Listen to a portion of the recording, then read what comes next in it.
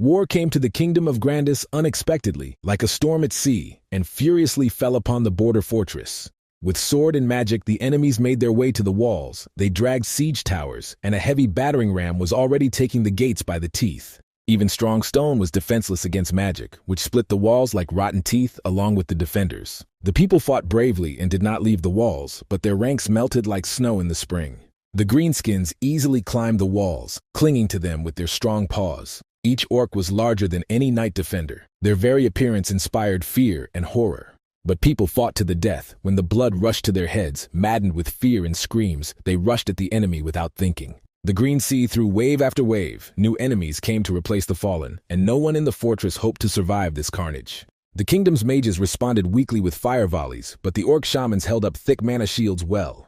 The red dope drove every orc who inhaled it crazy. Under its influence, they went into a frenzy. Rage gave them strength and drowned out their fear. Filion Endeavor took up his post on the highest tower, as befits a second-in-command, and watched in horror, powerless to change anything, as a bloody fury engulfed the entire fortress. A fire had started in the fortress, and its heat was reaching the knight's face. The roar, screams, stench, and soot made their hearts clench.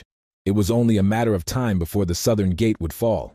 The fact that the orcs outnumbered them was already a big blow to the troops' morale, but as if that weren't enough, their leader was going with them to the assault.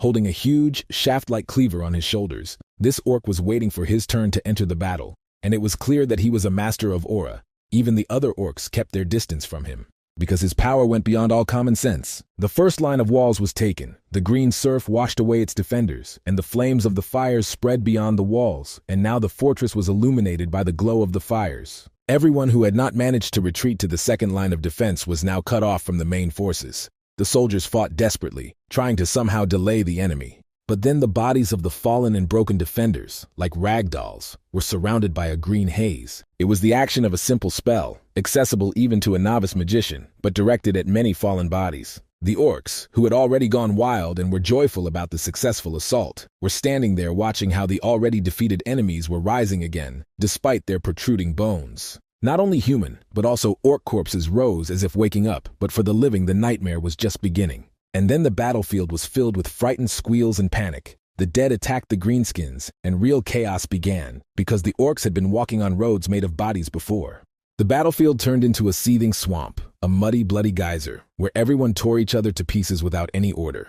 And then this viscous mass of bodies that grew like a snowball due to the killed orc leader burst in. He cut it with the power of his aura, raising a huge cloud of dust. This monster swept away everyone in its path. It did not care about its fellow tribesmen who could get hit. It saw its target. The damned Necromancer was walking straight at it. It is worth killing it. And this dangerous enemy, as well as its army, will return to the kingdom of the dead. Seaweed-colored green hair, a strong swordsman's body that only knights who train their entire lives possess, a sword on his belt, and a black cloak as wide as sail wings. This was the Necromancer who fearlessly walked towards the enemy. His face was hidden by a cloth mask, and his eyes were intently studying the enemy. Ordinary corpses could not harm an aura master, the magician realized. And then he brought into battle his personal guard, the best dead from all corners of the continent. These were great warriors who had fallen for various reasons. They had served different kings and belonged to different races, but now death had equalized and united them into one army. The protracted battle provided the Necromancer with an inexhaustible resource of bodies. Scattered across the battlefield, they gathered into one fist and rushed at the orcs like a terrible dance of death on Judgment Day.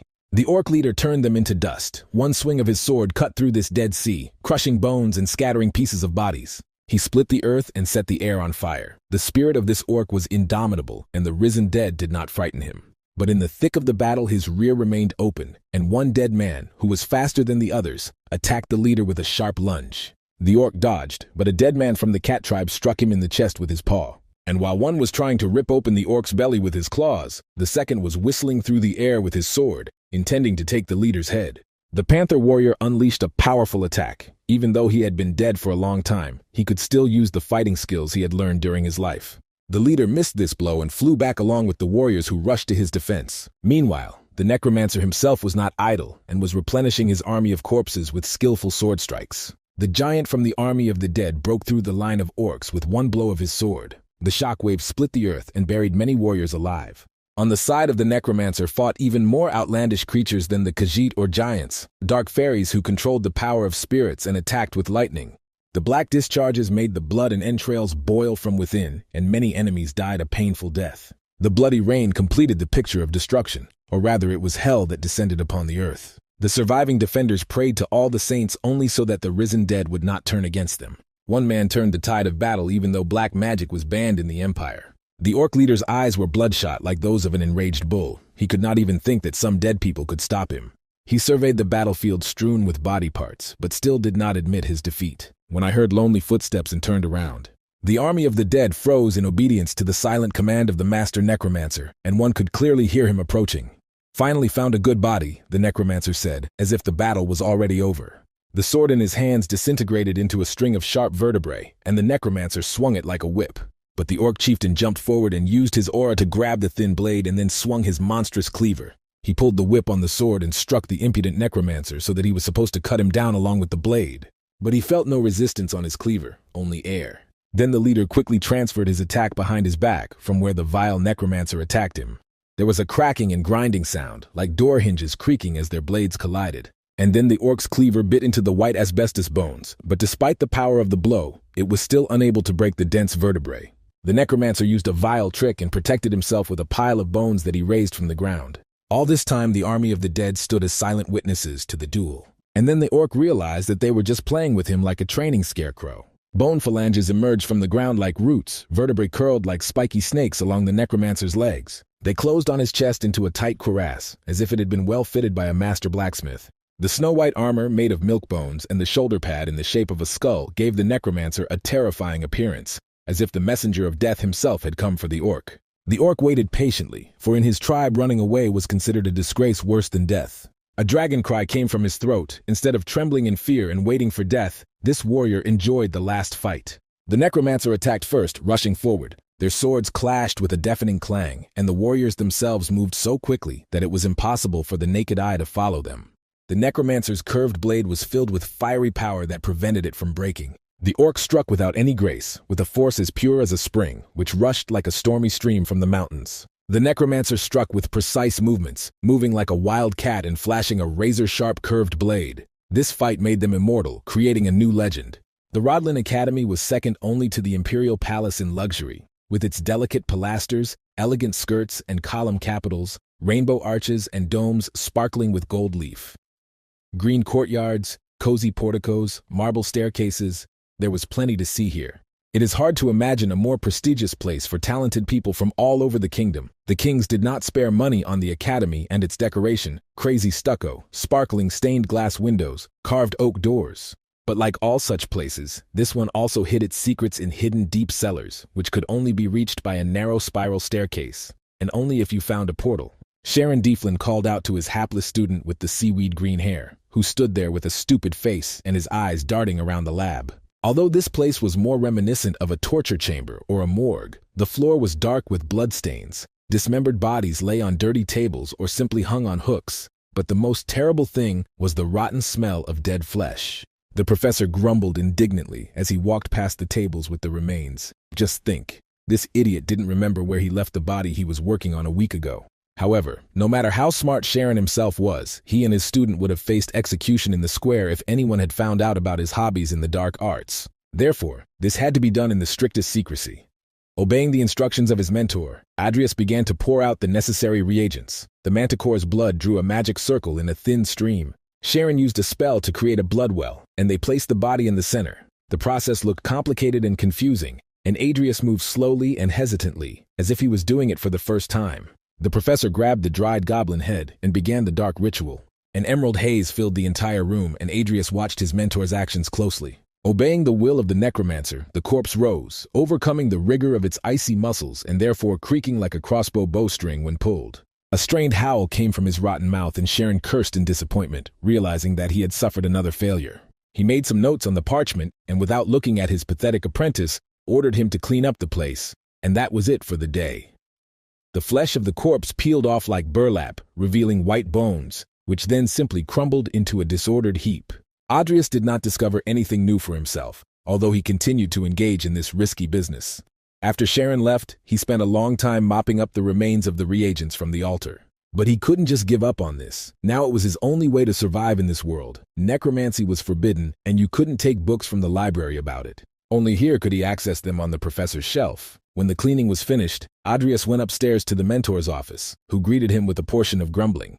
The blockhead was taking too long to complete his duties. I had to listen to his nasty voice, because Sharon didn't teach him anything real, and the guy did it himself after cleaning. He was still angry that the boy was late, and that the whole experiment had failed, so he sternly told him that he would not tolerate failure again. With a dry, creaking throat, the professor ordered his dull-witted student to go to the Binzaleza cemetery and get him another body. Sharon also reminded the boy that he had accepted his orphan out of his mercy, and that he still had to earn his right to life. Adrius listened humbly. He knew that at any moment he could become just another body for the experiments of the arrogant old man who used him as his servant. Sharon gave him 2 days to complete the task, but 1 day would be spent just on the road, so the guy had to hurry. On top of that, the vile professor didn't even give him money for the trip, and his wallet could have been blown away by the wind at any moment. The gloomy eyes of a rotten fish, a pale, sickly face from constantly inhaling harmful reagents and vapors, tangled green hair the color of seaweed. This was the appearance of this guy when he walked out the office doors. He caught several contemptuous glances from other students who recognized the pathetic senior. Adrius's personality took over, and he elbowed the onlookers aside and yelled at them not to stare at him like he was a street juggler. His life was hanging by a thread, and his situation was miserable despite the fact that he was a student of the most prestigious academy. Even being a third-year student of the magic faculty, the guy did not have any talents. His parents died, leaving Adrius with debts and a dilapidated house, which he also had to sell.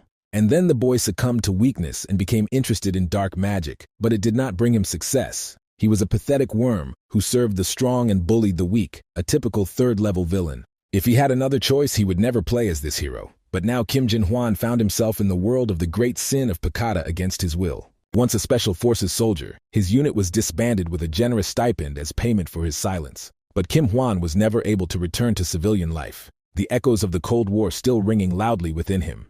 He spent 4 years immersed in the world of the game Picada, living without any worries, without which he would most likely have fallen to the bottom of the river, hugging a stone. Only the world of sin kept his interest in life alive. He played this game over and over again, and each time its complexity and versatility increased. And then there was a strange call to a number that only former colleagues or government agents could know, and the person on the other end knew his name. He also knew about his passion for the game, his achievements in it, and then introduced himself as a developer. With convulsive movements, Kim Hwan tried to turn off the computer, but then a strange veil appeared before his eyes. And then he woke up in the body of a third-rate character 6 months before the start of the game's main plot, and the shadow of death immediately hung over him. All the characters in the game encountered Sharon in one way or another and killed him upon learning that he was a necromancer, of course, along with his useless apprentice. Even those who had any connection with Hadrius Cromwell in the past despised him. He was a miserable worm without money or future, and his life could end at any moment from any sneeze. Even the professor himself could swat him like a mosquito for the sake of immediate gain, and so Kim Hwan needed to escape from him as quickly as possible, or he will become the target of every hero in this kingdom where necromancers are treated worse than lepers or criminals. But now his personality was mixed with the personality of a retired military man who had to go through much more than that. So looking at the line of students entering and exiting the academy building, he was confident that he could handle it. Adrius sat on the bench and collected his thoughts. He just needed to get stronger in the remaining time. Like any hero, he was given 2 innate traits at the start, usually distributed randomly, making each playthrough unique. This time he got the quality of a double core, and the system offered to choose the second one, which Adrius was now thinking about. The dual core allowed him to use both magic and swordsmanship, and it seemed he would have to develop both skills in order to survive. From a variety of other traits, he had to choose the one that was most useful. The boy looked at his hand with a heavy gold ring, the only luxury item he had inherited from his father in memory of him. To select a trait, he called up the systems list, which was complicated by the fact that the game had never offered such a choice before. And there was plenty to choose from, many of the features he had not seen before.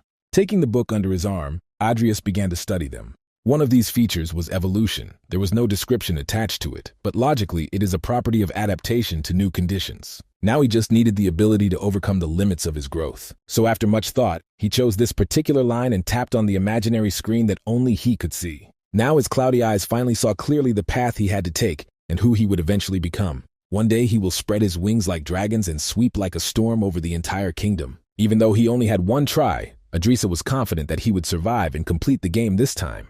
He later returned to the Maple Leaf dorm, which the academy provided free of charge for the poorest students. Sitting in his bed, Adrius was again lost in thought. He was weak not only physically, but even in magic he could only use one element. Necromancy was a useful skill, and that's what the guy chose the evolutionary trait for. Before heading to the station, he decided to stop by Sharon's research lab so as not to waste time. Adrius was in a hurry because his situation was precarious. He didn't have enough money, and without it, he would have dragged out a miserable existence.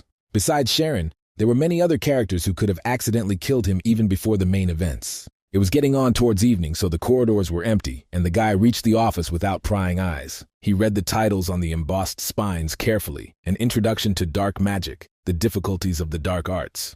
For this alone, he could have been impaled or hanged in the square. In the game, you just had to click the mouse to make the magic work, but here, he had to actually understand it.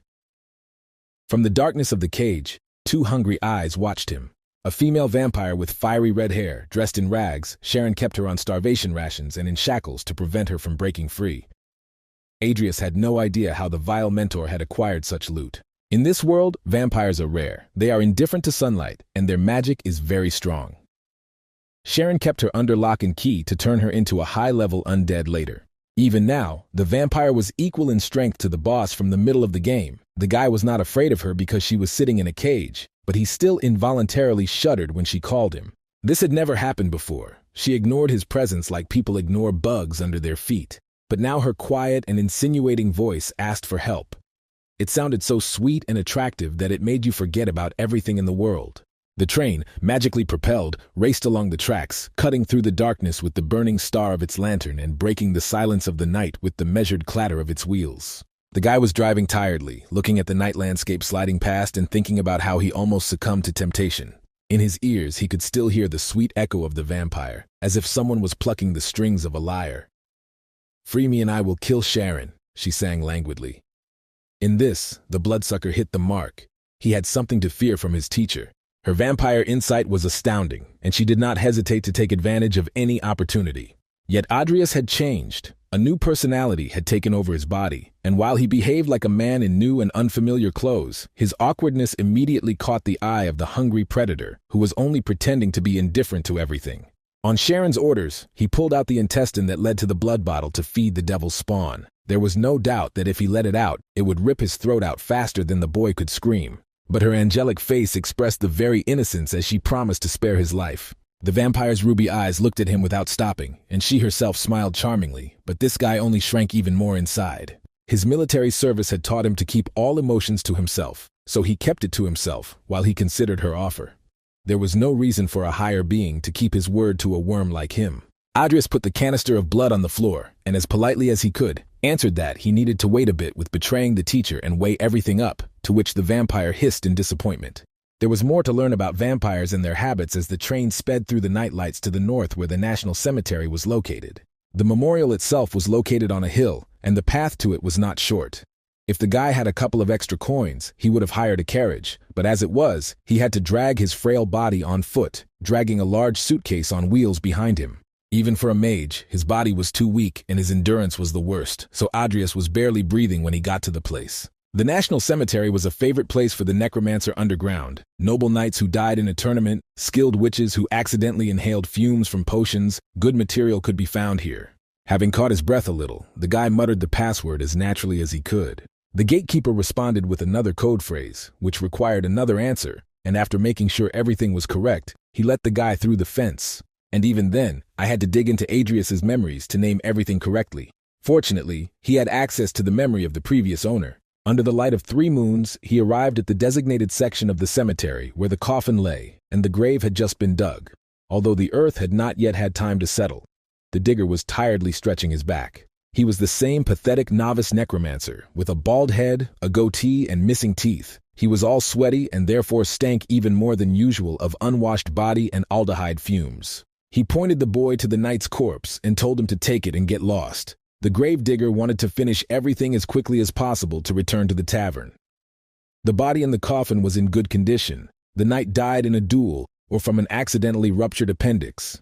Adrius realized that no one would help him, which meant he would have to pack the body himself. The dead knight was as heavy as the gravestone under which he was buried, and the boy turned red from the effort of dragging him. Luckily, the luggage Sharon had supplied him with had a pocket that expanded the space, so the body did not have to be broken in half. He needed to leave as quickly as possible to catch the morning train back to the academy. But then the young necromancer's gaze fell on one of the many tombstones here. Nickel Lifehill was written there, an unremarkable name among the equally faceless graves, but it seemed familiar to him. And then he remembered one Easter story from the developers, about a knight who dreamed of becoming a master of aura and dedicated the rest of his life to this. All day long he did nothing but swing his sword and meditate. Over and over again, thousands of strokes every day, bringing yourself to complete exhaustion. His blows rang out in the noise of the waterfall, and the wind trembled the leaves of the neighboring trees. And then he reached the peak of his strength, and a smile touched his concentrated face, furrowed with old age. And at that very moment, having achieved his goal, he fell into eternal sleep. This story was an obvious reference, but in this world, few people could even know about it, because Nickel was neither a nobleman nor a glorious warrior. No one ever knew that this lonely hermit had become the rarest aura master on the continent, making his body incredibly valuable. Hadrius could make a nightmarish death knight out of him. The feeling of power even sent shivers down his spine. Of course, first it was necessary to improve the necromancy skill, because even Sharon could not create high-level undead. But everything could be different if the guy became stronger. This body could not be let out of hands at any cost, because it was incredibly expensive. So the boy quietly turned to Sir Payman, who of course was no sir, but that didn't matter now. He immediately understood that the boy wanted another body, so he resolutely refused. First he needed to get Sharon's permission. Of course he was just jacking up the price. Without thinking, Adrius took off his family ring, the only precious thing he had, and offered it as payment. The body was worth hundreds of such rings, and having earned money, he would be able to return his relic later. The gravedigger's eyes widened in surprise. The ring had a count's cross on it, and if it was sold profitably, it could be worth a fortune. The guy lowered his eyes, playing the role of a desperate loser who is ready to give away his last and does not know the real value of things. And Paimon, in turn, played an uncertain compliance. Then Adrius put pressure on him and simply thrust the ring into the gravedigger's hand, promising not to tell the teacher anything about it. He was already barely holding back his greedy drooling, so he quickly gave in, already anticipating how he would spend this easy money on wine and women. Swallowing his saliva, he threw the second shovel to the guy and began to dig the old grave. The soil had settled well and was not as easy to dig as at the previous burial. When they pulled out the coffin and lifted its lid, Adrius smiled at the corpse as if it were an old acquaintance. The bright future he saw began with this step. The guy couldn't wait to get home and start studying necromancy to raise his first subordinate. Before he could return, Sharon again gave him the task of washing the knight and preparing everything necessary for the summoning, which Adrius hastily did.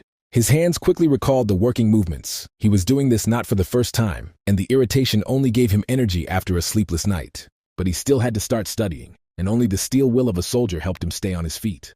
Having finished with the body, the guy began to clean the altar on which they performed the summoning ritual. All this time, Nickel's body was waiting for him in the suitcase. Fortunately, it was dark, and Sharon did not notice the second body inside. If the summoning fails, the young necromancer will simply waste precious material.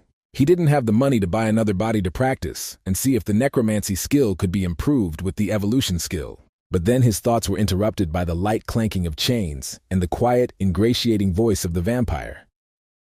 How much longer would he make her wait? She asked impatiently, and these words sent a chill down his spine. He had completely forgotten about her presence, because while Sharon was in the dungeon, she made no more sound than a dead fish. "Aren't you sleeping?" he asked the captive in a casual voice and turned to face her. The vampire no longer tried to seduce him, but pressed him on business calculations. He wasn't going to be Sharon's doormat for the rest of his days, the vampire asked. This time, Adrius approached her himself. He had been waiting all this time for her to speak first. Unlike him, her time was running out. Her thin-lipped, dry mouth cracked into a grin, and her sunken eyes sparkled like rubies, only her narrow pupils betraying the ferocious predator at the top of the food chain. All this time, the guy was worried about the question of how Sharon got her. After a little digging in the literature and his memories of the passage, he found the answer. Her sharp, hollow-cheeked face frowned as the boy delayed his answer and tested her patience. She held herself proudly despite her emaciated and thin body, which could hardly be mistaken for a woman's in the darkness, if not for her ringing, soft voice. The vampire hurried him, promising to kill him even if he eventually agreed, and pretended to head into the darkness of her cell. When she heard the guy's determined voice, he agreed to help her because he couldn't lick the boots of the vile mentor until his death. She exclaimed beautifully and held out her hands. All he had to do was remove those heavy shackles from her. But the guy didn't finish. She had to swear on her name first, and Ruby's eyes widened slightly in surprise. Previously, he was a slobberer, a dungworm, not worth the dirt he lived in, but then he changed, which is why the captive decided to talk to the guy, risking being betrayed. However, the changes were much more striking than she thought. Somehow he learned about her weakness. Judging by the records that Adrius dug up, vampires were hostages to their promises if they swore by their name. Frowning, she swore on her name, Valerie Lucifer, that she would not kill him. The young necromancer was amazed at how quickly he received this oath when the system window appeared before his eyes. The system offered him an object for evolution. If Valerie had given a false oath, it would not have worked. And now, he could start the process with a probability of 55%. All this time, Valerie waited impatiently, wondering why the boy was waving his hands in the air in front of him. The evolution skill could be applied not only to summoned entities or to oneself, but also to friendly creatures if they had enough experience. For the necromancer, this was a chance to test the ability before using it on Nikhil. And if something suddenly happens, he has nothing to lose. Seeing his strange look, the vampire only became more wary. She grimaced angrily, realizing that she had been deceived, but the guy had already pressed the consent button in the system window. A wave of pain almost turned her inside out. Valerie swayed and arched so that her bones cracked. Her eyes were bloodshot and she looked at the guy with hatred, and white foam came out of her mouth. Pain pierced her body every second and Valerie wheezed. She showered the boy with curses, but a new attack pierced her with a spasm through her entire body and cut off her scream, until she fell onto the cold floor of the cell and began to convulse, a sight that even Adrius was horrified by, having never seen anything like it. And then she lost consciousness, and lay there like a limp wooden doll whose strings had stopped being pulled.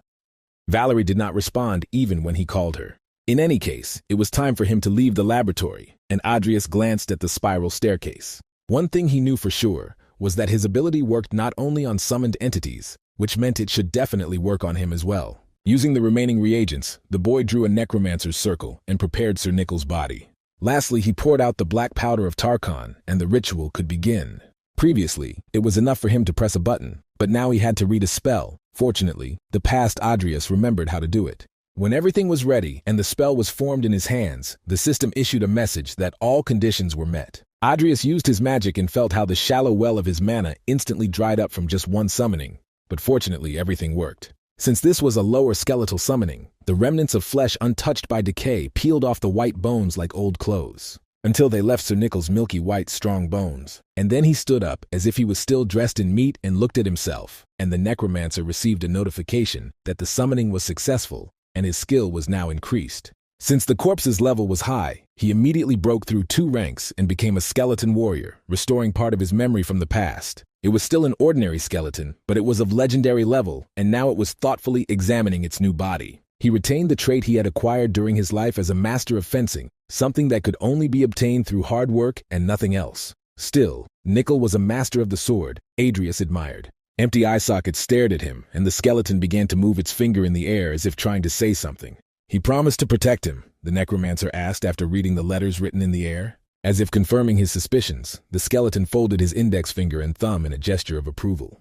And he promised the same thing on his part. This was his very first and most expensive investment in this world. Having settled all the matters, the young necromancer returned to the hostel and again thought about his plans. There was a year left before Sharon's death, and if he wants to survive, he will have to do a lot to avoid evil fate. His magical abilities remained low, but fortunately his necromancy skill grew on its own. And the dark magic itself was convenient, because the summoned creatures were stored in the subspace. His vault could hold 5 creatures, but even summoning one consumed an abyss of mana, but bringing them back was easy. Adrius opened the vault and summoned Nikhil. If someone saw a moving skeleton next to him, the guy would hardly be able to attribute everything to the anatomical manual at hand, so he decided to dress it up. He didn't live alone in the dorm, so someone could come in at any moment, and the guy wasn't going to keep the skeleton in storage all the time. Since Nikhil was even thinner than the skinny Adrius, if that definition can be applied to bones at all, the old thing suited him perfectly.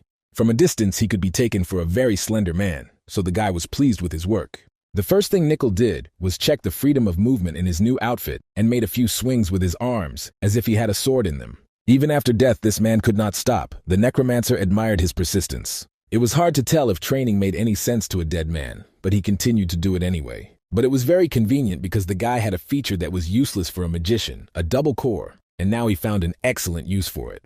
That's why he stopped Nikhil and asked him to teach him the art of fencing, which made even the skeleton stare at him in surprise with his empty, whistling eye sockets. Fortunately, the skeleton was a good mentor. He constantly corrected him, monitored his stance, and the precision of his movements. For a skinny guy who had been idle all his life and had never lifted anything heavier than a book, and in his free time had breathed in corpse poison in the Sharon cave, even simple movements with a stick were difficult, so that his body creaked from the strain. But there is no other way to become a great master and gain a strong body, although perhaps the whole point is that they are all real madmen, thought Adrius. If his training goes smoothly, in the future he will be able to use aura, and thanks to the dual core, switch to magic, and so he will not have to choose one. He will follow the path of the swordsman-magician, accumulating mana in his heart and lower dantian. At the beginning it will be difficult, and it will take a lot of time to develop, but after that, he will become stronger than everyone, just like the great Emperor Edmund who founded the empire. A painful pinch on his arm brought him back to reality. Nickel had been playing the role of a strict mentor faithfully, or maybe he was too fanatical about his swordsmanship and couldn't stand relaxation. And when the guy tried to protest, Nickel angrily lowered his bald head and shook his finger to get him to focus. And yet these trainings were like a breath of fresh air. He was doing what he had been doing his whole life, preparing his body for battle. Unlike the former weakling Adrius, Kim Hwan had gone through fire and water and tempered his spirit to the limit. But here he again received a slap on the back of the head from a strict mentor and quietly cursed to himself. For the sake of these trainings, he missed classes, although his attendance was already poor, and the guy risked losing his scholarship. He looked at the status window to see how his necromancy skill had risen while he had summoned Nickel. The skill grew even faster than he thought, of course. Later, having reached the beginner's limit, the growth would slow down. Adrius understood and remembered that Sharon had not called him for a long time. The vampire Valerie lay motionless as before, so it was unlikely that the vile mentor noticed anything. Her evolution would take at least a week, and for now the guy could rest easy. Another sharp lunge that whistled through the air made him flinch. Even though the master had now become undead, his tenacity was astounding. He did this for hours without stopping.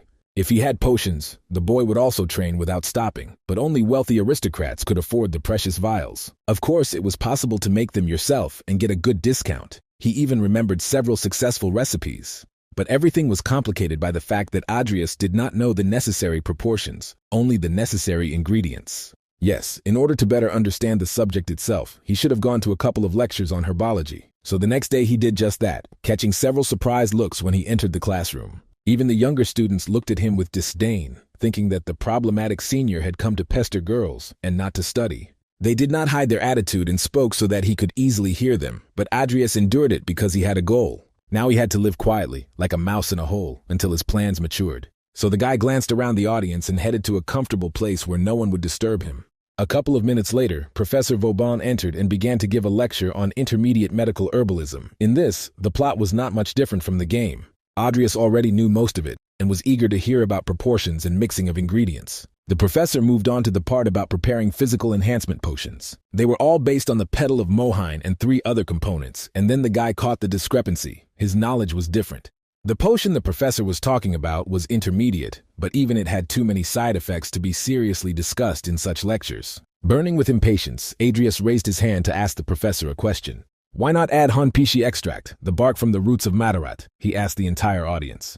Many looked at him with disdain, because he was disturbing the lecture and was clearly attracting attention, but only one glance from the blonde girl touched him with lively interest. The professor repeated his question, as if it sounded so ridiculous that it didn't require an answer, and now all the students were staring at the scum with green algae instead of hair. Professor Vauban adjusted his glasses and asked why he was doing this, with complete seriousness. Although no one was stopping him from experimenting and making soup, he added mockingly, "These were definitely the necessary ingredients for a physical enhancement potion."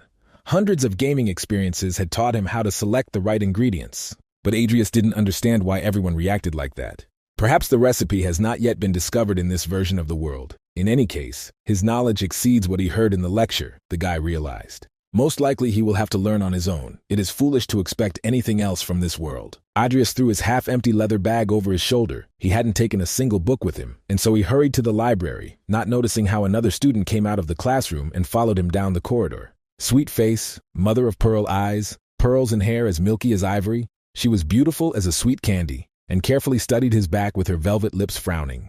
Adrius took an empty corner of the laboratory next to the library and laid out the necessary reagents. He had spent a lot of energy over the last few hours trying in vain to create a potion, and had spent the last of his pennies on ingredients. The guy leaned back tiredly in his chair. He needed a reliable mixing method and a lot of ingredients for experiments. He needed support, but who would support such a worthless and untalented piece of trash like him? And then a young maiden quietly entered the door of the distant laboratory, driven by her curiosity. She approached him without any of the meekness and embarrassment you usually expect from juniors. Adrius recognized her face without any difficulty, because this girl was one of the game characters, so he knew her well. Lucia Everlast, in terms of talent, she surpassed everyone, especially in the field of potion making. She was beautiful and knew it. It was easy to play as her. But there was one thing that turned the passage for this hero into a living hell. Nevertheless, this girl should not be here. Adrius was surprised looking at the sweet face of the beauty that no computer graphics could convey. The guy decided to ignore her and turned away, hoping that she would simply leave. But the girl was in no hurry and waved her hand away from the black, acrid smoke that remained after previous unsuccessful attempts. Her eyes sparkled with cat-like curiosity, and she asked him what he was working on. Adrius briefly replied that it was a secret. But this only further spurred her curiosity, and it became clear that Lucia would not leave him alone so easily. Not only did the Necromancer not learn anything at the lecture, but there were also more problems. Seeing that she was being ignored, the girl was clearly upset. "He really is touchy," she said with a heavy sigh, although the guy was just waiting for her to leave. However, she didn't expect that he would open up to her first, said Lucia. She leaned so close to him that he could smell her barely perceptible delicate scent of perfume with hints of citrus, even through the remains of the acrid smoke. And she suggested that they study together. Despite her gentle appearance, Lucia clung to him with a hawk-like grip and did not let go. There was no particular reason to refuse, so the guy with seaweed on his head and deeply sunken rotten eyes from thinness asked her what she wanted. What was strange about her wanting to find a partner for research? The girl asked directly. But Adrius was still suspicious of this proposal, because the girl would not get anything from it. She was the daughter of a wealthy merchant family, so she did not need money. Lucia, hand on heart, declared that she needed nothing but his gratitude. She sensed that he had a special talent and could create a potion that no one had ever created before, which would be simply amazing. And Adrius thought again. It was not for nothing that this fragile and brilliant girl chose potions as her calling. The fact is that she was looking for a cure for her illness, and if she did not find it, she would soon die.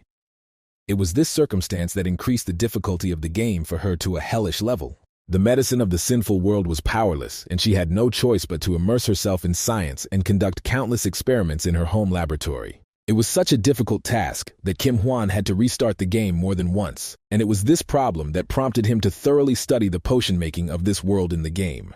He still remembered the necessary components and knew how to find them, but the problem of proportions remained the same. However, Lucia was an extremely observant genius, and the last thing Adrius wanted now was to be exposed. He had no doubt about how this could end. Her smile would not waver even when she roasted him like a pig on a spit. It seemed that the girl was now attracted by his casually thrown phrase. He named the components for the potion that the professor did not know about, and this interested her. Lucia continued to drill the gloomy guy with her gaze. It was like dealing with a time bomb, Adrius thought. It could explode at any moment, and he didn't need any extra problems, so he refused her again. And then she used her last trump card, the peony mushroom, the girl threw, sighing heavily from his stubbornness. Her guess was as if random, but it hit the mark, even though he hadn't mentioned this component in class, and it had taken him a long time to discover it. The alchemy of potion making was complex. Everything depended on the sequence of mixing, the quantity and quality of the ingredients. Adrius pushed her away again, saying that if she did what she wanted, she could go. The girl could afford any experiment she wanted since her family was rich. Even though her offer was tempting, the guy was not ready to risk his skin. But even after that, she did not give in and gave him time to think, confident that he would soon become interested himself. It was hard not to admit that this younger one knew how to be charming. As she left, she winked at him so that his heart involuntarily skipped a beat. To get his thoughts in order, the guy strained himself with exercises with Nickel when he returned to the hostel. He himself could find the right formula. He only needed money. The sunset's rays cast long shadows through his window, and they continued waving their oak sticks. Gradually his body came into shape, as if he were driving out the noxious, rotten spirit of Adrius's past. The skeleton next to him was also practicing. Even though he had a regular stick in his hands, and not a real sword, his blows were frightening. The swings became sharper and more dangerous, especially when the guy was too distracted, immersed in heavy thoughts. Having thrown everything aside, he returned to the exercises. He could think about money later. He didn't have to think long. A worthless person like Adrius had only one asset that supported him, his younger sister, who recently wrote to him in a letter how she missed him.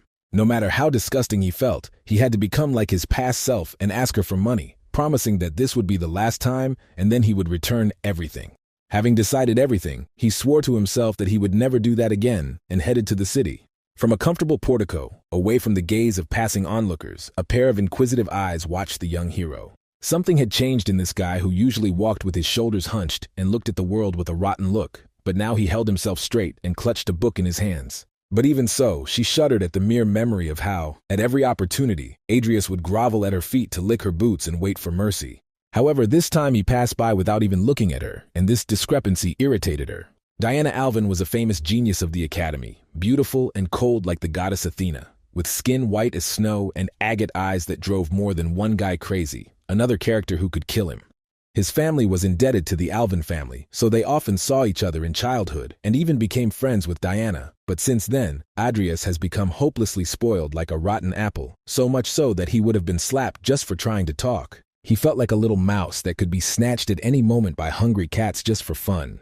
And there won't even be anything strange about this. That's how pathetic Adrius was until Kim Hwan was reborn in him. There was no point in even thinking about borrowing money from Diana, so the decision to turn to her sister was correct. The capital of the kingdom of Rodland sparkled even at night. The elegant streets where houses seemed to compete with each other in color, leaving an impression of luxury and wealth. His sister worked in a small shop, despite her noble origins. Adrius found a shop and went inside. It was a popular place, but anyone who had money could enter here because his sister had to serve even commoners. For a second, the class prejudices of his previous personality woke up in the guy. Looking at her tired appearance and the calluses on her hands, he felt a dull pain and regret. It was a pity that the girl had to work so much. But Emmy answered him with an easy and carefree smile, saying that there was no need to worry about it because it was not his fault. She was so beautiful that they could hardly be called brother and sister, a chiseled figure, a porcelain doll face, and a soft, silky look in her gray eyes. Before, he didn't have a real family. Kim Hwan grew up as an orphan and then only knew his fellow soldiers, and yet now he felt bitterness. Emmy laughed carefree. She was still happy to see him and asked if he needed more money. And she took out from her apron an envelope that she had prepared for him in advance, asking him not to waste it in vain. In a choked voice, Adrius promised to do so. But when he reached for the envelope, her eyes suddenly widened as if someone had slapped her beautiful face. His slender-fingered hands were missing the family ring, the last heirloom of a family that reminded her of her beloved father. Adrius flinched at the sight, like a thief caught in the act. He simply took it off so as not to lose it, he answered with a hastily invented lie. Vague suspicions cut her without a knife, so Emmy lowered her head. He lied disgustingly badly because he didn't want to do it, but the truth was such that it couldn't be said. His sister's beautiful face became haggard and covered with a shadow of sadness. Her voice shook. Under no circumstances should he have done this, she whispered. Adrius couldn't find what to answer. Any lie from his lips would sound false. He squeezed out only sorry, but this did not calm Emmy down. She abruptly stood up from her seat. He wanted to stop her, but his sister broke free and, almost in tears, told him never to come here again and not to return her money.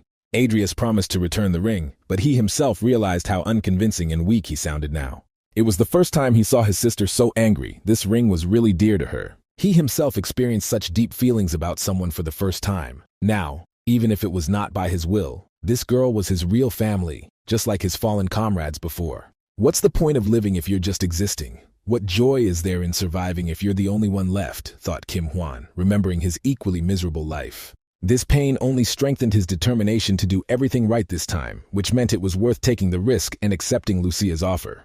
A week had passed since they started working together. Adrius had rearranged his schedule so that he now got up early in the morning to run 10 kilometers.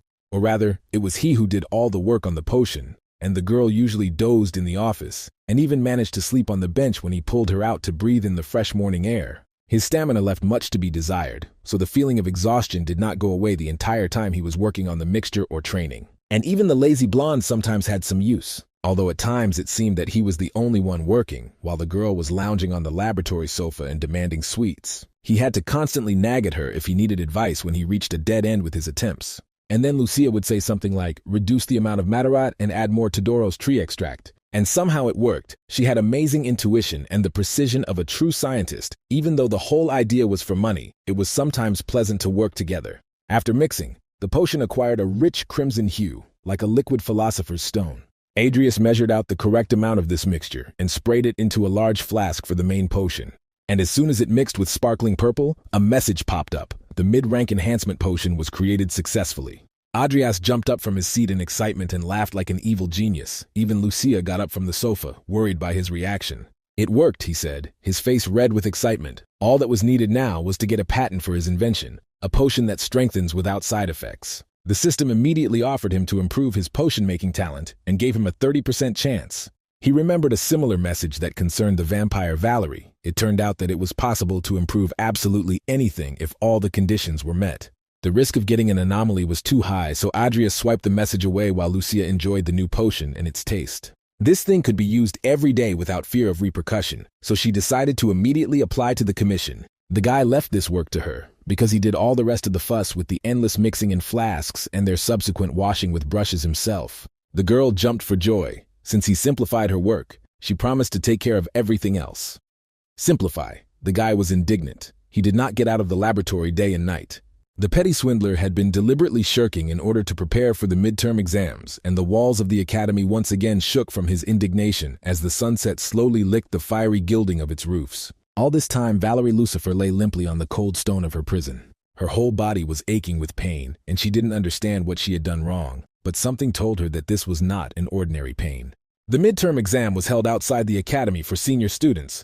It was a whole assignment for which they had traveled far north by train, and now snow pellets were pounding on the windows. Adrius was glad that he didn't have to walk in such cold weather and constantly fought against sleep so as not to fall asleep to the rhythmic clatter of the wheels. So he held a book in his hands and tried to read. After Lucia passes her exams, they will need to visit the Magic Tower, where the potion committee is waiting for them.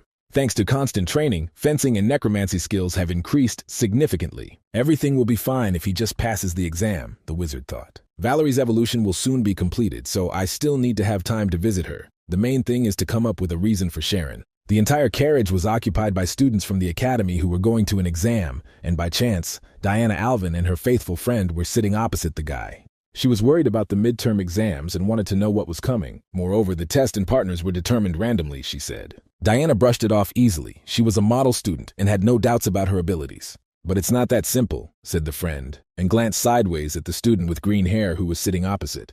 After all, it was possible to end up on the same team with him. She pointed her finger at him without any tact and winced as if he were a pile of moldy garbage. Their poorly concealed whispers reached Adris, but he didn't show it because he was good at keeping his emotions to himself.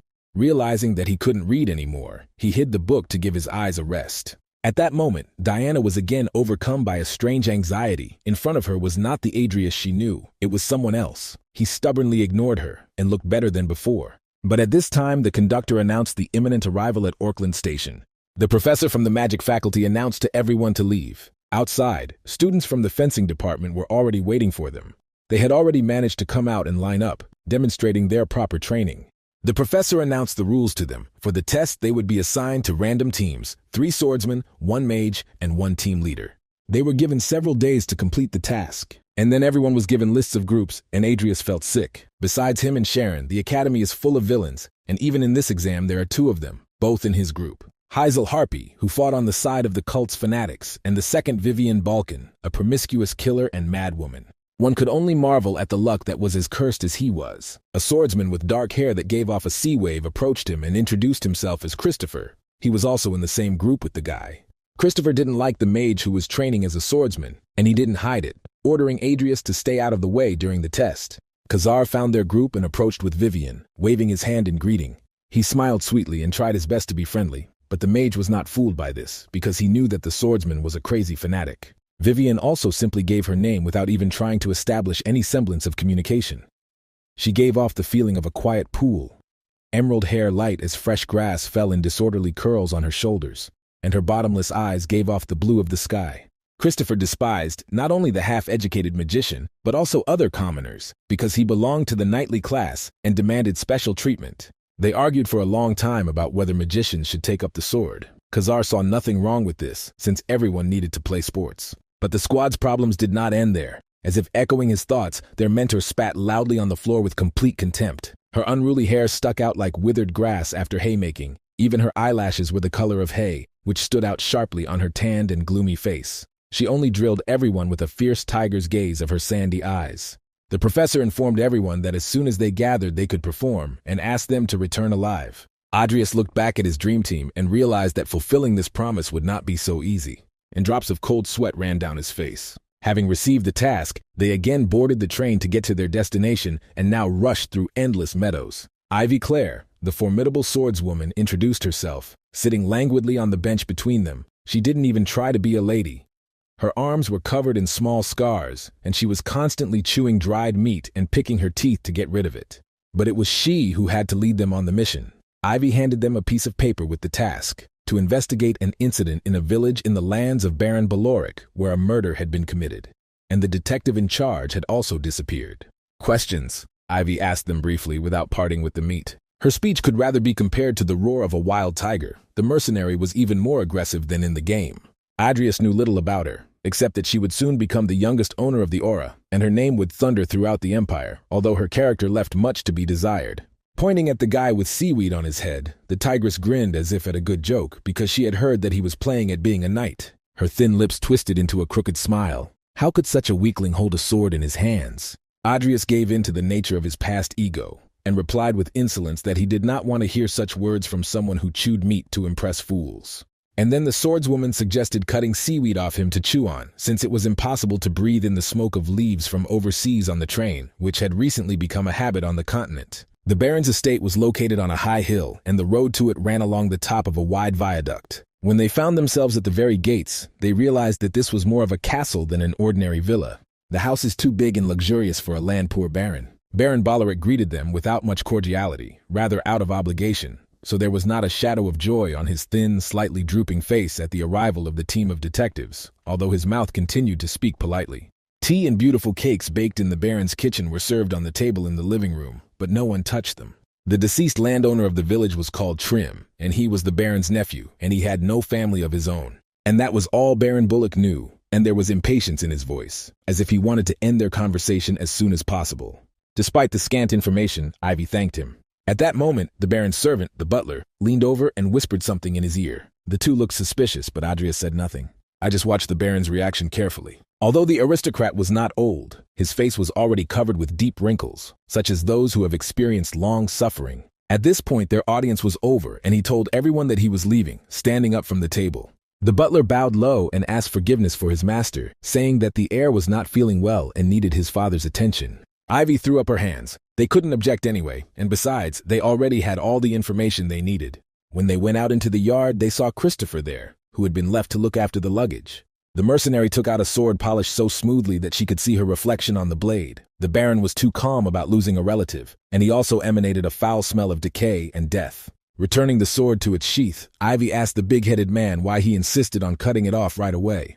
There was a lot that was suspicious about this case, starting with the fact that the previous group of detectives had gone missing. Moreover, a month passed before the second search request was sent, and all this time the Baron sat quietly. But the most suspicious thing was the butler who warned them that they would not make it to the village before sunset, and so he suggested spending the night at the estate and heading to the village at dawn. Ivy politely declined his offer, following the advice of the guy with grass on his head, and a shadow of displeasure crossed the butler's face. He looked disappointed, which meant they did the right thing by leaving. Moreover, the experienced Special Forces soldier did not miss the fact that the witnesses were nervous. Their hands were shaking, as was their breathing, and their movements looked unnatural. These people were definitely hiding something. To get to the village, they used the carriage on which they arrived at the estate. The sun was already touching the tops of the trees, leaning towards sunset.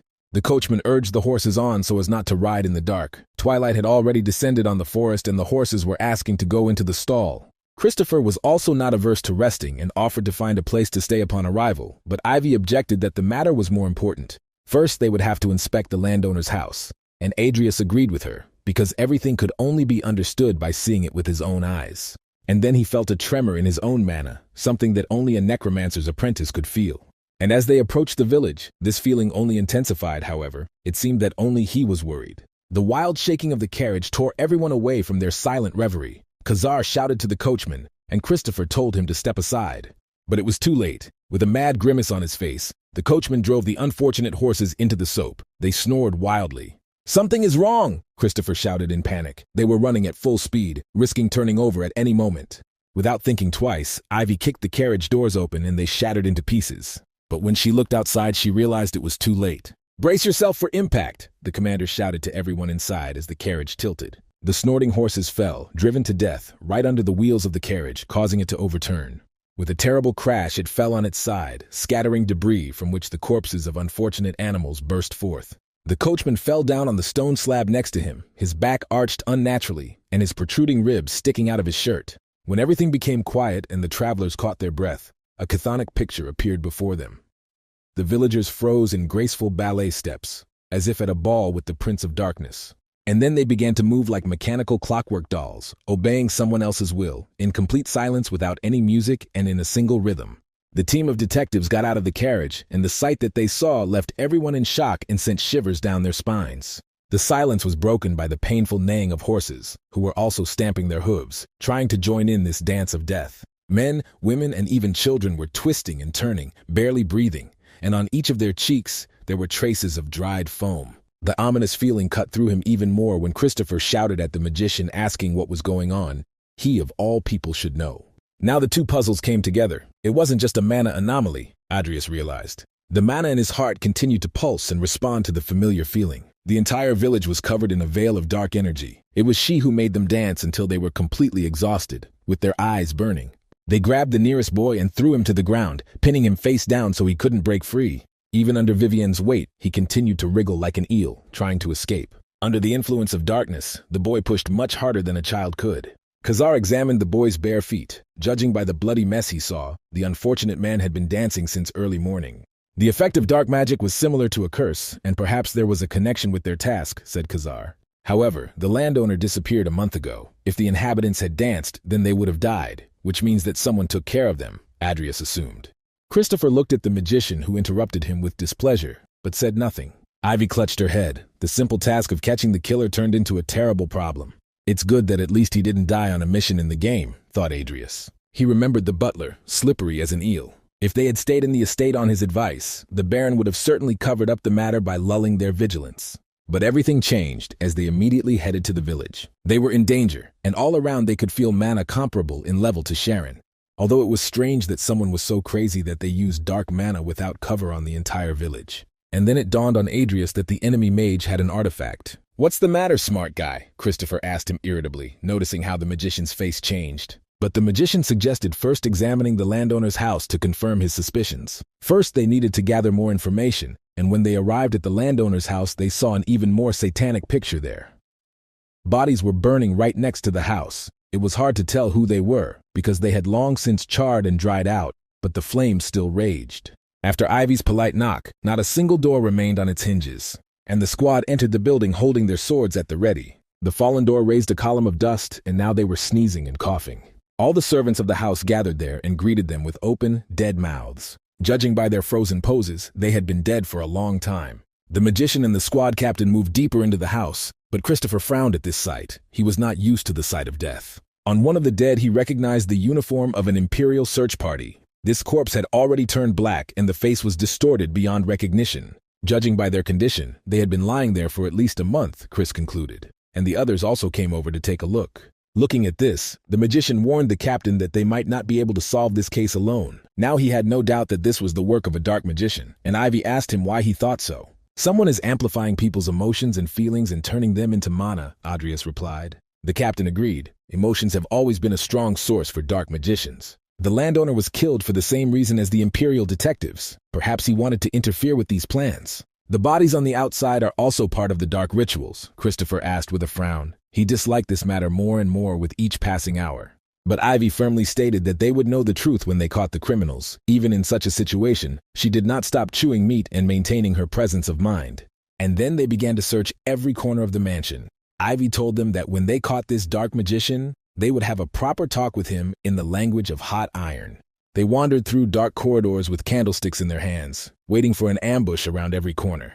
But so far, they have not been able to find even the corpse of the landowner or any other clues, only the dead bodies of the house servants. Vivienne noticed something outside and asked Khazar to take a look too. Adrius also decided to go to the window, and concern appeared on his face. The villagers, who had been dancing madly in the square, came to the landowner's house, although no one had invited them.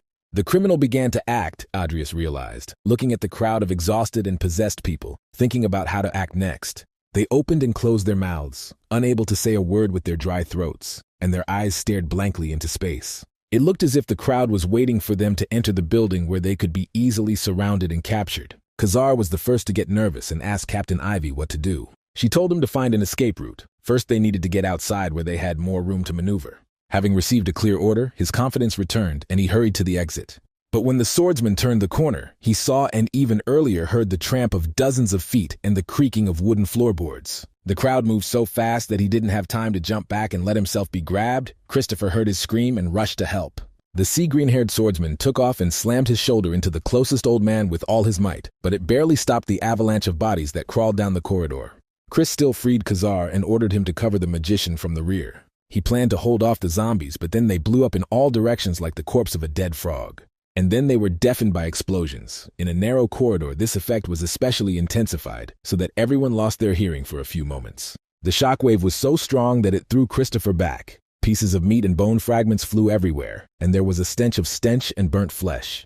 Blood splashed into the mage's face, and he was paralyzed when he saw the wounded Christopher on the ground, lying exactly like his comrade, having run into an infantry mine. Memories and reality were tightly intertwined, rolling over him in waves of primal fear. The explosion had damaged his ears, so he was more like lip-reading. "Stop messing around," grass-headed Ivy shouted at him. The captain threw it over her shoulders like a duffel bag and ordered Vivienne to knock down the shutters. They were on the second floor, but jumping from a height was not as scary as falling into the clutches of self-developing madmen.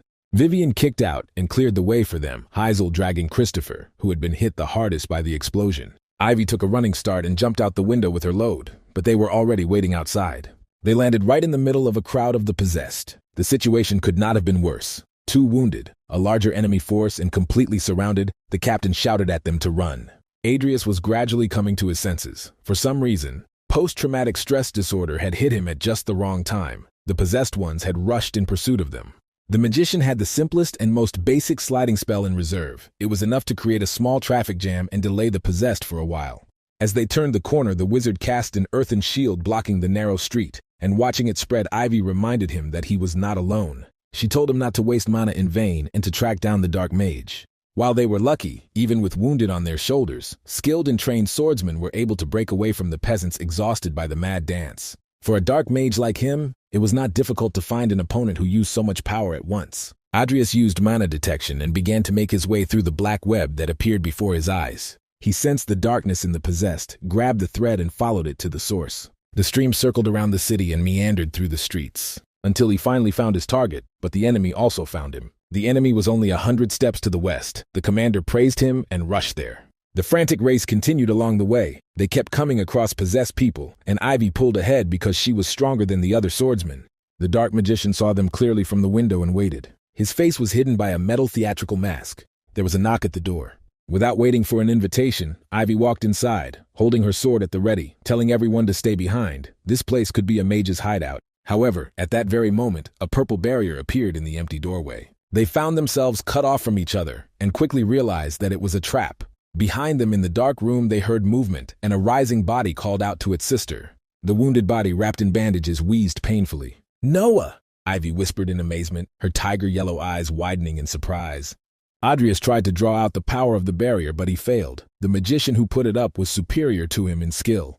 "What a pity," he heard a voice inside his mind echoing, and was very surprised. The mage used mana detection to find the enemy, but caught a resonance with him. "Like a moth flying to the flame of a fire," the voice echoed. And then he saw the sky become covered with an impenetrable purple veil, and the entire village was covered by a huge dome of darkness. Adrius stared at what was happening, mesmerized, unable to understand what was happening. "There is no need to rush. Everything is predetermined by God. Kneel down in the name of laziness." The verses sounded in his head.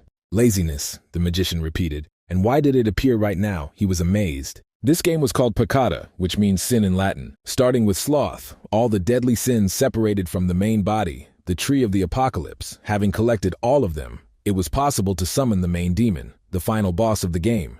Because everything connected with the pages of sins influenced the main plot of the story, Adrius froze in place while thoughts rushed through his head.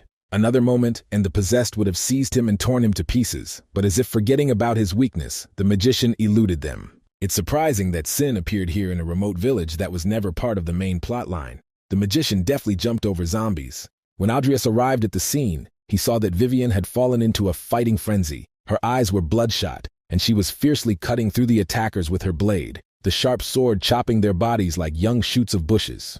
Her dance of madness was far more deadly than anything that had happened before, and blood flowed across the stone pavement. The mage saw Heisel standing aside between the houses and asked him what was wrong with Vivienne.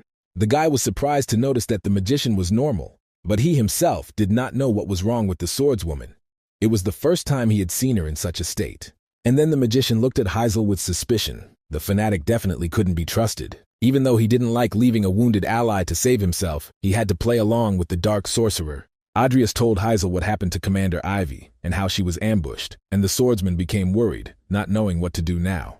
And then the voice in the magician's head echoed again. What a pity. What a pity. Do they understand that they are killing innocent citizens? The voice asked, and the swordsman heard it too. Dark magician, Adrius concluded, and informed the fanatic that he was now next to Ivy. He hurried to her, leaving the wounded and distraught wizard behind. Too predictable, Adrius thought, but better than being betrayed. He turned his gaze to Vivienne, the storm raised by her blade only growing stronger. Things were bad. Dark magic could drive her crazy, and Adrius himself could be pulled to the bottom of the well if he made a mistake. But even the resilient Vivienne ran out of strength and opened up for a second. He won't dodge, Adrius realized. But the swordswoman did the impossible and turned around with supernatural speed. She skewered two possessed people at once like doves on a spit. The girl not only avoided the blow, but was also able to counterattack. This is definitely not the kind of material to throw around, he heard a voice from above. Adrius froze. The enemy was close. He felt his presence even without looking at him. And what now asked the figure in the dark hood that sat on the roof, the only one in their squad who was in the ranks, had fled. But the necromancer had not counted on the cowardly fanatic anyway. Surprisingly calm, the dark magician noted, looking at the skinny guy with green hair through the slits of his theatrical mask. It's about time for the boss to appear, the necromancer answered him and grinned. The dark mage rose to his feet. The bravado of the frail-looking boy embarrassed him, but not much. In recognition of his bravery, he proposed to test him. Like all petty villains, he had a particular weakness for theatrical gestures, and so he stretched out his hand dramatically. The darkness caught Adrius in its trap so that he didn't even have time to move. The world around disappeared, and in its place there was darkness and emptiness. And then he was overcome with horror and his heart began to beat wildly out of his chest. When the magician looked at his hands, he saw how they were disintegrating as if his skin was a simple shell, but underneath it there was emptiness. Everything he considered his body became a newspaper-thin wrapper. When he could see again, his hands were covered in dirt and dusty army gloves, and Kim Hwan could hear the familiar sounds of machine gun fire. He was himself again. Blood was flowing from the shrapnel wound on his head. His consciousness was clouded as if he had just woken up from a deep sleep, and the acrid smell of burnt gunpowder hit his nose. A mortar shell whistled nearby, and Kim Hwan rolled back into cover. The shockwave swept over him with heat, a multitude of debris, and painfully cut his ears. He grabbed the machine gun, which was red hot from the shooting, and rushed to the side to change his position. Somewhere overhead, death was singing like lead. Kim Hwan didn't understand where the others were or what was happening. He pressed his hand against the wound on his head, because it was bleeding more from running.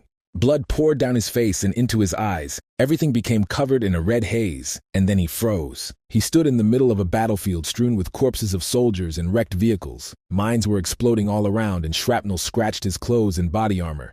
But one soldier hobbled along as if he didn't care about the explosions.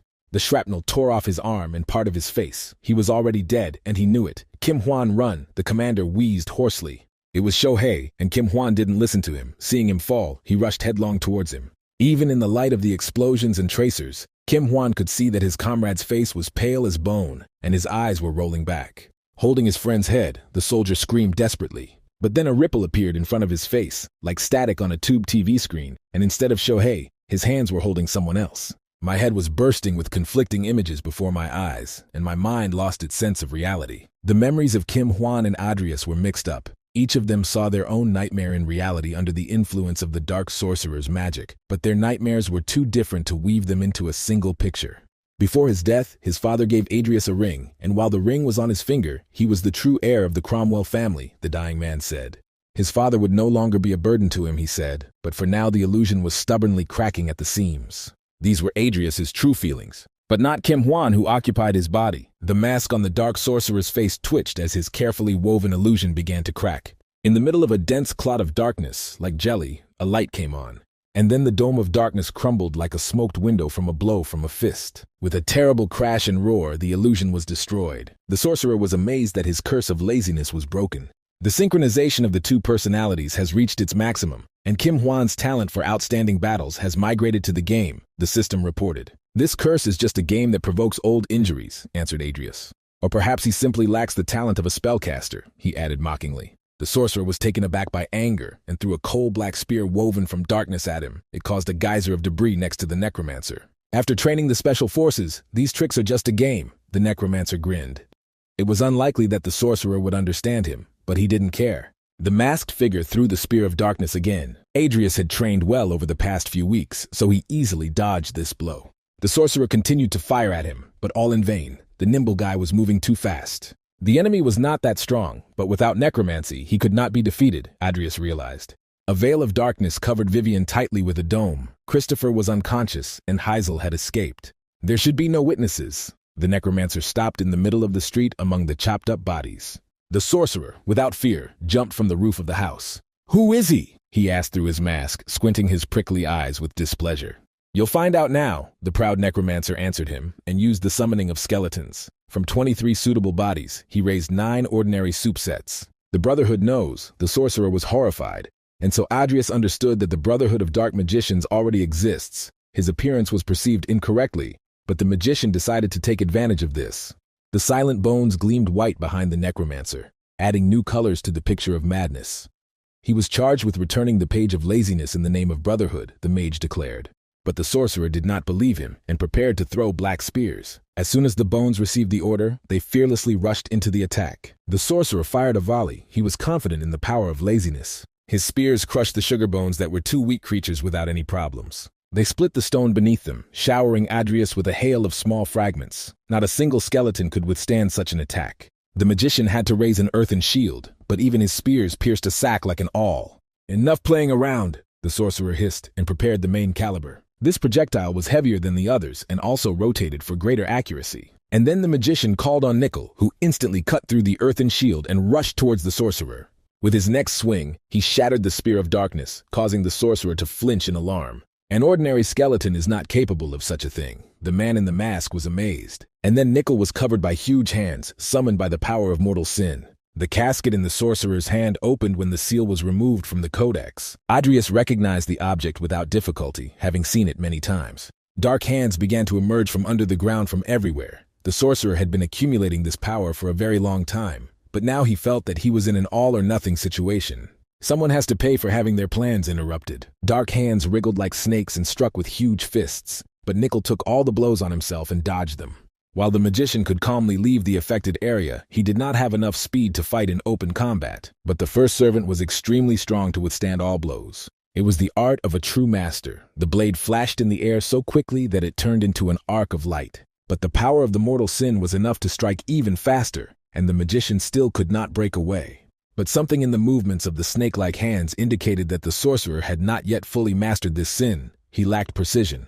Therefore, while Nickel was distracting the enemy, the necromancer entered from the blind spot. He pressed himself against Nickel's back so that he couldn't be seen. The sorcerer's last blow plowed the street like a field, and he stopped, waiting for the dust to settle and for the enemy to be visible.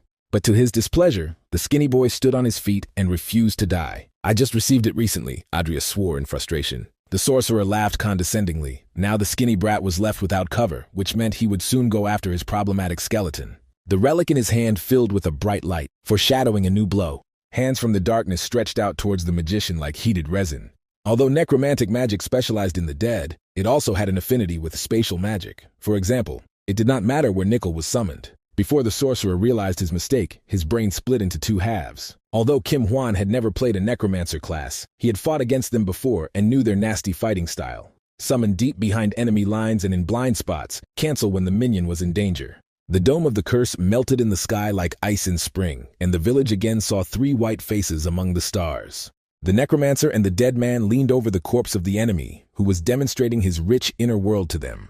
Nickel's cut was so clean that Adrius easily recognized Baron Balaric's butler under half of the mask. He didn't like this slippery type right away, and the fact that he was here meant that his master was also involved in this matter. The necromancer picked up the Relic of Sin, the 7th chapter of the Apocalypse Codex, Zealous Sloth.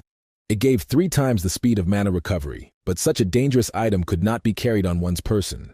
True, he had a special spatial pocket that no one else could detect, the magician thought, looking at Nickel. He handed over an important relic to the skeleton and canceled his summoning. Nickel's clothes and weapons did not disappear in this subspace, so the relic will not go anywhere either and can be dealt with later. What was strange was why even after the death of the caster, the barrier of nightmares did not disappear over Vivienne. Of course it was dangerous to free the mad swordswoman. Adrius didn't care if his companions got stuck here, but if he returned alone, he would have to explain how he managed to survive, and he couldn't let himself be exposed. As soon as the guy touched the black veil and thought that it was different from the one he himself had fallen into, he began to be drawn in, as if into a whirlpool. Unable to resist the black quagmire, he dived into it. The little girl with hair the color of spring green fell to the floor, a scream frozen in her throat, and her cheeks slowly swelling as if a prickly hedgehog had pressed itself against her face. But she was not afraid of beatings, but of the ghost that moved the chair. Vivian Belkin recognized in her the future swordswoman Adrius, and she shuddered even more. To calm her down, he told her that he was not a spirit or a demon, and it was just a fairy who came to save her. The girl loved fairies, so she immediately calmed down, although she still stared incredulously at the emptiness that spoke to her. However, the necromancer himself had no idea what he was doing here or what he was doing. Before that, he saw a noble lady slap a sweet girl. In order to understand the situation in the house, Adrius walked around the entire house like a ghost, eavesdropping on servants and masters without any risk. Count Balkan's second wife and stepmother Vivian did not like her stepdaughter and beat her for any reason, especially if her husband did not see it. The count was a renowned swordsman and was eager for an heir, but his first wife never bore him a son. Being in poor health, she fell out of favor with the count and he married a second time. The weak-spirited woman blamed her beautiful little daughter for everything. There is nothing worse than letting a child know that he is unwanted in this world. "You shouldn't have been born," said the mother, obviously not realizing the casually thrown phrases she had used when she was angry. Her mother was cold to her, and the girl had no one to seek protection from in this house, so she cried a lot and bitterly. And then she became indifferent to the whole world, since it turned away from her. The seed of madness slowly but surely sprouted in the soul of the swordswoman. And the older she became, the heavier the chains of the past weighed on her, until one day they burst and her madness was unleashed. Then the tragedy happened at the academy. Vivian killed all the student teachers and their assistants at the 5th-year meeting. But in these memories of her past, she was just a little scared and cute girl with unruly azure hair. The past cannot be changed, but she can be helped to grow beyond it and overcome it, Adrius thought. Vivian was so desperate for someone's support that she was ready to believe even a ghost. He spoke to her as softly and tenderly as he could so that she would stop crying. The retired military man wasn't particularly good with children, but there was no other choice. "She has a special talent, it's just that no one has realized it yet," Adrius told little Vivian. He wasn't lying. She just grew up in a very demanding environment where they expected a lot from her at once. In order to become stronger, she needed to believe that it was possible, and the magician told her as best he could about her talent for fencing. The little girl had never picked up a sword before. Boys are taught from the age of 4, but girls are not so willingly taken up despite the fact that equality has long been established in society. Adrius promised her that he would always be by her side, and she should trust him. But in return, she must keep their friendship and his identity a secret, the girl immediately promised. She knew how to keep secrets. Later, when her stepmother scolded her, the magician calmed the girl down. He helped her with advice during training and did a better job than the gloomy bald mentor who only watched. Before going to bed, he read fairy tales to the little girl so that she could rest well and gain strength for tomorrow's training. A month later, she whispered to Mr. Fairy when she came to the appointed place. Now the girl was much more confident in herself, and her face did not look unhappy. Adrius watched her quietly from the side as she waited for her next lesson. The mage hissed at her when Vivian's voice became too loud for others to hear, so she immediately clapped her hand over her mouth, as if hoping to catch the words that had escaped. Adrius scolded her sternly for such a blunder, and she awkwardly scratched her mane of green, unruly hair. But as soon as he gave the command to fight, the little girl immediately assumed the correct stance, and thus a whole month passed. Vivian quickly became stronger and moved like a playful kitten, sometimes awkwardly, but there was a natural flexibility and sharpness in her. The mage put a lot of effort into her training, using all his gaming experience and real battle experience. Knowing that she was supported and encouraged in her efforts, Vivian tried her best. Her natural talents blossomed like spring flowers, even though she was a child, and her attacks looked sharp and dangerous. An ordinary child would not be able to move like that even after years of training. The fencing instructors were right to praise the girl among themselves when she couldn't hear, but a ghost was eavesdropping on them. However, for some reason, even after making a perfect lunge, her shoulders slumped as she returned the wooden sword to her belt. Adrius didn't understand where this uncertainty came from again, and he asked the girl what was the matter because she did everything perfectly. And then the girl admitted that no matter how much he praised her, she never showed up. It was no wonder that she lacked warmth. Simple words were few where ordinary hugs were needed, but now he was simply a fairy in her memories. Vivian tried her best. She thought that having received recognition, her invisible friend would reveal himself. But since he did not do this, the baby was again gnawed by worms of doubt. She blamed herself. If the fairy doesn't show up, her efforts will be in vain, the girl worried. But then she heard her father's stern and low voice. It sounded like thunder in a clear sky. The Count watched his daughter from afar and was pleased. It turned out well. The Count praised her, perhaps for the first time in her life. Even though he wanted a son, the experienced swordsman had no doubts about his daughter's talent, so he asked her to show him the moves again. For a few moments she was so stunned because she didn't know how to react, but then she happily exclaimed, "Yes, sir." This time, the little girl pierced the air even more sharply, and then the last one. Such a blow could knock down even a grown man if he is not trained to defend himself. As expected from Belkin's blood, the father clapped his hands. Even his voice began to sound softer. He himself was probably embarrassed, so after shouting a delightful word at her one last time, he went back into the house. For the first time in her life, she was not scolded but praised for what she did, and the little girl's cheeks turned red. Vivian told this to Mr. Fairy, whom she could not see but felt next to her. It was hard to even dream of such a thing, and salty streams began to flow from its sky-blue lakes. It's great to spend time with Mr. Fairy, but it's time to wake up. Suddenly the baby's voice became adult. Before him was the grown-up Vivienne, who had retained her childish charm on her beautiful face. The world of illusions was bursting at the seams, and the swordswoman caught a falling leaf. Now she found the answer that she had been looking for so long, and could move on, thanks to it. Instead of living in the past, she could choose the path of fencing and enjoy it. And then the magician took her hand, as children often do when they make promises, and asked her to keep it. Vivian felt the warmth of the ghostly fingers and vowed to keep it. And she also thanked him for a wonderful dream, and at that point their shared illusion collapsed like a soap bubble. Vivian lay on the cobbled street in the midst of the chaos that the dark sorcerer had caused, but Adrius held her hand tightly. Even in deep sleep she didn't want to let go of his finger. This girl can definitely handle it, especially if she is the same as in that dream, the necromancer thought. Baron Bullerick is behind the incident in Trim Village. Adrius told Commander Ivy about it when her trap barrier burst, and she joined them. Ivy ordered the clever mage to cut off the butler's head, but carefully, so that the face could be identified. And then she ordered them to return to the Baron's estate, and her voice did not bode well for the aristocrat. The swordswoman was furious about what happened. Such a thirst for blood frightened even Adrius, and he involuntarily shuddered, glad that they were fighting on the same side. Christopher died from his wounds, and Heisel went missing, so it's no surprise that she's angry about losing two rookies on the same mission. This time they did without ceremony and greetings. Ivy kicked the guards' armor cuirass and presented them with the most universal pass in the world, power. If she wanted to kill these soldiers, she would have done it in a couple of swings and the guards would have trembled with fear. Ivy told them that from now on, anyone who interfered with her and protected the Baron would be declared a traitor to the state along with him and executed on the spot, her tiger eyes flashing with fury. As proof, Ivy showed them the butler's severed head. The guards, not accustomed to such things in their lazy service, gasped again. To prevent the skull and head from turning completely into a bloody mess, they tied it tightly with tourniquets on all sides, and yet it was quite possible to recognize the Baron's servant there. This man was the culprit of what happened in the village of Trim, and now Ivy demanded to take them to the Baron. For a few moments the guards stood frozen like statues, and then submitted to her will. Ivy didn't bother to knock politely on the Baron's door and simply walked inside, the rest of the team following behind her. The Baron didn't seem at all surprised by their visit, since they were here. "Evan is dead," he said, instead of greeting. "My son Edel imagined a monstrous carcass that was barely recognizable as a human being. It was simply a mountain of sweating flesh rotting under its own weight. And yet the Baron spoke of this freak with tenderness, as if he were his own son, who should have died of illness a few months ago." This explained why the Baron became interested in dark magic. He stood up and patted the stinking carcass with his palm, and then told them how he had been looking for a cure, and then a man in a dark robe came to him. The Baron, in despair, agreed to anything, if only his boy would live. "Even if the boy looked like that," the Baron shouted, waving towards his son, who had turned into the very embodiment of laziness.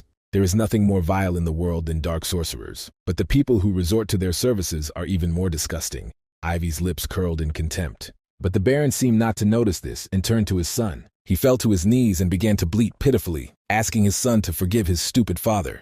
And then Ivy grabbed the scoundrel by the collar. She wanted to cut him down on the spot. Such people simply should not live in this world. "What about the dead villagers?" the swordswoman screamed and threw the skinny old man onto the wooden floor.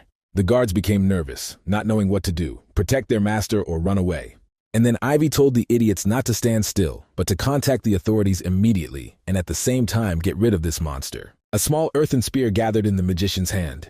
It was barely bigger than an arrowhead when he threw it, but that was enough for the projectile to pierce the fat boar's eye and reach his brain. A quick and painless death. Mercy for someone who had ceased to be human. A grimace of horror and pain froze on the face of the mad Baron. He turned pale so that he looked like a dead man, and he had been one for a long time. The stinking carcass stopped wheezing and gurgling, and the Baron began to mourn what he considered his son. The commander looked sternly at the magician and asked the smart guy why he acted without an order. The creatures of darkness must be dealt with immediately before they cause any trouble, Adrius stated categorically. Besides, their main witness is the Baron himself, the magician insisted. After that, all they had to do was wait for the Imperial investigators to sort out everything else and arrest Baron Bullock. The mountain of flesh from his chambers was taken away for research, and a special cart was needed for this, since an ordinary cart could not bear such weight. Upon returning to the academy, Adrius and Vivian were called to testify under the strict supervision of 2 senior investigators. Fortunately, they did not interrogate them thoroughly. The Baron got mixed up with the dark forces, and this was enough to accuse him. Therefore, the interrogation quickly ended and they were released to go home. For his connection with dark magic, the Baron faced the gallows, deprivation of his title, and all lands and property. The death of the creature in the Baron's bedroom was mercy to living flesh. The scientists and clerics of the Empire would experiment on him and subject him to countless tortures. Vivian understood what he was thinking from his look, and she also thought that this outcome was better. She called him Mr. Fairy, exactly as her cute little version did in the dark magician's vision. Adrius almost gave himself away by pretending not to understand her question. But it was the same voice, Vivian insisted, her gaze fixed on the blue lakes. She would have continued to interrogate him, but then Lucia, who had been waiting for the hearing to end, ran up to them. Her blonde hair was tousled by the wind from running hard, and her face was covered in a scarlet blush, but her eyes glowed with enthusiasm. She was in a hurry to share the news with her partner and showed him the screen of her magic tablet. Before they had time to sort everything out, the newspapers were already writing about this event and the Academy's students. But just recently, he discovered a new potion, which also made a splash, and now he is again in the spotlight. But the magician wanted peace and quiet and sighed heavily. Lucy also heard that they would be given a reward, so she was waiting for an invitation to dinner from the elder. Adrius was very surprised by this impudence. Firstly, the reward would be divided, and secondly, why on earth would this parasite with whom they were already sharing the patent for the new potion fall on his tail? The capricious girl turned her gaze to Vivian, and only now realized that in front of her was the second heroine of the morning articles, and the magician introduced her. The girls awkwardly bowed to each other in greeting. However, this did not distract the impudent younger one from the main interest, the reward for successfully obtaining a patent and a delicious dinner in honor of this success. Somehow, Adrius managed to bring her to her senses, since the meeting with the commission was only tomorrow, and they had to come to the magic tower. He told her not to be late, threatening her with punishment. Of course, this lazy girl overslept and also confused the time, so Adrius had to carry her on himself straight from her morning jog. Fortunately, the tower was nearby. Despite the training, it was not easy to carry a junior student on his back, and the magician could barely breathe. Even when Adrius reached the gates of the tower where the secretary was waiting for them, she managed to sleep in his arms. The space inside the tower was not Euclidean, and was more reminiscent of Escher's drawings with endlessly ascending stairs, and when trying to get your bearings, your head was spinning. On top of that, the stairs were constantly being rebuilt, so it was unclear how to navigate here.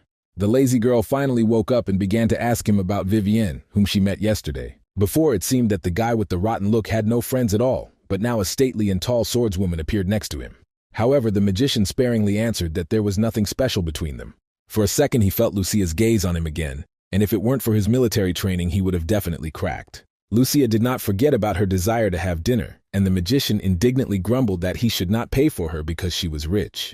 How impudent to walk like that and not worry at all. They were stunned by the strange voice of the wizard, who appeared like a genie from a jug behind them, with a storm eagle on his shoulders. The head of the magic tower of Rodlin, Bart Alvin, smiled slyly under his dashing mustache, and his eyes were tightly covered with a blindfold. Despite his bandage, it seemed the head of the tower could see them perfectly well, as could the bird on his shoulder. He let the students go and studied each of them carefully. "His son still has the same stupid face," said Bart Alvin, and grinned looking at the young magician. Diana was this man's daughter, and she also had an older brother with whom they often played when they were children. Adrius pressed his lips together. He had just been insulted, but he remained silent. After all, he didn't want to get involved with the head of the tower once again. As soon as he glanced at Lucia, he easily recognized her as the daughter of Viscount Hollington, and the girl gave him a polite curtsy. The head of the tower dismissed the secretary and volunteered to deal with these students. He only nodded. Before Adrius realized it, a teleportation circle had appeared beneath his feet. Only the tower leader could enjoy such a privilege here. Even ordinary movement magic was difficult, and using it inside a constantly expanding space was downright madness, Lucia admired. The sudden change in the environment around Adrius almost made him feel sick. Fortunately, he didn't have time to have breakfast today. They arrived right in the hall where the potions committee had gathered, and all the masters were very surprised to see their eccentric head at an ordinary event. The masters had already checked the formula and were waiting for the manufacturers to clarify the details of the preparation method. Without thinking twice, the head of the tower grabbed the bottle with the prepared potion and tipped it down. Moiheim leaves, totor tree extract, jahiz fruit, and peony mushrooms were the main components of the potion he immediately listed. And then he asked, turning to Lucia, if there was anything else. It seemed the head thought that from beginning to end, it was her development.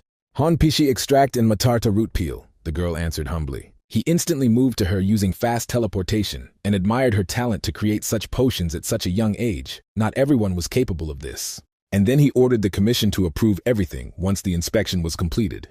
The head disappeared again in a short flash of light, and he appeared right under the ceiling. Why is Cromwell's son here? Bart Alvin asked haughtily. How else could Adrius have thought? He was prepared from the very beginning for the fact that they would take away his patent for the potion even if he did everything himself, and an anxious feeling stirred in his chest. They came here together, and the report said that the potion was a joint development. But isn't Cromwell good only for washing flasks? The head of the tower quipped, thoughtfully scratching his chin.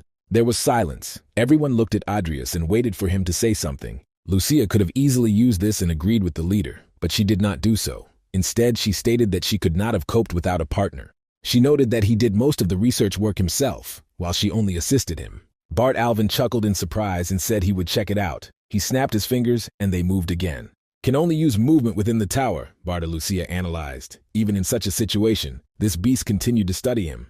They found themselves in one of the many potion labs where they were studied and made. It was simple. The young magician had to prepare his potion again, taking the ingredients from the cupboard, his eyes running wild from the abundance of different devices on the tables. Adrius took the flasks, the distillation apparatus, and other accessories that he knew how to handle himself so that there would be no problems. After so many experiments, it didn't take him even 5 minutes to prepare the potion. The head of the tower again tried everything himself, like a real chemist. It was the same flawlessly crafted potion with no side effects, and Bart couldn't help but recognize it. He then decided to go over the theory and asked why they added Hongpishi extract. Their conversation attracted the attention of other researchers. And then Adrius explained exactly the essence of the method of eliminating side effects using a mixture of components that are similar in properties and origin.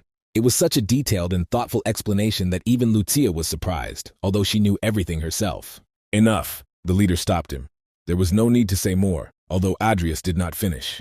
The headman reached to the back of his head and untied the tight knot of the bandage. They hadn't seen each other for a long time, of course, but the puny little fellow he knew would never have been able to prepare something like that, the leader said, and moved closer to Adrius. He leaned so low that his burning blue eyes were level with the boy's face. Who are you? The leader asked. The pressure took the boy's breath away, and he carefully weighed every word he had to say to deflect suspicion from himself, just as he had been taught in the army. He assumed a casual, slightly arrogant air in the spirit of the old Adrius, and grinned as if the chief had said something absurd. He was Adrius Cromwell and nothing else, and partly it was the pure truth. Exactly the same Adrius, whom the Lord Chief treated like a worm in the mud and whom he ridiculed all the time, was poisoned by a rotten boy. It's funny, the director chuckled. He used to be worthless and unremarkable, but now he's grown up.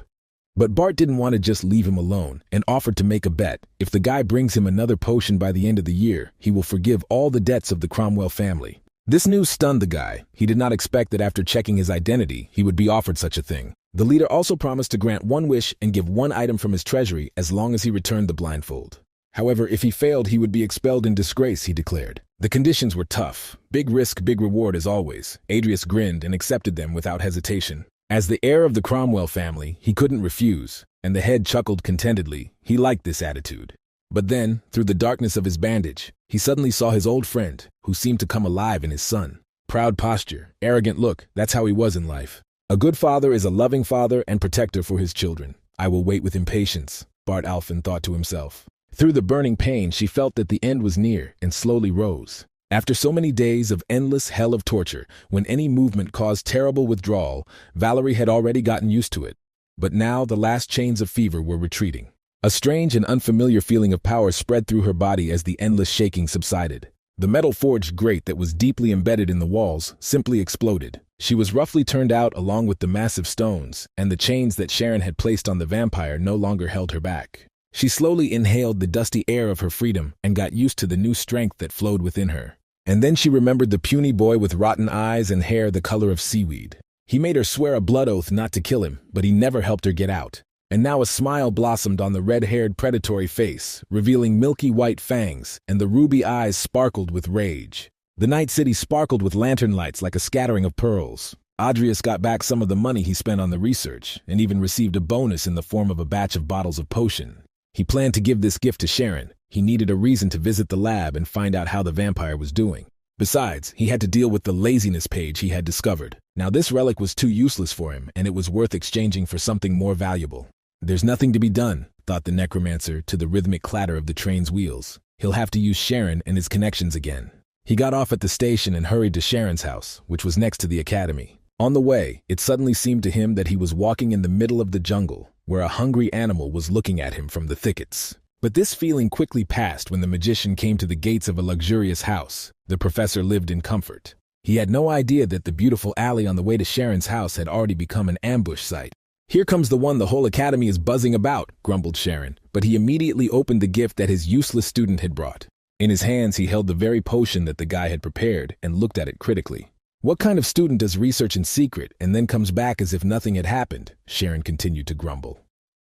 Although the young magician knew perfectly well that the teacher would have taken away his patent as soon as he heard about the formula.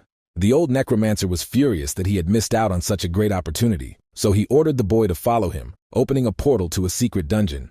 He planned to teach the brat some manners properly, and then Adrius realized that today it was not worth raising the topic of the laziness page. For goodness sake, Sharon would dissect him on the spot to take the relic. However, now it would be enough to quickly check the vampire's condition, the magician thought as they descended the spiral staircase. However, when they passed the last turn, a sharp smell of burning and dust hit their nose. Sharon froze in place, looking around his laboratory, which seemed to have been hit by a typhoon. The floor was destroyed, all the tables were broken, and the remains of workers' bodies and expensive reagents were scattered all around. He was late, the young necromancer realized, but judging by the destruction, the vampire's evolution had been successful, which meant she was most likely already far from here. They approached the broken cage where she sat. Valerie's strength was monstrous. Neither the forged bars nor the chains could withstand her. Adrius even regretted that they would not meet again. The vampire was a good specimen. Sharon was already in a bad mood, but now he just went into a rage, clenching the steel chain in his fist. He wanted to gut someone right then and there. The laboratory was in ruins, and the most valuable asset that he had saved for later had fled in an unknown direction. So the teacher began searching for the culprits. "Did he do anything with the shackles?" Sharon asked through gritted teeth and directed a bullish gaze at the grief-stricken student. "Of course not, because he was afraid for his life," the guy answered, and did not lie, because it was the pure truth. What a fool, thought Adrius, avoiding the teacher's gaze. She was just an ordinary hybrid. The old necromancer growled in frustration and shame. Such is the price of greed. Adrius could hardly restrain himself from laughing. When Sharon realized that he alone was to blame for his arrogance, he took out his rage on the soulless stone, hitting it with scraps of chain, and then told the boy to disappear, which is what the young necromancer hastened to do before the teacher came up with a sophisticated way to cheer himself up. The page of laziness is worth telling about later, Adrius thought again, enjoying the freshness of the night coolness in the glare of 3 moons. As he passed a spreading tree, a fiery waterfall fell from its crown. Red curls flowed down and tickled his neck, and then he heard a quiet, ingratiating voice, like the ringing of a lyre. She called his name, and the guy froze. Her hand with claws like a hawk's gently ran over the thin skin of his throat, in the place where the arteries pulsated. The guy did not dare move and cursed himself for his carelessness. Since she woke up, she had not had so many questions for the boy. Valerie told him so close that he caught her sweet scent. This was not the same skin-covered skeleton from the dungeon. The pale face was filled with blood and smoothed out. The ruby eyes predatorily caught his gaze. Adrius turned his head as she wanted. The changes affected Valerie's body as well. The torn, dirty bandages allowed one to admire her figure, dense and flexible like a panther. "What is this conversation about?" the guy asked, not showing that he was excited about their meeting because he helped her escape as he promised. And he reminded her that she had sworn an oath to save his life.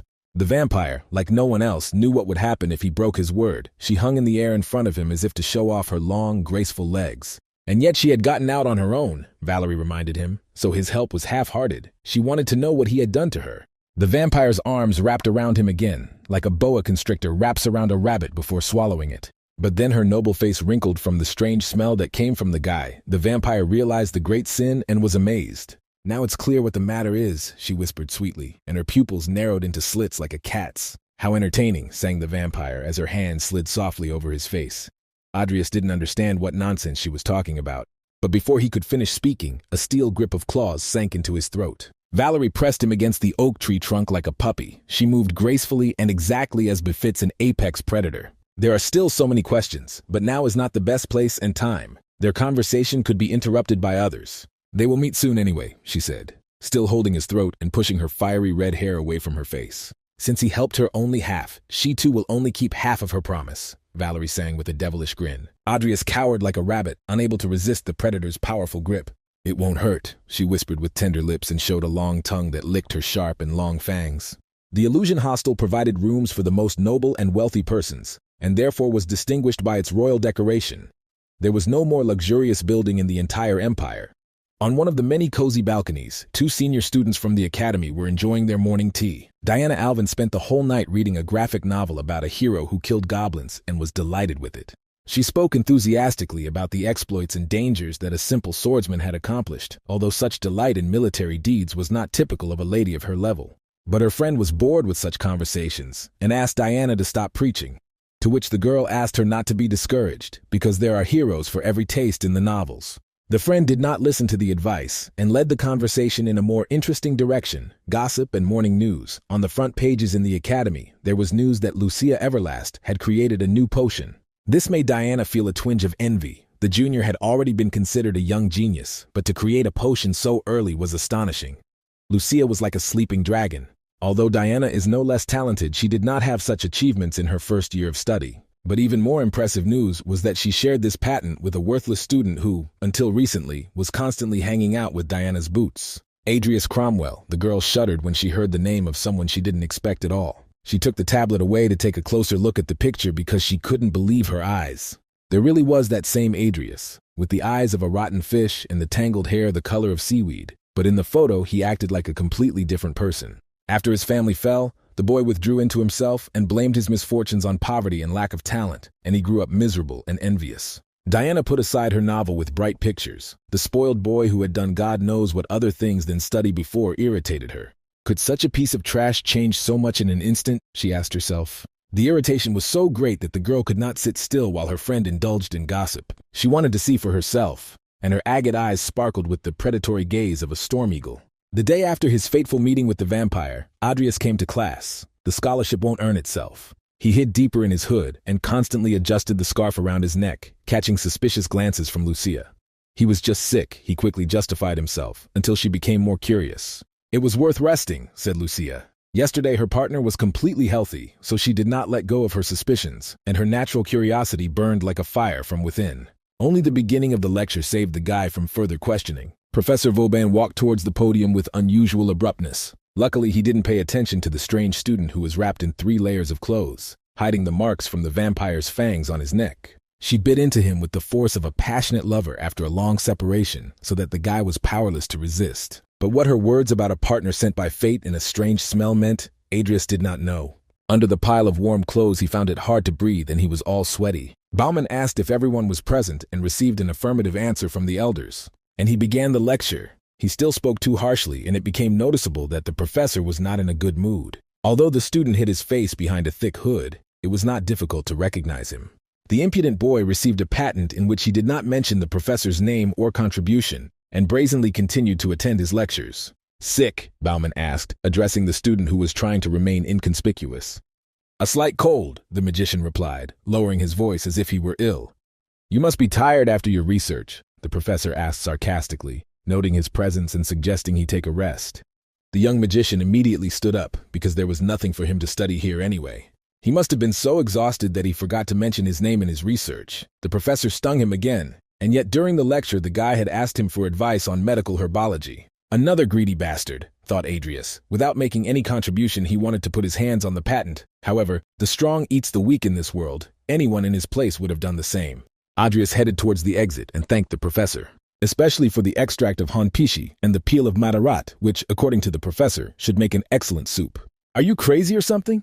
Lucia was amazed, looking at the madman who wanted to quarrel with the professor. And not in vain, because the professor's face stretched out with anger so much that he had to bite his lips hard to keep from shouting at the entire audience. No one had ever allowed themselves such impudence. A deathly silence fell over the audience. Everyone was afraid to even move and waited to see what would happen next. "This is going beyond all boundaries," Bauman hissed quietly.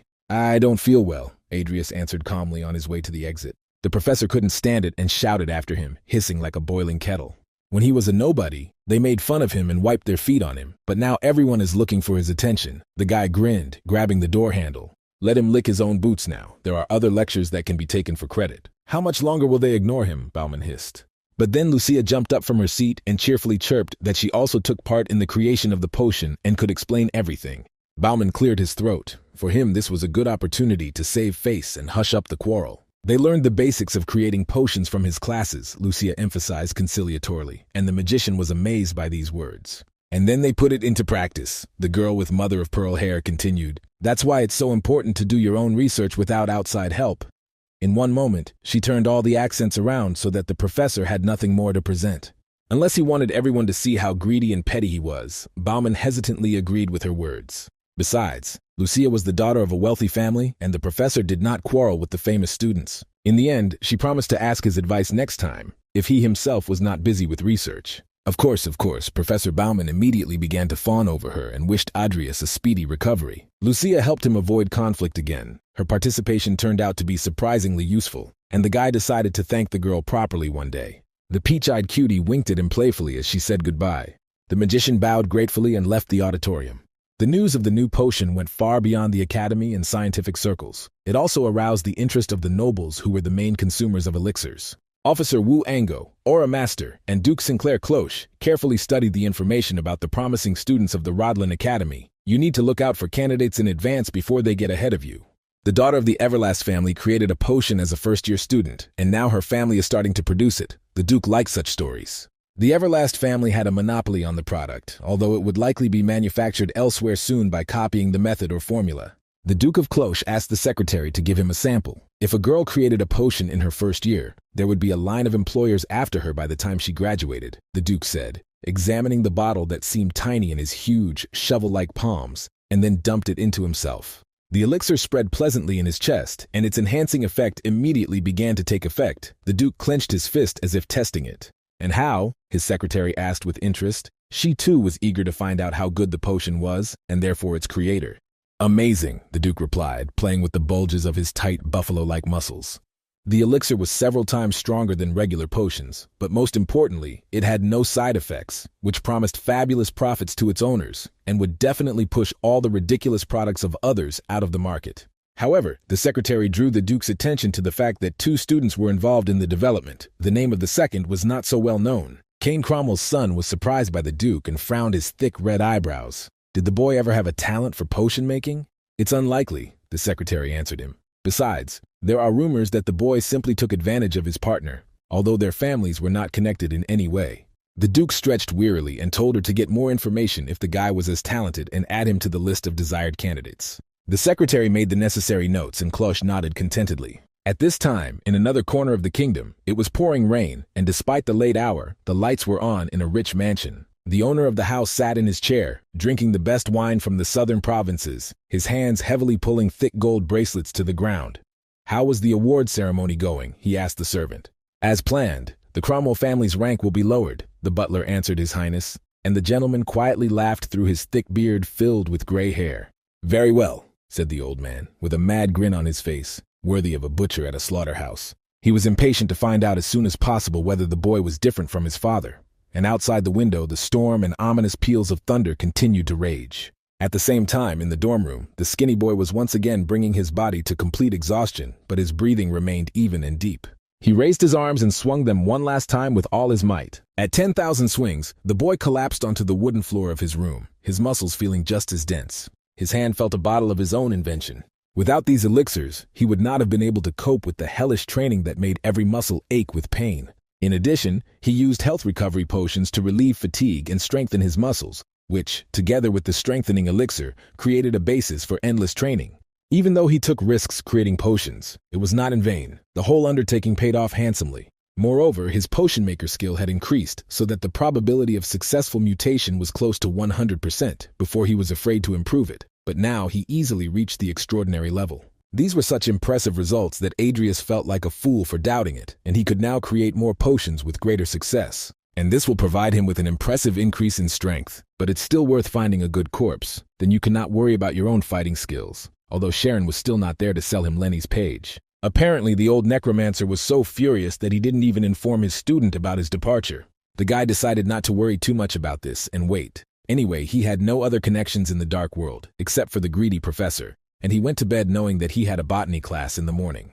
However, when the guy showed up at the office, he found it empty, and on the board, there was a notice that the class would be held outside, as had been communicated to everyone via magic tablets. What a freak, Adrius cursed and grimaced with anger. The vindictive bastard knew that the guy didn't have a tablet and decided to take it out on him in this way. Not knowing what awaited him, the magician ran as fast as he could to the place where the lecture was being held. The class was held in the garden, where tables were set up for practical exercises, each with a bronze crucible, mortars for grinding herbs, and other equipment. The lesson had already begun, and everyone was focused on preparing their potions. From the nervous and fussy movements of the students, it was clear that they were in a hurry. It was like a practical exam he was late for, Adrius worried. And then I heard Bauman's sarcastic greeting. It's a pity he was busy with his research and didn't see the message, the professor said childishly. Before Adrius could answer him, Lucia grabbed him by the cloak and pulled him aside. The girl with peach eyes reproached him for refusing progress even when he has money for a new tablet. Since their last meeting, Bauman managed to open the awakening potion and decided to hold an exam in which it would need to be analyzed. All for the sake of bragging after the recent humiliation, Adrius thought, grabbing his tools. Such an outstanding student would easily determine the composition of the potion, right? The professor asked sarcastically. He did not bother to hide his attitude and wanted to humiliate the impudent boy in front of everyone. Stubborn donkey, thought the magician, but didn't show it, so as not to please Bauman even more. There is no need to be ashamed, the professor said pretending, but he himself was eager to bring the boy to clean water. After all, in his opinion, this scum had definitely taken advantage of Miss Everlast, the rising star of the potions world. And so, under his piercing evil gaze, the magician set to work. 4 hours later, the professor was in for a complete rout. As expected, Lucia was the first to determine the composition, having spent only an hour and a half. But the fact that the scumbag Adrius took second place in the group was a resounding slap in the face.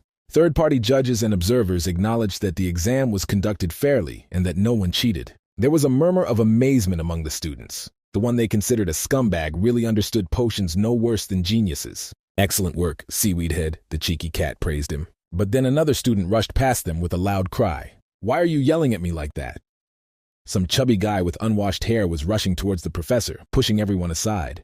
A shadow of worry crossed Bauman's face, as if he had been caught red-handed. But everyone was even more surprised when the chubby guy accused Bauman of stealing his potion. The student was indignant because the professor knew better than anyone how much effort the boy had put into this research. The guy's name was Geralf, and the other students knew him well. Could it really be that the professor had behaved so unworthy of his high rank? The students gasped. Adrius glanced sideways at Lucia and asked her what she thought, and the girl believed that the professor could very well have done that. The magician thought so too and headed towards the disputants. The girl frowned angrily. Last time she saved him, but this time she definitely won't interfere. Let the grasshead get what he deserves. She was angry. Adrius intervened in their conversation and said that he had a question about the composition of the potion. Although the professor immediately protested, now was not the time for jokes. But the question concerned the current dispute. If the professor created the potion, he would easily prove it, the magician said so loudly that everyone could hear him. Bauman wanted to swear dirty but didn't dare. There were not only students but also other teachers at the exam. Just like the inspection in the magic tower, Geralf asked happily. He saw hope for justice. The one who created the potion will be able to easily name and justify his choice of ingredients. Adrius continued to press like a wild dog on the trail. What nonsense, exclaimed Bauman. He is a professor at a prestigious academy. Of course he can easily do it. Then for what purpose did he replace the river resin with the petals of ketamine? The magician asked. The professor broke out in a cold sweat. He was too busy with the presentation and the exam, so he forgot to watch this part properly. What's with the slowness? Asked the fat Geralf indignantly. He was puffing like a wild boar from anger. With the help of petals, you can reduce the cost of the potion. The creator must know this. The student was indignant. No one noticed that an eagle sitting on an ash branch was watching their dispute. Adrius asked a few more tricky questions, but still didn't get a clear answer as to why he used Julie's expensive beetle instead of Papin's powder. These questions drove his dog's fox. No one in the class had any doubts that the professor was dishonest. Bauman fell into a trap that he himself had prepared and now did not know what to say or how to get out. He had appropriated his students' achievements, the students whispered, and the professor floated, the world spinning before his eyes with the realization that this ridiculous move had just destroyed his career. Poppin's powder causes hallucinations, so he added the beetles despite the price, Bauman shouted, unable to withstand the pressure. Everyone shuddered at his hysterical scream. That's not the reason at all, Gerolf snorted contemptuously. The powder gets very hot during preparation and can cause stomach pain, the fat man explained. That's the end, Adrius thought and smiled. Bauman shouted that everything was wrong and it was all a matter of hallucinations. However, Gerolf also remembered something.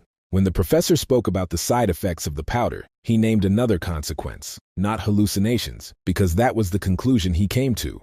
Shameless! A disgrace for a scientist! The students cried out, outraged by such a crime. Many of them entrusted their work to Bauman. Spitting and insults were heard in his direction. Thief, charlatan, angry students shouted. And then Bauman began to scream hysterically in response, blaming the other side for everything. It's all a setup, he pointed his finger at Adrius and Gerolf. But it was hardly possible to shout down or convince the angry crowd. The professor fell deeper and deeper to the bottom. If he is so dissatisfied, he can take the trouble to explain everything to Sir Alvin. The magician interrupted these cries, and Bauman was taken aback again. Everything should turn out as his sponsor said, Adrius, and took the tower chief's card out of his pocket. It was a pure trick, so the girl with pearly hair was amazed at such audacity. However, it seemed that the professor's common sense failed him, so he shut up and chewed his tortured lips. A meeting with the head of the tower would not have ended well for him, but the professor could not simply refuse her either. He was cornered and speechless as a fish. Unable to withstand such tension, the professor's knees gave way and he fell to the ground. All this time, the eagle in the tree did not take his eyes off him, and the one looking through the eyes of this bird was none other than the head of the tower. Professor Bauman caused a lot of trouble, and Bart Alvin decided to deal with him.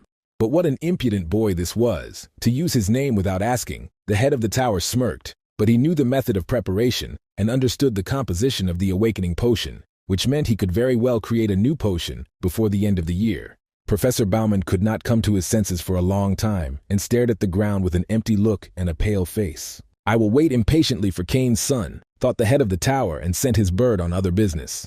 As Lucia had asked, he took her to dinner, although it was only the academy's cafeteria. By a strange coincidence, Vivian joined them for lunch. The girl with peach eyes pouted her lips. This was not at all the dinner she was expecting. The boy glanced sideways at the ribs on her plate and offered to destroy them if she didn't, but the cat quickly put her paw on her food.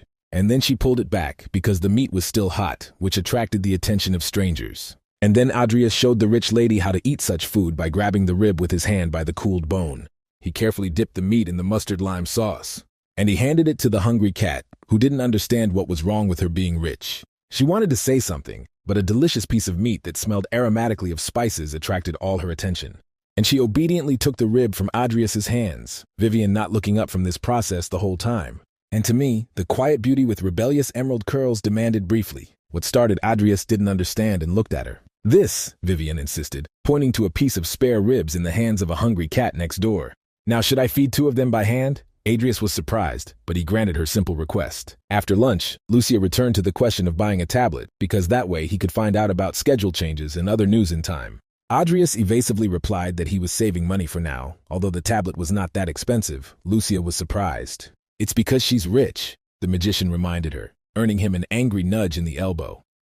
Vivian walked alongside, lost in her thoughts, happy that Mr. Fairy had fed her meat. She turned her blue lakes of gaze on him and asked if Mr. Fairy wanted to receive her reward. The magician refused. He was very embarrassed that the girl continued to call him that, especially next to the inquisitive Lucia, who immediately pricked up her ears. To avoid unnecessary questions, the guy told them that he was going to his wing. Lucia had hoped to chat some more, since they had just eaten, but the magician said goodbye to them. He had too much to do to be idle, the mage thought as he walked through the empty corridors of the dormitory. The rays of the sunset gently tickled his face. In the sunny haze, Adrius saw a man walking towards him. When a shadow passed over his face, he recognized Sharon, who was still looking at the student with the same haughty expression. Adrius bowed politely, greeting the professor, but he passed by as if not noticing him, and told him to come to the laboratory the next day during lunch. The magician bowed, but the old necromancer did not even look at him. He moved a decent distance when Adrius said he would come. The magician thought just in time and smiled. Near Akadem Gorodok, there was a street of blacksmiths, where students of the fencing faculty usually made their purchases. No doubt the old scoundrel thought that everything that belonged to the boy belonged to him, so Adrius decided to buy a sword and snapped his finger to assess the quality of the steel. The steel rang like a spring bell, so the magician chose this blade. The seller offered to buy a whetstone right away. But then someone recognized him, turned around. Adrias greeted Diana, who by the will of fate had also chosen this shop. Although she herself was a sorceress, she asked him what he was doing in the blacksmith's shop. The girl was clutching a long bundle tightly to her chest. "I came to choose a sword," the magician answered politely and bowed, but this only sparked the interest of his childhood friend. "It's needed for self-defense," Adrias answered her question and looked at the red ribbon that tied Diana Alvin's bundle. Contrary to popular belief about heavy swords, real blades weighed little, so the girl held the gift for her brother without difficulty. Carlos Alfen, memories of his past self surfaced in Adrias's mind. This guy went to distant lands to become a warrior before they got along well. Unfortunately, this brave guy with a courageous and handsome face was dying by the beginning of the game, so there weren't many mentions of him. His death occurred at the Academy's end-of-year ceremony. Heisel, who escaped from Baron Balaric's village of Trim, would later join the religious cult of Zephyr, which would carry out a real act of terror. Adrias asked Diana if her brother would be at the ceremony, and as expected, she said yes. "It would be great to meet the three of us," the guy thought out loud, remembering the old days of his other self. The girl with agate eyes was embarrassed by such directness. Before, the guy had fawned over her, but now he was behaving differently. Hearing that he had changed, she made inquiries, and it turned out that Adrias was indeed training and studying hard. She really wanted to ask what happened to him. She was bursting with curiosity, but Diana didn't know how to do it without losing face. Plucking up her courage, she decided to do it in a normal tone, as if by chance. But Adrias's sudden question confused her. He said something else first, and Diana shook her head vigorously. "See you later," he said, and bowed politely. As before, the guy did not want to run into the main characters of the plot again. This indifference was even more confusing, and her pride was hurt. She turned around to ask him why he had changed so much. But to her disappointment, the magician had already disappeared without a trace. He was not in the forge. The girl was upset, more surprised that someone like Adrias had managed to confuse her. Thoughts about Carlos reminded the magician of the upcoming terrorist attack. Fortunately, he still had time.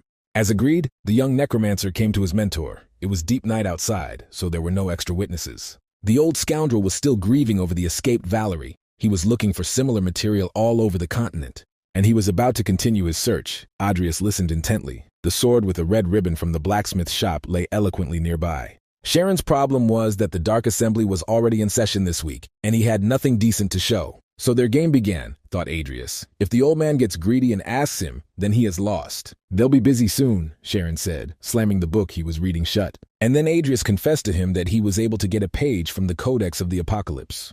The old necromancer's face became impenetrable, but it was obvious that he wanted to hide his emotions. For a few seconds they looked into each other's eyes, as if studying and re-evaluating the reactions they had received. Sharon coughed. He realized that the boy was checking him out and decided to make sure of everything first. "How could such a fool have gotten something like that?" he said when the apprentice opened his personal necromancer's vault. "This is not something that can be easily dealt with." Adrias tried to speak as before, uncertainly and quietly.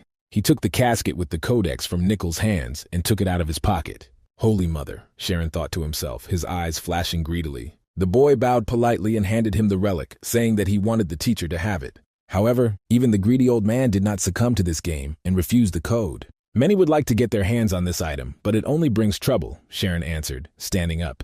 He suggested taking the codex to the meeting and exchanging it for something useful. However, the magician was counting on this. He knew that the teacher puts his life above all else. Careless necromancers do not live long in this country. The old man told him to be ready at the weekend, making it clear that the conversation was over for today. A carriage drawn by 2 horses raced through the eastern outskirts of the city in the prisoner zone, through the prisoner forest in the adjacent region, and a dead man drove it. Even if Sharon didn't touch him, the meeting would be full of dangerous sorcerers, and negotiations would have to be conducted with great caution, the magician thought under the clatter of hooves. The boy glanced furtively at his teacher. For the first time since the vampire Valerie had escaped from him, he smiled.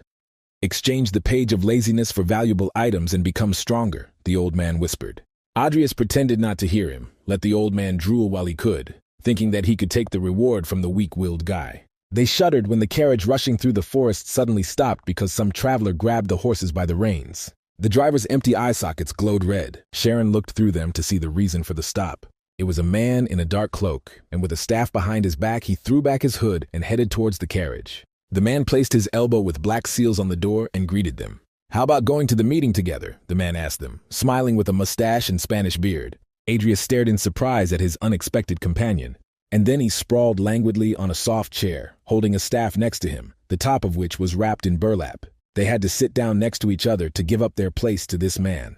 While the man felt very free, the carriage could have been better, he complained. Salim Adida is one of the top 10 magicians on the continent. He did not disdain even dark connections to gather information, for which he was nicknamed the Devil in search of truth. If someone leaked information about the laziness page, everything could end badly, thought Adrius, looking sideways at the famous magician.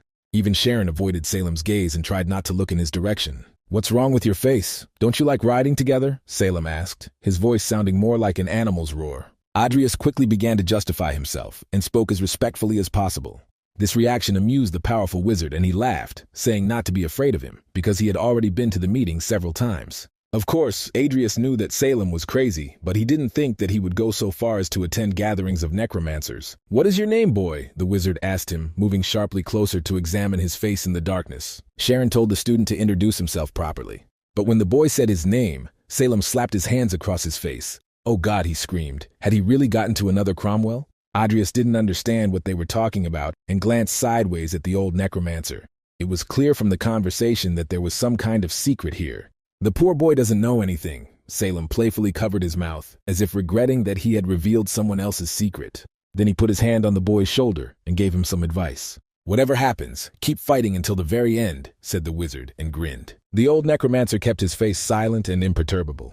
There was no point in asking, Adrius thought. They wouldn't tell him anything anyway just like that. A black liquid appeared on the road along their route. As if sensing someone's presence, Sharon looked again through the eyes of his servant.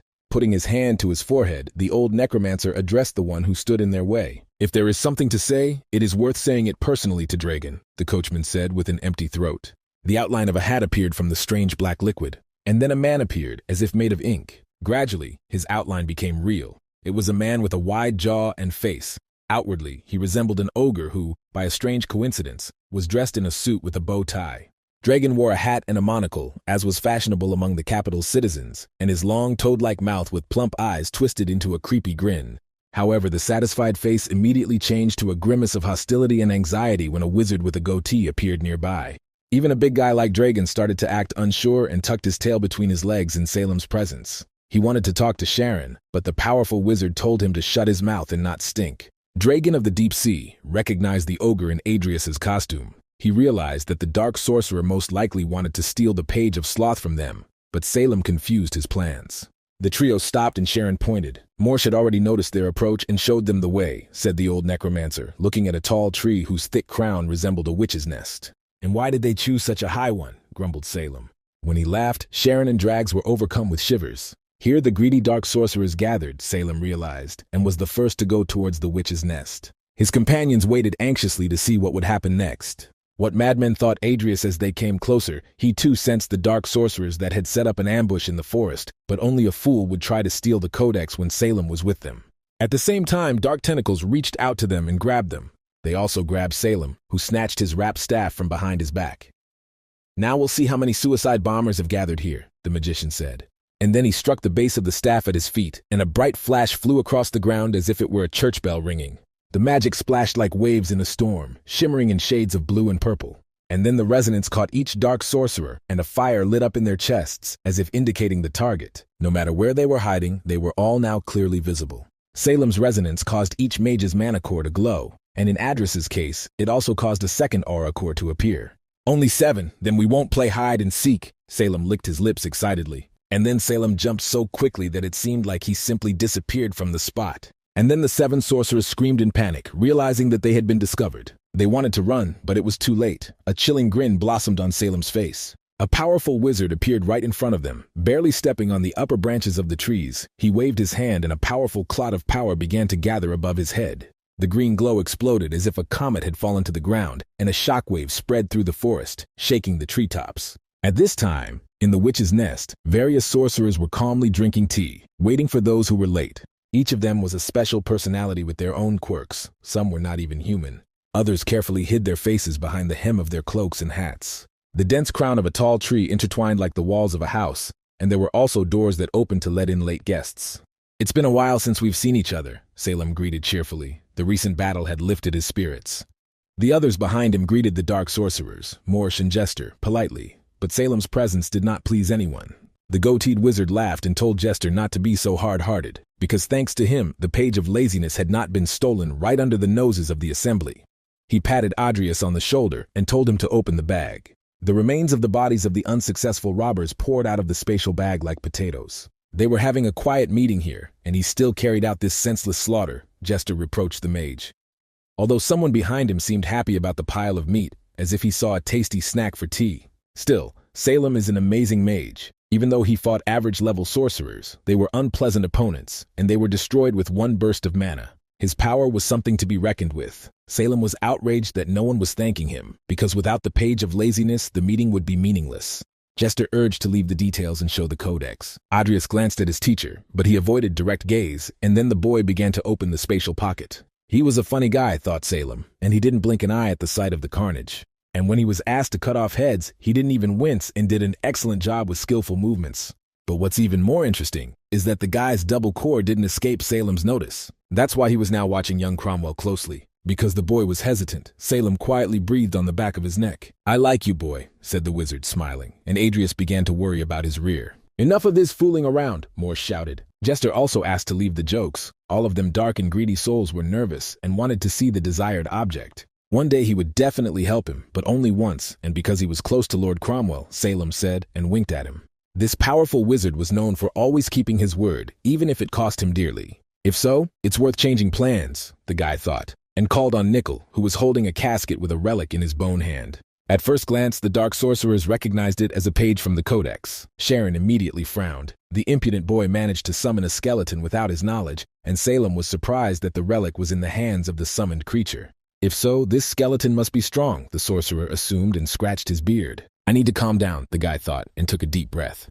He felt enormous pressure, being a midge in the midst of real monsters who did not hide their burning, greedy eyes. You must not doubt or be timid, or they, like wolves, will smell weakness. Everyone was only concerned about the relic in the skeleton's hands, as if the young henchman didn't exist here. Adrius gave a mental command to Nickel to return and canceled the summons. The skeleton disappeared into the spatial storage, and a sword appeared in the guy's hand. It all happened so quickly that no one had time to react. The guy turned the sharp blade towards himself and pierced his lung. At any moment, he could simply fall on the sword and die. "What's going on?" Sharon's student asked him in a gravelly, grave voice. The sharp tooth of the sword pierced the lungs, and blood began to slowly fill them. If nothing was done, the guy could quickly die. Smiling wildly, he declared to everyone that the page of laziness was his merit, and it should be properly rewarded. The Morse that created this witch's nest made the thorny branches grow in the boy's direction, but she did not dare to grab him. Greed drove him mad, Jester said. Morse froze in place, staring worriedly at the madman. The codex page was now in the hands of the summoned creature, and if the summoner died, the sorcerers might never get that piece. The cheeky boy turned to Salem. "Now is the time to fulfill the promise," he said to the goateed magician, who was looking sternly at his antics. "Better hurry, there's not much time," added Adrius, feeling the blood filling his lungs and him starting to choke. He had already begun to slowly sink down when the wizard asked him what to do if his promise was a lie. The sorcerers watched this little drama unfold with great interest. What if the codex page disappeared forever and it was never collected? That's what they were thinking about now. To survive in a crazy world, you have to become crazy yourself, the guy thought. Salem chuckled. He really had advised the boy to fight to the end, but it wasn't worth going that far. And then the wizard waved his bandaged staff, knocking out a sheaf of green sparks, which made the sorcerers shudder. And then vipers appeared from the staff and began to look around predatorily. The spear of the sinner, the serpent of original sin, that was what was hidden behind the sackcloth, under which 4 vipers wriggled and hissed. "Looks like I'll have to kill them all." Salem grinned devilishly. The battle fanatic was clearly amused by this turn of events. All dark sorcerers were spawns deserving of death. Salem raised his staff with snakes that wriggled like ribbons in the wind above his head and declared to everyone that he would kill anyone who wanted to touch the guy. The little witch chirped cheerfully that they would not touch him, and the ogre next to her responded with silent agreement. As if that wasn't enough, Salem promised to find and kill the doubters after the meeting, and the fanatic always kept his word. Jester glared at the wizard from under the long brim of his hat. Was it worth fighting over a child? He asked. The goateed magician grinned. Had he ever lied? Morse grabbed her head and sighed heavily. The entire meeting had turned into some kind of circus. But Salem wasn't joking. Did it really need to be repeated? He asked everyone menacingly. Sharon and Drags were again thrown into a cold sweat. If there was a scuffle, they could simply get hit for free. Only the little witch and her ogre companion watched the developments with interest. Jester accepted the conditions. Not wanting to waste time, he asked Sharon's student what he wanted. Adrius coughed and took a bottle of healing potion out of his pocket. Now that he was under Salem's protection, he could negotiate freely without fear of anyone, and he put away the blade. The wound still hurt, but his life was not in danger. Jester again told him to present his demands when the treatment was complete. But the guy asked them to propose themselves. He was still breathing heavily, and there were dark bags under his eyes. How stupid, he doesn't even know what he wants, Jester snorted contemptuously and waved his hand. A scroll appeared in front of him with a list of various things, among which were valuable corpses from which he could choose. The corpses immediately interested the young necromancer. The fairy queen Mylene and the tiger king Timur. The magician saw familiar names on the list. These were first-class specimens that needed to be obtained at any cost. But then a huge ogre, like a mountain, stirred and said that these corpses had already been promised to Morn, who would be furious if they were sold. The name that was heard was familiar to Adrius. Now this dark sorcerer, one might say, headed the society of necromancers. Standing in his way promised trouble. And then he heard Morn's voice, who told them that he didn't mind and that the bodies could be taken. All this time, a small, inconspicuous green fly sitting on the table was watching the meeting. Sharon turned to Mr. Morn and objected to him that his impudent and ill-mannered student could not yet cope with such bodies. However, Mushka Morna answered in his voice that she didn't mind. The bodies were in his spatial bag, and the boy could take them. It was even better than he had expected from the very beginning. Adrius was amazed. Even though he didn't know the reasons for such unprecedented generosity, he couldn't miss this opportunity. He bowed politely and thanked the High Necromancer for these gifts and said that he would choose a few more items to go with them. At this point, Sharon was almost bursting with envy. He already regretted that he himself had not come here with the page, forgetting about all the risks. Blessing of the Moon, Blue Canangula, Fairy Tears, Yobin Root, Kedanon Ball, as well as 2 excellent bodies of the highest quality, the reward was truly royal. Salem offered to choose something better from the list, but Adrius refused. These items were very valuable to him now. With their help, he will create 4 potions, the cost of which will be more than several million veals, and among the ingredients were those needed for Lucia's medicine. Now Lenny's page, Jester reminded impatiently, his voice creaking. Of course, the magician answered him after he packed everything into the spatial suitcase and then opened the summoning window. He handed the codex to the sorcerer, who pulled it towards him with the help of magic.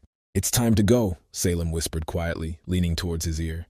He grabbed the boy by the collar and knocked out the wall of the nest with one swing, and immediately jumped into this gap before the sorcerers rushed at them. Morse shouted for everyone to catch the fugitives, but Salem was already too far away. He flew across the sky in the light of 3 moons like a kite carrying a kitten in its paws. So they wanted to get rid of him as soon as he gave up the page of laziness, the guy realized, and Salem responded with a snort, naturally. Since he had made a promise that he would take him to a safe place, he asked the boy where he wanted to go.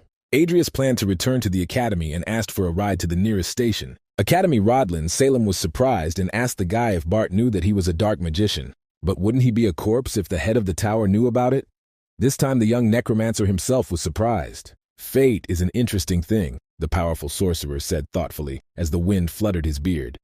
"You'll understand in time," he added, although Adrius had no idea what he was talking about. "Continue to fight as long as you live, and then you will find out who you really are." The powerful sorcerer repeated his advice again, the rebellious snakes on his staff once again turning into graceful wooden sculptures. A few hours later, Adrius reached his dorm room. Luckily, he was living alone now. He easily took out a tiny fairy from his spatial bag. But Timur's huge body was a bit of a challenge, but he was lucky that he had a convenient bag in which the saber-toothed tiger fit. Previously, the young necromancer had to summon Nickel as a skeleton, but he had other plans for these two. First to raise the skill, and then create high-ranking creatures. In the meantime, he hid them in his vault so that Nickel would not be so lonely. Having dealt with this, the magician noticed the spine of a book sticking out of his bag. He had not taken this item from the list. When he touched it, he received a system message that in his hands was the Tome of Morn's Dark Magic, a high-ranking book. Receiving a gift from the Supreme Necromancer was disturbing, but the guy still opened the book. From the very first pages, he realized that the book contained a lot of useful information that he could not get in Sharon's library, which meant that he would be able to turn fresh corpses into his servants. Necromancers don't do anything for no reason, and this made the magician wary. But then, looking at Nickel, he saw the system's offer to launch his evolution, with a guaranteed probability of success. The guy had been waiting for this hour for a long time. This window appeared right after he gave the page to Lenny. Perhaps the codex influenced Nickel's development. On the other hand, what's the point of worrying about it if you don't do anything? There won't be any answers. So the magician decided to first carry out the evolution, especially since there were no risks. Nickel looked at his body in surprise, but unlike Valerie, he did not experience any pain during the process. Perhaps because the skeleton does not have nerve endings that carry pain, nor a brain to feel it. Someone knocked nervously on Adrius's room and he turned around. The guy immediately canceled Nickel's call and hurried to the door because the knocking did not stop. There, a brazen girl with pearl hair was waiting for him, who was not embarrassed to come to the men's wing late at night. At the same time, a wizard with a goatee and a staff with snakes was sitting in the living room of the sorcerer Morn and leafing through some book. He read for a long time before he decided to ask Grams Morn a question. Did the old sorcerer deliberately tell him about Lenny's page so that Salem would help protect Adrius? The necromancer stopped drinking tea and was silent for a few moments. Salem took his silence as a sign of agreement and laughed as if he had heard a funny joke. The old man had taken such good care of Cain and was now looking after his son. Or perhaps the boy was forced upon the Empire, but it was difficult to teach him because he had no talent, Salem continued to speculate. Then Morn asked the magician, to his surprise, if he knew how necromancy came about. Everyone thinks that this is a pursuit of immortality, the work of decrepit old men who do not want to retire, but this is not so. After all, there are things in life more terrible than old age and death, the pain of separation, the pain of loneliness, and the loss of a loved one. This is what first pushed the wizard to commit a sin against nature and God. Necromancy is the search for immortality for those you love. It was born from the desire to be with the person she loved forever, Morn said, and Salem listened carefully. What kind of bedtime stories were these? The magician grumbled. As a wise old man, he should have understood the essence of the matter. He was connected to the Cromwell family through more than just Cain, Salem said. But he quickly gave in, realizing that the old man would not answer even if he was pushed against the wall. Then Morn asked his interlocutor what he thought of the guy. But the mighty magician only loudly protested. The old man himself had seen everything with the help of the dung zombie fly, who was always flying and spying on everyone.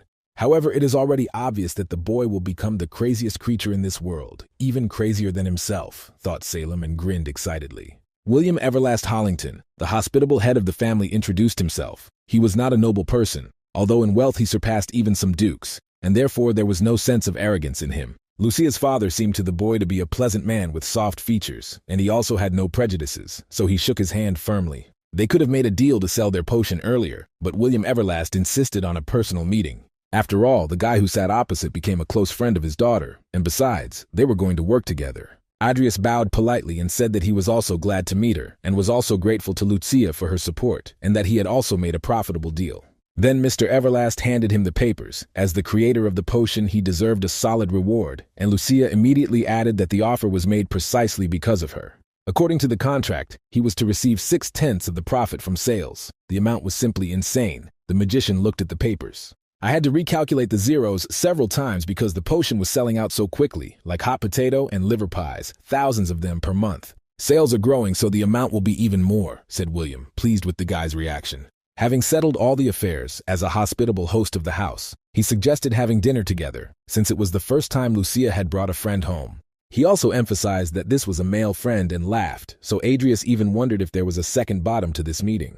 After a month, their potion became popular not only among warriors, but also among aristocrats. The Everlast brand even expanded production to meet the growing demand. They sold 2,000 pieces. Adrius was amazed that he was riding on a train. If he had known that he would get rich so quickly, he would have bought a tablet earlier, because it was a really convenient means of communication and reading news. But this was just one of the possible potions that he could create. It became so popular that the boy received many letters from aristocrats, and a fabulous sum of money had accumulated in his accounts. No aristocrat had ever received so much from land taxes. For half that amount, he could easily have bought the Cromwell estate, including all the taxes, the house in which they grew up. The conductor announced the train's imminent arrival at the National Cemetery, Hartwell Station. Adrius was returning to the place where it all began. He took his suitcase and headed for the exit. Now he had to return his ring. The sunset painted the sky the color of sakura petals, and the summer weather was calm when the boy came to the gravedigger's house. Sir Payman was waiting for him at the house, however. He was not alone. A tall man in a mask stood next to him. He hid his body under a cloak, but it was clear that this was not an ordinary person. The gravedigger invited them to come inside and have some tea, although he had never had any tea. Adrius became wary and couldn't help but wonder who the stranger was in front of him. A guarantor, Payman answered briefly. He is needed to avoid problems in the future, the gravedigger added vaguely. Despite the stranger's threatening appearance, Adrius still entered the house. From the wall they were met by the head of a deer, which Sir Payman's father had probably shot. They sat down at the table and the gravedigger even poured boiling water into poorly washed cups. There was no third chair, so the stranger stood between them, and a long sword appeared in his hands. It is obvious that the story about a simple guarantor is an obvious lie. A man in a mask with a sword could only vouch for his desire to commit robbery. And then Adrius began to estimate the strength of the parties. Paimon practiced necromancy, but he was hardly stronger than Sharon, so there was no need to fear him. On the other hand, in his storage lay an evolved Nickel, who was a master of aura, and only a master like him could handle him. Of course, aura masters are rare, but now the mage could not assess the stranger's skills. Paimon handed him a cup of tea that he had received at the meeting, saying that it was not bad. But the magician did not drink anything and immediately started talking about the ring. This wariness immediately caught the gravedigger's eye, and he hissed in disappointment. The corpse that the magician received for the ring was ordinary, but for the help he was ready to thank him with a generous reward Adrius offered him. The amount mentioned made Paimon's eyes widen, and then he grinned. The guy had become famous during the time they had not seen each other, and also generous, although he had always been a beggar and a rotten count. The young necromancer chuckled condescendingly. "The ring is one thing, but silence is worth more," said Paimon. He looked at the guy with a rat-like squint and grinned greedily with his mouth with missing teeth. A typical villain, sensing weakness, always demands more, instead of taking what is given and living peacefully on, Adrius thought fleetingly. But then it turned out that the greedy gravedigger didn't need money, but what the guy received at the meeting. Somehow, rumors reached him that the boy had grabbed a decent amount of money, and he just needed to share. The gravedigger's yellow eyes glanced at the suitcase he had come with. "That's an excellent suggestion," said Paimon, and he giggled disgustingly, almost drooling. Adrius took the tea and pretended to drink it to buy time.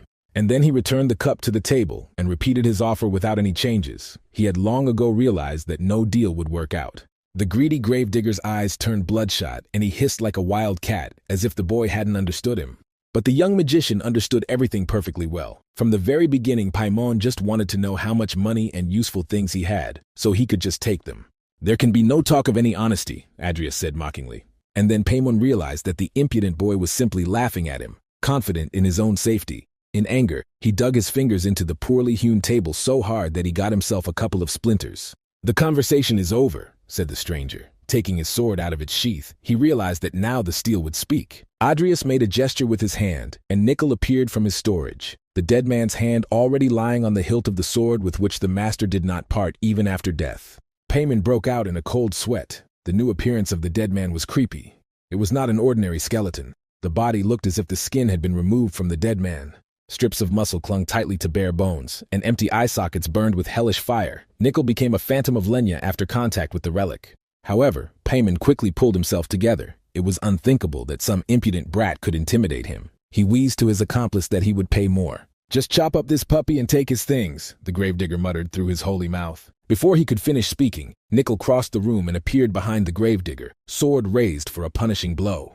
The steel struck like a hammer on an anvil and screeched, and then sparks began to fly. If it had not been for the masked stranger, the greedy undertaker would have lost his head.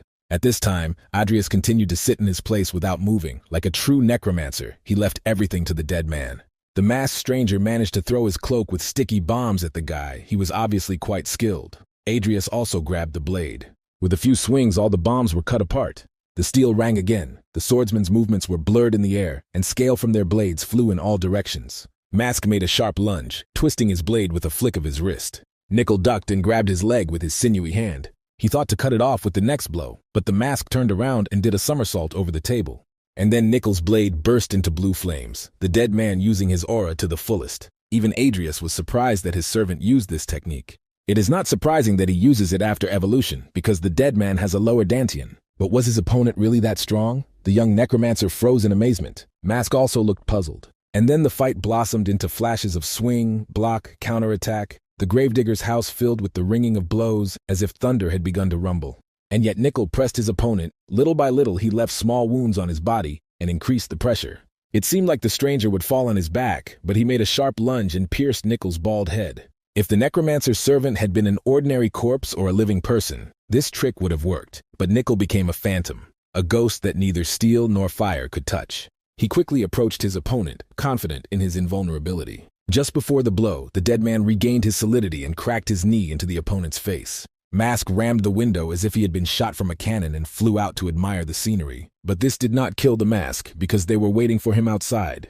Paimon summoned his dead servants who had captured the swordsman and asked Dan what he was doing. "If they want to make money, they have to give it their all," grumbled the gravedigger. The scoundrel managed to summon his undead while Adrius was busy, which complicated matters somewhat. Although Paimon was a third-rate villain, Adrius himself was hardly a great warrior. Moreover, the gravedigger quickly realized that Nickel could become a phantom. He thought the dead man was one of the bodies the guy had received at the meeting. And he called even more of his warriors, although they were ordinary skeletons. A whole squad gathered here. In addition, they were located in the middle of a cemetery, so the villain had no shortage of ready-made material.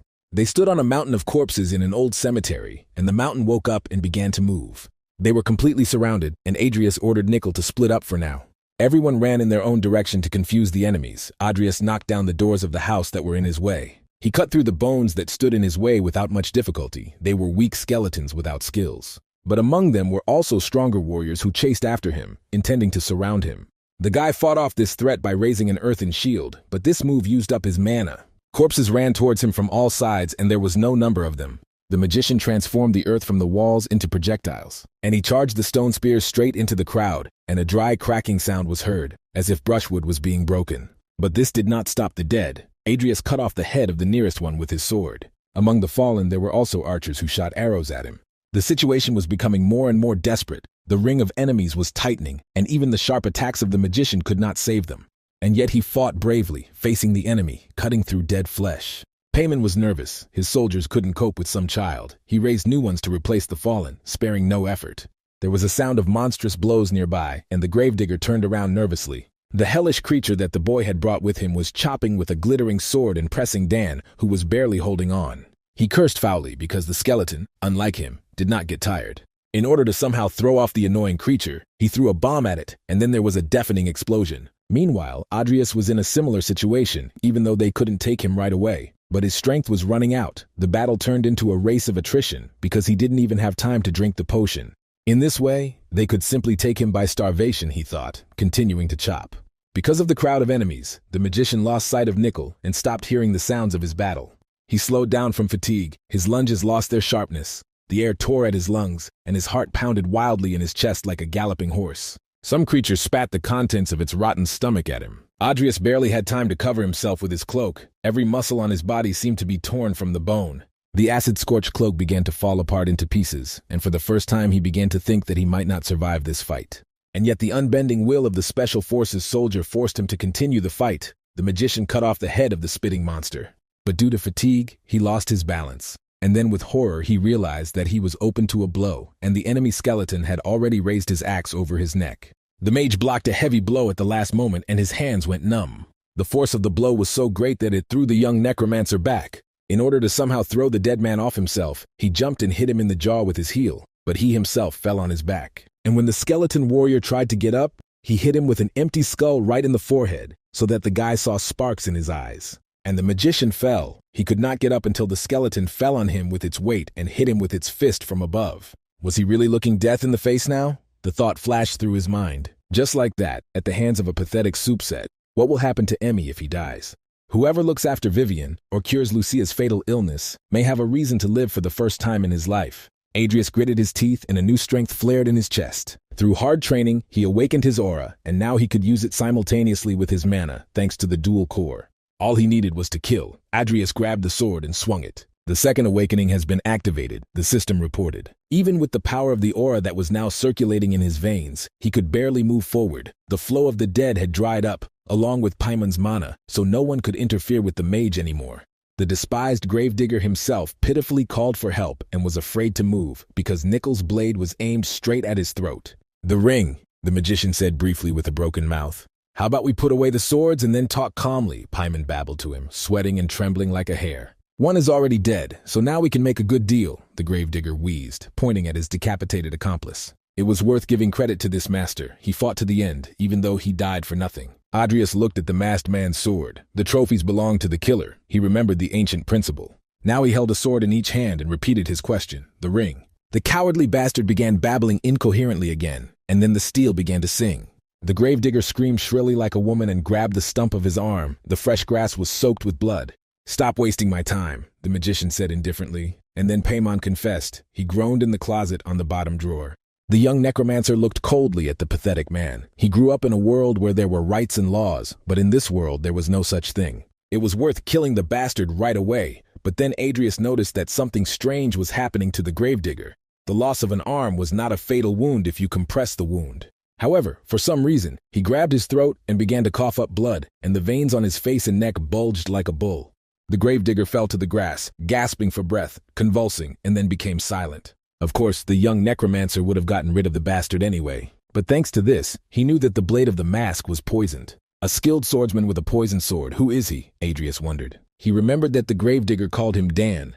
The magician reached for the mask of the mercenary who died for pennies. When he touched the object, the thick tentacles that were wrapped around the swordsman's head disappeared and revealed his face. Then Adrius tried it on. This mask not only covered the face, it also transformed the clothes of the one who wore it. Such a thing was very useful for a necromancer who could not use his powers without the risk of being discovered. Bloody Sword Dan, the guy who started the war in the game, remembered this character Adrius. He was later hired to kidnap the daughter of a northern barbarian chieftain, which led to a war with the Empire. According to the plot, the war will spread across the entire continent and will inevitably drag everyone into it, but for now, Adrius has at least delayed it. There were no regrets anyway. Bloody Dan was not one of those people who die of old age in their warm bed. The magician thanked him for the mask and the sword in his hands. They would definitely find a worthy use. Afterwards, he told Nickel to find the ring in the house, and he himself decided to clean up a little.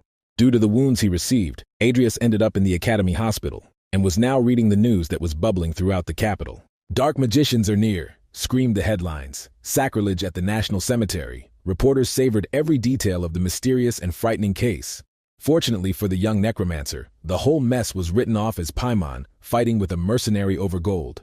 It was for the best. The main thing was that his connection with the gravedigger would not surface anywhere, the guy thought, and put the news aside to confirm the payment for the Cromwell estate. He thought about how happy Emmy would be when someone closed his eyes with warm and gentle childlike palms. "Guess who?" Lucia whispered quietly and hid, but even a minute later Adrius was holding on no better than a gravestone. "What a bore he is," Lucia said in a disappointed voice. She had heard that Adrius used to be quite the ladies' man and would hit on younger girls, but surprisingly, he didn't even try to be nice to her. She placed a basket of fruit on his hospital bed to show how insensitive he was when his charming younger sister came to visit. The guy smiled and said thank you. The eye patch was a bit of a hindrance to his vision, but it would be removed soon. Lucia dramatically mimicked his feigned seriousness. But still, behind all the jokes, she couldn't ask what happened to her precious partner. "I just overdid it during training," the guy replied, remembering his deceased sparring partners. "At this rate, he'll be dead before he finishes his training," Lucia told him worriedly, as the doors to the room abruptly opened under the hand of the emerald-haired swordswoman. Vivian burst inside so quickly that her fluffy curls fluttered in the wind. The magician was very surprised by her presence, because he hadn't really told anyone that he was in the hospital. But a gentle, worried expression appeared on the swordswoman's cold face, and her blue eyes, like a mountain lake, looked with anxiety. Without thinking twice, she fell onto his bed and hugged Mr. Fairy tightly. While the girl was running here, she imagined terrible pictures, but now she was just glad that he was alive. She was worried about him, the taciturn girl said quietly. Adrius didn't pull away and gently stroked her hair, saying that he was okay now. Lucia looked at her partner with suspicion. A week later, when his facial wounds were completely healed, the boy could meet his sister without causing her any additional worries. He hired a carriage, and they set off on their journey. The carriage itself was comfortable, even luxurious, because inside there was soft velvet and leather upholstery. Ordinary students could not afford such things, so Emmy was still worried. In addition, they were riding behind closed curtains, because her brother said it was necessary for a surprise. She agreed to all this only because her brother had returned their family ring and was now silently reading the book opposite. But all this made her too suspicious, because she had not expected anything from her good-for-nothing brother for a long time and wanted him to simply live without troubles. The coachman told them they were there, and Adrius slammed his book shut. "Where are they?" Emmy asked anxiously. Either from worry or from the closed windows of the carriage and the stuffiness, her graceful face became slightly flushed. The brother answered briefly that she would see everything herself as soon as she went outside, and then a familiar voice confirmed these words, but it came from the street. The old governess obligingly opened the carriage door, letting in fresh air and sunlight, and greeted her mistress with a smile on her face. Emmy exclaimed, unable to contain her feelings. Why was Lupin here? This woman raised her and her brother and was like a family member. But because of the Cromwell's debts, she had to look for another job, and now Adrius invited her to be together again. Emmy became even more worried than before. Even though she loved this old lady like her own mother, they could not afford to give her a decent living. She grabbed Lupin's rough and wrinkled palm and began to touchingly apologize to her for her stupid brother, the girl's cheeks blazing with shame. But then she finally turned her wide-open gray eyes outward. Not believing what she was seeing, she took one hesitant step. Her light summer dress of sand color quickly ran down like a waterfall, not hiding the girl's beautiful figure at all. The Cromwell estate, an old house of white burnt brick with a cheerful, slightly sun-bleached tiled roof, had not changed at all since they left it. The estate was called Apple Woods because of the wide gardens around the house. In the fall, they distilled cider and made jam from apples, and also baked holiday pies. This house smelled of childhood, and the very sight of it left a painful feeling in Emmy's chest. A wonderful picture of the past, when the father was still alive and their family lived happily. But now they lived in another world and could not even dream of returning here. Emmy looked at her brother with concern. Was this not another cruel trick? Because sometimes even bright memories can hurt someone who has lost everything. Adrius handed his sister an envelope with papers and told her to read them, and Lupin smiled confidently at her young mistress. So the girl took the papers and read them carefully. It was a document that certified the ownership of the estate and the surrounding lands. The Cromwell family was in possession of it again. Emmy couldn't believe her eyes. The fear of the worst sank its claws deep into her heart. He returned their house, but how was it possible that this money was obtained dishonestly? And Adrius, seeing her anxiety, took out a tablet from his bag.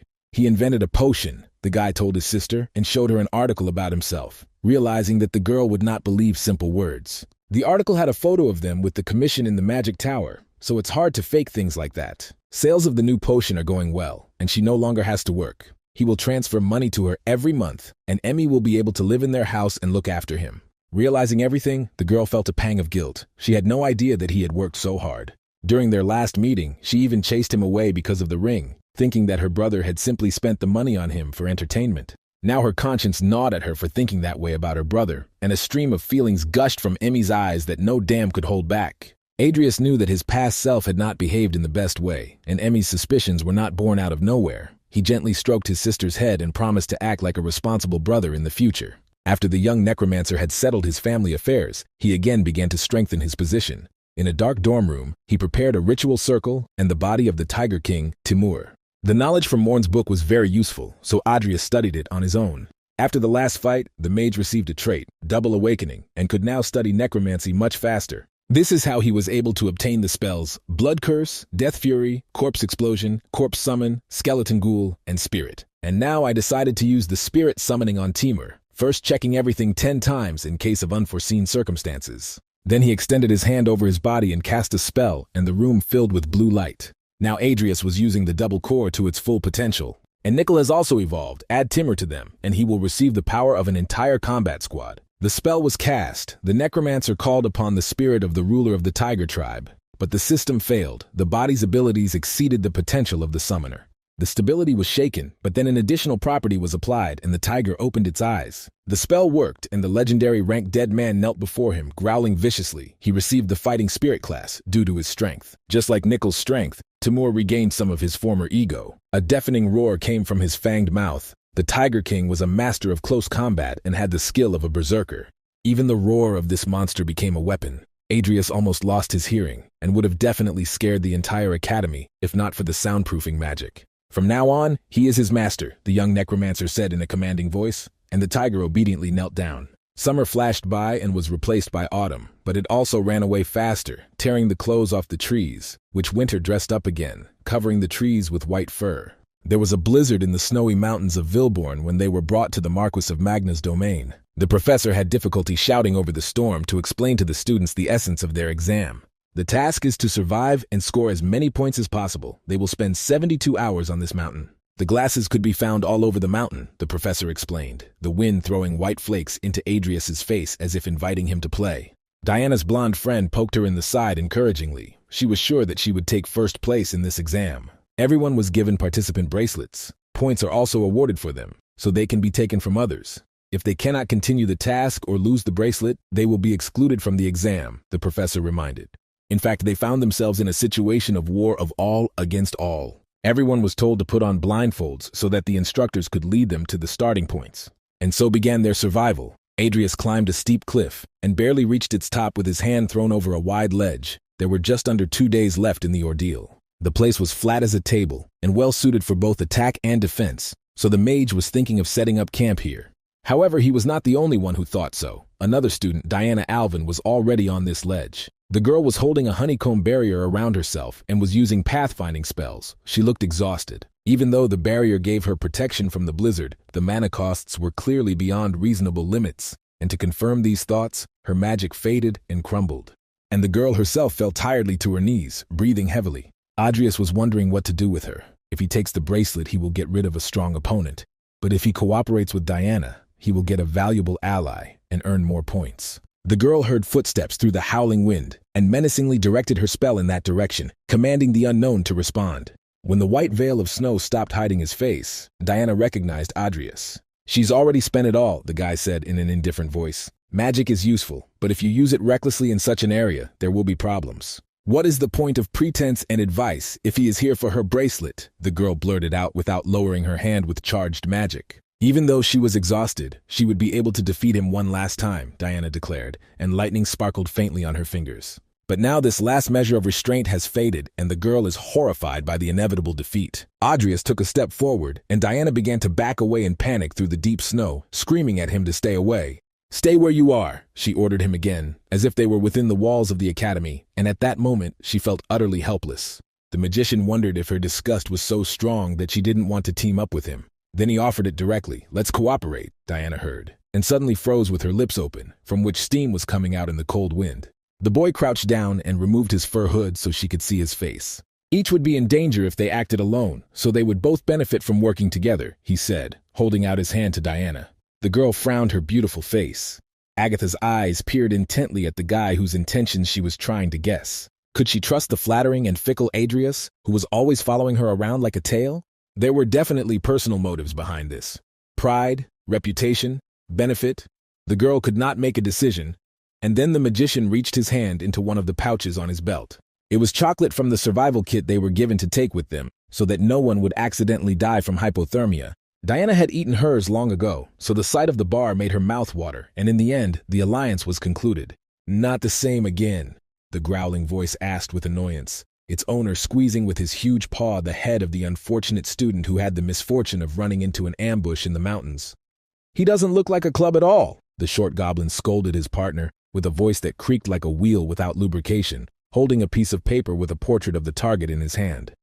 Weak eyesight, the thug justified himself and threw the victim aside, like a rag doll to other such students. "Green hair, green," the goblin creaked and demanded that his partner finally remember this. The weather was getting worse, and they were stuck on this mountain. But since they had signed up for this order, it had to be completed. But there were too many mice around. The thugs were indignant. The goblin spat contemptuously in the deceased's face, dissatisfied with his order.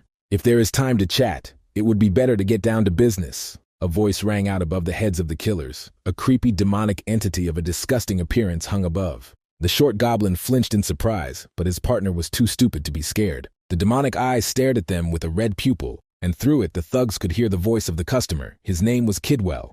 The thug entered the conversation and stated that he had made inquiries about the target. He didn't understand why they were sent after a small fry who was a student, and besides, he heard that Kidwell himself was also coming here. The eye told them to mind their own business and carry out Jester's orders. "Go and kill!" Kidwell ordered before he disappeared, and the thugs cursed him foully. They were terribly angry that someone was so brazenly giving orders to experienced killers. The shorty suggested taking a break and took out the sheath for his dagger. He had lost all desire to continue searching, but the big guy suggested following the trail until the scent was covered by snow. "If you kill students, sooner or later they will find their target here," said the thug.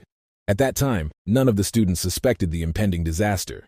"All these students will be their enemies in the future, so they still need to be killed," the big guy added, and the short goblin agreed with him, laughing. There was one thing that always cheered them up, and that was killing. All this time, Kidwell was spying on the thugs. He didn't expect anything from these stupid and bloodthirsty creatures. "The main thing is that they distract all attention to themselves," he thought, and began to monitor the preparations of his subordinate henchmen. Once they complete the magic circle, the bomb at the top of the mountain will be planted, and then the target that Mr. Jester is pursuing will be buried under the rubble.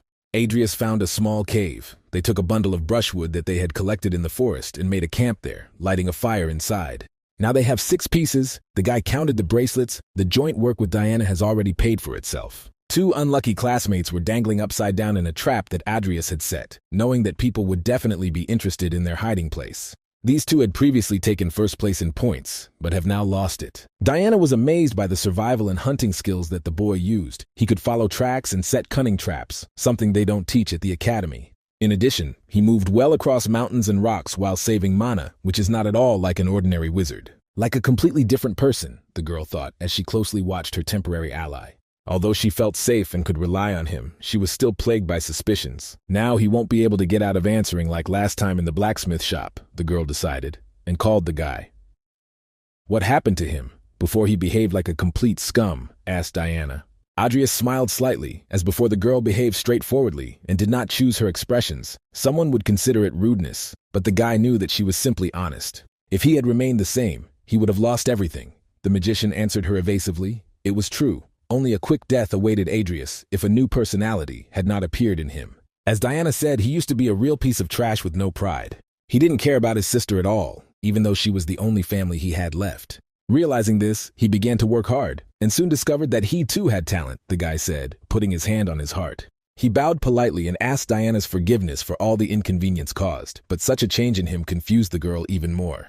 However, now her suspicions were replaced by burning interest, and she agreed to move forward together and take first place in the exam. But there will be only one winner, and that is her, the girl boldly declared to him.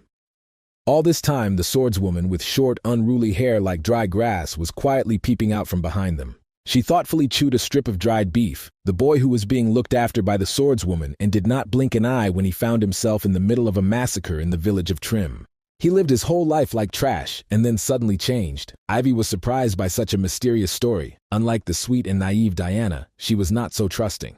Later, a couple of mages raced through the deep snow. Diana found it easier because her barrier was crushed by the loose fur of snowflakes, while Adrius coped with it thanks to his trained body. There were two ways to score points: take bracelets from others, or find a point on the map and capture it. They were rushing to one such point. The guy shouted over his shoulder to his partner to prepare for an attack, and then he sharply dodged the blow of a heavy axe that raised a geyser of snow dust all around. Both students stopped running when an armed thug appeared in their path. A short goblin appeared next to him, dancing with a crooked knife in his hands. His eyes were truly decorative. He chuckled to his partner who had missed. Adrius studied his unexpected opponents carefully and remained on guard. Diana, covering herself with her barrier, rushed towards the guy until unknown individuals separated them. The girl asked him if he was okay, and the guy nodded. Another team of students were not so lucky. Some of them were still groaning. Diana was horrified by this sight. It was the first time she had seen carnage, blood, and wounded people. "Great news, Mantos," the short goblin creaked happily, turning to the big guy. "Green hair," he said, checking the leaflet. They found their target. Diana glanced nervously at Adrius, realizing that the killers had come for him. "How do they know him?" the guy asked them boldly as the thugs moved towards him. They grinned bloodthirstily and invited the boy to come over for a closer acquaintance. The short goblin suggested that they sort things out quickly and get out of there. And then the magician suggested that the gentlemen talk in a secluded place without unnecessary witnesses. Diana was alarmed by such a decision. The guy must have gone crazy. She thought they would fight together. Some students were still showing signs of life and could be saved. Adrius asked to take care of this until the instructors arrived. It sounded like madness, and Diana wanted to object, but the guy declared that he was confident of his victory and resolutely went forward. The green shorty, hearing this bravado, laughed disgustingly, as if a wheel creaked. "What a fool," he said, sticking out his long tongue. This arrangement suited the thugs quite well, who had already had enough fun and did not want to get caught by experienced masters. So they agreed to go with the guy, feeling so carefree that they walked next to each other, like friends. Diana watched with alarm in her heart as the guy disappeared into the gorge.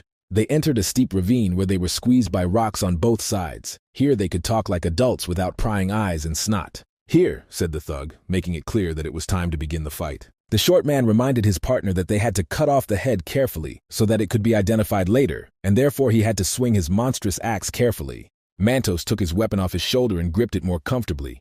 In the hands of the brute, it looked like a toy. "Let's see what kind of stuff he's made of," said the big guy, and swung like a lumberjack at a pine tree. Adrius stepped easily to the side and a heavy blow fell into the ground.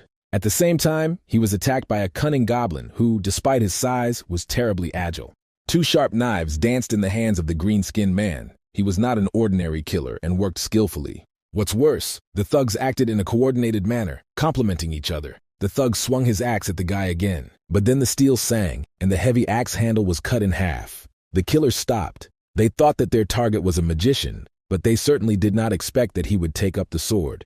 Mantos and Glue. Adrius called their names as he returned the weapons to their sheaths and ordered the gentleman to cast aside the prejudice that mages could not use swords. The goblin cursed foully. He generally spoke with the help of curses, but this time he outdid himself. And how did the boy know their names? Adrius promised to tell them if they named their employer, and a spell appeared in his hand. The thugs had already seen such magic and immediately realized that the boy was not so simple. Timur and Nickel appeared from the spatial storage. With their help, the conversation should go more cheerfully, the guy said and grinned. Kidwell is a dirty scumbag, the goblin cursed again. They already realized that they had been set up. Mantos took out his brass knuckles and clanked them loudly. Gauntlets, the magician carefully studied the unusual weapon and came up with a great idea. Turning to Nickel, he told him to wait for now. He told his undead servants to kill anyone who tried to escape, earning the puzzled looks of the thugs. The little impudent fellow again rewarded the guy with a stream of curses, the short goblin. The brute Mantos attacked first, each of his fists more like a sledgehammer and capable of smashing a skull with one blow. When he was still Kim Hwan, he had to learn the basics of hand-to-hand combat, so he considered this a great opportunity to brush up on his skills. Using his palms and the right timing, Adrius parried the brute's attack and sent it crashing into the ground. And then he kicked him in the temple with all his might, as if a horse had kicked with its hoof, and fragments of teeth rained down, and Mantos's heavy head swung on his thick neck. Glue didn't hesitate, and stabbed the guy with a knife, until he regained his balance after the blow and was open. The battle turned into a frenzy. But just because Adrius was confident in his skills, he knocked the dagger out of the goblin's hands with the edge of his palm. And with a sharp jerk he borrowed the lost knife. With the next blow, the guy forced the goblin to press himself to the ground. Fortunately, his short height contributed to this. A high-speed knife fight broke out between them. But this was not the first time for the former Special Forces soldier. And the thug was trying to calm the noise in his head. And yet the soldier's techniques were better. They were simpler, more practical, and faster. Adrius's knife slid along the goblin's forearm. He could no longer defend himself, and the boy's dagger left an eloquent signature on Glue's body. The magician kicked the shorty and sent him flying. He dealt with both of them single-handedly without any support. And then he turned his gaze to the thug, who shuddered cowardly. He was wheezing through a broken nose and holding the left side of his face. Is he really giving up? The magician thought with disappointment. His servants did not even have the opportunity to take part in the fun. Reproach seemed to flash across their dead faces. Meanwhile, Diana waited for reinforcements. They treated the wounded as best they could and covered the dead. She wanted to follow her partner. But the academy teacher warned the girl, even though they knew that she was the strongest in the class. An image of the selfless guy who stayed with the thugs flashed through her mind. The duty and pride of an aristocrat pushed her to the point that she could not sit still while others were in danger. The swordswoman agreed this time and said that they would follow her as soon as they secured all the wounded.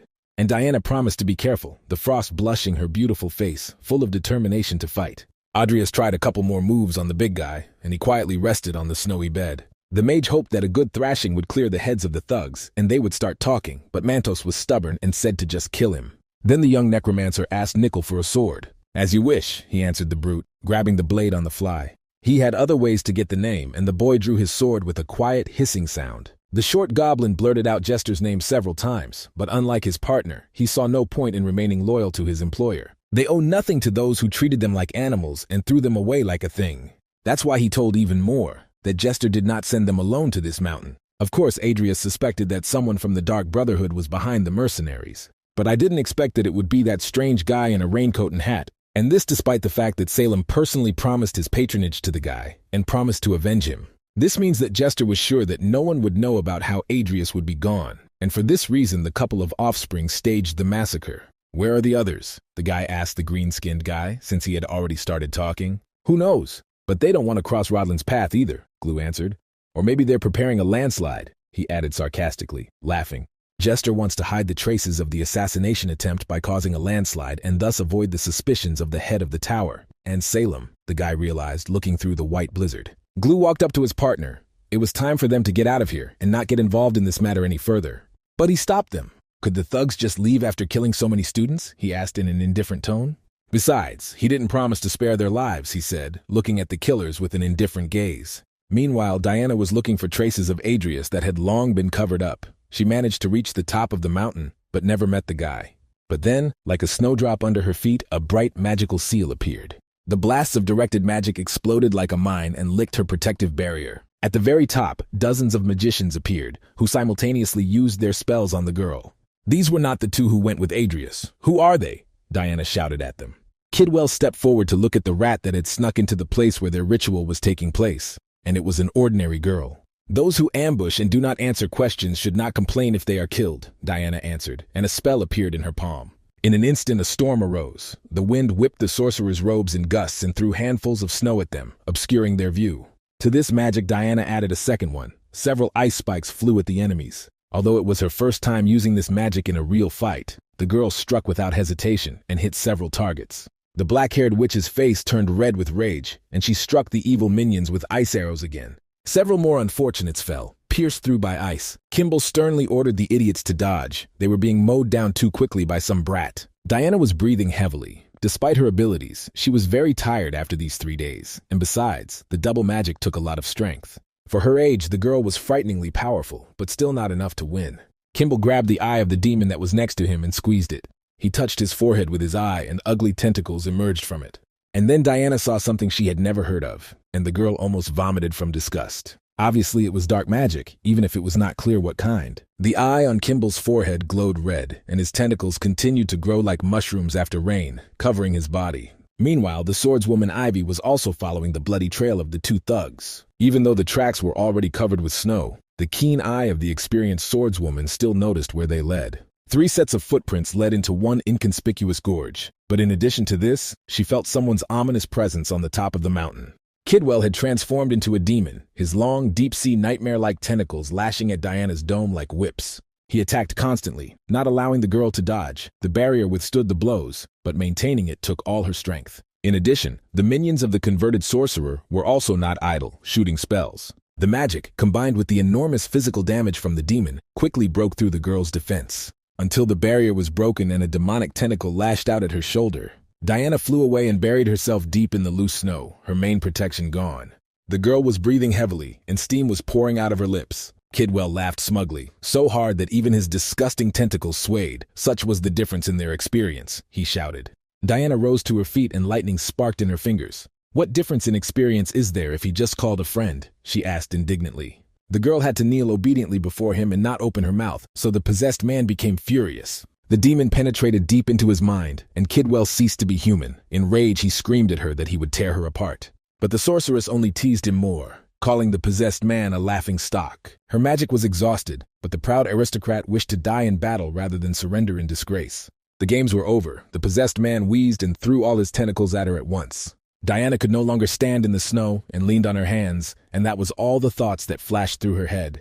But instead of pain and a blow, she heard the whistle of a sword. An unknown warrior stood in front of her and the monster, and deftly cut the slippery whips. The girl raised her astonished gaze to the stranger, red juice flowing from her nose, a sure sign of mana depletion. "Who is he?" the sorceress asked her savior in a weak voice. "The mercenary hired by the Rodland Academy," the man in the cloak and strange mask answered. "He ordered to leave everything to him and run away." Could some mercenary from nowhere possibly cope with everything here? Only a madman would think so. Diana was surprised and wiped her nose. But the stranger responded that the opponents did not need him. In front of witnesses, Adrius could not use Nickel and Timur. "There will soon be a landslide on the mountain, so we need to leave as quickly as possible," he told Diana.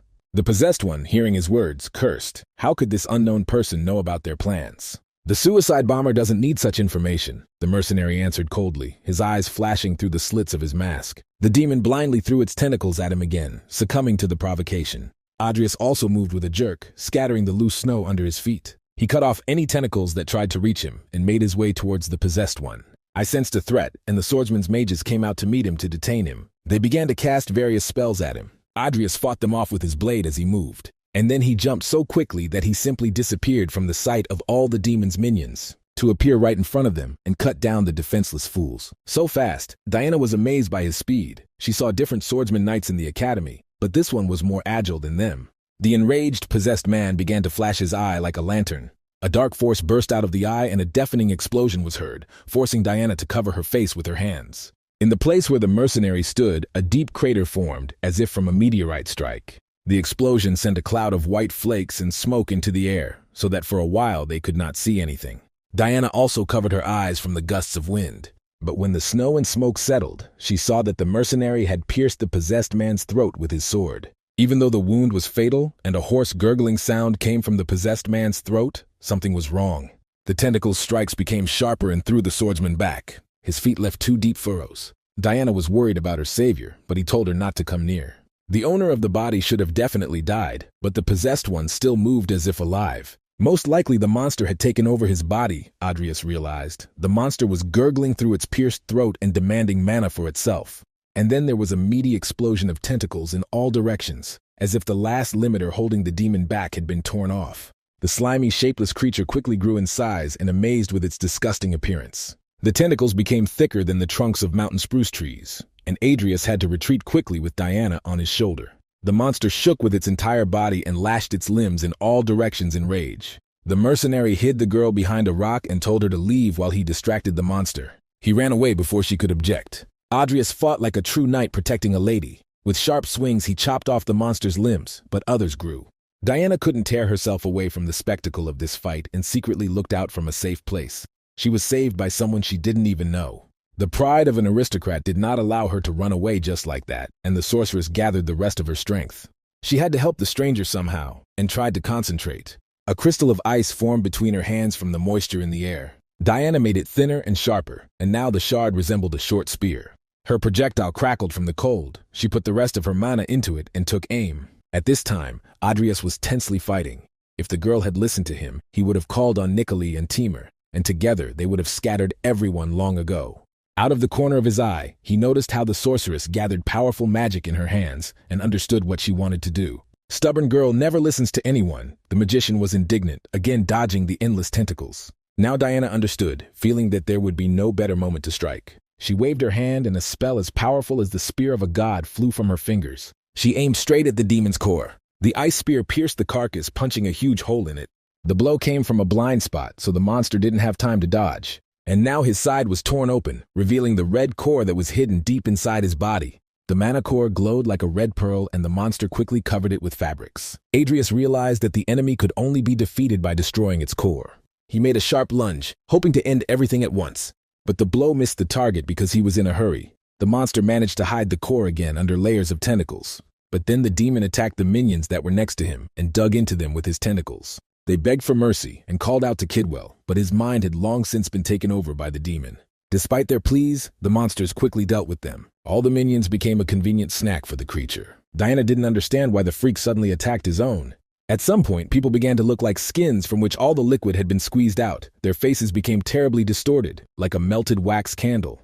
The vile creature sucked out their insides and mana. The monster swelled from the abundant food, and the mountain was filled with its loud scream. Now the monster has grown even larger. Its skin has become denser, and it is covered in bumps. He was already a problem for Adrius, who only used a sword, and now even more so. But then he felt magic on himself. His body and sword were enveloped in an ice shield. Also added to this spell was an increase in sharpness and an acceleration of walking. Adrius looked at the stubborn girl who again fell to her knees without strength. She spent all her mana, taking even more than she had, to cast these spells. The mercenary told Diana to just run already and not waste her strength. The monster in front of him grew into a monster taller than a fir tree, and its tentacles bubbled like a geyser. The magician rushed forward. Now he was as light as a forest elf. The monster noticed his movement and bulged its only eye at the enemy. The lumpy growths on the demon's body swelled and exploded. Sharp fragments flew at Adrius, and he had to deflect them with his sword. But there was no end to the attacks, and then a tentacle as thick as a tree trunk struck him.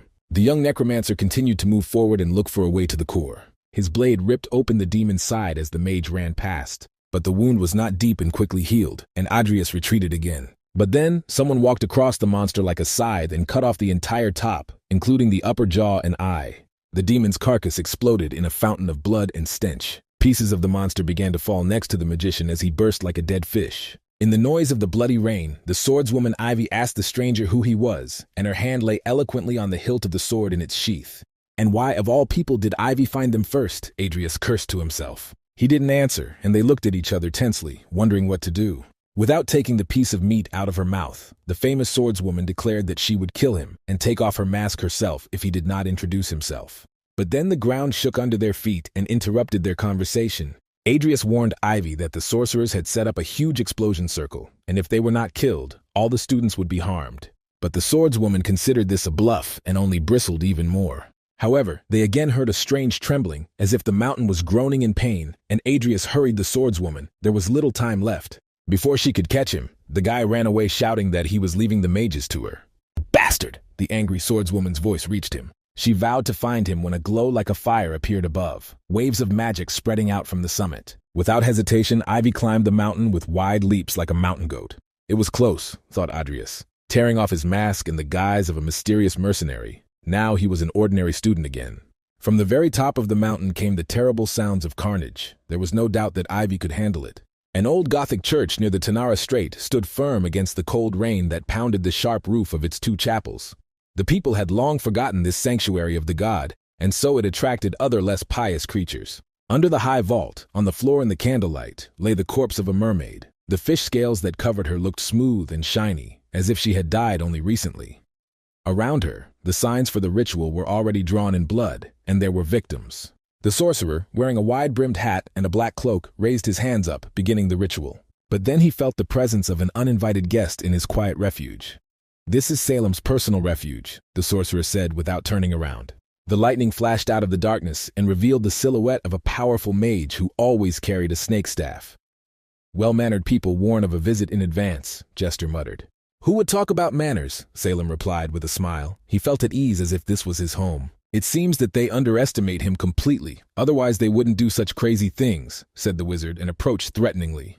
"What are you talking about?" Jester asked indifferently, finally looking at his interlocutor with burning eyes. "Just don't play dumb," Salem roared impatiently, and power began to flow through his bestial hands. He offered to help with the cremation, in case the dark sorcerer grew tired of his long life, the green light of his magic filling the room. Jester bristled as well, and a paw appeared from under his cloak. Looking sullenly at the uninvited guest, he asked Salem what he wanted. But here the wizard seemed to change his anger to mercy. After a mutual demonstration of force, they could come to an agreement, and on this occasion, it would not be a sin to uncork a bottle of fragrant brandy of good aging to warm up in rainy weather.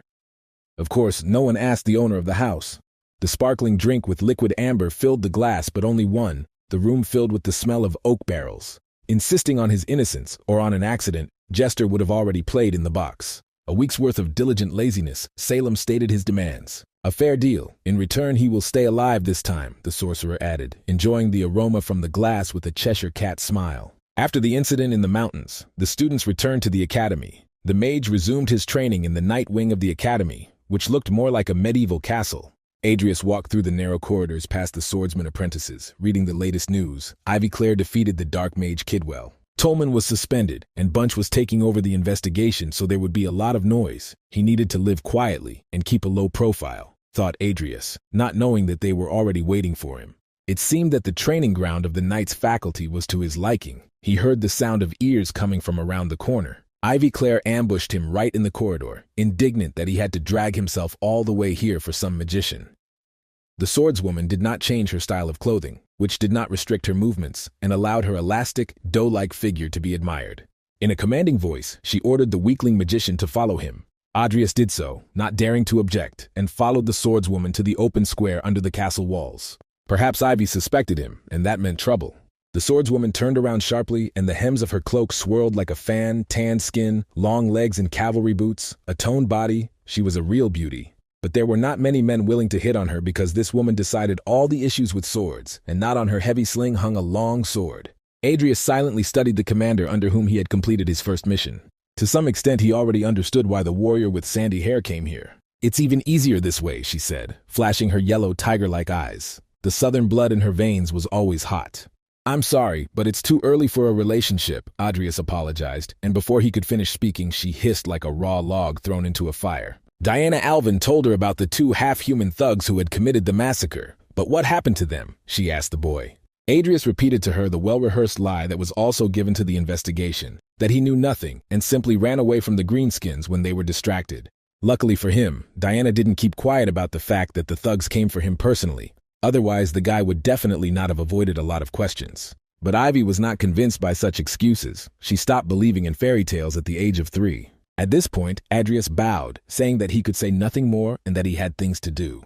At that very second, Ivy decided to fix his hair and almost cut it below the neck. Fortunately, the magician managed to bend down. As if that wasn't enough, the warrior swung her sword from above like a club. She didn't even pull it out of its sheath, but that was enough to smash the mage's skull. Adrius stepped aside from the line of attack and struck out, their blades singing loudly and rushing out even in their sheaths. Even though the mage was skilled with the sword and even parried her movement, he lacked the power and was thrown back by brute force. The bony bookworm was able to block the blow of the senior professor of the knightly faculty. She grinned not badly and bit into a strip of dried beef. His hand was still buzzing from her blow, and the blade in its broken sheath was vibrating. Although he had simply blocked the blow, the magician was amazed. Ivy's suspicions only grew. "Does he look like a dark magician?" Adrius asked her directly. And at this time, another involuntary listener appeared in their argument, who hid behind a stone arch. Vivian pressed her hands to her chest. She worried that Mr. Fairy was really suspected of being a dark magician. He acts too suspiciously when he encounters dark mages. Even in the village of Trim, he was able to break the sealing spell. Even though the voice was very different, the build was the same, Ivy thought as soon as the mage pulled it off. It turns out that he lied to the investigators, Adria said, and Ivy shouted exactly that. Besides, there was another oddity. Vivian had changed after the midterm exams, which meant he had done something to her. The swordswoman looked at him menacingly with her amber eyes. Hearing her name, the girl pricked up her ears and a fire flared up on her face. Adrius was silent for a while and then said that he simply saved the girl. Vivian's eyes widened as the mage confirmed what she had already suspected. He entered the barrier and saved her, that's all, the young necromancer honestly admitted, not knowing that he was being heard. The heart of the lovely girl with emerald curls was beating wildly in her chest. After all, Mr. Fairy really did save her. But then the professor's loud cry distracted her from her warm memories. Enough of this nonsense. She was already quite tired of omissions and lies, so she bared her gray blade, which now winked brightly at the magician. Such a non-entity could not enter and exit the dark magician's barrier calmly, the swordswoman insisted. But then a third party intervened in their dispute. It's true, the girl firmly objected. Turning around, they saw Vivian, who had been hiding behind the arch before, and now stood up for the guy. For a moment, Ivy hesitated whether to leave the guy alone or shake him like a punching bag, or maybe even cut him down with a sword. The steel fang also bared its teeth hungrily at his thin neck. But still, the swordswoman returned it to its sheath in one movement, although she was dissatisfied and could do nothing. The professor nudged him with her shoulder, promised to keep a close eye on him and left. Left alone with Vivian, Adrius politely thanked the girl, and she again called him Mr. Fairy. As always, she hid her true thoughts in a quiet, deep pool, but now the cute swordswoman looked pleased because she knew the truth for sure. Emmy Cromwell sat in her office at a desk that was groaning under a mountain of papers, invoices, bills, work estimates. A lot of work was needed to bring the estate back to life. After all, for a long time, everything here was in disrepair. The gardens were overgrown, the lands were not cultivated, and the house itself was gathering dust and seemed to be moping from separation from its owners. A lot needed replacing. The girl was torn away from her work by the governess Lupin. She came to report that the cleaning of the house was finished and brought the mistress some aromatic coffee. Emmy praised her for her hard work, because over the years of neglect, the dust had settled in a layer as thick as a finger. Lupin set down a plate of cappuccino and a luxurious cake covered in chocolate icing, fresh strawberries, and whipped cream. She told the lady that only the former head's office remained. No one had entered it, thinking that Emmy herself should take a look at it first. The girl agreed. She had been thinking about it for a long time but had not made up her mind, busying herself with other things. That's why she headed to the office right now. The appearance of young Miss Cromwell was transformed, and now she looked more like a titled person. At home she wore a comfortable, tight-fitting business suit and strict breeches, but they only emphasized her natural charm. And so the girl froze in front of her father's office. In her path was a heavy carved door made of bog oak. When she was little, she was often scolded for not running into this room when she and her brother played hide and seek. Memories came flooding back as if they were the air that filled everything around. Taking a deep breath, the girl opened the doors. Surprisingly, the hinges didn't even creak, as if time hadn't touched them.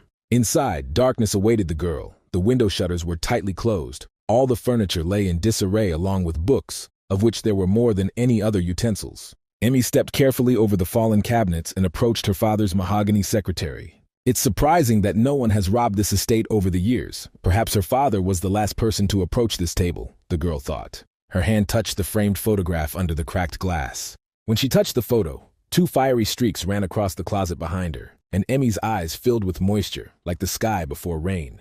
The train raced like a long snake through the Welton lands. Was it not rather unwise for a powerful wizard to act in such a way? Adrius asked his companion. For the best dark mage on the continent to show himself so easily in public in broad daylight, the guy added. And Salem, who was sitting opposite him, snorted in displeasure, his head covered by a hood, but hardly anyone did not notice the black seals on his hands. Just think, the kid was being cheeky to him, although Salem himself came to him with advice and a lesson, because the rascal is too weak and therefore many are hunting him. However, pleasantries could be left for later. The wizard ignored the guy and got straight to the point. He asked the brat if he knew that the mana gathered in his heart and the one that accumulated in his lower abdomen were the same. Adrius knew about it. In theory, it was possible to use both of them, but ordinary people could only develop one clot. Having thrown away unnecessary explanations, Salem, without false modesty, considered himself a great master and promised to teach the boy his method of energy transfusion. 10 minutes later, Adrius began a short practice to test everything. The method allowed him to exchange power from one core to another using breath control. The mana of the heart could be transformed into an aura, and vice versa. And all this instantly. The guy was amazed. Salem Edita made an incredible discovery and indeed gave a generous gift. After observing the impudent boy Cromwell for a while, he was convinced that he had understood the essence correctly, which meant that he just needed more practice. The wizard was about to go out the window right on the go, but Adrius wanted to find out something else and delayed him. He asked him what he knew about his father and the Cromwell house. Kane was Morn's student, Salem said casually. The most powerful necromancer of the gathering, the teacher of his late father, and now his too, remembered Adrius about Morn's gift. Explaining everything is too boring. He must find out the details himself, Salem grumbled, his voice drowned out by the gust of headwind from the window. What he said raised even more questions in the young magician, but Salem had already fluttered out the window like a bird. Kane Cromwell was a dark mage. Neither in the game nor in this reincarnation did Adrius even suspect this. And the train continued on to his native province, where the Apple Forest estate was located. With the return of the Cromwell family, the house seemed to have shaken off its melancholy. Adrius noticed that the tiles had been renewed here and there, and the rotten rafters had been repaired. Inside, everything was even better than when they were children. The walls were clean and fresh again. Lupin had done a great job, praised Emmy the governess. Memories of his past ego washed over Adrius, and he looked around in amazement. And then they entered their father's office. It stopped looking like a dirty closet. After the sister cleaned it up, she threw out the old cabinets, bought new ones, and returned all the books to them. The girl saved everything important, and Adrius praised her for her good work. Now the place could be used again. "Ta-da!" exclaimed cutie Emmy, grabbing their family photo from the table and showing it to her brother. There they were all together, their loving mother and their father full of secrets. Adrius had mixed feelings. He didn't really have a family, but he always wanted to have one. He felt a deep nostalgia, but these were still someone else's memories. But then, as soon as his hand touched the photograph, it flashed with a bright light. And then the bookshelf behind my father's secretary slid to the side, revealing a narrow passage. A stream of air immediately burst out from there, as if it was tired of being locked in as a prisoner. Touching the photograph activated the magic circle and opened a secret door, Adrius realized. Since this frame was activated only by the touch of the two of them, it means that inside is Kane's legacy, or his will. First, it was worth going inside and checking everything. There could be something incredible inside. Adrius told his sister to wait in the office, and he decided to check everything, although Emmy tried to object. But he insisted the girl might not be able to handle such magic. She didn't need to know what their father was doing. And then the sister puffed out her tender cheeks in displeasure, but agreed with her brother. She asked him to be careful and closed the office doors behind her. A feeling of evil overcame him as soon as he stepped onto the long staircase that led to the deep basement. An object of dark magic, he felt exactly the same feeling from the page of laziness. Magic lit torches along the wide corridor that was supported by 2 rows of columns, and at its end, a light was also burning. At the end of the corridor, in a round room, Adrius saw a tree from which an ominous crimson aura emanated. The clearing around the tree was covered with flowers, like a summer grassy meadow. But without the buzzing of bees and the song of the wind, it seemed artificial in a deep dungeon. The magician recognized many of these flowers. They were often used in various potions. The system helpfully told him that this is the tree of purest original sin that bears fruit. It is part of the code. The young necromancer was surprised, looking again at the twisted, bumpy trunk and dark leaves of the peach. Never before had Adrius encountered anything like this, either in this life or the past. On one of the branches, he noticed a scroll of parchment hanging neatly tied. This letter was possibly left by Kane himself, so the guy carefully untied it and began to read. And then he felt a familiar feeling. The magic circle of delayed magic worked. The parchment in Adrius's hands began to decompose as if it were burning without a flame. The world around disappeared and a figure appeared behind. Someone stroked his unruly green hair with a leather-gloved hand. It was Kane's memories that included the peach pit. Kane accepted it and bowed politely to the old necromancer Morn. The seed was planted in a pot, and it immediately produced a quick green sprout. The sprout emitted a red glow and grew quickly under his supervision. Morn grinned greedily in anticipation of success, and the tower's leader, Bart Alvin, looked worried. Then a memory flashed of Kane holding his wife in his arms, blood flowing from a wound in her stomach and a dagger lying nearby. The shadow of Morn that hangs over the children of Kane. Kane, who left his will and cast a magic circle on a family photo. Adrius realized what had happened. Contrary to popular belief, the Empire and the Dark Magicians were in cahoots. As Salem said, the Emperor left Kane at the mercy of Morn. His father studied dark magic and raised the original sin. Immediately after this, the person became unnecessary and was simply thrown away like trash. The strange death of his wife, a mysterious illness, the decline of the family, Kane soon realized that the Emperor was behind it all. So he decided to take revenge and hid the original sin in a place where only Adrius and his sister could find it. Did he get a good look at the memories his father left him? A voice asked from behind him. He turned around and saw the speaker looking like Cain. The man knew his real name, Kim Hwan, and his eyes were bloodshot. Adrius poked the stranger with his sword and asked him who he was. The stranger with Cain's face sighed in disappointment. He thought the guy was a gambler and would quickly figure it out. And then Adrius recognized his voice. The same phone conversation when the game developer called him before sending him to the world of sin. "Developer," the guy said briefly without removing his blade. "And how is the world of sin to him? A stunning fantasy world, isn't it?" The man laughed, and his voice made you shiver. "Why is all this?" asked the player. "No particular reason. I just wanted someone to beat the game," the fake Cain replied, touching the tip with his fingers. The tree seemed to hear their conversation and began to glow more brightly. "Complete the game." Adrius repeated the developer's words in surprise. "Nothing complicated," he added. After all, he had already seen the destruction of this world many times while playing as Lewis, Lucia, or Diana, but they all ended up in the apocalypse ending.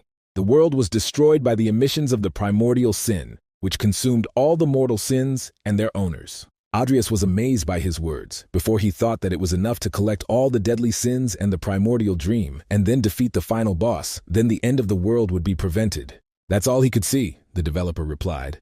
"As long as the consciousness of the original sin exists, the world is destined to be destroyed, and to prevent this, Adrius must fully master it. To possess the primordial sin, and only Cain's flesh and blood could do it," the developer said. And the system said the tree required his blood to seal the contract. The first sin smelled it, the false Cain grinned. Adrius may have been a useless piece of trash before, but only a few people can enter this room before the first fruit ripens. And this guy is one of them. The young necromancer thought about these words. 6 months after the emergence of consciousness, the primary sin will go beyond these lands, and after that, it will find its bearer. Now the magician understood why he was reborn as this seemingly most inconspicuous and stupid character, and all because only he and Emmy could gain access to the original sin. The whole plot of the world ran through his fate like a red thread. But what does he want? Adrius asked the developer. Everything was simple, false Cain answered. He must make a pact and become the bearer of the original sin, and then feed him all the other sins and pacify him. It was easy to say. The guy was indignant. If something went wrong, the tree would swallow him up, but this was the only way out. If everything works out, he will survive and get the whole world. The developer apologized for moving him without asking and gave this task, but still expected that it would be completed. He crumbled into pixels, as if someone turned on a noise generator. When the developer disappeared, the real Cain returned in his place, telling his son that he believed in him. He would certainly cope, and he must look after Emmy, his father said. Even though the real Adrius had long since fallen asleep, these words made his heart beat faster. And then Cain's image melted into a yellow haze. Now the young magician was faced with a choice: save the world or let everything go down the drain. Adrius removed his glove and the blade gratefully bit his open palm. The sword left a long furrow behind it as the mage pulled it back. This wasn't one of those stories about reincarnation from the other world, and although he didn't like working for free, there was no other way out, and therefore he had to come to terms with it, the guy realized. He placed his hand on the dark trunk of the peach tree and stained the tree with his blood. The ominous aura flared up as if someone had added fuel to the fire. The code of the apocalypse, the purest sin, settled in his body and recognized him as its master, the system reported. Mana regeneration has been increased by 1.5 times. Its properties will be changed over time. Gradually, the element of mana will become darker. The more sins are collected, the more power and ability it will gain, the system said. The image of the tree melted away like smoke. Cain Cromwell is the father of the other half of his soul. You can leave Emmy and the Cromwell family to him, Adrius said mentally to his father. After all, the tree disappeared into a golden haze, leaving only a grassy meadow. He swore to avenge his adopted father so that he could rest in peace. Morn stood in front of the window, polishing the blade of his sword. They haven't found the original sin yet, he asked his servant. Viscount Lamar Velaton trembled with every movement of the dark sorcerer, and sweat appeared on his face. He was in charge of Morn's reconnaissance, and could only babble out ridiculous excuses. There was no point in this conversation at all, because if they had found a sin, they would have immediately brought it here. How can the head of intelligence be so useless? The sorcerer shouted, and turned around sharply, so that the hem of his warm robe fell open. Morn understood that most likely Cain entrusted the sin to his heirs, and sooner or later the sorcerer would make a deal with one of them, and after that, he would learn even more. As long as he had only young Cromwell, there was no need for them to hurry now, so he promised the Viscount a little more time. Veltman bowed low enough to reach Morn's boots and thanked the sorcerer whose blade gleamed poisonously. And then he added that surveillance should begin with mortal sins. He also reminded them of the cult of Jeffir, who possessed the sin to summon the god. The head of intelligence confirmed the sorcerer's fears. They noticed a suspicious gathering of fanatics, which meant the call was near. Meanwhile, in the deep dungeons of the capital, people were creeping like rats, dragging heavy boxes on their backs, under the supervision of a strange man in a wide-brimmed purple hat. The old building of the Colosseum kept silence in the empty stands, because it was deep night, but in its corridors there was a strange rustling. The city was built on top of another, so the network of its collectors was wide and intricate. The henchman reported to Mr. Pyatt that all the passages had been checked. They knew how many people were guarding, and they had found all the rooms under the arena. It may take a lot of sacrifice to summon Lord Jeffir, Pyatt said, and praised the servant for his good work, promising to reward him generously. But the sight of him alone made him shudder and wanted to say goodbye to dinner. The henchman bowed politely, but said nothing, afraid to give himself away with the nervous gurgling of his stomach. Since Heisel had left the academy and wandered around a lot, his face had become gray and cracked. Pyatt bent over. This psycho was wearing only underwear, long cavalry boots and a cloak with a hat. He offered a close acquaintance with himself as a reward, but the fanatic wisely refused. For this task, the cultist recruited his disciples from the academy. The precious children were the most devoted believers. Pyatt smiled with thin lips painted purple lipstick in happiness. Recalling the academy, he asked the novice if he had recruited the potential candidate he had spoken of. Heisel realized that they were talking about Vivienne. The cold and charming swordswoman looked at him with disdain as they talked. The girl said that she had found her spiritual foundation, so Heisel had to leave empty-handed. Pyatt shrugged his shoulders in disappointment, but it couldn't be helped, he said. He told the fanatic to deal with everything on his own, since he had other important things to do. Adrius studied the status window. A week had passed since he returned to the academy to his features, dual core, evolution, enlightenment. Now original sin was added. He was worried that the original sin would cause him problems, make its bearer noticeable, but fortunately, this did not happen. Knowing the Cromwell family secret, Adrius was even more worried about his sister. He went to the window and let the light and the rebellious wind into the room. If it weren't for the upcoming events at the academy, the magician would have stayed with Emmy, but he had to return. His dorm room had a beautiful view of the Imperial Colosseum. On one of the last days of the duel festival, the cult of Jeffir will sabotage the arena. And who knows how many people will die in this ridiculous attempt to summon an evil god. Adrius decided to get rid of the fanatics before the disaster touches the rest. To complete the game, you need to protect the game characters. Perhaps this will bring him unexpected benefits. If the cult of Jeffir had other chapters of the Codex, it was worth investigating. Now that he had inherited the original sin, the young necromancer had a lot to do. From the depths of the subspace, he summoned his teacher and servant. Adrius ordered Nickel to continue their training and education.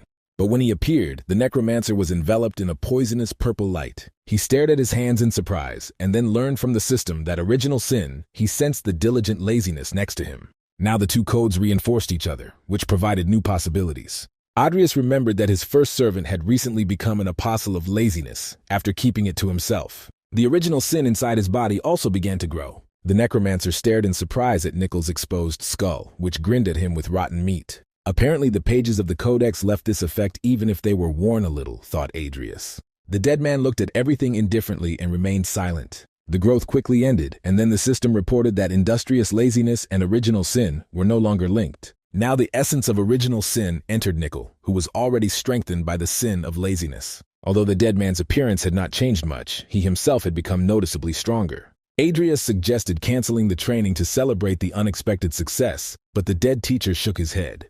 The next day, the young necromancer began searching the streets and shops around the Colosseum Square. He did not stand out much since at that time it was full of academy students who, like him, were preparing for the competition. A human river scurried along the narrow adjacent streets between the numerous shops. Here you could buy everything from food to school supplies. To his surprise, Adrius did not find a single familiar face, but maybe he just didn't remember everything well. When luck finally smiled upon him and Heisel's profile flashed in the crowd, the former student had disappeared in the village of Trim and now suddenly appeared a couple of days before the sabotage. The magician followed him, weaving through the alleys of the old city until the fanatic disappeared under a manhole cover. Without thinking twice, Adrius followed him and began to descend the wooden ladder into the well. He tried to move quietly, fearing that he might give himself away. Fighting in a narrow well was not very convenient. A half-human girl stood guard, wrinkling her nose in displeasure at the smell of sewage. But then she heard some rustling, at first thinking it was rats. But when she looked up, it was too late to scream. He hit her on the back of the head, jumping on top with his whole body so that the guard lost consciousness. Since there's a half-naked cult member here, Heisel and the others are really preparing for sabotage. Here in the dark channels of the Collector, Adrias could not worry about unnecessary witnesses, so he immediately called his servants. He left the big Timur on guard and ordered Nikol to go with him. 2 swordsmen, a teacher and a student, rushed swiftly through the ancient dungeon. The fanatics had almost completed all the preparations, placed barrels of incendiary mixture, and hung human victims on hooks. They also set charges on the boxes and screwed on fuses. Getting the explosive mixture itself was not easy, but everything would be set up in a couple of days. Heisel watched the work with satisfaction. There would be no problems at tomorrow's ceremony. He was already anticipating a promotion for his efforts when he saw how one of the maids, whose face was hidden behind an ordinary bag, lost her head.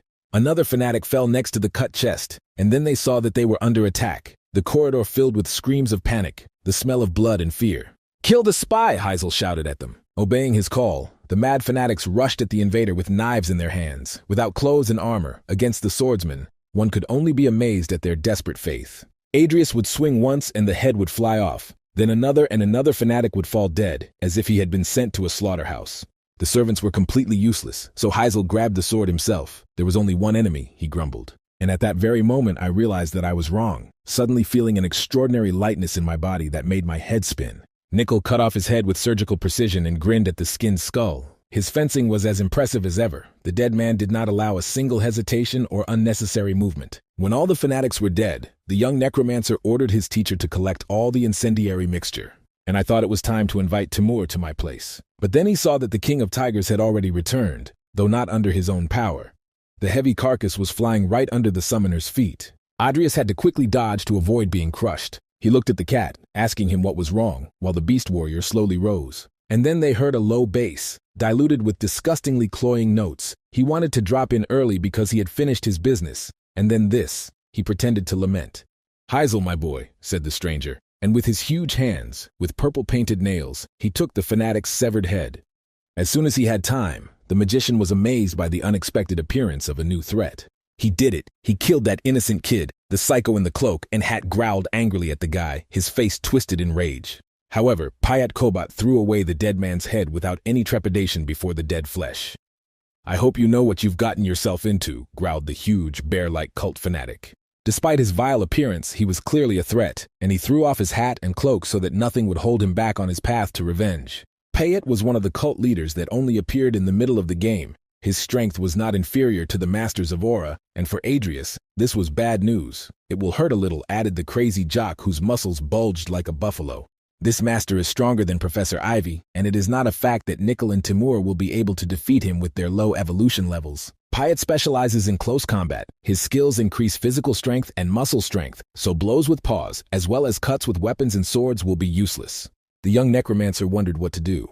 The fanatic in front of him turned into a real monster. His body swelled like a tree filled with water, and his skin acquired a steel hue. The enemy nobly warned Adrias that he would not hold back because he looked strong. Payat took off like an enraged bull that had been castrated. Timur moved to intercept him, covering the necromancer. They clasped hands, pure force against force, and the floor beneath their feet shook with the tension. Nikol drew his sword in a lightning-fast motion. The blade struck several times and sent up a shower of sparks, but Payat's thick, rhinoceros-like hide was not damaged. Payat grinned at the dead man, but then he received a more powerful blow and moved a little.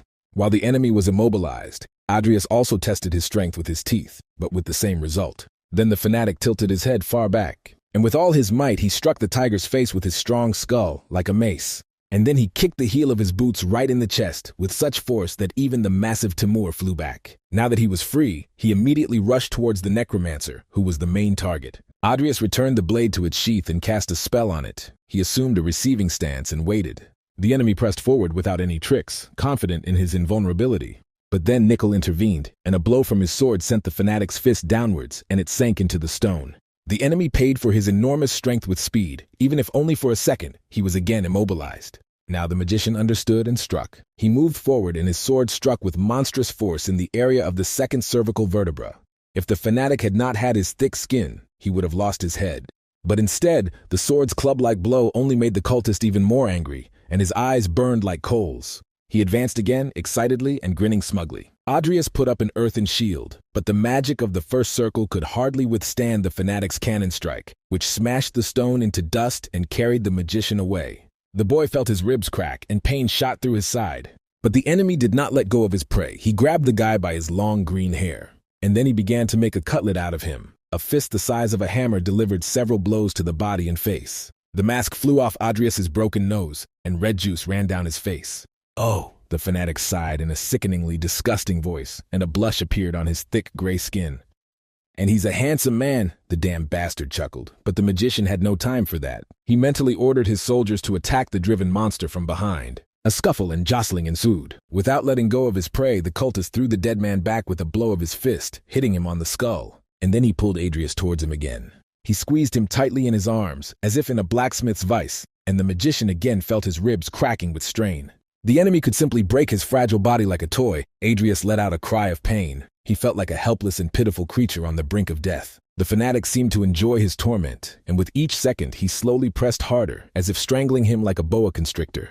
The young necromancer desperately sought a way out of the situation, and then Original Sin answered his call. "Would you like to summon Sloth?" the system asked. Payet heard something and froze. Timur and Nickel also looked up, and then the cultist saw streams of spilled blood flowing towards him. In an instant, he was overcome by the same anxious premonition that comes with meeting a tiger in the jungle. Payet dropped the boy and quickly jumped back before the stream of blood beneath their feet swallowed him up. The boy was surrounded by an ominous force, and something told the fanatic that he was in danger. All abilities that affected mana suddenly increased sixfold, and for a whole minute Adrias plunged into the state of sloth. It was irritating for him to think, move, even lifting his eyelids was unbearably difficult. Unable to take a breath, he was so lazy. With an effort of will, he snapped his fingers and summoned a shield of earth. Payat's ugly face stretched out in surprise, and he froze like a statue, looking at the magician. And then he paid for it. The earthen shield was not an attacking magic, but with the speed with which it appeared, it deprived the cultist of his hand. "What is he?" Payat screamed in horror as the mage charged a simple earth spell. He moved so slowly that it seemed like an eternity had passed. Even his heart was lazy and beating in his chest, slowing its rhythm with each beat. Tired, stone chips hit Payat like a mountain landslide that demolishes everything in its path and breaks centuries-old pines like chips. The fanatic covered his head with his hands, despite the stump, in a futile attempt to save himself. The stones tore at his tough skin like paper. They ground his bones like the teeth of a giant. But Payat stood as if a steel rod had been driven into him, and waited with a grin on his face. "And that's all," he roared contemptuously, barely able to withstand the magic of the first circle. "I'm tired of it," the magician whispered in a weak voice. "What?" Payat asked again, not hearing the faint muttering. "The faster I kill, the faster I rest," the magician whispered to himself. And the fanatic's face again lengthened in amazement. For the first time, he found himself in a battle not for life but for death. And for the first time, he encountered real evil. Far beyond the deep dungeon, through the thickness of stone and ceilings, this ominous feeling was caught by the head of the tower, Bart Alvin. He turned around abruptly and looked in that direction from the stands of the Colosseum. While an unknown battle was raging deep beneath the city, the arena roared more for its favorites in the tournament. The enemy fell, and the knight nobly did not finish off the loser. Bart Alvin looked around nervously, completely stopping following the fights. He definitely felt the presence of dark magic, and it seems that the installation of a barrier against dark magic worked against him as well. Diana, who was standing nearby, called out to her father, but he told her to stay there. Rivers of blood raged at his feet. Adrias slowly floated above them, and stones hovered in the air. His dual core pumped out unprecedented amounts of mana as he used the stone spears. And again, basic magic. Payat was surprised. Sharp blades emerged from the dust and debris and aimed predatorily at the fanatic. Boasting these cobblestones won't even scratch him, Payat threw aside his fear and moved towards them. Nickel blocked his path again and slashed with his sword. He couldn't wound the enemy, but he could delay him. "Damn dead man," the fanatic growled and swung his whole arm at him. His blow was so sharp that it tore off Nickel's hand with the sword, and he had to become a phantom to avoid being destroyed. "What else?" growled the angry fanatic. The bloody circle spun madly around the mage, who was still lazily and unhurriedly gathering mana for the attack. A couple of shots won't do anything, thought Payat, but Timur grabbed him from behind, obeying his master's silent order. And then the magician waved his hand weakly and whispered, "Die."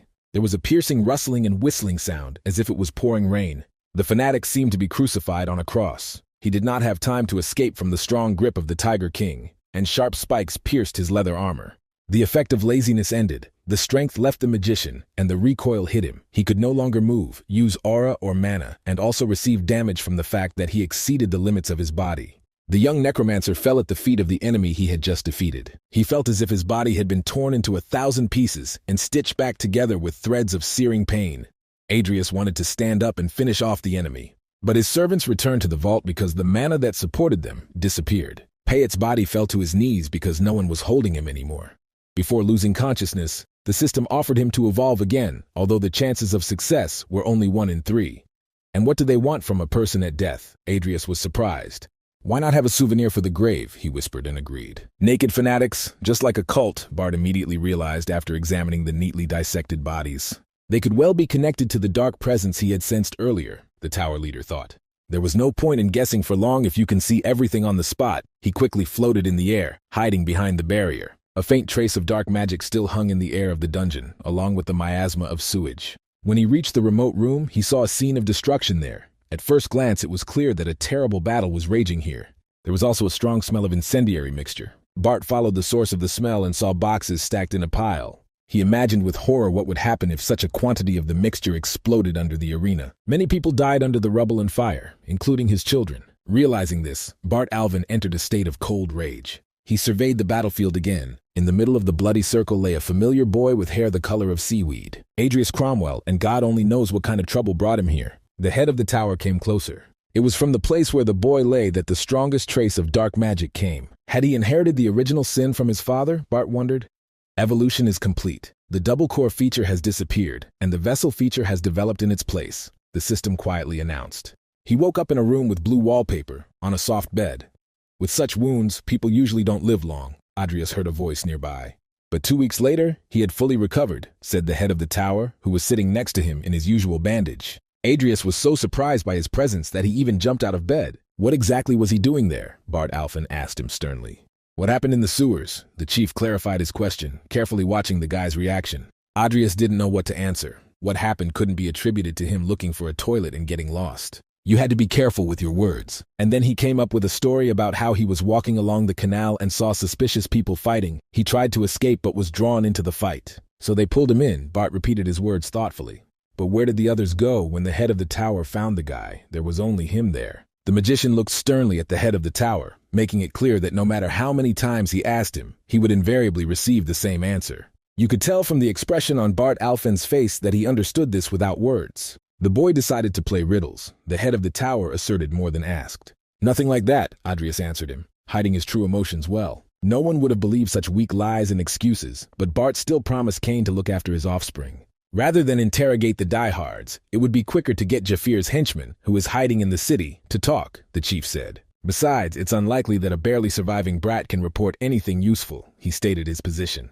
Adrius was already prepared for a thorough interrogation, but the supreme mage surprisingly easily backed down. Let's end it here, said the leader, and shook off the stardust. Before disappearing, he reminded them of their argument. There was only 1 week left. With that, with a soft clap, Bart Alvin left him alone in the room. The tower leader knows exactly who he really is, and yet he let him go easily. But here's why. Salem also didn't care whether Bart knew that he himself was a dark wizard. And Adrius definitely saw Bart Alvin in his father's vision, in the Cromwell mansion. There was an unexpected knock at the door, and into the room came brother and sister Alvin, the children of the head of the tower, and his childhood friends Diana and Carlos came to visit him.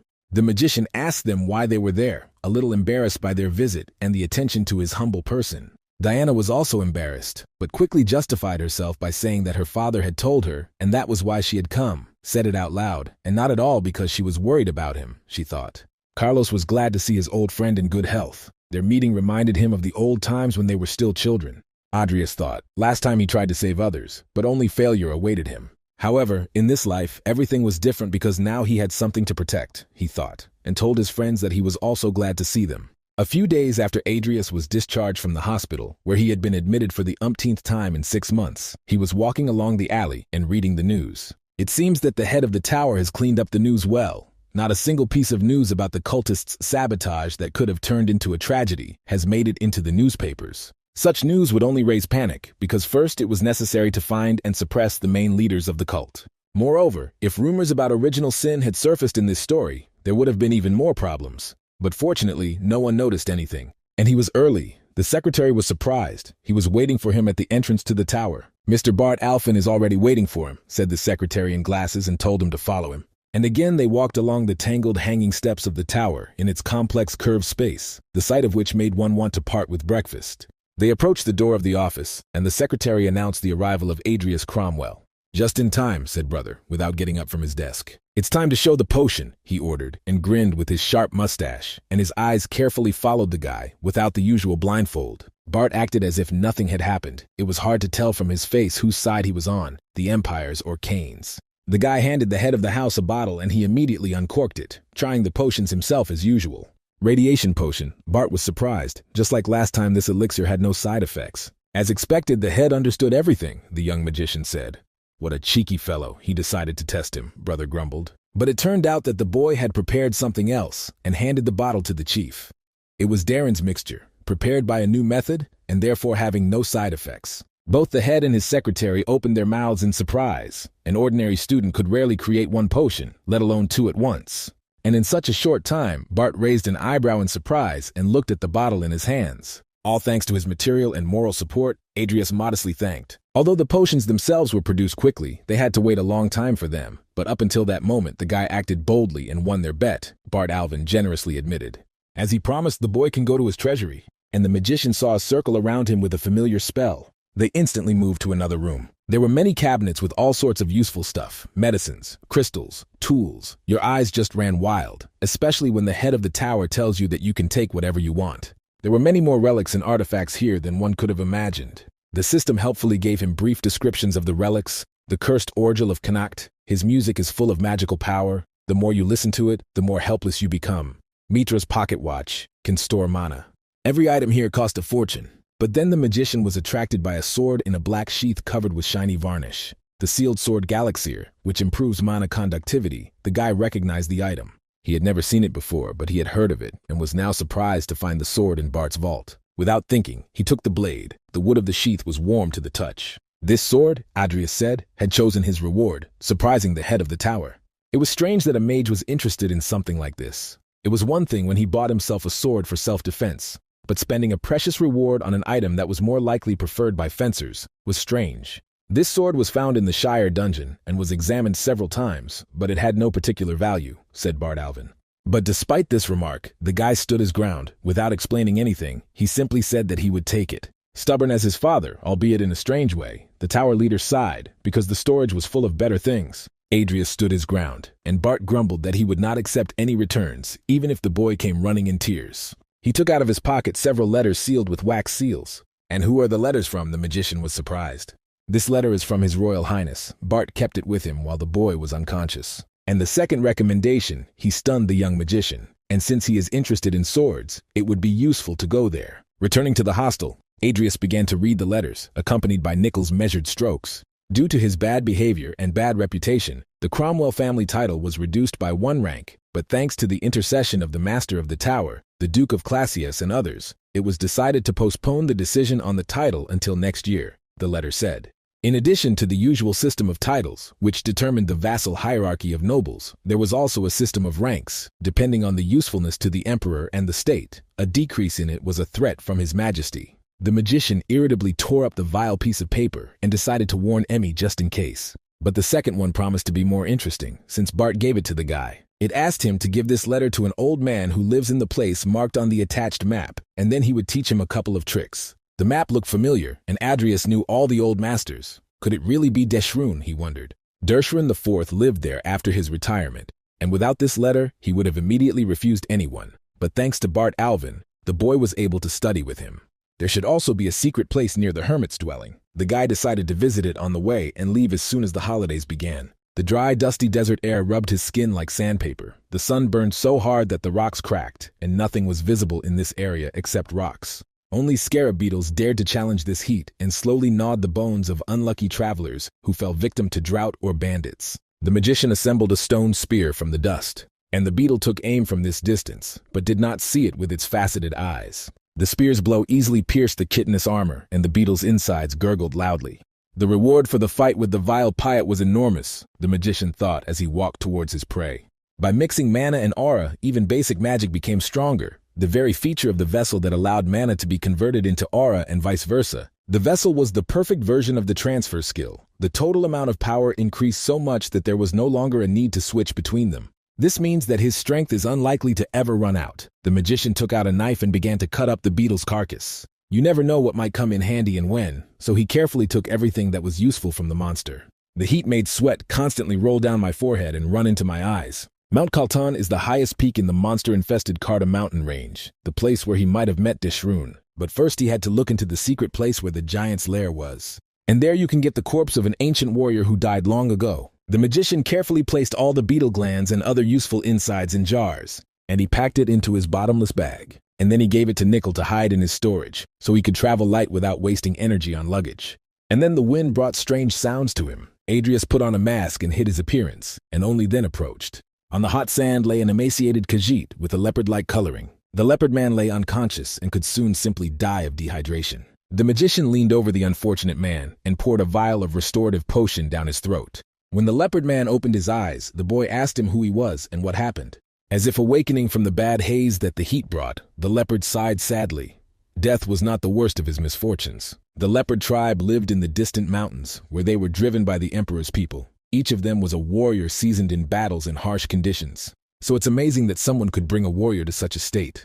But then Adrius himself was attacked. The monster looked like a huge cross between a fly and a wasp, looked disgusting and buzzed deafeningly. With a deft movement, the magician dodged the stinging blow and tried out the new blade on the flying reptile. The dismembered corpse fell onto the sand, spilling its fetid entrails. And these wasps are pretty fast, thought the guy, returning the sword to its sheath after cleaning it. There was one unpleasant dark magician. They are all unpleasant. But this one was especially annoying because he controlled flying and crawling reptiles, and his name was Ranok. The sorcerer had at his disposal an entire army of arthropods that could devour a village in half a day. He was definitely hunting for treasure, on Jester's orders. This is definitely his beetle, the leopard said, as if confirming the magician's guess. He bared his toothy teeth in anger because these monsters had attacked his village. He must have come for the mineral Lupnapalta, the only treasure that the leopards had control over in these barren lands, the young necromancer realized. He called upon his dead servants and asked the leopard to lead him to the village, promising to help. The village's situation was desperate, but whether it was worth taking even more risks in bringing the man there, the leopard hesitated and thought hard. The necromancer saw his worries and tried to calm the warrior down. If he were his enemy, he would have killed him on the spot and would not have offered help. The leopard agreed, and together they began to make their way through narrow gorges, so confusing that they resembled a labyrinth.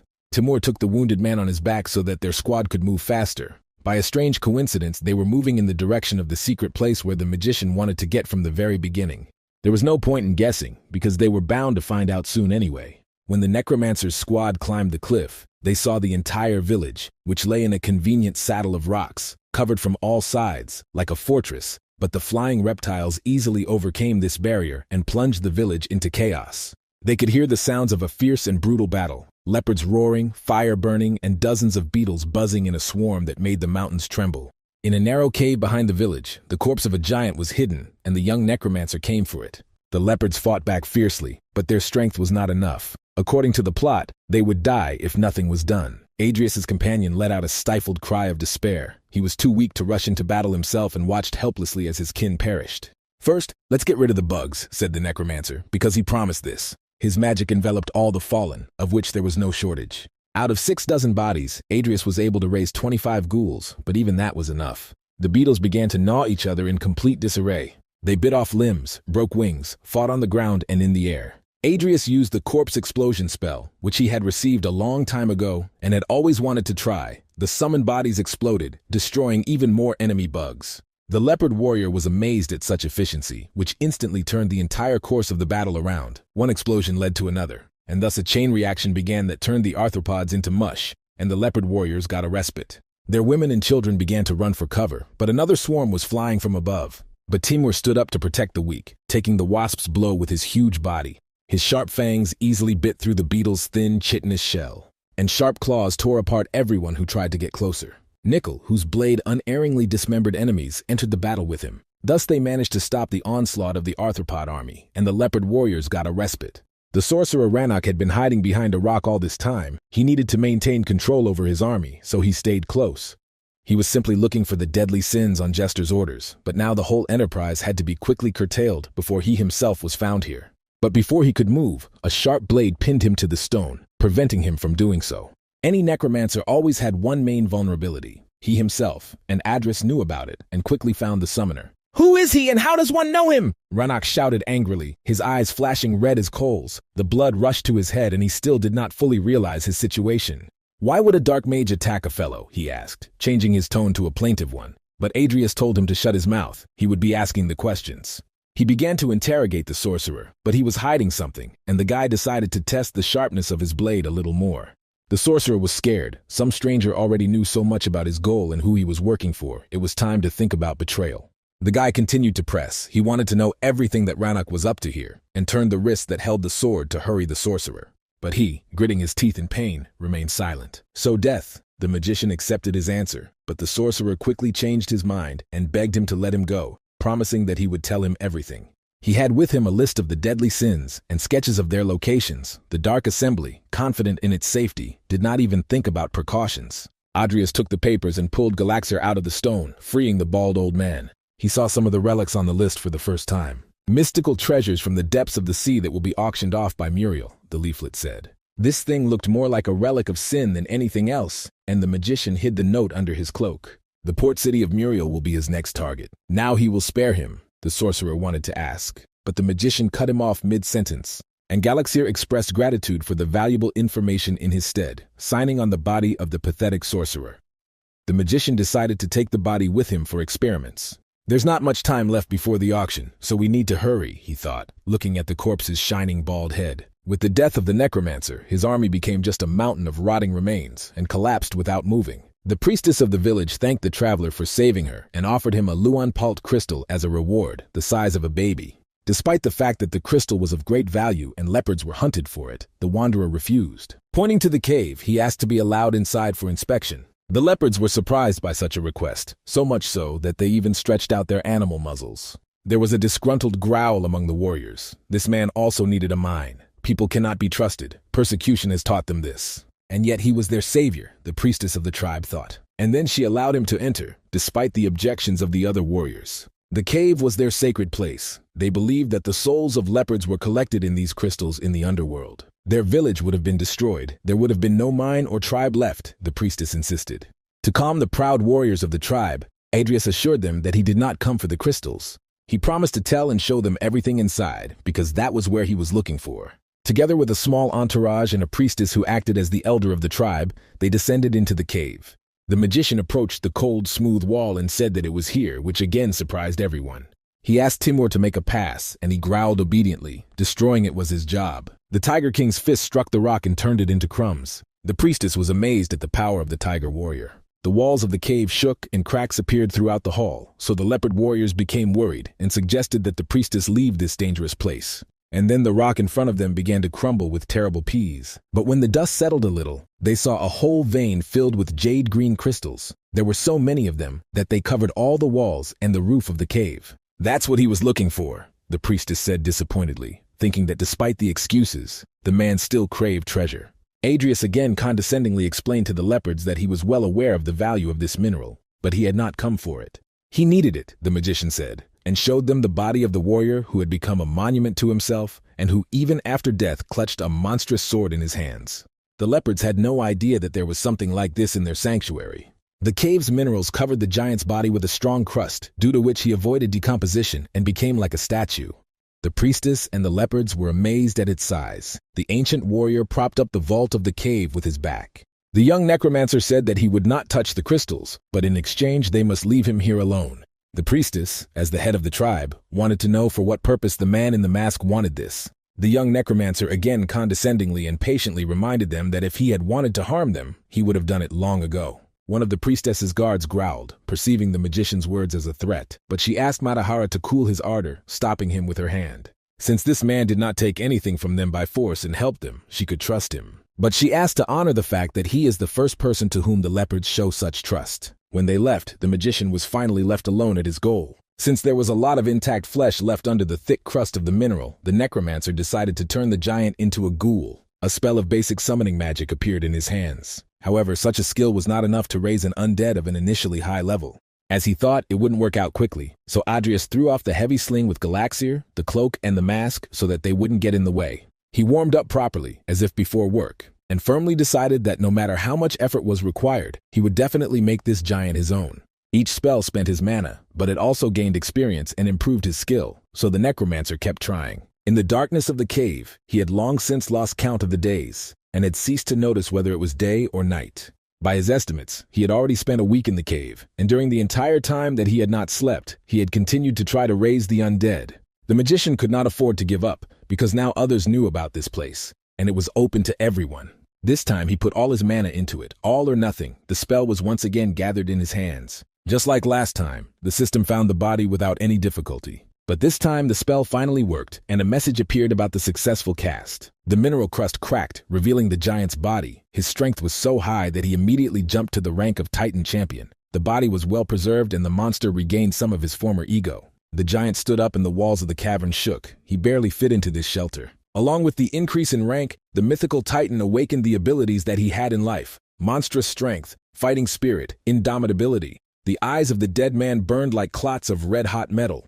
He thrust his broad man-sized cleaver next to the summoner. And then he got down on one knee. His very appearance was frightening, even to the summoner. At the moment, Adrius was most likely the only one who could control the warrior of the giant tribe. Now he could not be afraid of a large number of weak enemies. The crooked moon illuminated the old Gothic church. Its owner preferred to do all his work at night and therefore did not sleep, sitting at his desk where he leafed through an old book with tattered pages. The little fly that was beating against the sides of the jar on his desk suddenly burst like an abscess. Jester looked up from his book and at the remains of the fly. There was only one explanation for this phenomenon. Rannox, who had summoned the corpse of this fly, was dead. That was all she could say.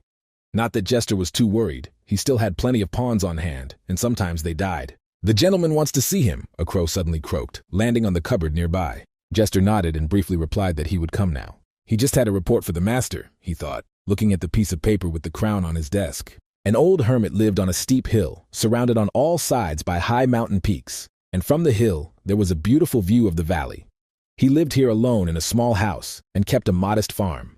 "Because I mostly meditated on a wooden platform where I could listen to the whisper of the wind and its eternal stories and admire the rivers and mountains." "He came from the Empire?" asked the stocky old man who was chewing on a baked potato. Despite the gray hair that covered his head with snow, he looked full of strength. The young magician approached quietly, but he was still noticed. To get to this house he had to make his way through the thickets, because not a single path led here. The old man looked at the uninvited guest half-turned.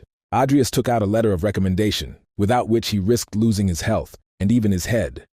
After a long journey he was covered in dust and dirt, so that he looked like a ragged road warrior. "So that boy Bach sent him?" the old man asked. "That's what he called the head of the tower." Without much prelude, they got down to business. The magician took out his sword Galaxier and stood opposite the old swordsman. Deshrun was pressing on him even more than Salem, even though he was standing holding an ordinary stick in his hands. The old man hurried the hesitant magician, but a monstrous aura emanated from him. He did not even take his opponent seriously. Adrius attacked with determination. Even though he was not a sword master to begin with, his pride was hurt, and he wanted to prove himself. Deshrun dodged all the blows playfully, like the wind. He understood the guy's skill level from just a few movements. He doesn't need to train in fencing. His fighting style is already convincing, but he relies too much on tricks, the old man said, and intercepted the magician's hand with the sword. "The movements are too obvious. You rely entirely on speed," grumbled Deshrun as he threw the guy around like a rag doll. "But the most important thing is that he doesn't read the enemy's intentions," the old man chuckled. "It was all due to lack of experience," he added, and laid the boy down to rest on the green grass, knocking all the air out of his lungs. "But he told me not to worry. After their games, these shortcomings would go away, and so daily training began." The only food the owner of the house had was potatoes, and the magician's own supplies had long since been depleted during the journey. Week after week passed, as if the rest of the world simply ceased to exist. They were alone here in the middle of the wild nature, and nothing distracted the mage's mind. The old master didn't give the guy a break and didn't know what rest was. Almost a month of his training had passed. All the mage's senses had become heightened. The sword Galaxier cut the fireplace like paper. Now the old man used his broad, straight sword to defend himself from the boy, though he didn't take it out of its sheath. The boy was definitely moving better, Deshrun noted, dodging the blow again. "Just to get close to him and hit him in the ribs with my elbow." The boy thought too much during the fight, and the master pounded wisdom into him with a hail of heavy blows, and then he seasoned it with a kick to his legs. Once again, Adrius saw the endless blue sky above his head. However, no matter how hard it was for him, the magician never complained, and the old man recognized his will to fight. But then the boy's sharp attack tickled his face without any respect. Adrius jumped to his feet as soon as he landed and counterattacked. A couple of blows could not break him. "Even a sword master can lose his guard," the guy chuckled, and promised not to hold back next time. However, his bravado faded, and he collapsed on the grass, exhausted. Even if for a second the boy had gathered his aura and sent it flying, although it was still too early for him to use the art of the sword, Deshrun thought. So it was an instinctive movement. The old master was amazed. The guy's talent exceeded his expectations. In some way, This green-haired youth reminded Master Lewis of the one who had told him that he too would soon be entering the Rodlin Academy, and Dershwin wondered what their sparring would be like. He woke up a few minutes later and suddenly opened his eyes. There was only sky above with lazily flowing clouds that had somehow managed to climb over the mountain peaks. The magician jumped up from his seat. Over the course of this month he had become unaccustomed to sitting or lying down. And then Dershwin asked the boy to repeat the sword art that he used before he passed out. Adrius remembered the feeling that arose in him before he became a cutlet. It was despair, he answered the master. And then the teacher said that this was a great opportunity to learn how to use the art of the sword and basic aura control skills. They stood in front of a centuries-old, gnarled oak tree, the trunk of which 7 men could not encircle. The master told him to channel the aura into the blade, as if putting it into a sheath, and then he suddenly pulled out his sword with a slight rustling sound. He sent his aura flying, as if brushing water off a blade, and the heavy tree trunk began to fall, cut across. Adrius stood there with his mouth open, impressed by this demonstration. This is the basic form of application, but it can be used in other ways, creating an explosion or a wave, the master said. And the magician still could not believe his eyes that such a tree could be cut with one blow. And also when he uses aura, he must stimulate his body, and not the sword, the teacher said, and suddenly melted into the air. He moved so quickly that the magician could not keep up with him. And so he realized that Dershwin had been simply playing with him this entire month. The technique of movement was based on the same principles that he had just been shown, the old man told the astonished boy. Surround your body or sword with an aura, put the right amount of power into them, and you will move mountains, said the master, and smiled. The guy was still far from that, so first he had to focus on the art of the sword. After that, Adrius began to train with the aura. After he got used to the distance, the old man told him to move further away. And so the magician quickly mastered the new skill, which was his own art. Thanks to this experience, the system suggested that he develop the skill of fighting. It was unexpected that he grew so quickly, but it was even better, because this way of training the body and developing was to Adrius's liking. With each stroke, the furrows on the thick trunk became deeper, and even Dershwin was amazed at its rapid growth. This guy was more talented than all the students who came to this mountain. Vogel, Lewis, and even he were not so skilled, the master thought.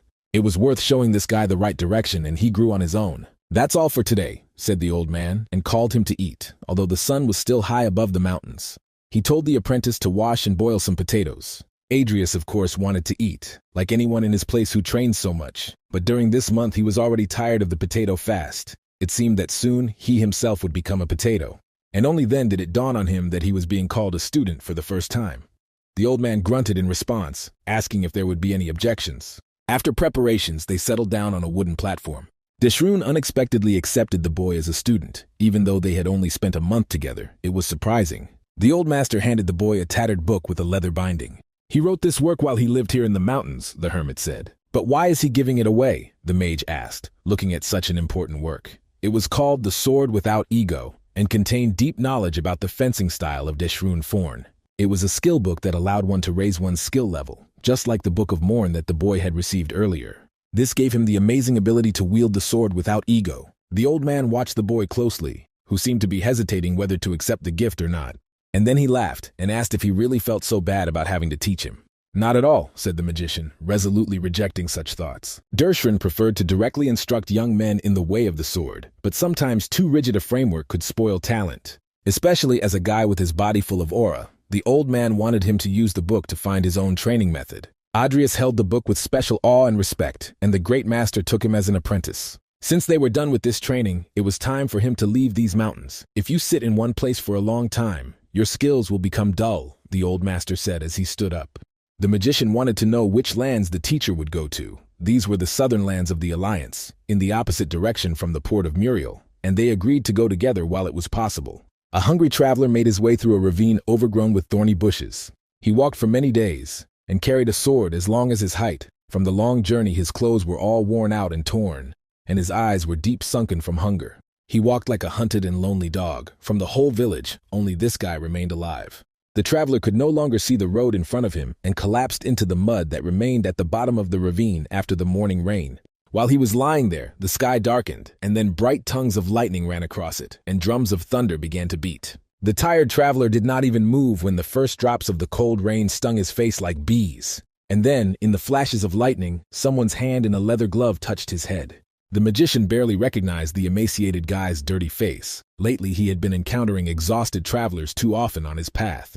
The very young boy, almost a teenager with ash-blonde hair, was named Benjamin Anarchus. Who would have thought that in such a wilderness he would meet a game character? The magician was surprised. Benjamin was a swordsman with a special trait, a master of swords. This means that the long sword behind his back is the demonic blade Rubens. This biter has been kept for generations in a remote village, and now it is here. This means that his home village was attacked, as was said in the backstory of this character. According to the plot, the guy somehow escaped with a demonic sword, but since the magician found it, he couldn't pretend that he didn't see anything. It's quite useful to have an important historical figure in your debt. Adrius found shelter from the rain under the thick branches of a hazel tree, made a fire, and roasted several rabbits he had caught the day before. After the young man had dried off and warmed up, he was awakened by the smell of fried meat. Benjamin stirred and Adrius realized that the boy had woken up. The young man wanted to know who he was, but instead of answering, the magician handed over a planed nut branch with a roasted rabbit on it, from which came an intoxicating aroma for an empty stomach. Despite such kindness, the boy was still nervous. He asked his unexpected savior who he was and what he was up to. Adrius assured him in a level tone that if he had wanted to kill and rob him, he would already be lying in the gutter without breathing.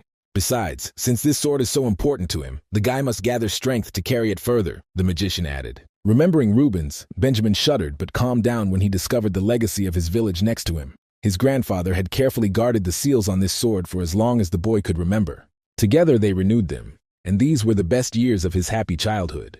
And now all this is covered in darkness. Remembering his troubles, the boy has completely lost his temper. The boy reminded Adrius of his old friend, who also gave vent to his feelings. When the boy calmed down, the magician hurried him and waved the rabbit, and he obediently accepted the food. Since he could eat, everything was fine, the magician realized, and handed the boy a potion to help him recover faster. Chewing greedily on the juicy, fatty rabbit meat with his mouth full, Benjamin thanked his savior. The magician was pleased with such an appetite, but then he sensed someone's presence. Even for beggars they are too rough, he said into the darkness of the forest. From the top of the ravine, in the light of 3 moons emerging through the clouds, a group of suspicious individuals looked at them. They all wore cloaks and masks and differed only in the number of holes in them. Benjamin trembled. These were the people who killed his grandfather and all the villagers, and then set everything on fire. He instantly became enraged and his eyes lit up like hot iron, like a demon's. The magician looked at the guy, and from his reaction, he understood what kind of strangers had come to warm themselves by their fire. They were a group of dangerous killers, orphans raised by Jester as his personal squad of executioners. In part, they reminded the magician of his past life. These children grew up among orphans like themselves, and they were trained no worse than soldiers in the army, and even knew how to use basic magic. And when they master the aura, Jester gives them a mask whose number corresponds to the power. Adrius was already thinking about how to deal with the pathetic murderers when Benjamin stepped forward and ordered them to stay behind him, tightly gripping the hilt of Rubens. "It's his business," said the boy, whose face increasingly resembled that of a demon-possessed man. The killers came for this sword and rushed down from the ravine. They acted in a coordinated manner and did not interfere with each other. Even though he was tired and on the verge of exhaustion, the boy was also eager to fight. Anger and a thirst for revenge gave him strength. Just one swing caused a whole hurricane. By all indications, it was not an ordinary sword, and the boy knew something. To withstand his onslaught, the acolytes used a protective barrier made of honeycomb. They knew that the guy wouldn't be able to swing right away, and they boldly approached him with curved, sickle-shaped knives. Benjamin was attacked from the left, but he covered himself with Rubens like a shield, the sword almost covering the thin teenager's body. With a sharp swing, he cut the nearest killer from face to waist. But at that moment, other killers were already approaching him from behind. All this time, Adrius obediently watched the fight. As he was asked, he could have intervened right away, but he wanted to see how the guy would get out of it. Benjamin was the youngest character in the story, and despite this, he held his own against experienced fighters, due to his natural talent with strength and sword. However, if everything is left as is, he will still be seriously injured, as stated in the plot. There were many enemies and he was being pressed. A bolt hung on his arm, which prevented him from moving. Before the worst could happen, Adrius cut them into pieces with a few swings of his sword. It all happened so quickly that Benjamin was left hanging with his mouth open. The acolytes were also surprised by this turn of events, looking at their comrades multiplied into parts. Seeing the unexpected enemy, the others turned around, and to their credit, the killers did not flinch when faced with a strong enemy. Adrius had no doubt in his strength. He had achieved impressive mastery over the past month. Realizing that the new enemy was much stronger, the opponents decided to deal with him first. The magician calmly waited for them with Galaxir at the ready. Even when the killers realized the threat coming from him, it didn't help them much. The magician chopped them down as if he was mowing grass, no matter where they attacked him from. Benjamin watched the movements of Adrius's sword with fascinated eyes. Experienced killers who slaughtered the entire village were destroyed like helpless rodents. As the killers were destroyed, Benjamin's eyes brightened and the bloody stain left them. The last acolyte was their leader. He fell backwards, unable to resist or run. Adrias was given his useless skull with his boot. And then the forest became quiet again, like a cemetery. "This was the last one," said the magician, and put the blade back into the sheath, having thoroughly cleaned it of blood. Benjamin kept his admiring gaze on Adrias, wondering if he could save the village if he had such power. The magician asked the boy how he was, and Benji embarrassedly shouted out that everything was fine. He was imbued with deep respect for the elder and behaved without his previous insolence now. He tried to keep himself straight, but only fussed more and stared at the magician with a stupid face. Adrias noticed his gaze and realized that the guy had changed his attitude after a small demonstration of strength. Now the magician could formally introduce himself and give his full title. "Benjamin Anakis," the boy answered him, becoming even more embarrassed upon learning of the noble title of his savior. The magician asked him if the poor guy had somewhere to go, since they were chasing him all the time. Soon Lewis and other important people would be entering the academy. They should be visited too, but for now it was possible to keep an eye on the boy, Adrias thought. And since he had nowhere else to go, he offered Benjamin a couple of fencing lessons, which greatly surprised him.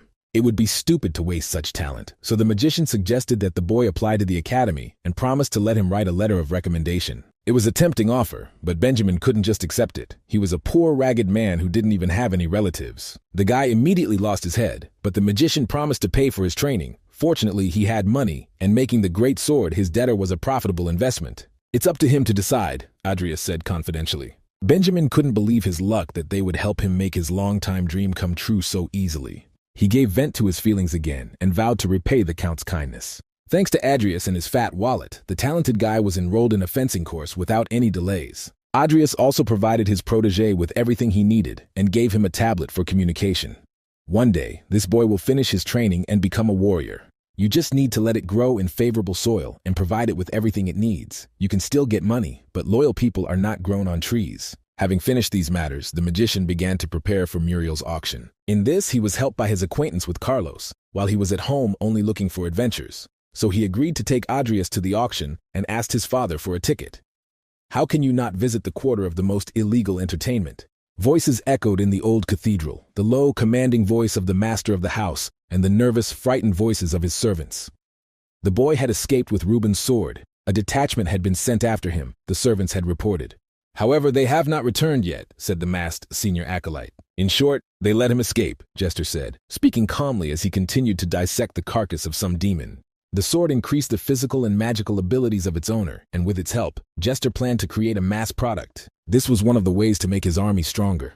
And when he already thought that he had received this blade, it slipped out of his hands, angry at his stupid servants. The sorcerer squeezed the demon's head. She burst like a ripe tomato, and Jester ordered that Hosan be sent to Muriel. One miscalculation was enough for him to decide to play it safe by sending an assassin to join Aleb at the auction. Things had not been going well lately. He had to get the crown of the depths at any cost. Jester's eyes flashed angrily. "If you send Hosan to auction, he will return the crown, even if it means cutting off someone's head." The port city was a well-protected harbor, the entrance to which was protected by high walls. It was deep enough to accommodate seagoing caravels. The biggest attraction of the entertainment district is the Night of Flowing Gold.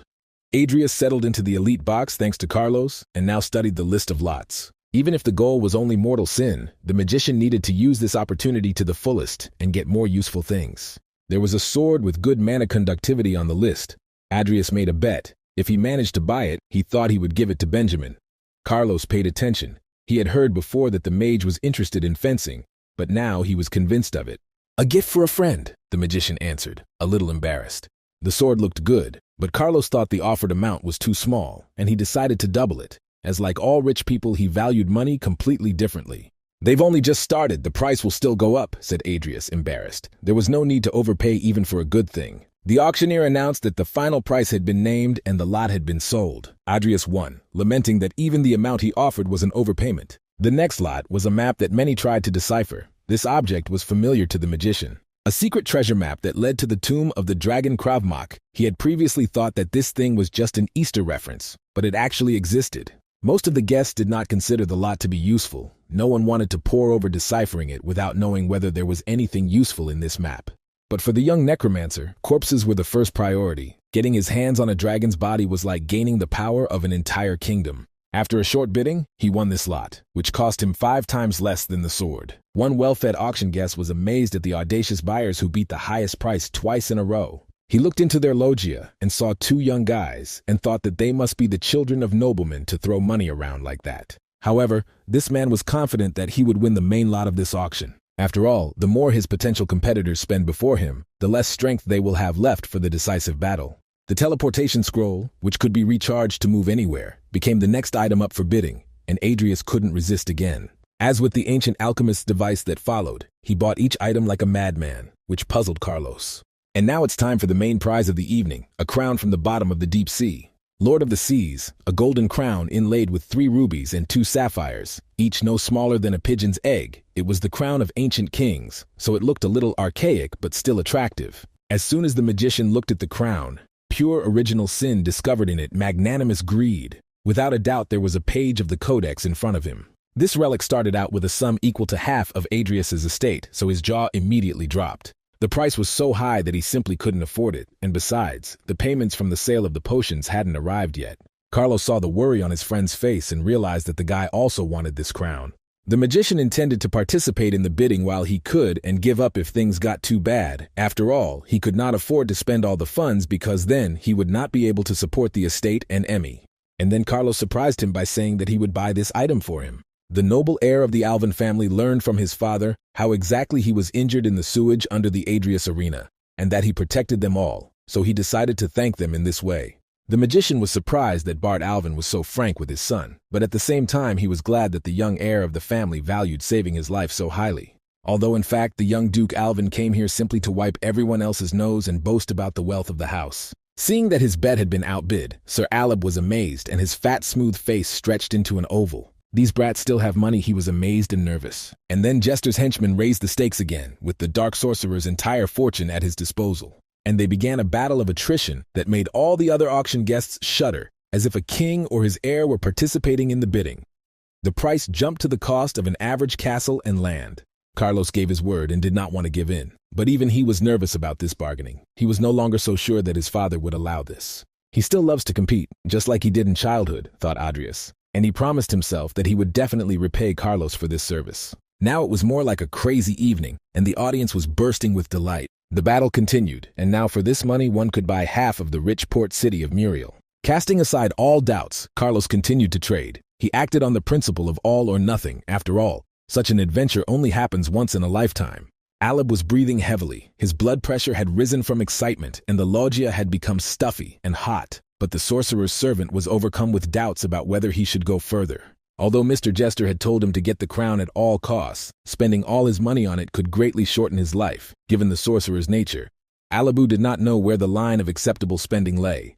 But while he was thinking hard and biting his nails, the bidding suddenly ended because he did not offer a large sum. A malicious chuckle sounded next to him. The fat boar had thoroughly screwed up. Sir Alab shuddered, noticing in the loggia the killer of Hosan, who had been sent to keep an eye on him. Hosan looked sinister and strange, all in leather, and with his jester's cap and strange makeup, he resembled a harlequin, the rider of doom and chaos from legends. Now he understood why Master Jester had sent him here. The fat wimp Alab would never have been able to do everything right, and even if he had offered more than 100 billion vils, he would have been executed for waste. Hosan told him to go back and wait, but did not specify what. He glanced through the walls of the loggias at the 2 young aristocrats who had challenged them, and therefore Mr. Jester. "Let them enjoy the taste of victory before death," said Hassan, and grinned with his long, thin lips on his gray, bloodless face. His father would definitely kill him or turn him into a toad, Carlos said. In fact, he was proud of himself. After intense bargaining, he offered to have a snack because his appetite had worked up. As the young duke wanted, he showed off the wealth of his house to the fullest. And so they did, arriving at one of the city's luxury restaurants, which was located next to the house where the auction was taking place. Carlos put a deep-sea crown on him and made fun of his friend, because he looked like a sea princess with his long hair the color of seaweed. The young duke treated him like a toy and laughed uncontrollably, but since Carlos had paid a fortune for this item, Adrius meekly endured it. They celebrated together in a separate room where no one would disturb them, and despite the late evening, the dinner was warm. Adrius thanked his childhood friend and fate for bringing them together, and they clinked glasses of grape juice. Everything worked out as well as possible. The magician got the page of the codex and avoided unnecessary risk. The Dark Assembly has not made its move yet, which means they will most likely leave calmly. But then some noise and sounds of struggle were heard from outside, and the triumphant mood of the evening evaporated. There was a polite knock on the door, and the doors flew off their hinges, and those who entered politely apologized for the interruption of dinner. Carlos reproached them that for greater politeness, they should have introduced themselves, and jumped up from his seat. It was worth just thinking about them, Adrius lamented, as he considered his next steps. A swordsman with 2 blades and a jester's cap on his head was approaching them. Behind him crowded the acolytes, the faithful companions of the killer jester. He offered them to give up the crown and die without pain. The robbery could hardly be called a fair deal. The enemies were much more numerous and more dangerous than those who sent Rubens from Benjamin's village for the sword. Hosan, Jester's dog and sword devil, was the most dangerous of the intruders and was as strong as an aura master, even though he could not use the dark arts. He is also a former student of Old Man Deshrun, with whom he constantly quarreled because of his arrogant and unrestrained nature. Hassan was eventually exiled and fell to the bottom of the criminal underworld, where he quickly gained fame among the uneducated rabble.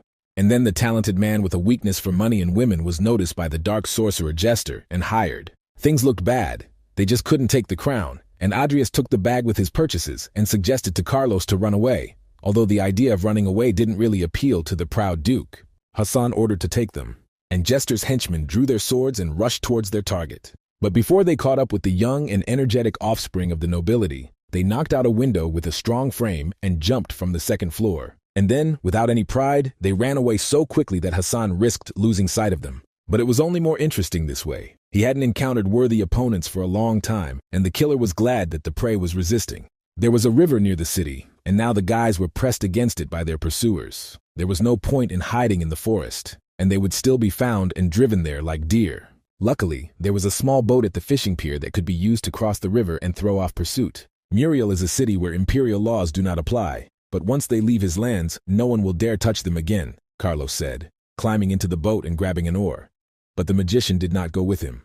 There was a risk that they would be pursued further, so Adrius decided to stay and delay the opponents. Carlos realized that these were all excuses and that his cunning friend had something in mind, but he didn't argue. He promised to bring help as soon as possible and began to quickly work with an oar, scooping up water. But now that Carlos was far away, the young necromancer had no unwanted witnesses left. He could already hear the cries of Jester's hounds, and he grinned maliciously. The pursuers quickly realized that their prey was divided, and most likely the crown belonged to the second guy who was not nearby. Adrius was standing on the bridge cut off from the shore. "The crown is here!" he shouted to the hounds and threw his bag at their feet, revealing the blade of Galaxir, as if inviting them to a night ball. The acolytes were immediately enraged by the fact that the victim openly mocked them. They rushed to the bridge to quickly grab the impudent guy and let his guts out. But with his first swing, Adrius showed them that the easy and fun walk was over, and he ripped open the belly of the fastest dog. Several more assassins jumped from above, as there was little space on the narrow bridge. And then Hassan noticed that the boy with green hair had used a spell to summon the undead. A portal opened above the swordsman's head, and the giant's hand swatted the acolytes like flies. There was no need to summon him in his entirety to deal with them, and besides, it was how Adrius conserved his mana. The acolytes trembled in horror at such power as they watched the hand return to the vault. While they were staring at the hand of the god like idiots, the necromancer pierced another killer. It never hurts to reduce their numbers. A battle ensued, blades flashed and blood spurted, but in this fight the magician was victorious because his fencing skills surpassed the skills of the killers. Hassan smiled carnivorously. The boy not only possessed dark magic, but also used the art of the sword. It had been a long time since he had such a busy opponent. He had killed many enemies, but even the sharpest sword would become dull if not used properly, and this guy was perfect for training. Adrius reacted at the last moment, the power of Hassan's twin blades crashing down on him from above, splitting the ground beneath his feet. "Who is he really?" the Harlequin asked him with a devilish grin, but the magician only tightened his grip on Galaxir.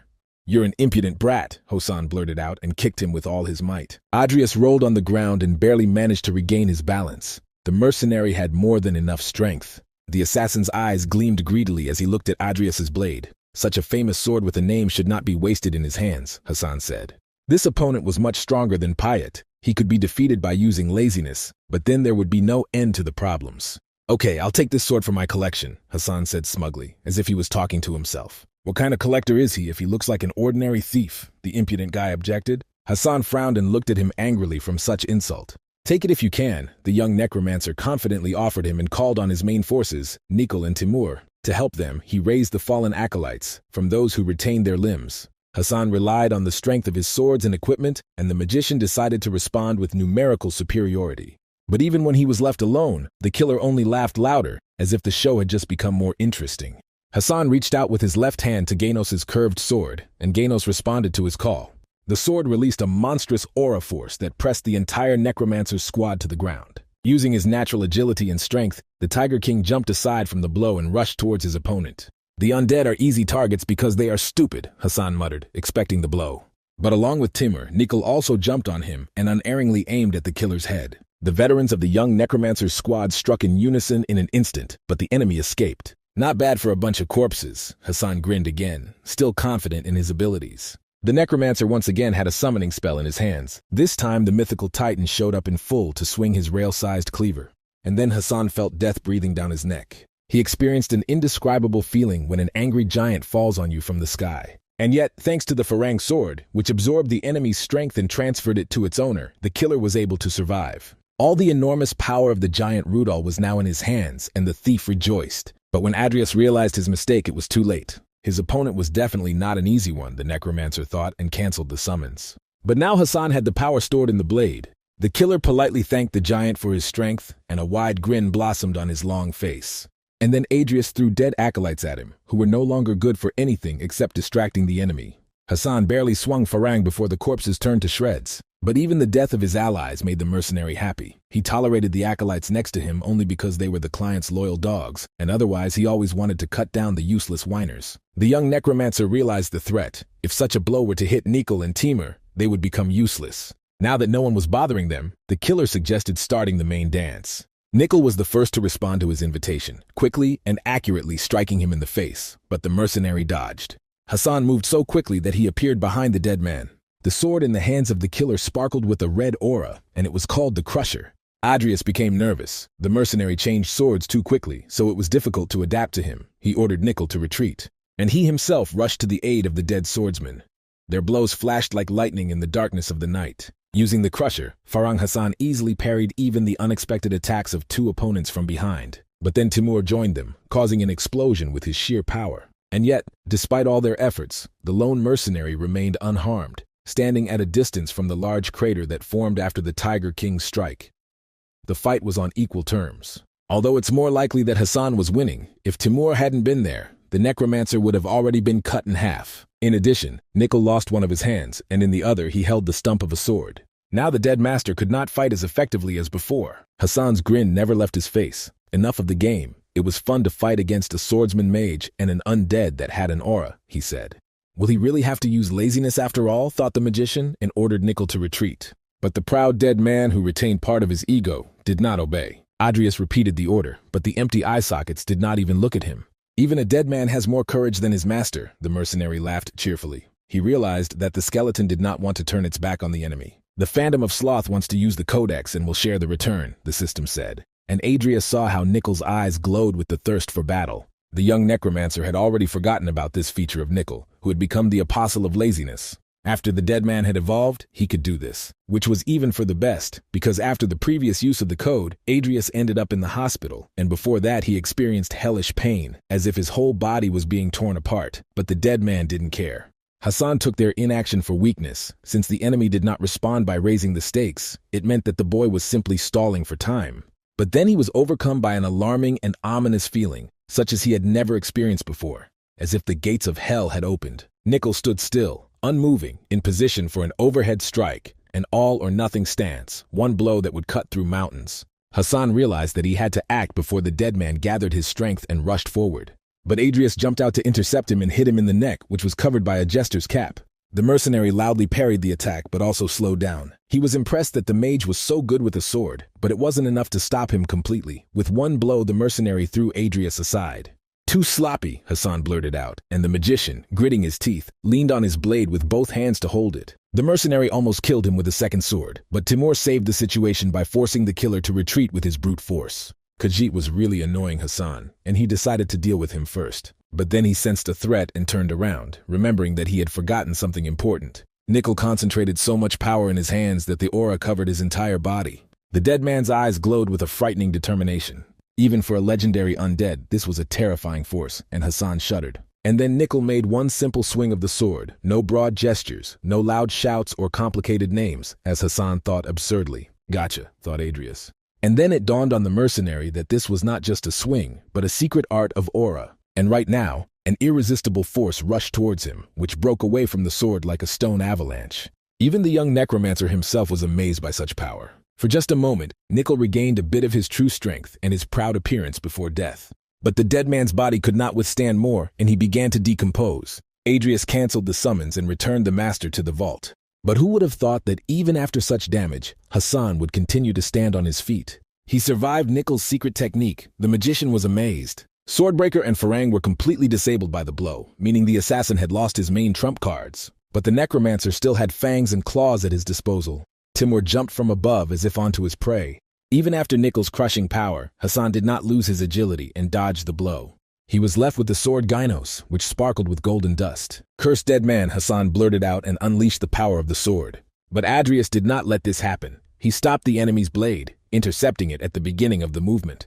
Timur's fist struck the killer's chest like a battering ram, and knocked all the spirit out of him, forcing him to open his bloody mouth. Now the mercenary rolled head over heels on the ground towards the forest. He was losing this fight. Adrius gripped Galaxier tighter and decided to use the sword's no-ego technique. Hassan saw a light haze of power gathering around the guy, nothing compared to the aura that the dead man emitted, but he still didn't have the tools to reflect it. To hell with it all, Hassan wheezed and spat blood on the ground. He didn't run away since the boy was offering him a fight face-to-face. The magician intended to finish off the enemy before he recovered from the blow. Even in the face of death, the Harlequin's face never lost its grin. Their blades collided with a piercing roar, like a church bell being struck. The clear sky illuminated the forest with the light of 3 moons. Hassan felt the bland, dry taste of baked potatoes in his mouth again, the taste of childhood.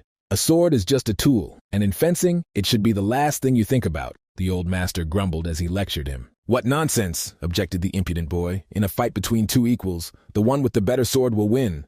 For ordinary people, everything is exactly like that," Dershrin half agreed with him. "But among the masters, the one whose understanding of the aura is deeper will win. If he doesn't fully understand the art, the master will kill him even with a simple branch." "They both have the talent to become an aura master," the old man said. "But relying only on tools will destroy themselves." A sigh of relief escaped Hassan's chest. He should have listened to the master better, he thought, remembering that even a dead man was able to use a secret technique with a broken sword. Having lost his strength, the mercenary fell to his knees, and the magician returned Galaxier to its sheath. "He is his student," Hassan suddenly realized the obvious. "That's right," the magician agreed with him indifferently. "No wonder his sword smelled like potatoes," said the mercenary, and coughed again, and then became completely quiet. Carlos led his guards to the estuary where the river flowed into the sea, and on the shore there was a small pier with bridges and fishing boats. The swordsmen quickly boarded the frail vessels. The young duke urged everyone to pull on the oars before it was too late. But then a body floated up next to them, frightening everyone with its seaweed on its head. But a moment later they recognized it as Adrius. The magician reached the other side of the estuary by swimming and saved his valuable luggage. However, swimming in a raincoat and clothes over long distances did not add to his energy. He almost ended up being fed to crayfish. The guards helped the boy climb aboard, and Adrius breathlessly told them a false story about how he had confused the trail on the shore and then thrown himself into the water.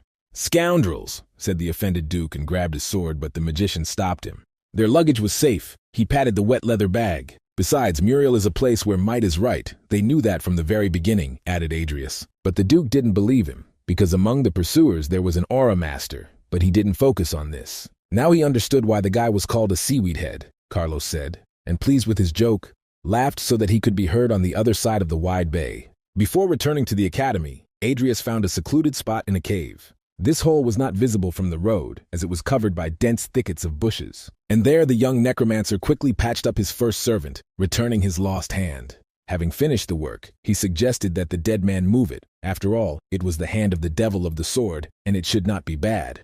Nickel did so, clenching his fist several times. The magician was about to finish everything, but then he received a system message. The Phantom of Sloth received an additional branch of its evolution, just like the Tiger King. The fight with Hassan gave everyone valuable experience, and now they could grow and become stronger. True, the improvement itself should have taken about 2 weeks. The Tiger King scratched his back, as if he sensed the coming changes in himself. And the young necromancer thought that it would be good to take up elemental magic upon his return and learn a few other things. "Why did Morn's apprentice come here?" Jester asked in a creaky voice. Lately his cozy refuge had become a thoroughfare, and he was already thinking about changing it. With a trembling voice and shaking with fear, Sharon Dieflin asked the sorcerer if it was true that they wanted to remove him from the meeting. Jester confirmed his fears, flashing his eyes with lanterns because he himself suggested it. There is no room for insignificant people in the ranks of the Dark Assembly, especially those who cannot cope with even one student, the sorcerer in the dark cloak said. Sharon tried to justify himself, but was not allowed. Jester continued. Even if we don't take into account his student, whether Sharon ever did anything useful, he didn't have a single worthwhile research or artifact. Even by merit, he was worth less than his student who managed to get a page of the Codex. And he should understand how important it is, Jester said, and Sharon felt himself under wine-making pressure. So does he want to stay in the assembly? The Dark Sorcerer asked him directly. Punching him in the chest, the pathetic lesser Necromancer assured him that he would do anything to keep his place. Jester folded his forearms across his chest in disbelief and said that they had recently discovered the location of the ancient beast Kushane and that it was not far from Rodlin. A creature from the era of myths was discovered in their time. Sharon was amazed, and he remembered the terrifying beast that ruled over intelligent creatures and sucked out their strength with the help of evil spirits. Previously, the old professor thought that this was a creature from fairy tales and legends. Jester promised to tell the location of the body, the way to free it, and the power to control it, and after taming it, he would have to bring his impudent student. A ruby-red crystal appeared in the sorcerer's hands. Sharon realized that since the last meeting, the sorcerer apparently had a grudge against the boy and dreamed of taking revenge on him. But the old professor was happy with this, as he could get rid of the boy, get his goods, and also take possession of the mythical beast. Jester had told him to keep his mouth shut and never mention this conversation, which was understandable, since he was afraid of Salem. Sharon, anticipating his success, smiled contentedly and said to rely on him in this matter. As a true teacher, he will guide the student on the righteous path. The next day, Adrius returned to the Rodlin Academy. After a long absence, he somehow even missed its beauty and the clean fountains in which the rainbow sparkled. The magician's eyes looked tired, and there were dark bags hanging under them. It would be better to do his research in a more convenient place, the magician thought, catching surprised glances. Although his research was progressing well, he needed more time to finish it. More than anything, he dreamed of returning to the dorm and swearing eternal love to his pillow in bed. But then a loud voice called out to him, from the sounds of which the magician shuddered as if scalded. Somehow Lucia learned of his return and met him to scold him for not answering her letters. By a strange coincidence, the quiet and submissive Vivian came with a headstrong junior. It didn't escape the magician's notice that the girls were getting along well, and he tiredly brushed Lucia off, saying that he was simply busy, keeping quiet about the fact that the night had been stormy in its events. But besides yelling at him, the pearl-haired girl wanted to know what he thought about the last warning. Now they could say goodbye to the lousy student dorm, the girl said, and handed him the tablet. Vivian was dreaming about how she would live with Mr. Fairy under the same roof. The whole point is that an unidentified spirit was noticed in one of the dormitories, and therefore, for safety reasons, its residents were transferred to other buildings. Adrius's face darkened because this incident was supposed to happen much later, and Lucia did not miss it. The girl demandingly asked to which building he was now assigned. Delagon, the magician quickly answered her. Lucky man, said the flirt, pretending to blush and be embarrassed, because he will live next door to such a beauty as she. The magician pretended not to understand her and thought that he still needed to go get his things and check how things were going. The little cat smiled slyly and let him go, and Vivian volunteered to accompany Adrius. The magician agreed, counting on her help, which earned him a suspicious look from the cat, and the maiden with azure hair smiled languidly. When they were left alone in the dormitory corridor, the mage asked about what had happened, but Vivian said that she had only seen the spirit briefly. Everything had happened in the mage's wing, and Professor Sharon had taken over the investigation.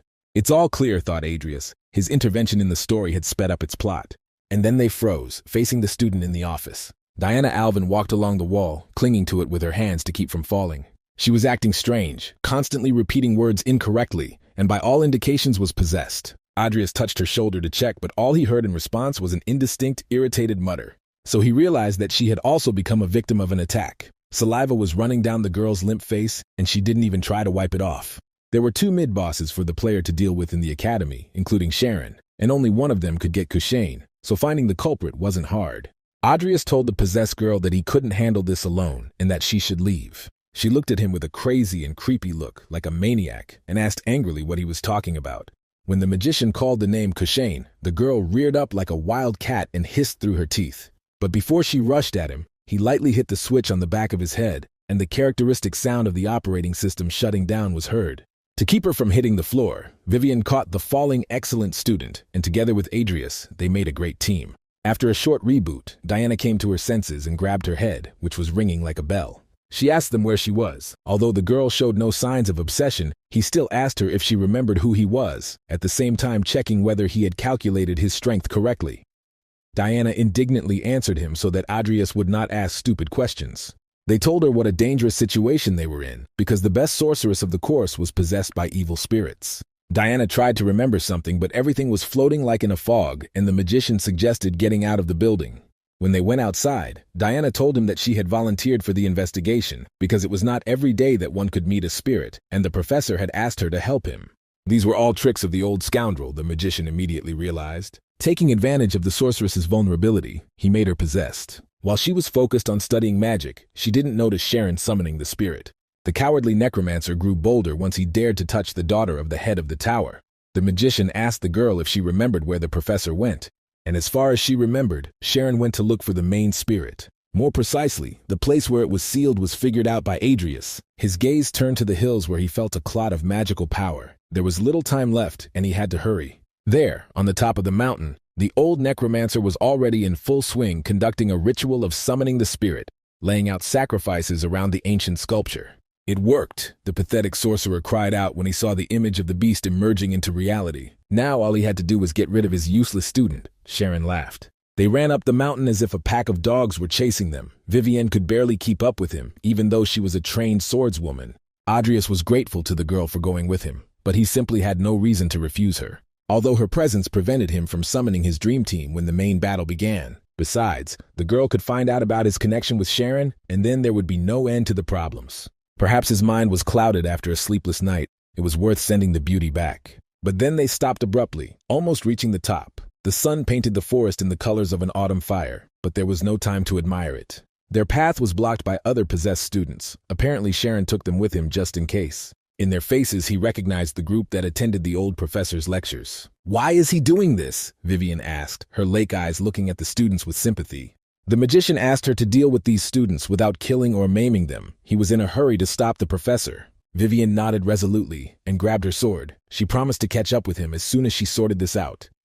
Adrius wanted to tell her that there was no need to rush, but he couldn't. Without wasting any time, he rushed forward, leaving everything to her. But a lightning spell was immediately aimed at him. The girl's eyes flashed, and she moved to intercept. And she managed to reflect the magic with her sword in time, gracefully jumping on her long legs like a doe. Adrius turned around and ran on, confident that Vivienne would definitely cope. On the other hand, he hoped that the swordswoman wouldn't kill them all. "You just have to believe," the magician thought, and behind him the crackling of discharges was heard again. The sun was setting over the horizon, catching the roofs of the rocky houses with its last rays. And then the surrounding area was filled with a mighty roar. The demon Kushane awakened. Sharon was jubilant. Thanks to Jester's help, everything worked out. All that was left was to take control of the spirit. But then he felt threatened and summoned a wall of bones to protect himself. Something cracked loudly against it and fragments flew into the air. Adrius, the old necromancer, stared at him in amazement, not expecting the student to come to him himself. The magician emerged from the darkness under the shade of golden linden trees. Autumn had begun a little earlier in the mountains. Unfortunately for him, no matter how much he hurried, he did not manage to interrupt the summoning of the demon Kushane. The freak looked at him with 3 eyes on a long, smooth, egg-like muzzle. Such an abnormally fast removal of the seal and the strange magic around the demon indicated that he was being controlled with the help of the Pelderin stone, which Jester had before. "How dare he?" the old and pathetic professor shouted at him smugly. "It's a wonder they got to Diana," Adrius replied. "Not to mention that such a worm could deceive her," he added in a tone he had never allowed himself before. But the time had come to tear off all the masks. Sharon gritted his teeth and trembled, and was immediately furious at such impudence. But then he laughed, realizing that the boy was just throwing dust in his eyes and provoking him. It was not for nothing that he took the boy as his apprentice, since he had such arrogance, and told that he once overheard a conversation between his father and Mr. Morn. Cain told Morn that if they raised him, it would change the basis of dark magic, and perhaps the entire world. They spoke quietly, in a conspiratorial tone, but Sharon could hear their words. And since the boy had started behaving so brazenly lately, it meant he had gotten hold of Cain's legacy, the pathetic necromancer had said. And now Adrius understood what Salem had meant when he had said that Sharon had gotten to another Cromwell. Even such an insignificant character and pitiful person knew about the original sin. The professor demanded to see it, and his eyes flashed greedily. "How stupid," the magician laughed. He kept thinking about what the professor would say with his filthy mouth, but it was just an offer to rob the student. Adrius called his loyal warriors. The time of words passed. The dead man and the Tiger King left the vault. Sharon immediately recognized Timur, who was one of the bodies that the careless student received at the meeting. This meant that he was already capable of controlling high-level undead. Another would have been wary in his place, but Sharon was confident in himself because he possessed a Peldarine crystal. Even though he didn't teach him anything, he still calls himself a teacher, Adrius said contemptuously to the old man.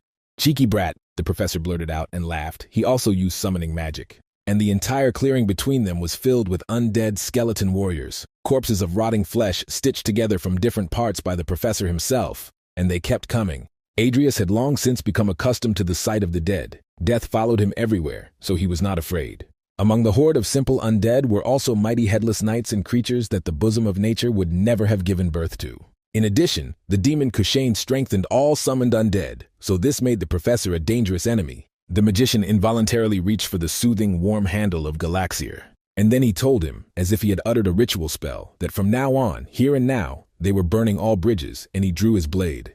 Great, the old teacher chuckled. He was going to kill him anyway and take Cain's legacy, and then make his pathetic corpse his slave. There was no greater irony than for a necromancer to become a silent servant after his own death, and Adrius frowned. Meanwhile, with wide movements from the hip, Vivian dealt with one of the possessed, sending him to sleep. From her powerful blow, the guy bounced off the ground several times and flew into the bushes. Vivian wanted to quickly catch up with Mr. Fairy as she promised, but she got stuck with these children. She stopped to catch her breath. The problem was that there were a lot of them, and even after they fell, they rose again and constantly interfered with her. Despite their bloody faces, the possessed pursued the swordswoman. For a second, her lake eyes flashed steel, and she considered just killing them all in a couple of swings. However, the girl remembered that she was asked not to kill the students. Mr. Fairy will definitely not like this. While she stood there hesitating, she was surrounded again, mostly by students of the magic faculty, because they were constantly using spells. A stream of wind burst from the hands of one of the magicians and struck the swordswoman. Vivian turned around as quickly as if she had eyes on her back and blocked the spell. Others were already running towards her, intending to grab her. Then she remembered the word that Adrius had said before he neutralized Diana Alvin. It was like a spell. I remembered, Vivian thought, and smiled tenderly, looking at the student's neck in the area where the switch was located. Cushion, the girl blurted out, and lightly stroked the possessed guy so that he arched his back in gratitude. She repeated everything exactly as Mr. Fairy did, and was sure that everything worked. However, to her surprise, it didn't work. The fallen student angrily gnashed his teeth, dissatisfied with the quality of the services provided, which meant the password was chosen incorrectly. Another student directed ball lightning at her. Cushion, Vivian shouted, trying the password again, and used a shin kick to the head to enter it.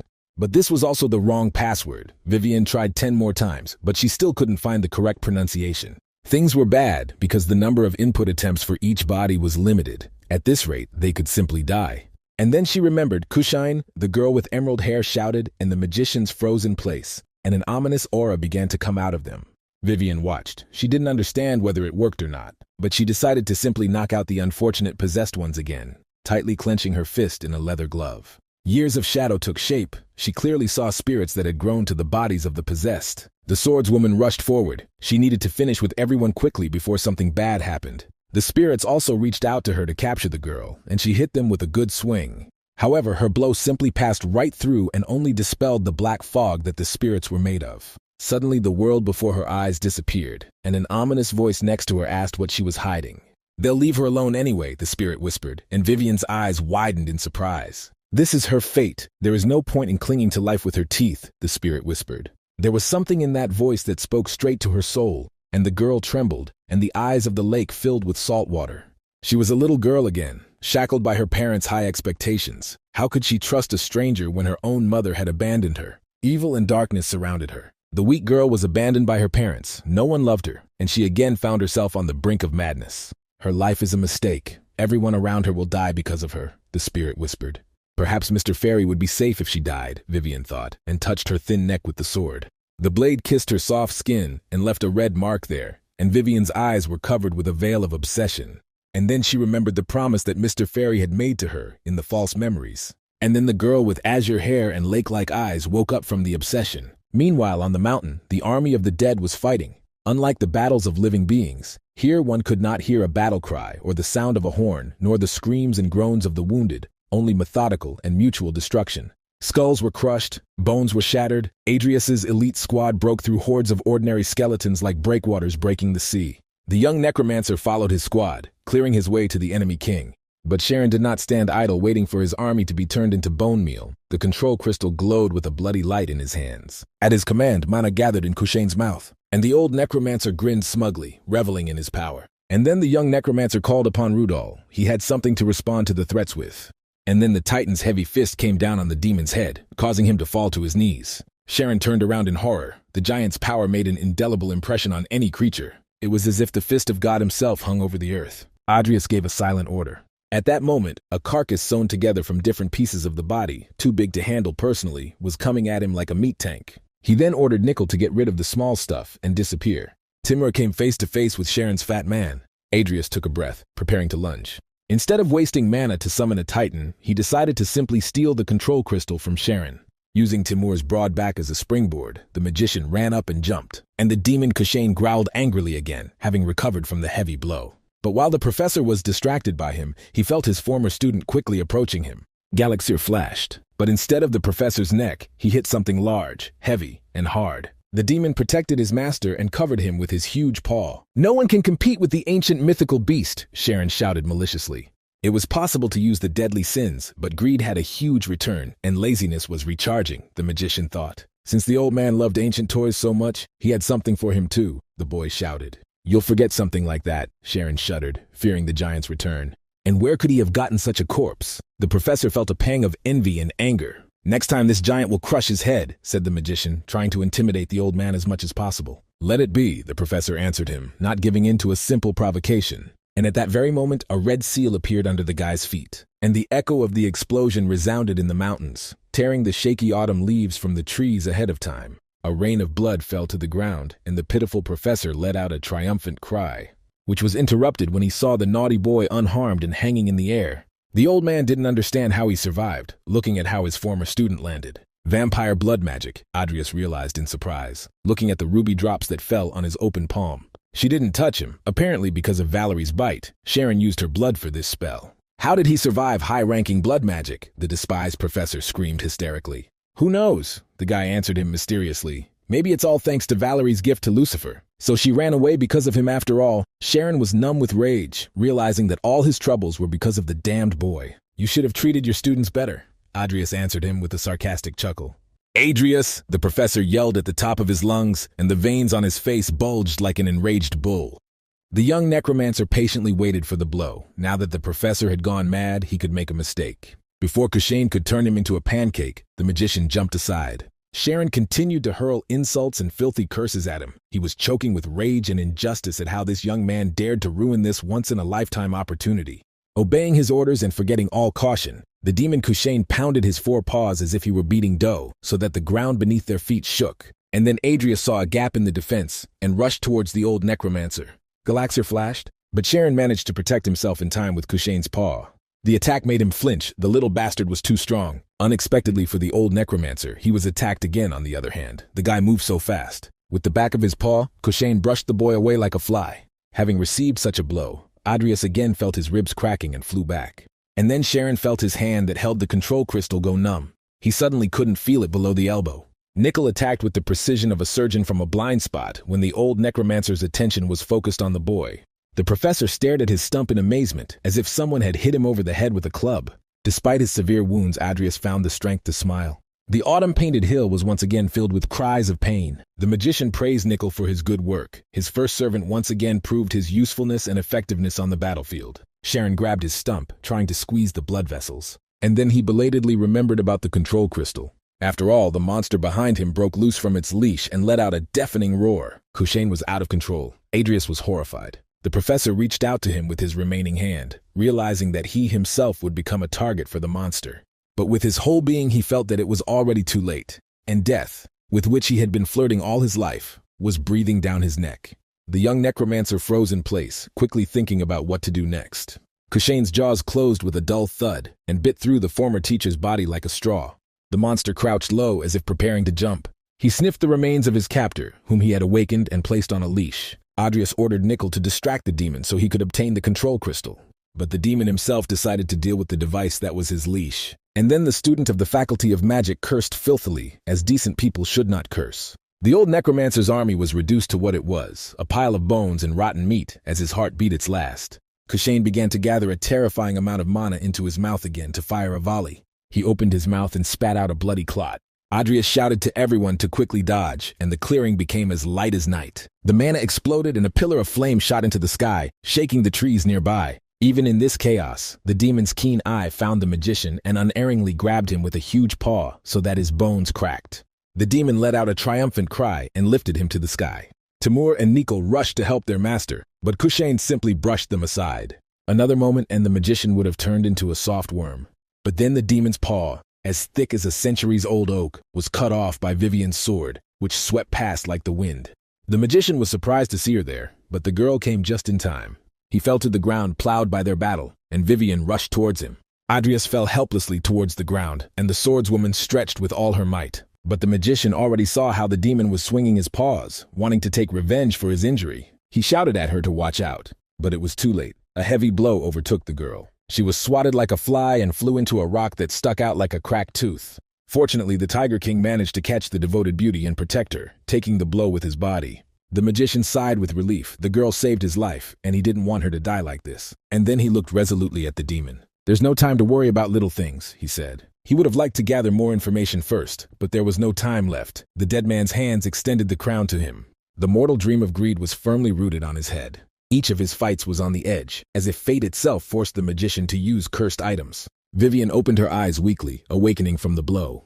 And then she saw Adrius standing face to face with the demon Kushane, from whose mouth the next volley was already bursting. Eyes as blue as the sky opened wide in surprise. Adrius absorbed the essence of greed. His eyes turned red as if the devil himself had a malicious grin on his face. Kushane, as if sensing a threat, belched out a haul of bloody fire. But just one swing of the apostle of greed cut him in half. The magician passed through him like Moses who parted the sea. "The pathetic dirty beast will soon become his silent slave," the young necromancer wheezed.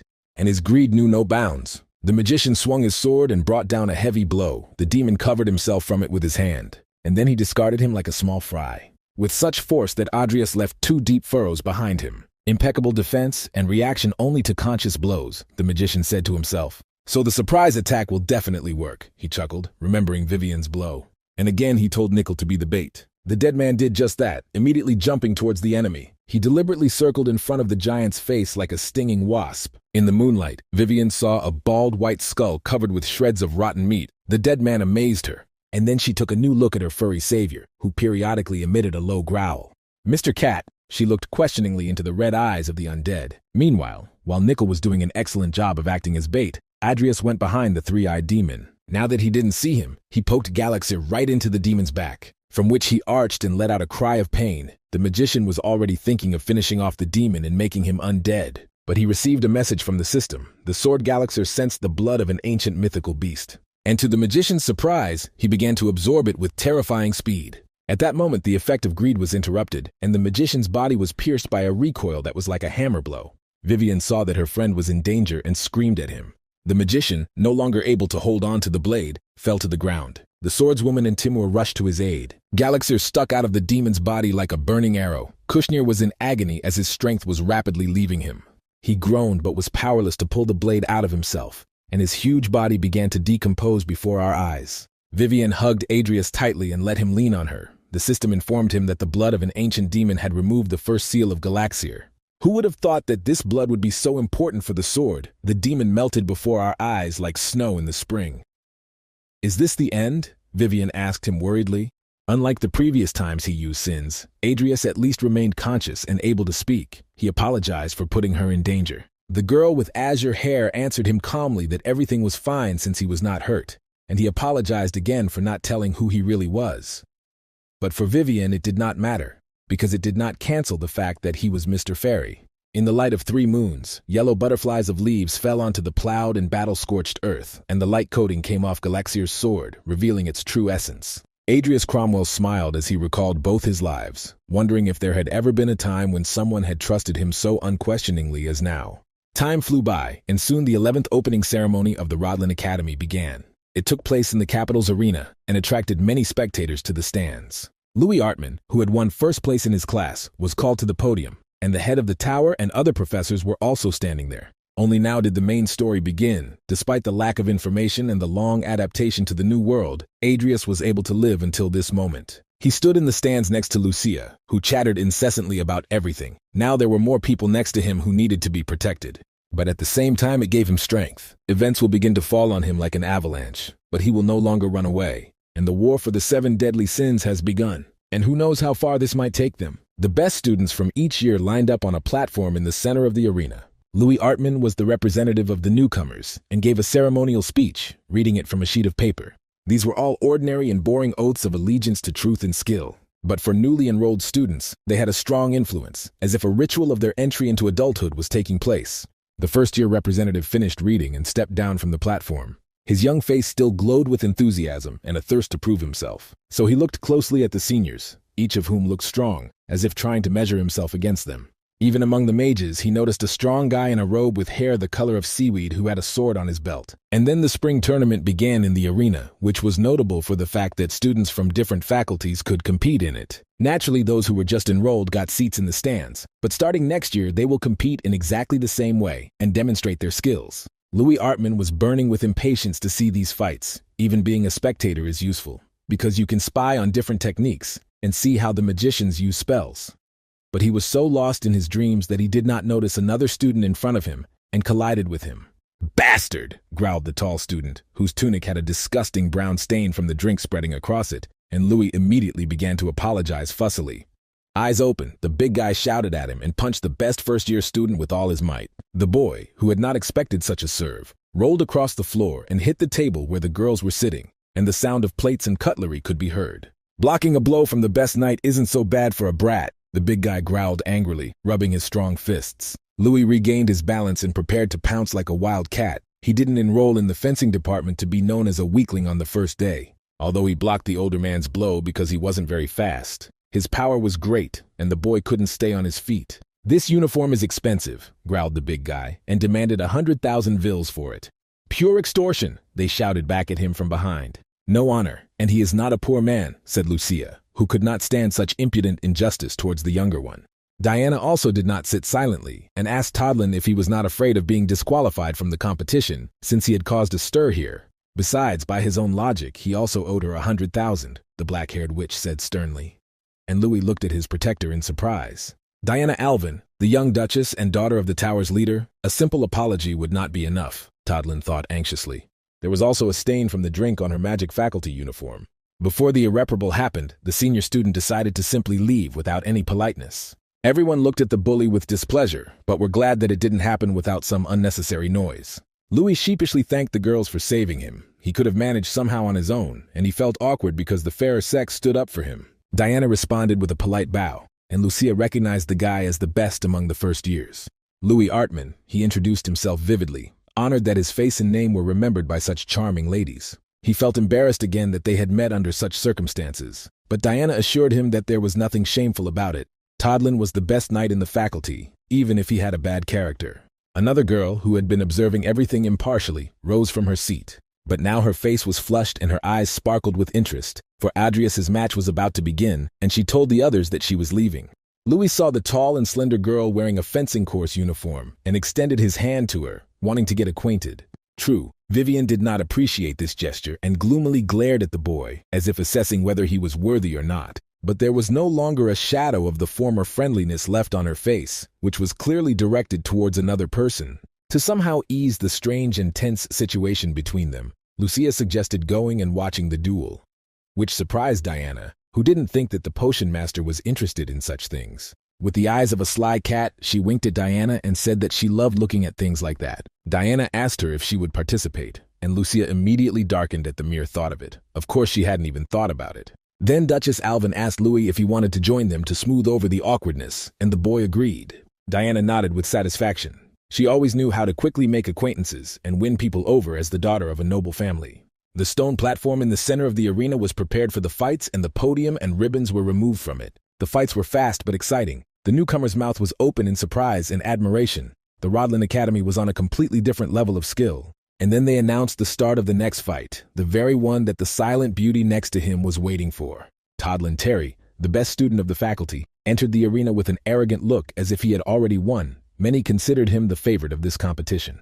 But his opponent behaved like a dark horse. Adrius Cromwell, the race director, called out his name, and then Vivian's eyes lit up with undisguised interest again. A student who until recently did not stand out in any way and was always at the bottom of the academic list, but he attracted a lot of attention to himself by inventing a new potion, and now he has also entered the tournament. Louis remembered this student. He saw him at the ceremony, a magician with green hair and a sword on his belt, an unusual combination. A mage who pretends to be a swordsman, Todlin snorted contemptuously, placing his hands on the hilt of his sword. So what? Adrius answered him indifferently, not even deigning to glance at his opponent. He looked at the chest area, defocusing his vision in order to take in the enemy entirely. The knight grinned angrily. Some cockroach dared to be rude to him right before the fight, which meant he wouldn't leave here with his bones intact. Todlin had been the first to rush forward as soon as the signal was given to begin the fight, like a mad dog unleashed, eager to teach the upstart mage some manners. His rapid movements caused a storm in the arena. Lucia looked up from the arena and asked Diana if she had heard what was coming for them soon. After the horizontal bar, they will meet with students from the Milko Academy. The best were selected for her, but she would have been forced to go anyway, Diana lamented. For the head of the tower, all this was part of his policy, and a way to show the superiority of Rodlin over other educational institutions. Lucia sympathized with the black-haired witch. Puska's noble position gives its advantages, but it also obliges a person. Those who take high places in this tournament will also attend this meeting, Lucia added, and returned her gaze to the arena. Adrius easily dodged Todlin's powerful but slow blows. Vivian should definitely succeed, Diana said, looking at the silent swordswoman. She reached the finals in her group, beating Aaron, who had previously been considered the best student. Meanwhile, Todlin was furious because he couldn't catch the fidgety magician and pin him down properly. Tired of running, he took a stance and decided to use his secret technique, although it was disappointing that he had to use it on such a scumbag. Adrius didn't answer, but only gave his opponent a condescending look, which angered Todlin even more. The enemy suddenly accelerated and seemed to disappear from sight with a loud bang. But compared to the speed of Old Man Deshroon or the killer Hassan, all this was child's play. The magician easily dodged with a simple movement of the body. And then Todlin rushed towards him again with a sharp bang. His long sword whistled like a bandit over the head of the mage, who crouched to dodge. The crowd in the stands buzzed excitedly. It seemed to everyone that the upstart magician had gotten into a difficult situation and was about to be wiped out. Louis watched without looking away, afraid to miss every movement. He had seen something like this before. "Mr. Fairy will win," the strange but beautiful girl with azure hair suddenly declared confidently. Todlin became furious. Was his sword just a decoration? Where was his magic? He shouted to his opponent but continued to chop the air. And while the stands thought that the magician could only desperately dodge, Adrius seemed to mock his opponent, whose face turned red from the effort. And then a cry of amazement came from the stands and everyone held their breath. Having finished the games, Adrius Cromwell thrust the head of the best knight of the academy into the stone of the arena, and with such force that cracks and fractures appeared on it. There was a ringing silence as no one expected such a turn of events, with the mage showing complete dominance over the swordsman with brute force. "Against someone like him, he doesn't need magic or a sharp sword," Adrius said imperiously. The winner was announced, and then the crowd let out a joyful cheer. Louis felt a thrill, his heart pounding in his chest as he watched the knight being defeated with bare hands. "Who is he?" the boy asked involuntarily. "Mr. Fairy," the slender girl with azure curls answered confidently. Even Lucia, who was far from duels, was impressed by this demonstration. And only Diana understood what was going on. "The magician used the knight's aura to strengthen his body," she said, stunned. She is not far from her father, who immediately realized that the boy had a double core. The head of the tower had known about him for a long time, and realized that Kane's son was no longer hiding his powers, which meant that a storm was coming.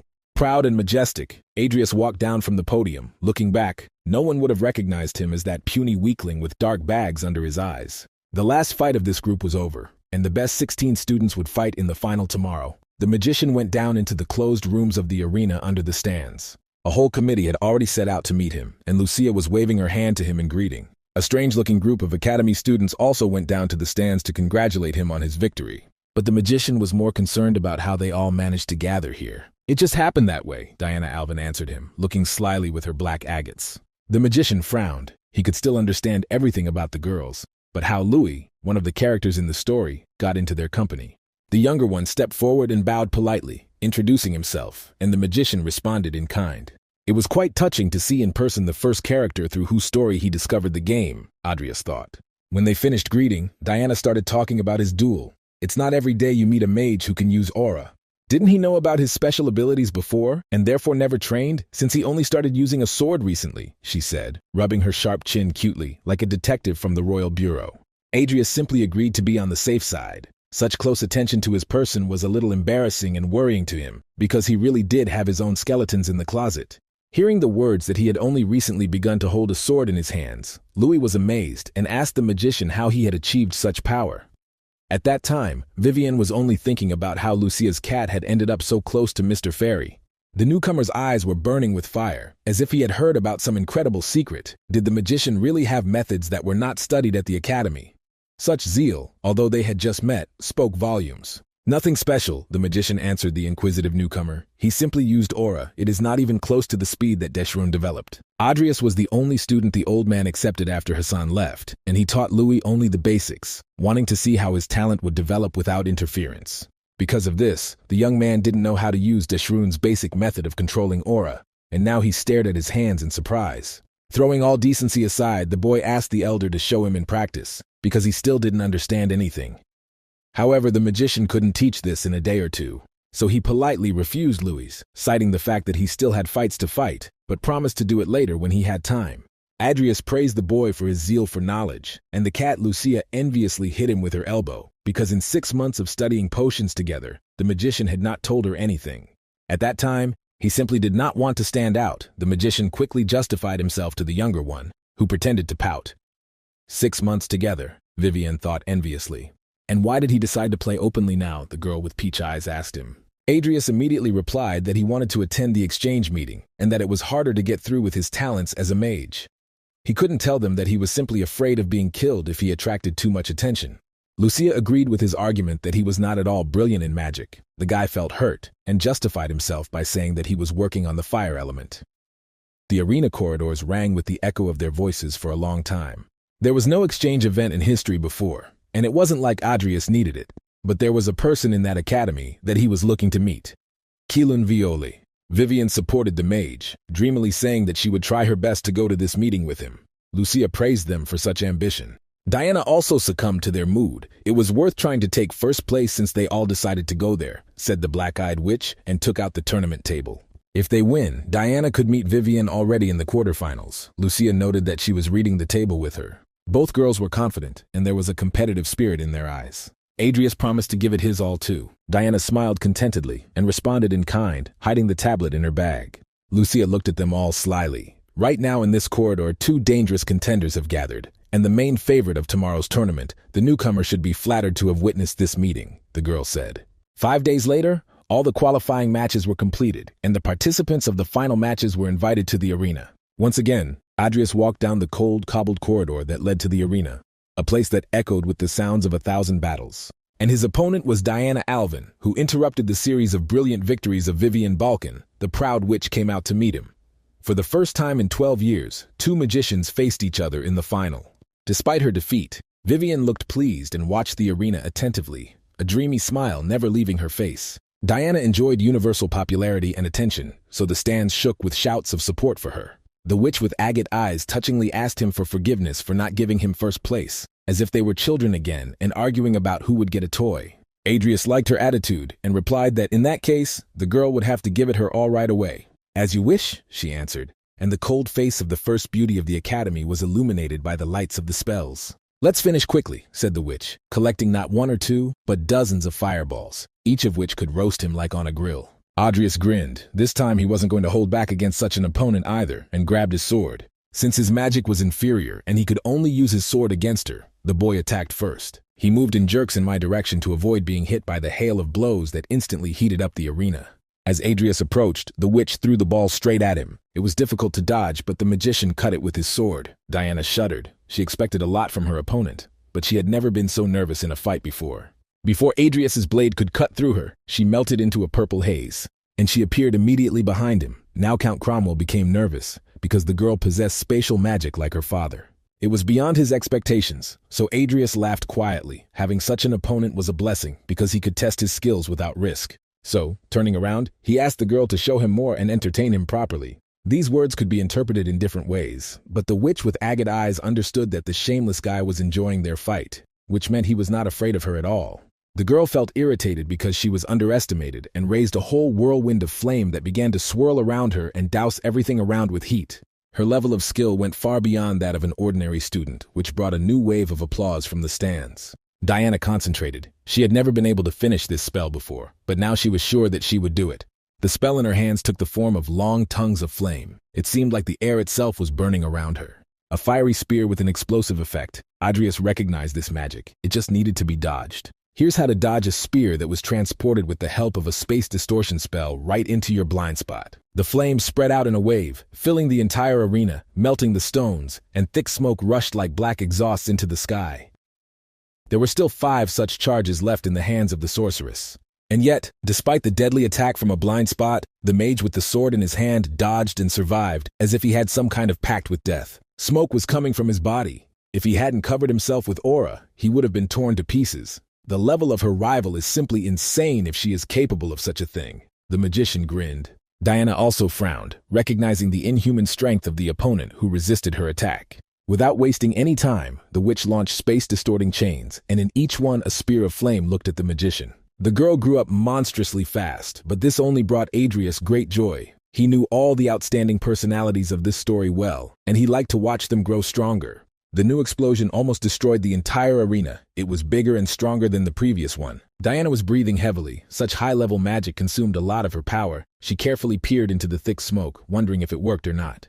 Was it really a victory, she thought, while a scarlet blush played on her cheeks at the thought that she had wiped the arrogant guy's nose. And then she almost lost her head from his attack, which cut through the smoke and soot. Only a miracle saved the girl, because the arena stone that her father personally collected and strengthened was deeply cut along its entire length. Sword without ego.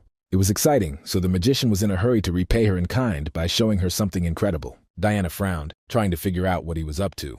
His sword was enveloped in a black haze, a combination of magic and aura, a special style that he developed himself. Darkness erupted from the blade and struck the arena. Diana erected a honeycomb barrier to protect herself from this onslaught of unusual force. A strange coal smoke emanated from Adrius's sword, and the magician began to strike many times harder. Moreover, this haze did not go out even after it was reflected, and continued to lick the hem of her cloak. The girl threw off the burning cloak without showing it, all thanks to the guy's double core, she said proudly, and charmingly fluttered her short skirt. The mage nodded. That was exactly it, although technically it was thanks to his new vessel trait. Someone in the stands should have realized by now that this was no ordinary double core, the magician thought. True, the head of the tower was more indignant about the fact that the impudent guy attacked his beloved daughter with the sword that he himself gave him. But another professor was extremely impressed by this strange way of combining magic and aura, which seemed impossible. Anything is possible if there are no boundaries between the two vessels, and if the body is turned into a reservoir for magic, Bart Alvin answered thoughtfully. 3 big spells. That's how much strength she had left for attack and defense, so now the girl was thinking about how to use them. She should have been careful and dodged the sword with the strange fire. In close combat, the enemy had the advantage, which meant she needed to deliver the decisive blow, Diana thought, and clenched her fist.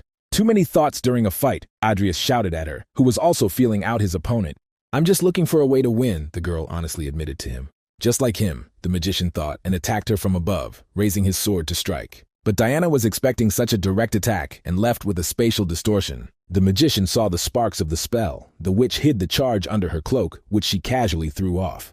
Adrius barely had time to react. He again felt like he was on the battlefield, like a hunted animal looking for a way to survive. She hunted him while he dodged one spell. Diana prepared the next. The flames were sending up columns of smoke. It was hard to breathe, and her throat was sore from the bitterness when he cut her body again. The girl instantly moved.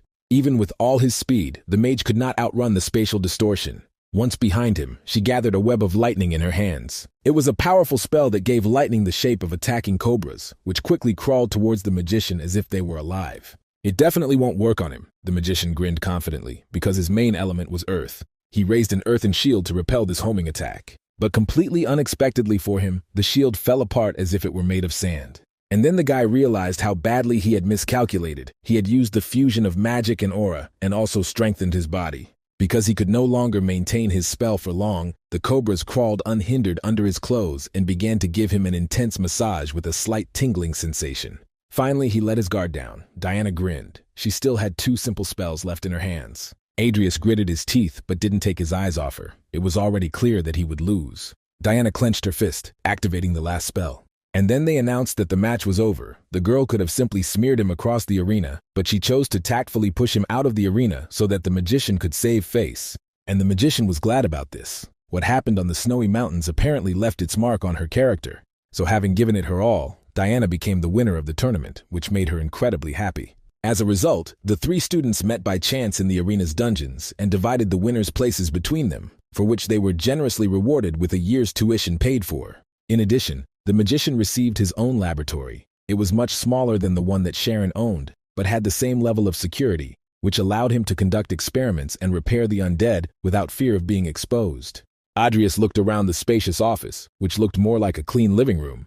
The scholarship will allow him to conduct research without having to work. Although on the other hand, the magician had no problems with money, there was already a huge sum in his accounts. For winning the tournament, Diana received an elixir that increased the mana reserve. The magician would also like one. Now the girl will become stronger.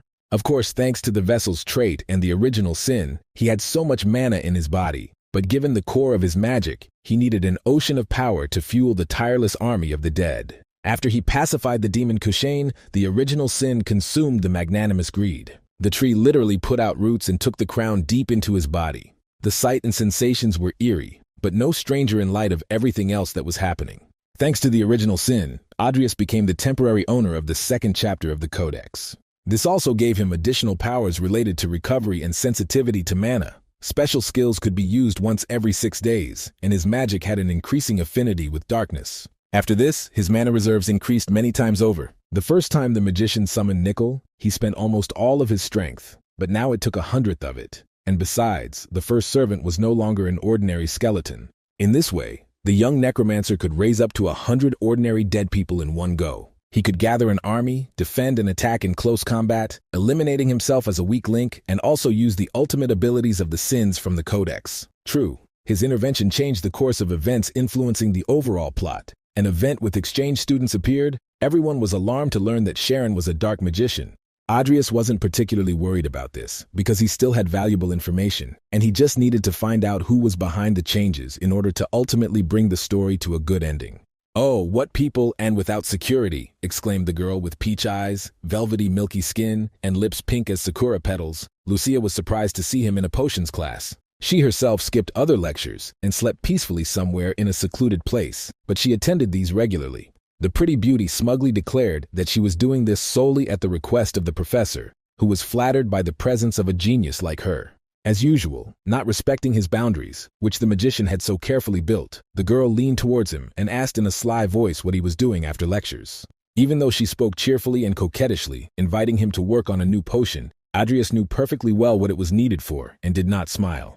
And yet, for the sake of decency, he asked the coquette what kind of potion it was. Then, with a languid breath, as if telling about her favorite heroes of fairy tales and short stories, she told him how yesterday she mixed flour from a frog's tongue with magic pollen, and then added a little etherium solution and a slug kernel. "And guess what happened?" she intrigued. "The solution has completely disappeared," Lucia said after a short pause. When she spoke of potions, her eyes sparkled like diamonds and her face was flushed with excitement. The girl waited impatiently for his reaction, but the guy kept a restrained silence. Even though he did not tell her the ingredients, she herself found the recipe for the potion that would cure her illness. Without waiting for his answer, the beauty stretched tiredly. After a night of experiments, she was drawn to sleep. Besides, then the experience just wasn't so good, disappointedly, she said. And Adrius was again amazed by the depth of her talent. He politely asked how he could help, because he didn't have much time now, but he promised to find it later. Lucia hissed in disappointment and fell onto the table, and then began to grumble, because this scoundrel dared to refuse such a cutie. So she muttered under her breath, but the mage could not console her, and say that now there were those who were in greater danger. Before the disease broke her, they still had time. Selena and Chris, 2 newcomers to the academy who become Lewis's classmates. They are his next target. They should have been prepared before the academy went crazy when the first story arc began. These are just the first obstacles, but if you leave the guys unattended, they will simply die. Lucia is not in any danger because she will be working on potions, the magician thought and looked at her short pearl hair. There is no need to worry about Diana because she is already exceeding all expectations. Lewis, despite the fact that he is a beginner, will become stronger himself because he is already the best on the course. Adrius wanted to go straight to those two, just skipping class, but he couldn't. When he looked towards the exit, the doors opened and the professor entered the auditorium. He abruptly placed two thick leather-bound volumes on the lectern with a slam. The professor greeted everyone and said that from now on, he would be teaching a course in mixing and preparing potions. Kyler Schutzman introduced himself, this man with stern features, without any hint of softness or a smile on his elongated face with a high forehead. "Nice to meet you," said the boss of the first arc, a thin grin appearing on his face. The professor's voice sounded like a metronome. "If you mix the Platris potion with purified keel water, a red color and black bubbles will appear," he said, and demonstrated everything with a visual experiment. Adrius listened with half an ear, and he himself was thinking where he could meet Selena and Chris. Most likely the young talents were training hard on the Knight's playground to catch up with Lewis. But something else was important. Professor Schutzman should have already realized that the guy was a dark magician after that incident with Lenya, but apparently he didn't have much interest in Adrius. The lecture ended and Kyler left without even glancing at the young necromancer. Returning to his office laboratory, the professor took out a small intercom. And he contacted Mr. Jester, who had a small mirror in his hands, which is convenient to hide in a pocket and which does not arouse suspicion. "What's the matter, Kyler?" the dark sorcerer in the cloak asked him impatiently. Kyler expressed concerns that Bart Alvin suspects him and that he might soon have to leave the academy. Jester immediately realized that it was because of Sharon's death. The tip on Kyler leaked straight from the old necromancer's office, where the investigators had been. Jester could sense his fear behind the feigned calculation. Ranks and Hosen died mysteriously, the crown disappeared, and Sharon's mistake left Kyler shaking with fear. The Acolyte squad had suffered huge losses in personnel. All of their plans were going down the drain, the dark sorcerer thought, and then asked his minion when he was going to leave. "There will be a meeting of students Milko and Rodlin soon," the professor said, examining the black sediment in the flask. "So before leaving, it would be great to destroy the imperial flower of the nation before it becomes a huge problem for them," he said in a malicious voice. "Good idea," Jester replied after a few moments. Immediately after this confusion, Schutzman was going to disappear from the walls of the academy. He promised to provide details later. The dark sorcerer took a few steps down the corridor and stared at the thick-framed window, with his eyes glowing from under his wide hat. There were no more of his people in the academy, which meant he had to lure Hadrius Cromwell to a dark meeting. The old church, once the house of God and now the home of a fallen sorcerer, slept quietly in the moonlight. Selena Arestiel had been training hard, her chest heaving and her short moon-colored hair fluttering wildly in the wind. After a few swings, she became exhausted and stopped to catch her breath, leaning on her heavy sword. Chris continued his exercises next to her. They hadn't stopped training since early morning, so even her swordsman's stamina had come to an end. But Chris refused to stop, continuing to torture himself. This guy just didn't know how to give up. The girl shouted to her friend to take a rest before he fell down dead, and the impudent boy answered her with a growl so that she would worry about herself. "What a blockhead," she sighed indulgently. He simply didn't see the final fights at the tournament because he was covered in sweat on the court. Then Selena enlightened her unsociable comrade, with fire in her eyes, telling about an incredible swordsman magician who used mana aura and a sword at the same time. But Chris just snorted self-confidently. It was just funny that a moron who was bad at both made it to the final, so he did the right thing by not going anywhere. Selena calmly objected that he was only saying that because he hadn't seen anything. And then she added that Louis had already acknowledged the skill of that guy. She knew that the impudent boy would not let these words go in one ear and out the other. And as soon as Louis could recognize such a blockhead, the self-confident guy mocked again, not even suspecting that the one he was talking about was right behind his back. It's not nice when first-years talk like that about seniors they've never met. They suddenly heard a voice behind them and turned around nervously. Adrius scratched his chin thoughtfully, glad that he had managed to impress the newcomers. It would make the conversation go faster. Selena immediately recognized the swordsman mage with hair the color of seaweed. Chris immediately stood up and brazenly asked him who he was, and Selena, horrified, didn't know how to tell her friend that he'd better not get into trouble. And then Adrius introduced himself. He was that idiot with a sword dangling from his belt, and Selena shuddered, realizing that the senior student had heard their conversation and Chris's bravado. Before things could get any worse, the girl bowed low and asked for forgiveness for her dim-witted friend who was too proud of his swordsmanship. "So this is his pride," said Adrius, and twisted his face in disgust. "But is there any reason for pride here? Because he looks like a rag who can't fight back." Needless to say, these words pierced the proud newcomer like a dagger under the ribs. The veins on his face immediately began to pulsate from the tension. This irritated Chris terribly, but there was some truth in the elder's words, and now he was confused how someone had managed to understand him at first glance. The guy restrained himself, but still answered boldly that the magician who pretended to be a knight could know about him. Selena immediately screamed at him. The magician looked at the boastful joker from under his forehead and answered him that he knew more than he did. "Prove it," Chris blurted out, already well wound up and unable to contain himself any longer. Adrius immediately agreed, as he thought, Chris was a real simpleton. Selena stood between them, wanting to separate them, because for fighting they could face expulsion from the academy.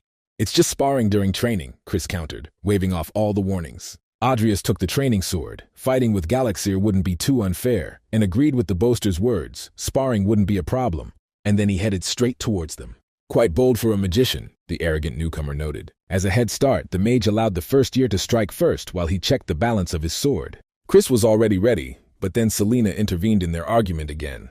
Her face was burning with anticipation, and she asked to be given the opportunity to participate in the entertainment, because it is not often that you can meet such an opponent who uses both mana and aura. The magician nodded briefly and told her to get ready because her turn would soon come. Flattered by such unexpected attention, she blushed and opened her mouth with plump cherry lips in amazement. The boastful Chris immediately asked for forgiveness, telling his friend that there would be no next sparring session.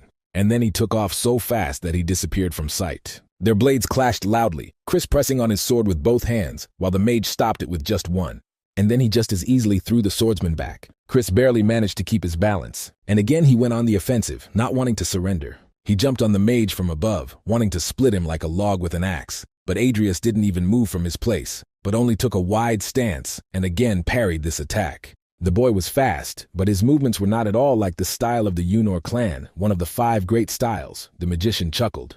Their swords began to sing the song of battle again. The metal groaned and sparks of scale flew in all directions. "This guy will get far by focusing on swordplay." The magician slid to the side and sent the braggart flying with a decent kick to the ribs. Chris rolled head over heels across the court. Now he was not using his traditional sword style at all, which stands out for its speed and constant change of direction of blows. In an attempt to keep up with Louis, Chris had been practicing everything and was now moving strangely, unbalanced.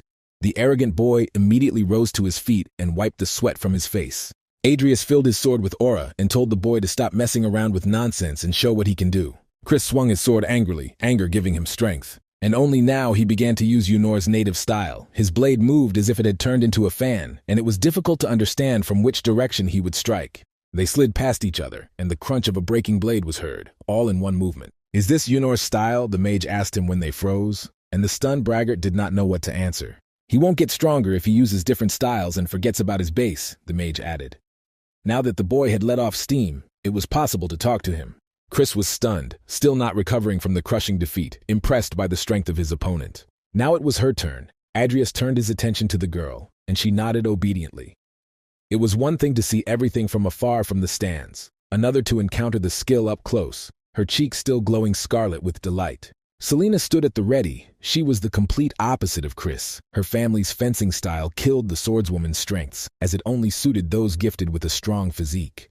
"Attack," the magician ordered, concentrating on correcting this oversight. She sprang towards him like a doe, holding her Zweihander in her hands. Adrius grinned happily, anticipating the fun. He could teach this girl a lot. And his lesson was not long in coming, as Chris had done before. Selena could not stay on her strong and long legs, and flew comically, doing a somersault over her head, losing her balance. She landed as nimbly as a cat on all fours. Chris, who was watching from the side, immediately realized that the damned magician instantly recognized the weaknesses of her style. Selena was stunned. She put all her strength into her blow, but she was thrown back like a kitten. "The heavy sword works against her," the mage explained clearly, and returned the training sword to the stand. The proud girl stated that she had always used Zweihander, and even Chris sided with the senior student. Other people's shortcomings were easier to spot, so he agreed with him. The duel had put his brains back in place, so that now he could easily admit his own shortcomings. The magician asked them why they took the sword in their hands, and the newcomers stared at him in surprise, thinking that the answer was obvious. "Why do they continue to follow the path of fencing?" the elder continued to ask, and Chris was surprised at the purpose of these questions. But Adrius answered them with complete seriousness. He took the sword so as not to die, which was absolutely true. Only that was what mattered, not principles, duty, pride, or family heritage. And they felt the weight of his words firsthand. Although it was embarrassing to admit, he had no talent for magic, the magician declared, and threw up his hands. He had almost died once, and now he always carried a sword he could rely on. His hand gently ran over Galaxir's braided wrappings. However, they both spent their entire lives training and still lost to him. Despite the fact that Adrius did not use anything special, this strength was a result of hard training. Selena suggested that they had a difference in talent, but the magician sharply objected to her. "It's not like that at all. They just never had to use a sword for real. They wave it to defeat someone," the magician said and looked at Chris. "Or out of pride, even if he doesn't suit them," he added, looking at Selena. But Adrius himself always used the sword to live, and suggested that the boys think about why they should study the art of fencing. And when they think about it, they can come to him, and then he will defeat them again, he said at last, and headed towards the exit. Before leaving, Proud Chris promised the magician that he would definitely challenge him again.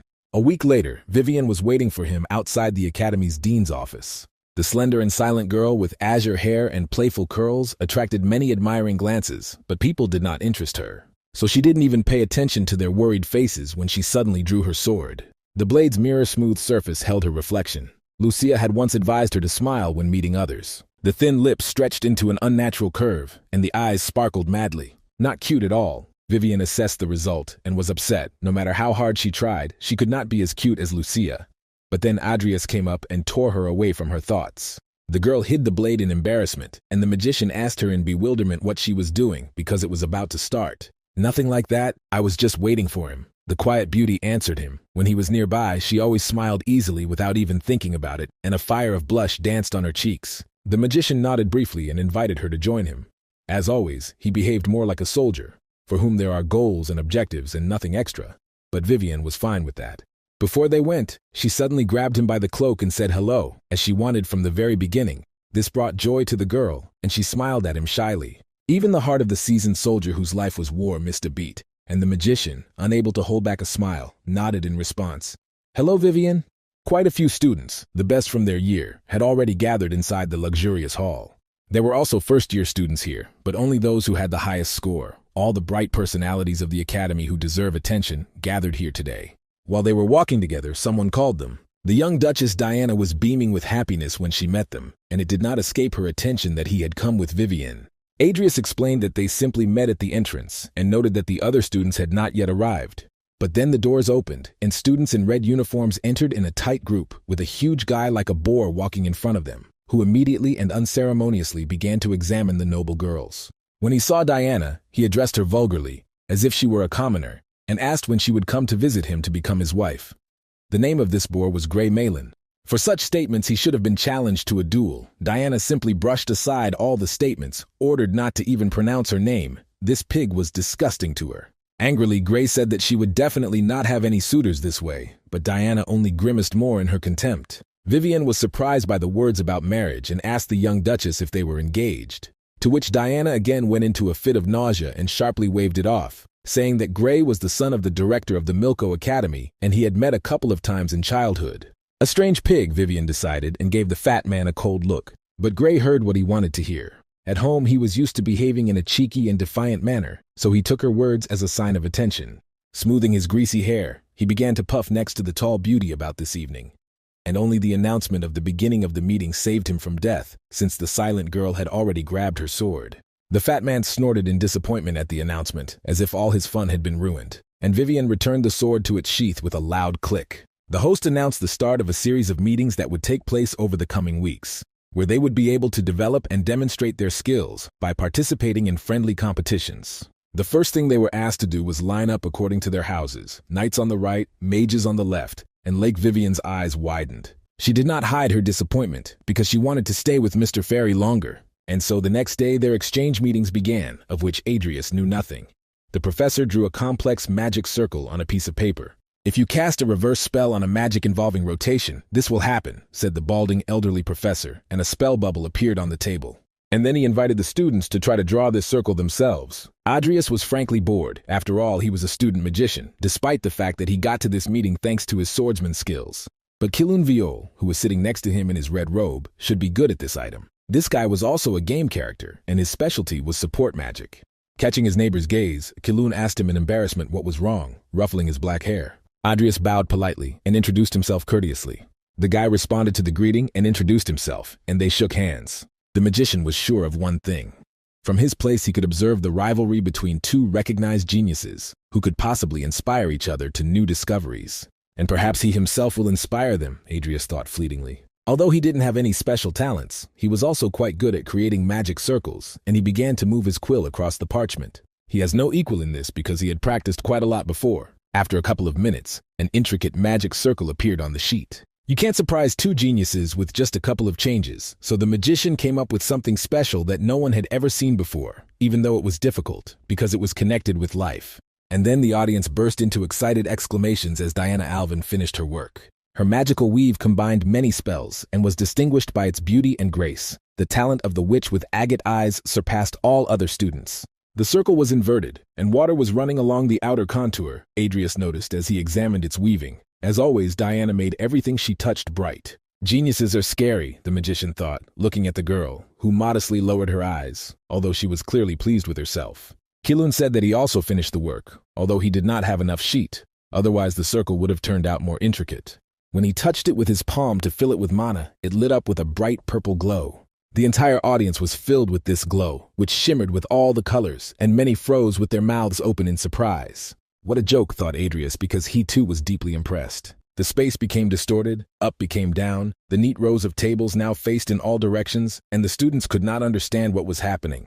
Even the professor was stunned, and then Kilun explained to everyone that it was illusion magic created by turning and rotating. The entire hall turned into a dancing kaleidoscope that made their heads spin, and they felt sick all the time, as if they were in a magic tower. This boy was an even greater genius than he thought, Adrius decided. Luckily, the spell quickly wore off, and Kilun sheepishly said that he had to refine it to make it last longer. Diana, who was sitting next to him, praised the guy for this incredible sight, and he became even more embarrassed. Even the daughter of the tower chief could not compete with Milko's genius. This story always appealed to Adrius because each character had a unique trait and skill. Lucia had superiority in combat magic, and only the curse of a deadly disease held her back. No one could surpass Kilun in magic circles and support spells. And the young Duchess had superiority in the magic of space and time, for which many considered her unfairly strong. The professor praised the two geniuses for their amazing performance, and then they proceeded to demonstrate the rest of the circles. And although Adrius tried his best, his circle turned out to be nowhere near as impressive as he thought. But he had nothing to be ashamed of. Having put mana into the leaf, he called to life a thin sprout, which quickly grew in size and opened up. Someone's unpleasant voice with notes of grunting began to mock his creation and called on the others to take a look too. Gray sat higher and now hung his pig snout and asked mockingly, "Where is the rotation and turn here, and not even the flower glows? And how did such an idiot get to the exchange meeting?" Gray said arrogantly. The fat man always bullied everyone he considered weaker than himself. Despite the fact that everyone avoided him anyway, he irritated Adrius too much for him to stop these squeals. However, Kilun, who was sitting nearby, liked the little peony that was growing on the leaf. He had never seen such magic and began to study the fragile plant closely. "Does he really have eyes on his buttocks?" the boar asked rudely, since it was clear that this was an ordinary flower. However, Diana stood up for the magician and sharply answered Gray that he was the blind one. "Although what can you expect from such a fool who would never guess what kind of spell is working here?" the young witch said condescendingly. Adrius nodded. One had to be at the level of Diana or Kilun to understand the essence of his circle. And then the Duchess asked if he would mind if she explained to the others. The magician nodded. He did not mind. At first it might seem that the flower was created using the formula nature, or life, but that was not all, the witch said. The formula of time and rotation was inscribed into the circle to complete the cycle of life, and by adding the inverse formula to it, a flower is obtained that is both alive and withering. Even the professor let out a surprised cry. A frozen grimace of anger appeared on the fat man's face. He had been publicly disgraced, and his inflated ego had been hurt. Some people chuckled when they saw this expression on the boar's face. To put it simply, Diana continued, this flower was both alive and dead, and by improving the formula, Adrius had created a contradiction. The magician nodded. The girl with agate eyes explained everything well. It was partly easy to create such a spell because he was a necromancer, but it was not easy not to resort to dark magic. Kilun leaned closer to the flower again. The more he looked at it, the more he wanted to study it, as if there was a riddle in front of him. Adrius modestly noted that he simply wanted to add a contradiction here. And then the young Duchess smirked vindictively and asked Fat Gray how about his impressive magic, which made the boar shudder. Gray began to pour power into the sheet. He immediately justified himself by saying that his magic was not as impressive as that of geniuses, although in this way, he smugly compared himself to them. A spell appeared in the air that combined gold and purple, which looked familiar. A sigh of alarm went through the audience. True, unlike the original, his spell was not distinguished by beauty and elegance, and it worked unstably. The fat man was sweating and desperately hoping that no one would notice his mistake. But how could anything escape the agate black eyes of the young witch? She contemptuously declared that Gray had simply copied her spell. Gray demanded proof, still denying the obvious to everyone, and Diana immediately noted that with the exception of elemental magic, everything else was like in her circle. Besides, he used the wrong levitation formula. Maybe he didn't notice it because it was far away. Nonsense, Gray grunted loudly and jumped up from his seat as if there was a hot frying pan under him, but he immediately encountered his own spell, which scorched his head. Hopeless, said the Duchess, looking wearily at the arrogant blockhead. With a heavy sigh, she decided to save him from serious injury and called upon a water spell. Now the disgraced and burnt pig angrily blamed the girl for his mistakes, saying that it was she who had interfered with his circle. The demonstration degenerated into an altercation, and the bald professor ordered them both to shut up. How dare she make him look like a fool? The fat, rude boar shouted and cursed filthily at the noble lady, and a bloody red spell appeared in his hands. But then Adrius looked at the fat man with the eyes of a murderer and ordered him to lower his hand if he did not want to lose it. He was no longer going to tolerate such crazy behavior, even if he risked being expelled. The mood in the audience instantly changed, and even Keelan was amazed at the change in the mage next to him, who had previously been reserved and friendly, but now radiated a murderous thirst for blood. And even the empty-headed fat man Gray felt with his whole cowardly body that this threat was no joke. Adrius told him to sit still until the end of the meeting, or better yet, to stop showing off forever and start behaving decently when he returned to Milko. Gray had never been so humiliated in his entire life. Father Director always covered up his misdeeds, and for the first time he received such a clear and harsh answer so that he could only bite his thick lips until they bled. Without waiting for the end of the lecture, Gray rushed headlong out of the auditorium, as if he was being driven by the weight of his intestines. He slammed the door loudly, showing extreme disrespect for the professor. Of course, Adrius understood that after his threats, Gray would hardly become righteous. Such spoiled people understand only one language accessible to them. And he decided that he would talk to him later with the help of a dagger. Another Gray, unremarkable student stood up from his seat and said that he would go after the escaped Gray. The angry professor let him go without thinking, just nodding briefly. But something about the guy with gray hair seemed familiar to the magician. Gray screamed, puffed up with anger like a blacksmith's bellows, and was already completely red. He tore at his burnt hair and blamed everyone for his failures, and of course swore to take revenge on everyone. He was still continuing his hysteria when someone called his name. The guy stopped short, hiccuping loudly from fear that now they would also hang an accusation on him of planning an assassination attempt on a noble person. But the magician in the Rodlin Academy uniform with a slippery gray face smiled ingratiatingly at him and said that he had no bad intentions. And then he introduced himself. His name was Antonia Holt, and he was a final year student, and also an intern with Professor Kyler in potions. His voice sounded quiet and ingratiating, like that of the serpent who offered gifts to the first maiden. He saw a man in trouble, and he had something to help him with, Antonio said. He turned around several times to check if there were any extra witnesses to their conversation.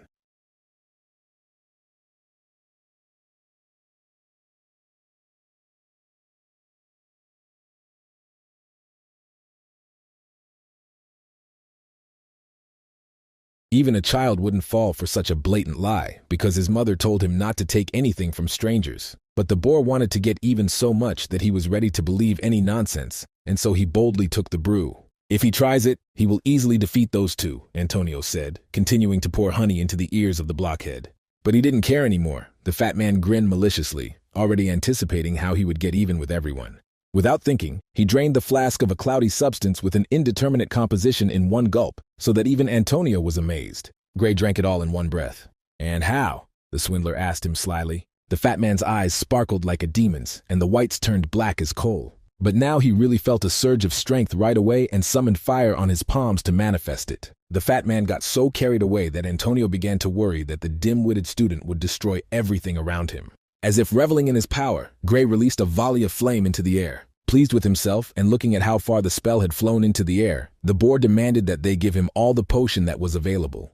The next day, Vivienne approached Diana with an unusual request and asked her for the flower that Adrius had given her the day before.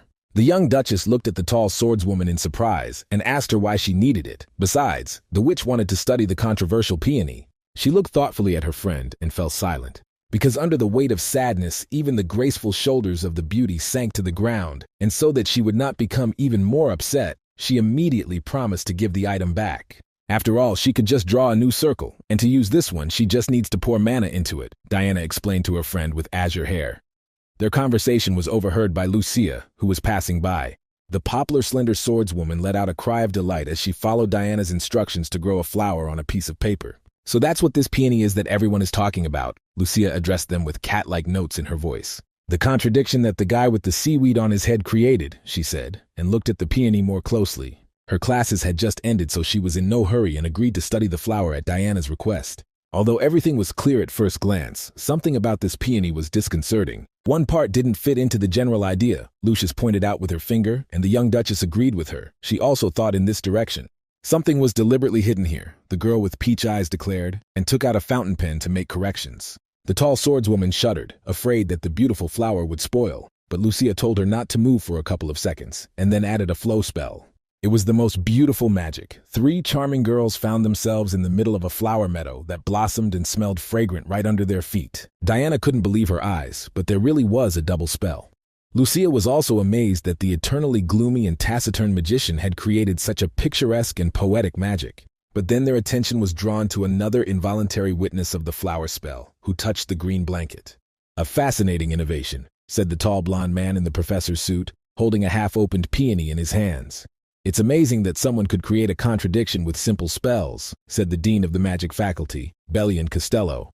Diana politely apologized for the fact that they had thoughtlessly activated the circle in an open place, but the professor was interested in who its author was. And the girl honestly admitted that it was Adrius Cromwell, because the spell itself was not a crime. The one who has been on everyone's lips lately, the professor thought, looking at the peony whose level went far beyond the usual task. This subtle work is rather on the verge of circumventing the stumbling block of immortality and creating the highest contradiction. An ordinary student couldn't do this, Bellius thought, and silence fell between them. Diana interrupted him hesitantly to understand what the professor wanted. But he didn't answer and left the confused girls alone. Lucia grumbled discontentedly behind his back. What kind of strange behavior was this? Leaving like that without saying anything after everything, and the black-haired witch hissed at her friend, fearing that the professor would hear them.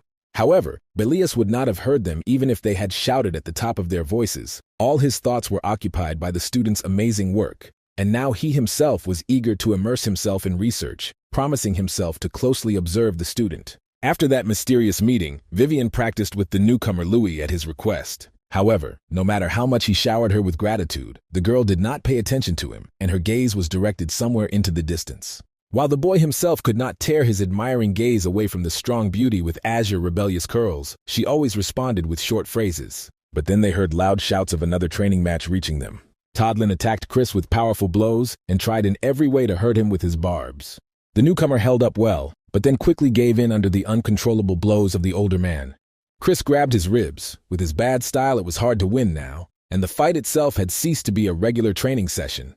But the fighter's pride did not allow him to admit defeat. He briefly remembered Adrius's words, to follow your path and not doubt. And then he took a fighting stance for the Unor style, which had long since become a part of his body. Whatever he did, the outcome would be the same. Todlin shouted smugly at him and again rushed like a bull. Chris took his powerful blow with both hands. Their blades slid with a disgusting grinding sound. The essence of Unor's style is to confuse his opponent with unexpected movements. The newcomer eased the pressure and his hand described a strange wave. He parried the blow and knocked the senior off balance, and then quickly moved behind him. Todlin cursed foully. After the fight with the damned magician, he was terribly irritated by the fidgety opponents who did not allow themselves to be beaten. But the fight was over at that very moment when Chris's sword touched his throat. If this had been a real duel, this blow would have been fatal. "Victory," said Chris. But the senior student did not acknowledge this, and in anger he knocked his sword aside with his hand. Without any pride, Todlin threw his sword to the ground and left the training ground with a dissatisfied grumble. That would have been the end of it. But Chris decided to answer his elder. His fencing was strong, the newcomer said, which meant that defeating a strong opponent was no small achievement. But Todlin rudely cut off his opponent's speech. The last thing he wanted to hear was correct speeches about striving for mastery. A loss is always a loss, and it feels lousy. And then he decided to put an end to these childish games, and threw onto the playground not a blunt training implement, but a real sword. Todlin told the guy to shut up and take it. He really wanted revenge, and took a flask with a cloudy brew out of his pocket. Louis shouted from afar to his friend to simply apologize to his elder, but the boy only focused on his opponent. But then the professor's assistant intervened and asked them what was going on. By this point, the brew had already gone to the proud senior's head, and a beastly growl burst from his chest. The assistant recognized Todlin, who shouldn't have been at the exchange meeting, and also saw that he had a real sword and became angry. He ordered him to immediately lower the sword, and did not expect the blow at all, so he missed it. Chris winced and felt his guts quickly twist into a tight knot. Blood spurted like a living spring from the rocks on the assistant's chest, the sharpened tip of the sword leaving a deep wound. Screams of horror rang out. "Round 2, newbie," demanded Todlin, his face twisted with anger and his eyes blackened like glass over a candle. At this time, the magicians were working in another wing. Adrius heard his name being called several times and turned around. It was Keelun. He caught up with him in the corridor, and despite his high status as a genius, he addressed him modestly as Mr., although the magician asked him to omit the formalities. This young talent was most interested in spells, and he managed to notice that his deskmate's peony had a double circle. It would be interesting to add a hidden element, Count Cromwell replied, and they walked down the corridor together. The young genius was the second to solve his riddle, since Lucia had already reported it and managed to brag about it. Keelun had also heard about the Everlast potion that was developed by Adrius, and was looking forward to the potion-making lesson to see something interesting. The magician smiled modestly because he planned to sit quietly. He couldn't reveal all his secrets, and besides, he didn't want to stand out in Kyler's lesson. Bam! With a deafening crack and roar, the explosion knocked out the doors, breaking them into pieces. A pile of dust and debris instantly filled the corridor. Adrius froze in place, not knowing what was happening. And then, in the thick smoke and dust, they saw Diana hiding behind her honeycomb barrier. Someone forced the young Duchess herself to go into deep defense, so the magician was even more surprised. He glanced at the gap in the doorway to see what kind of monster was chasing the girl, and noticed a huge, swollen palm landing on the doorframe. And then the face of the boar Grey appeared, distorted and covered with bulging veins, and eyes covered with a veil of darkness, which convulsively ran in all directions. What has this idiot come up with this time? Adrius thought, tired of being surprised. The boar's body quickly swelled like the corpse of a dead frog, and it seemed as if it would just fly up like a balloon. No doubt the blockhead was under the influence of Kyler's potion. The mage easily recognized its side effects. But the others did not understand that it was useless to talk to the drugged students. Diana called the fat man crazy. All these events should have happened later, but happened now. This is how excessive trust in the experience of past stories affected. Adrius reproached himself for not keeping a close eye on Kyler from the very beginning. Meanwhile, right in broad daylight, without fear of being caught, the professor, not without regret, left the academy, which was as luxurious as an imperial palace. Good luck to everyone and have fun at his farewell party, Kyler said maliciously, a grin appearing on his wax-gray face. Borov Grey was talking absolute nonsense, but a flame as hot as a phoenix feather had gathered in his hands, threatening to burn down the academy building at the very least. A dense cloud of flame burst from his fingers and flew straight at Diana Alvin. And although the brilliant witch could certainly defend herself, the magician cut the spell with his blade. Grey's plump face stretched out in amazement because his imaginary power turned out to be a dud. Diana was also surprised that her childhood friend intervened. "They won't let him get away with this so easily," the magician said sternly, and looked sullenly at the troublemaker who dared to attack the Duchess. "What a freak," the fat man blurted out. He recognized Adrius, because of whom his humiliation began, which meant that the murky brew had not yet completely clouded his mind. The fat man shouted excellently, rejoicing that he would be able to kill them both, and at that moment Keelun ran up to them. Adrius calmed the guy down and said that they should move back, Diana agreed, because before her eyes the fat man killed one of Milko's students. While the fat man was tearing at his obsession, which was already bursting at the seams, the magician decided to buy a little time and asked Diana to prepare a powerful spell that would knock out Grey with one blow. The girl nodded in confusion, amazed at how her friend could be so cool in such a situation. It was not without reason that she was afraid of the boar, because under the influence of the cloudy brew, his skin became as strong as steel. But with Keelun's support, she should succeed, Adrius told the Duchess, which puzzled the genius from Milko. The girl called him with her, and they ran to the side. When they began to retreat to a safe distance, the crazy fat man did not take his pig eyes off them. Enraged, he again summoned the fire spell in his paw and swung it threateningly. A fiery spear fell upon the mage, who was only defending himself with the blade of Galaxir. With each passing second, the vile boar squealed louder and louder. "Too loud," grumbled Adrius, and pulled the blade back for a sharp blow. The sword drew a line across Grey's swollen chest, and he stopped. However, instead of cutting through the flesh, even though it was strengthened by the potion, the blade only scratched the shield. Even though the fat man was a spoiled mage, he still knew how to do some things, and the brew gave him extra strength. Seeing that the swordsman's attack did not cause him any harm, Grey laughed, spitting saliva in all directions. It didn't matter, though. Adrius focused his aura on his blade to break through the shield. He made a powerful straight lunge, stretching out his entire body like a shot arrow. Diana looked up from her spell for a moment and noted that the mage had enveloped his sword in aura even faster than in the tournament. The blade struck the dense barrier with effort, concentrating all the energy in one point. Grey wheezed from the strain. He tried his best not to be pushed around, and their energies collided with increasing vibration and hum. Waves of power emanated from a single point between them, where both mages concentrated their mana. Meanwhile, Diana and Keelun drew two spells, one on top of the other. The exchange genius sensed something was wrong and shouted at Adrius to be careful. The crazy fat man pressed and crushed him with his mass and threw fiery arrows with his free hand. To somehow delay him, Adrius summoned an earth shield. The arrows pierced him almost completely, but the magician stood firm. The madman got really carried away. He was able to use an attack spell while holding the barrier. Adrius threw the broken earthen slab aside so that it would not get in the way. And then the unbridled boar jumped on him, trying to simply crush him with his disproportionately bloated carcass. The magician was in a hurry. He had to stop the drugged man before he reached the final stage. He jumped from above and slashed his blade straight across the thick neck. However, he was unable to penetrate the thick skin of the boar, who was now angrily glaring at him with his small eyes. Adrius gritted his teeth. The sword didn't even scratch the skin as hard as stone. But then the black-haired witch shouted at him to leave, because their preparations were finished. The magician wriggled free before he was grabbed like a mouse by a huge paw. And he jumped to the side, giving Diana space. She was just filling the spell with power. Iron piercing, the witch sang, and in her agate eyes the magic circle they had drawn was reflected. A powerful spell fired steel stakes that impaled the pig on a spit, piercing its chest. Even Adrius was amazed at how advanced the magic the witch used was. Even with Kiloon helping her, Diana was able to break through the thick armor and turn Gray into a hedgehog. She is such a person that she upsets the balance of this story, Adrius thought, looking at the breathless girl. Even before they graduate from the academy, she will surely create her own magic. The fact that she turned the director's son Milko into something like a prickly ruff will cause her trouble. The girl innocently rubbed her forehead and admitted that she had overdone it. Although the enemy had turned into a monster, Kiloon promised to help her with his testimony.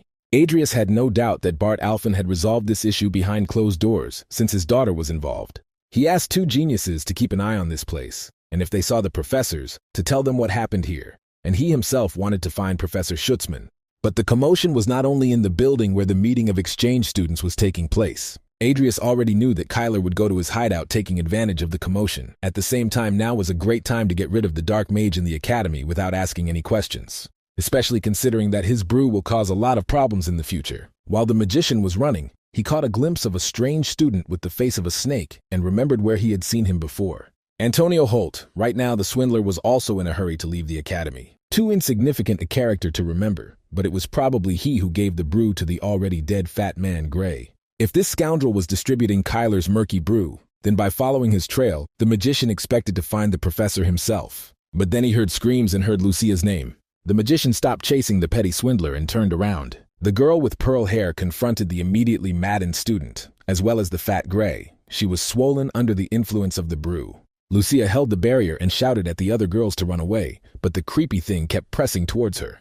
But how did she ask the student who was holding the wounded guy? With her feet firmly planted on the ground, the fragile sorceress desperately held back the onslaught of the mad monster with her spell. But the poisonous purple flame was already curling the edges of her barrier as if it were made of paper. The onslaught was so strong that even those whom Lucius protected flew back. The flames burned her face through the thin cover of the shield, and then Lucia felt that death was near. She would not last long.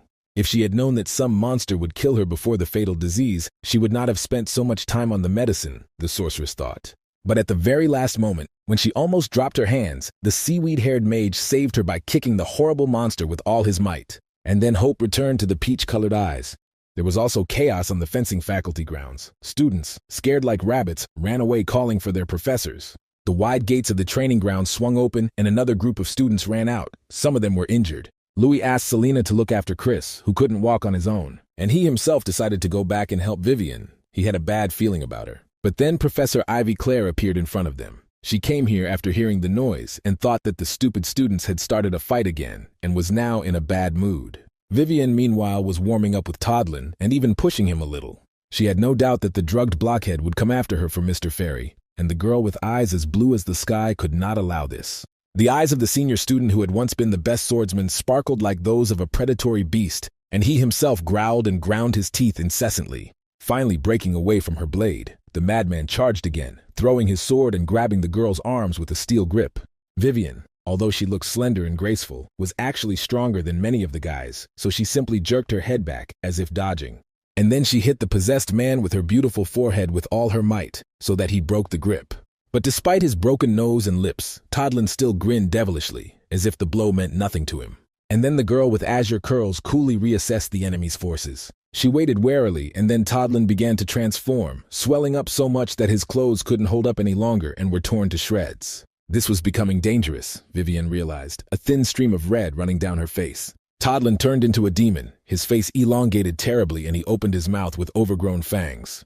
He was dangerous, and that was why she had to finish him off, Vivian decided, and she jumped like a lithe doe. This sharp swing pushed the drugged man back a little, and he covered himself with his hands. However, the feeling at the tip of her blade told her that the blow was bad, and Vivian cursed silently. And at that very moment, she herself received a monstrous blow, barely covering herself with her hands. She rolled head over heels across the cobblestones, trying not to lose all her bones. Breathing heavily, she spat out blood from her broken, tender lips. Even after all her efforts, she lacked strength, but her blue eyes, like a clear lake, were full of determination to stand to the end. She stood up again and assumed a low fighting stance from which it was convenient to defend and attack. The monster at the tip of her blade growled viciously, so loudly that it could be heard throughout the entire wing of swordsmen. And then Vivian Balkan entered into a fighting rage, casting aside her weakness and doubts. She gathered her will into a fist and remained in place when the beast that had lost its human form rushed at her. It would be better to end it here if she didn't want to die young and beautiful, Ivy's mentor told her in a calm tone, suddenly standing next to her. The monster's paw fell with such force that the platform under the professor's feet cracked, but the swordswoman held back the onslaught with one hand. The tiger's eyes sparkled with yellow lights from under fluffy eyelashes the color of autumn grass. "Toddlin Terry, how pitiful," the swordswoman whispered, and with one blow carried out a merciful execution, the head of the converted man rolling on the ground along with his severed hand.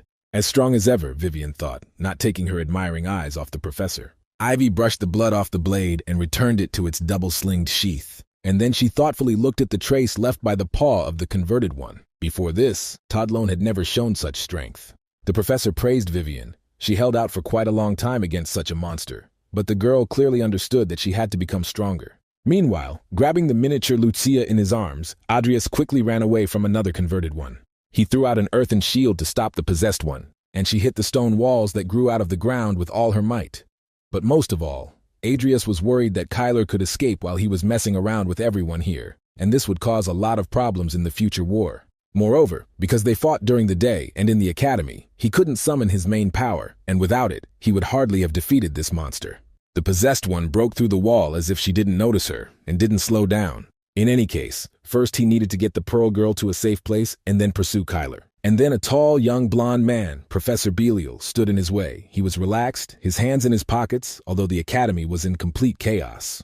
And how could he just stand there? Adrius cursed to himself. The professor's face showed no emotion. The magician, without saying hello, asked the professor to take care of the rest and simply ran past, hoping that the sociophobe in the suit would take care of the rest. Belial turned around and looked at the guy with disappointment. He hoped that he would show him something interesting while he was fighting the monster. The creepy creature, under the influence of the murky brew, screamed angrily throughout the entire area. And then it evaporated in a raging blue flame, hot as the surface of the sun, without a single wave from Belius. His spell would have blinded anyone who looked at him at that moment. It shone brighter than the sun. Thanks to the professor's care, the magician was able to deliver the injured girl to the hospital wing. She was not in good health to begin with, so this shock took its toll on her fragile body. The doctor felt her pulse and said that the blonde girl was fine. She just experienced shock from the depletion of mana, so she would be fine after resting. The peach eyes opened slowly and weakly, but the velvety-skinned face remained pale. Seeing that the patient had woken up, the doctor left her to rest. Feeling a soft pillow under her head, Lucia realized that she had not dreamed it all. The magician asked her why she got into all this, because she was on the edge. The wayward girl snorted weakly, as if she wanted to end up in the hospital. She was indignant, but there were people there who couldn't run away, so she had no choice. The heroine's words, Adrius answered her and smiled. If the story had developed according to plan, the girl would not have suffered so, and this was partly his fault. Hearing his words, Lucia hissed like a cat. This guy dares to tease her if she almost died there. But the magician only smiled, since she so zealously denies everything is fine with her. After such a horror, Lucia could have locked herself in her room and only done research. Having made sure that she was okay, the magician left the girl. He ignored her indignation and suggested that they work on her potions after everything had calmed down. Surprised by such a promise, the wild girl calmed down, opening her peach eyes wide. Just recently, he saved her like a real knight. It was only when she saw him that she gave in and fell to the ground, no longer able to stand. Adrius, who was rushing towards her in the middle of the battlefield, left a deep mark on the girl's heart, which was now beating furiously in her chest. She smiled softly with only the corners of her small lips. And for a long time she could not come to her senses from his words, so she continued to sit on her bed. When night came, and only the owls were its witnesses, he came into the forest. Fortunately, Adrius knew where Kyler's hideout was, but he wasn't sure if he was still there because history had changed. Besides, to defeat a dark magician, you need several assistants. Someone else in his place would have called his friends, but the Necromancer's friends have always been and will be with him until his death. Nickel and Timur rushed to the lonely forester's hut, which looked empty. Without any ceremony, they simply demolished the small house, which looked more like a warehouse. They acted with enviable zeal. Their appearance showed a partial awakening of the ego, but still it was not worth going so far, thought Adrius. Timur grabbed the possessed student, apparently sensing surveillance. Antonio Holt took Kyler's brew. And that means the professor himself is here, the magician realized. Nickel, with a surgical stroke, cut the possessed man in half and cut off his senseless fluttering. After completing the evolution, Timur became much stronger, so he was able to hold the monster at the peak of his strength like a kitten. Now he had the status of a dead berserker and had impressive stats. In turn, Nickel was strengthened by the deadly sins, so Professor Kyler shouldn't be a serious problem. The young necromancer knelt down and examined the remains of the house. The forester's house was only a cover for the real shelter, the entrance to which was guarded by a gatekeeper. The magician placed his hand on the ground, and a blue spell circle appeared there.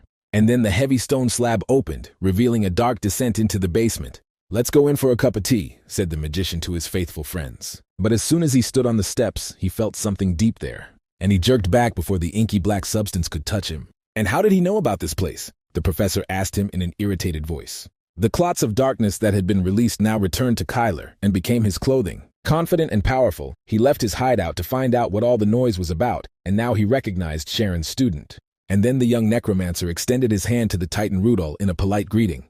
The huge paw smashed the wreckage of the unfortunate forester's house. But before he was caught, the nimble professor jumped up under the roar of a rockfall and other debris. He stared in amazement, not understanding what they were trying to use to comb his hair. And at that very moment he was punished for his slowness. An invisible blow whistled past him like a wave and cut off his hand with surgical precision. The dead, obeying the single will of the master, acted in a coordinated and calculating manner. Kyler groaned and covered the stump with darkness that surrounded it and supported it in the air. "It's a pity it's not the head," the magician said lamentingly. The dark sorcerer gritted his teeth and said in a choked voice that now he knew how Sharon died. As if to confirm his words, the Tiger King fell upon him with all his might. The echo of the blow resounded through the air as the sorcerer was hit like a leather ball. He hit the ground with such force that he raised another cloud of dust and debris. Adrius ordered Timur to finish off the enemy with one blow, and the tiger let out a battle cry, falling to the ground. He again dealt a crushing blow to the shroud of darkness that surrounded the sorcerer. The magician watched patiently. However, once the dust cleared, he saw that Kyler's strong shell had withstood the blow. The veil of darkness immediately fell apart into shreds and rushed towards the tiger. They wrapped him in ribbons and made him unable to move freely. Now the professor was completely covered in dark clothes and even restored his hand. It was as if he had turned into a demon. "There are many egoists among the dark magicians, but how could one kill the one who raised him?" asked Kyler arrogantly, wrapped in black rags from head to toe.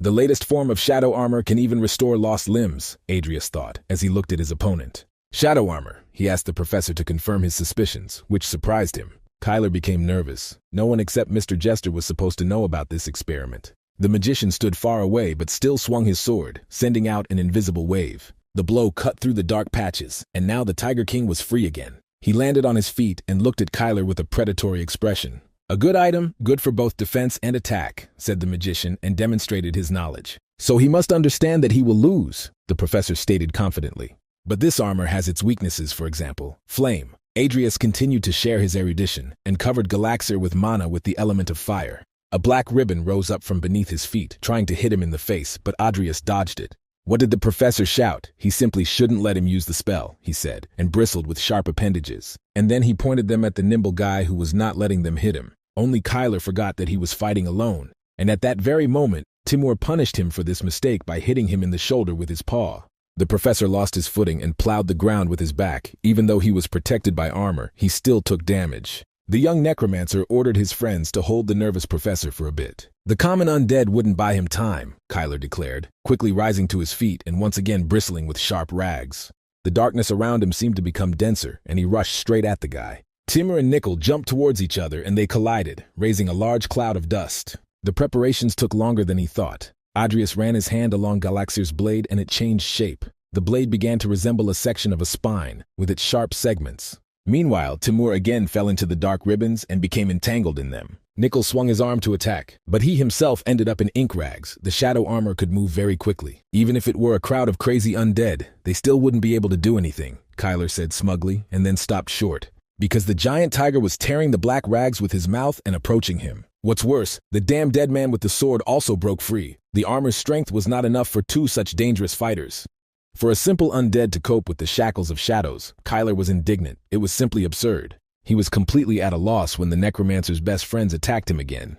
Kyler covered himself with his hands to withstand their attack. But he was still thrown back, so this is the power of the corpses from the meeting, he realized belatedly. And then, already in flight, he remembered that the young Necromancer had been ignored and looked at him. Galaxier's vertebrae stretched out as if strung on a long rod. Together they resembled a thorny branch of a rose and promised nothing other than pain. The professor was surprised to see the whip. He landed on his feet, leaving deep furrows in the ground. Nickel pursued him again with the relentlessness and indifference of a dead man. The dark shroud parted into shreds as it met the enemy. And then Adrius swung his bone whip, which rose up like a white snake. She wrapped herself around the armored body several times. Kyler tried to break free, but he was unsuccessful. The whip with sharp teeth wrapped tightly around the armored body and dug into it to immobilize the enemy. "And where is the flame?" the professor asked sarcastically. "Or maybe it was all empty talk, and he just doesn't know how to summon it, like a half-educated student," Kyler mocked. At that moment, Timur prudently jumped back. A red liquid started to flow from the mage's nose, foreshadowing an alarming symptom of mana depletion. This trick could cost him his life, the professor laughed. And then the mage whispered, an explosion of bones, and Kaylee realized that he was wrapped in a double spell. The bone whip heated up as if it had been in a forge. And there was such a loud explosion that Adrius almost burst his eardrums. Its echo reflected several times from the nearby hills. He barely pulled off this trick. Compared to him, Diana was a real monster. The witch easily used high magic and double spells. But after assessing the result, the magician was satisfied that this technique was successful, except for the fact that Kyler's corpse turned to ashes because he put too much mana into the blow. Now the Dark Assembly will definitely make its move. Adrius decided to quickly collect everything that was in the sorcerer's shelter and return to the academy. And it was no wonder that there was real chaos there. Bart Alphen slammed his fist on the table in a rage and ordered the secretary to repeat what he had said. 15 students died, 4 of them from Milko. According to witnesses, the potions were distributed by Antonio Holt, who soon disappeared. It is known that he was Professor Kyler's assistant. The head of the tower interrupted him, and it was clear that the potions professor was involved in this. He ordered that all activities be postponed until the investigation was completed, and that they would make an official statement after a closed meeting with Director Zeos. The secretary nodded and left the office. And then the head of the tower, Duke Bart Alvin, wondered what was happening in Rodlin. The dust from the heated battle has not yet settled, but the young necromancer has already climbed into the sorcerer's quiet cache, because there is nothing more pleasant than assessing the trophies obtained after the battle. Inside, there was a whole dungeon like in a castle, on the walls of which torches were smoldering, quite conveniently. Here Kyler conducted his personal research into dark magic, so his notes on shadow magic were found in the closet. Most of the other things were unfamiliar to Adrius. He pulled out a book from the shelf and told Nickel to pack it up too. And then a tempting chest made of mahogany and covered with copper caught my eye. Adrius was surprised that he could get so close to the chest of chaos and not feel anything. This means that someone separated the chest and the mimic's body, the magician thought with alarm. At least he could safely open the chest and take what was in there, unless of course Kaylee himself took all the goods from there. After he gets 3 items, the chaos chest will become a normal box, so all the artifacts are very valuable. The magician plunged his hand into an impenetrable mirror stretched across the surface. First, he took out the golden key, the mimic core, and plunged it back into the mirror. And then he took out from there an old jagged sword covered in rust. Faceless blade, Adrius read the description. It changed shape and properties depending on who used it. I was curious how it worked, but the magician already had Galaxier. Then he heard an impatient scraping sound and turned around puzzled. The silent swordmaster nodded vigorously with his scalped bald head and extended his hands in a demanding gesture. Since Adrius didn't need the blade anyway and was going to buy a new one for the dead man, he gave the faceless sword to Nickel. And then the room was filled with a blue aura glow. The rusty sword turned into a well-sharpened katana with a black blade. It increased mana conductivity, the speed of the blow by 2 times, and also increased the damage if the owner took a fighting stance for a while. Nickel was clearly pleased with the new thing, so his empty eye sockets sparkled with red rubies. The blade perfectly adapted its shape and balance to its owner, and now both the first servant and teacher also acquired a personalized weapon. Having finished with this, Adrius ordered the skeleton to take the things, and he nodded obediently, since even after death he was not allowed to rest. 5 days later, the train was noisily emitting smoke at a small station. Adrius exited the carriage with the other passengers and immediately heard his name being called. Hair as beautiful as cherry blossoms, gentle peach eyes, and a sweet smile, in loose home clothes that did not hide the softness of her forms, she looked especially charming. Lucia waved her hand affably. There was no need to meet him, the magician muttered, as the girl happily jumped up to him. Her father had an important guest, so she decided to entertain him for now, so that it wouldn't be boring to wait. As usual, the seaweed green-haired mage preferred to get down to business, so he insisted that they work on the potion while the academy was closed. We need to get as much done as possible, Lucia mimicked him in a monotonous voice, whose lively and elusive Mercury-like character could not stand any seriousness. And then the girl again coquettishly pressed her shoulder to him and suggested having fun, because such a charming friend as she could show him the city, and much more. But the magician only muttered that they had little time. He walked forward, making the cutie sniffle and puff out her cute cheeks in displeasure, but he himself involuntarily smiled at the corners of his lips. Since Lucia was the daughter of a wealthy family, they traveled to Lord Everlast's estate in a luxurious carriage and discussed the latest events at the academy. Among those killed was Director Milko's son, the girl heard. But since Diana Alvin dealt with him, she did not bear any responsibility. Lucia told him the latest gossip. Which is not surprising, because Bart Alvin was one of the 10 strongest people on the continent even before he became the head of the tower, agreed with his friend Adrius while reading the book. However, this event still cast a shadow on their family. Diana had someone to support her, Lucia said confidently, and she also confided in him that Professor Kyler was dead, killed by the monster he had created. The mage barely restrained himself from laughing. What a fool, creating a monster he couldn't defeat, the girl chirped dreamily looking out the window. Being alive is a real blessing. Adrius knew perfectly well what was hidden behind her ease, naivety, and cheerful character, so he kept silent. He had arranged everything in Kyler's hideout to make the story seem truthful, but the detectives would take a good look anyway, so he would have to be careful for a while. When the coachman reported to them that they had arrived, the carriage stopped at a large colonial-style house, much larger than the Applewood estate owned by the young Earl Cromwell. When they left the luxurious carriage, Lucia again asked him playfully why he decided to help her, since he was always busy. And the magician answered, remaining true to his pragmatism. In his case, it was convenient to combine the creation of the potion and the signing of a new contract with her father. The romantically inclined young girl expected to hear something more playful and affectionate, and sighed in displeasure. And then they heard the voices of Mr. Everlast's guests, a woman with a stern and commanding voice scolding Sir Hollington, and he justified himself by saying that the orc of the great forest was dangerous, and therefore collecting the ingredients would be more difficult. Holding their breath, the couple approached, listening attentively to the conversation between Lucia's father and the tall woman with sunny hair. Is he really more afraid of some orcs than her? She asked discontentedly. Lucia did not wait to the side, but boldly approached, which interrupted their conversation, and the woman with sharp features turned around. Beloved daughter, the guest asked, pointing her finger at Lucia and smiling slyly. Before they knew it, the woman instantly moved behind the fragile girl and hugged her by the shoulders, pulling her along with her. Lucia asked in a calm voice where they were dragging her, and the blonde replied that it was all because Sir Hollington had not kept his promise. Without going into much detail, Adrius could still feel the terrifying power emanating from this woman with his skin, but he had no idea who she was. The worried father ran in panic to save his child. Even though he was a simple man, he could only beg Lady Hagenthal not to do anything to her. But before Sir Hollington could finish speaking, both girls disappeared in a cloud of green smoke. Just before appearing on the roof of the house, Lady Hagenthal shouted to the father of the girl who was floundering under her arm that she would return his daughter the next time she came back for the neutralizer, and he had better get it. At this, the tall woman wished them both good luck, and Adrius somehow saw through her thin dress the black seals on her hand. And then it dawned on him, masquerade and acting could fool anyone, but these tattoos could only belong to one person. Salem, the maid shouted the name, and the tall woman who called herself Lady Hagenthal froze with a displeased look. Long time no see, Adrius, the beauty replied with the signature smile of a powerful wizard. The only thing missing was a mustache and a goatee. And then the magician made up his mind and asked Salem to leave the girl he was holding in his hands. Salem's face in the form of Lady Hagenthal twisted in contempt. It was worth showing kindness to the boy just once, and he was already giving orders. Adrius quickly clarified that this was not an order at all, but a request, even a deal, since in return, he would give him equivalent information. However, Salem couldn't just take his word for it and demanded confirmation. A book written by a god of the mythical era, or rather its location, said Adrius, and watch Salem's reaction. He should definitely be interested in something like that. To confirm his suspicions, the wizard jumped from the roof, slowing his fall with the wind. And where is she? Salem asked impatiently. However, this was not the kind of information that could be said in front of everyone, the magician reminded. Lucia and Sir Everlast turned away and pointedly covered their ears, and Salem warned that if the book was not there, he would kill them all on the spot. The Irva River on the southwestern border of the empire, deep in an underground cave. The wizard thoughtfully rubbed his chin and asked incredulously whether the boy had made all this up to buy time. Purple-veined eyes stared into his face predatorily, and Salem demanded to know the source of this information.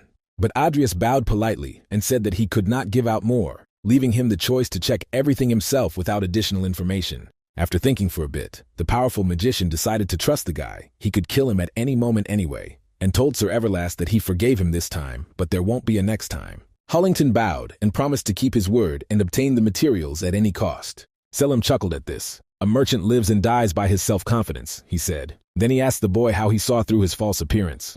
And Adrius admitted that he had been seeing the flow of mana for some time now. He himself had not thought that his talent for mana sensitivity would be so useful after acquiring the trait of a vessel. Salem waved goodbye. This powerful sorcerer cast many magic circles on his body to strengthen his magic, but in the end, it causes his body to disintegrate. That's why he's cursed just like Lucia. The girl sighed with relief when the troublesome woman her father called Lady Hagenthal and Adrius called Salem left them. The book that the young necromancer told about contains knowledge about harmony. If Salem reads it, he will be able to maintain harmony between his body and the spell circles and survive. Sir Everlast began to warmly thank the guy for saving him from sleepless nights of worry and possibly a stomach ulcer, and the magician modestly brushed them aside, saying that it was not worth it. When he had time to meet Salem Edida, Lucia asked him suspiciously. He answered accidentally, and the magician said that it was more important to go to her laboratory now. No, the sweet girl refused him and began to twist her little nose. How could she let into her shrine someone who collaborates with the most wanted criminal of the empire? In that case, she shouldn't let her father into the house either. Adrius found an answer to that. Lucia nodded and agreed. She wouldn't let him into the lab either, and the mage would be better off signing the contract he came for, rather than making his father cough. The magician asked the girl not to frown like a cloud. Things could be settled later, but she was still grumbling with displeasure that the guy was constantly hiding something from her, when several ruby drops fell from her nose to the ground. Adrius was dumbfounded, although he knew the reason perfectly well. She herself was terribly embarrassed, because she was usually not used to showing her weakness, and she felt awkward appearing in such an unsightly form. So she quickly turned around to leave, holding her nose with her hand, from which a fountain was gushing. And then he saw how the girl's slender legs failed her and she staggered. And before the magician could catch her, the small and cursed beauty found herself on the cold stone. She began studying potion-making, alchemy, and medicinal herbs as soon as she learned to read. Her father always brought her new books, rejoicing at his daughter's hobbies. But soon from a simple distraction and consolation, they turned into a serious matter, and her room became a laboratory. Day after day, she tirelessly conducted experiments and carefully recorded the results with all the precision of a true researcher. Experiment 1112. Failure. Oxidation of the mucus of the frog's tongue polak does not stop change the heating environment, but the configuration was unsuccessful. The next 3 experiments also failed, she wrote in her diary.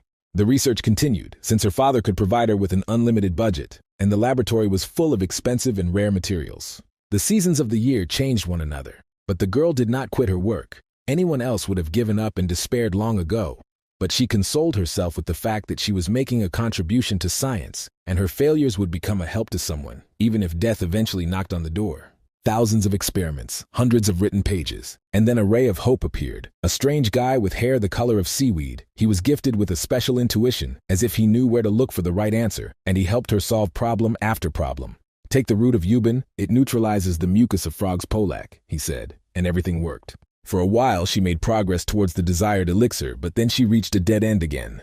He spoke so easily to her that he would help her when there was time, but Lucia still waited patiently. The last thing she wanted was to look weak and pathetic, and also become a burden to someone even if evil fate pursued her. She had pride and dignity, and also the passion of an explorer. Adrius looked at the office that he had once seen through the monitor screen, but at that time he had not been very impressed by this moment. This is what the battlefield of a man looks like when he is being chased by the most terrible beast in the universe. Hundreds of reports on the wall about failures and the outlines of new methods grown from these remains. The laboratory doors creaked, and the magician looked in that direction. The young maid informed him that the young lady had woken up and could be visited. It was the first time that the mistress had brought a boyfriend into the house, so she looked at him with interest. Adrius asked if the girl had lost consciousness before and closed the laboratory doors. This had never happened before. According to the doctor, the girl's condition worsened after she suffered mana exhaustion. And the mage felt a pang of conscience. Partly it was his fault. If he had followed the game's plot, no one would have been drawn into this showdown, but he was too greedy and wanted to become stronger, and now the girl with pearl hair has too little time left. Lucia herself understood this perfectly well. Her mana flow was disrupted, her head was constantly spinning, and her body was overcome with weakness. Her bright hair seemed to fade, and her skin became white as marble. But she wanted to spend the rest of her time in the place, the fragile girl thought bitterly. She remembered his face when he ran up to her and screamed. He screamed in panic. At least he cared about her. The peach-haired beauty smiled and hoped that he would at least remember her for a long time. When she heard footsteps outside the door, she pretended to close her eyes, pretending to doze, but he still entered. Lucia was surprised at first, but then she remembered that she was wearing night pajamas and blushed, and then screamed, asking who was entering the ladies' chambers without knocking. She grumbled and chased him away, hiding her face because she looked terrible. But Adrius did not leave because he came to make sure that everything was okay with her and did not pay attention to her caustic character. The magician did not make a tragedy out of it and asked her to find him in the hall when the doctor allowed her to move, and she felt better. He still wanted to sign the contract with the Viscount and then help her with her research, and his voice sounded so convincing that for a second she believed that everything was fine. The Viscount folded the signed contract into an envelope and sealed it. He did this energetically, as if he was afraid that the successful deal would suddenly evaporate from the envelope. For Adrius, this deal was also profitable, because Sir Everlast did not want his goose with golden eggs to go to competitors. Taking advantage of the moment, the magician asked the merchant what his terms were with Salem. The Viscount was still hesitant about whether to talk about it, but he still told her that he had to make one potion according to Salem's recipe once every 3 months. It was probably an elixir to hold back the decay, the magician realized, and he had no idea that the Everlast company was doing this and that the Viscount had so many worries. When they finished, Lucia came down to the office. She invited him to come with her, without the previous barbs and embarrassment. Adrius bowed politely to Sir Everlast, who thanked him for looking after his daughter. Together they headed to her laboratory. Although the girl felt better, she felt weak. The magician understood that without his intervention, Lucia would hardly be able to create the necessary healing elixir.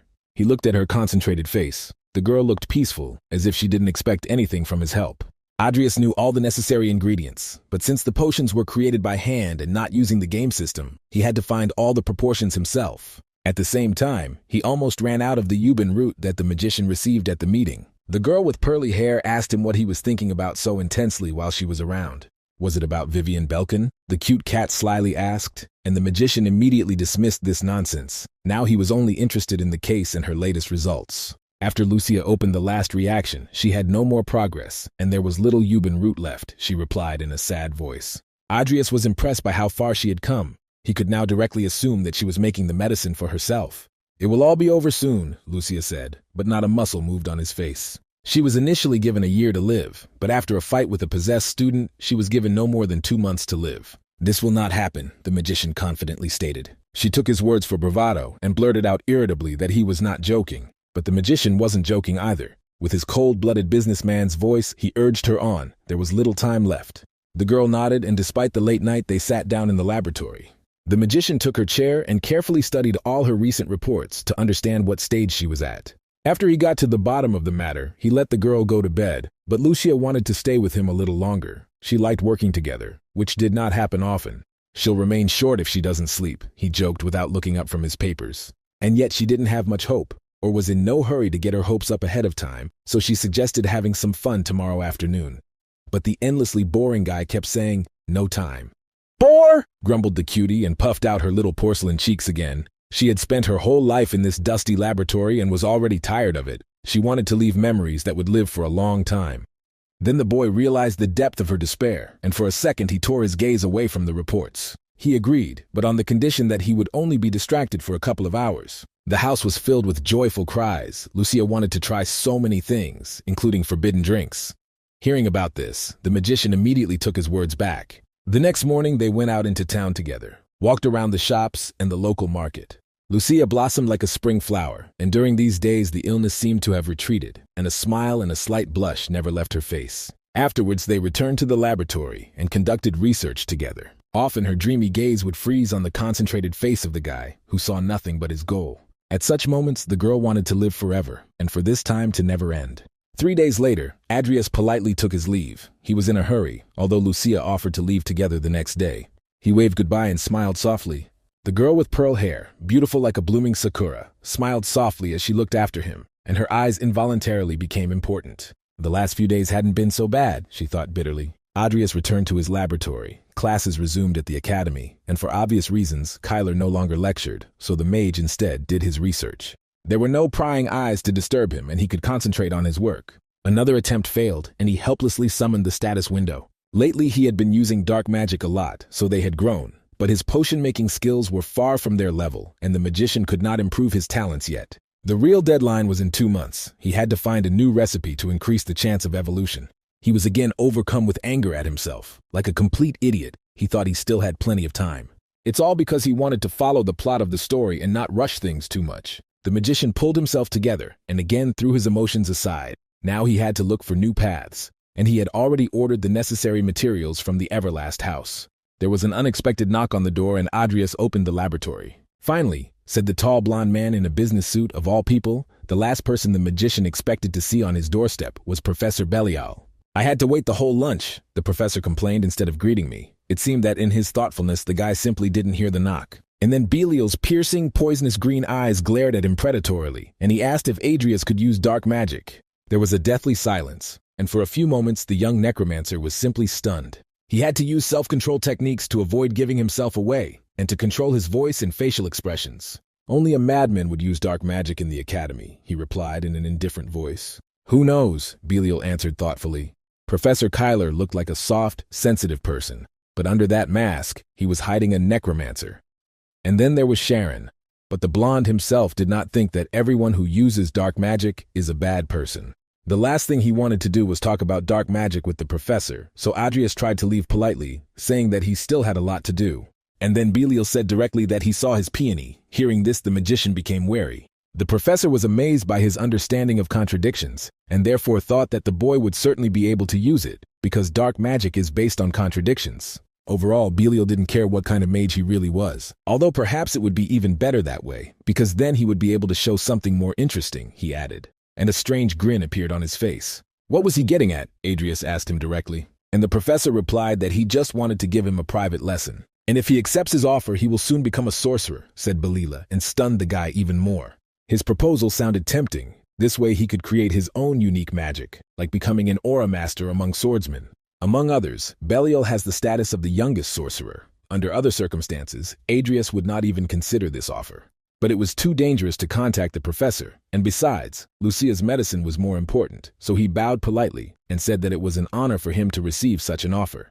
The mage thought of refusing, but Belial took his words as a sign of consent and had already sketched out a curriculum.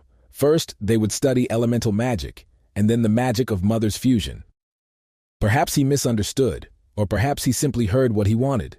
Adrius wanted to clear up the misunderstanding, but the professor said that they would start tomorrow and left in a hurry. Before the boy could reach him, Belial disappeared in a green flame as suddenly as he had appeared on the threshold of his laboratory. Adrius had no choice but to rant into the void. This man always did whatever he wanted, which meant the necromancer was now under close surveillance. 6 weeks later, the mage returned to his laboratory, where he left Lucia. He suggested that she take a break for some delicious sandwiches with fresh herbs and ham.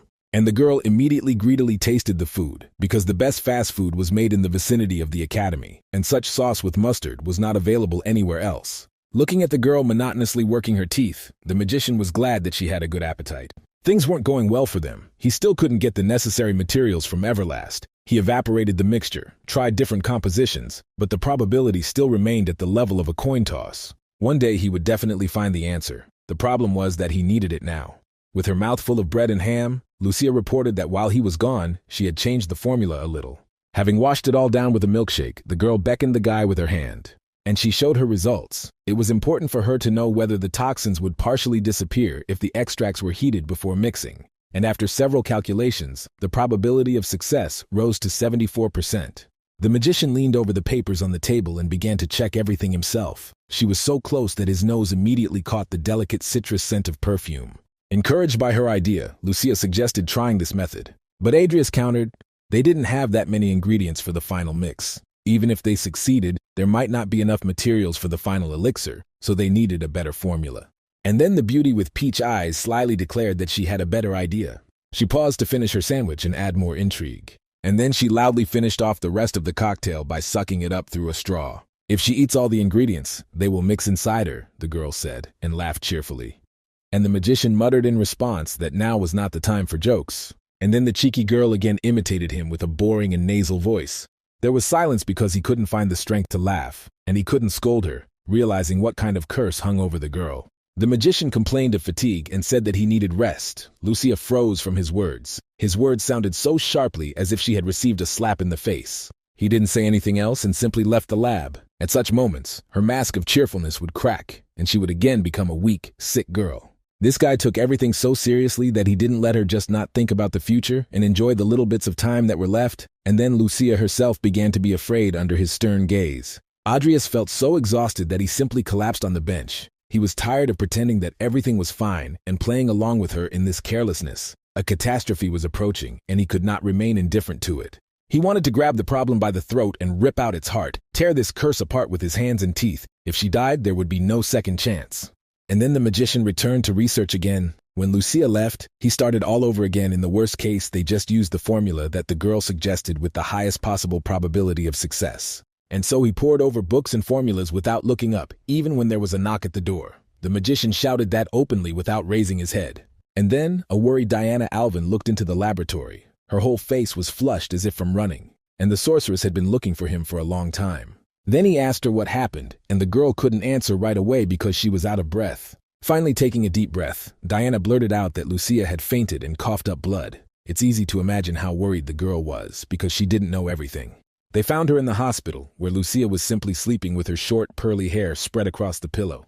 Diana heard about her friend's deadly curse for the first time, and now she didn't even know how to react. The doctors promised her a couple more stable weeks, but now there was no way to know for sure. Diana wanted to ask her father to assemble a team of the best doctors, but the magician interrupted her. For the first time in a long time, this guy asked her for a favor. They came to the laboratory, and the magician quickly introduced the brilliant sorceress to their research. Theoretically, after the synthesis, nothing should remain except a lethal dose of toxins, he said. He could not say at what moment they appeared, because he did not know the necessary proportions. Diana understood this too. They needed to turn the remaining toxins into water. And then it dawned on him. Turn into water. These words thundered like thunder from a clear sky. The toxic residue could be converted into water, and why didn't he think of that right away? Thoughts were quickly swarming in his head like a beehive. Just recently, Belial came to him and offered to start training in elemental magic and matter fusion, but it was too late to master this voluminous section himself. So Adrius abruptly asked the agate-eyed witch if she possessed fusion magic. At first, she didn't understand why he was asking such a question, but then the sorceress exclaimed that they could succeed by running a thought experiment. Diana slammed the table and suggested that they begin immediately. And they began to prepare the potion together, the magician supervising the main process of mixing and the formula, and the witch controlling the process of merging matter. Afterwards, the magician made the final touches. Late at night in the Everlast Mansion, doctors fought for the life of a fragile girl and could not stop the bleeding. The mana circulating in her body lost stability as if a storm was raging inside her. The girl's body was constantly shaking in convulsions. The father was eager to get to his daughter, but the maid wouldn't let him in so that he wouldn't interfere with the doctors. The attending physician understood that this was the last flash of mana, the body that was tired of fighting the remaining forces in the flow of agony and euphoria. And then the doors opened wide with such force that it hit the other side, and a magician with hair green as algae burst inside. Catching his breath, he apologized for being late. And the next morning after the rain, when fresh and humid air filled the room and the sun played with a warm ray on her face, the girl with peach eyes woke up. When she opened her eyes, she found herself in a bed in a hospital room. A seaweed-headed man was dozing in a chair nearby. Even in his sleep, he sat as if a stake had been driven into his back. The girl sat up with difficulty, trying not to wake him. She didn't even know when he arrived. Surprisingly, she felt better after the nightmarish night. The mana that was tearing her apart from within had subsided, like a lull just before the end, Lucia thought. And how long has this shameless fellow been here in the young lady's room? The girl wondered, carefully studying the face of the dozing magician. She slowly approached him. Such an opportunity when the victim was defenseless rarely came. Lucia thought that she would be able to say goodbye properly, and smiled with dry lips. Thanks to this boring rascal, she had a good time. He gave her hope that the disease could be cured, and he showed as much care as no one else did during her short, lonely life. Sometimes when she was with him, she forgot about everything in the world, Lucia admitted. If he had not been there, her heart would have hardened and become covered with cobwebs, and then died before her exhausted body. And then she would have simply languished in a cage for the last few days, like a criminal sentenced to death. When words of gratitude came from her lips, the magician could not bear his pretense and smiled with the corner of his lips. "Goodbye, boar with a bush of seaweed on your head," the girl said in a peaceful voice. "And who will pay for the treatment?" the magician asked in his usual boring tone. And at that very moment, the cute cat-like girl screamed and recoiled, embarrassed by her frankness. "How long ago?" she asked, breathless with excitement, her face burning. From the words about farewell, the guy honestly admitted, and the cute cat understood that he heard everything and was shamelessly silent. She immediately asked to be left alone, but the magician mercilessly ignored her request. All this time she held on well, knowing what awaited her. It was amazing that the girl managed alone. Adrius praised her and rose from his chair. Usually caustic and impudent, Lucia remained quietly silent. The magician warned that since they had not conducted any tests, and there were not many patients with such a disease, they would have to wait a couple more days and observe the results. And the girl's eyes widened. Without really saying anything, he wished her to rest and turned towards the door, and then Lucia stopped him. "Won't she die?" the girl with peach eyes asked him, believing her words, and stopped breathing.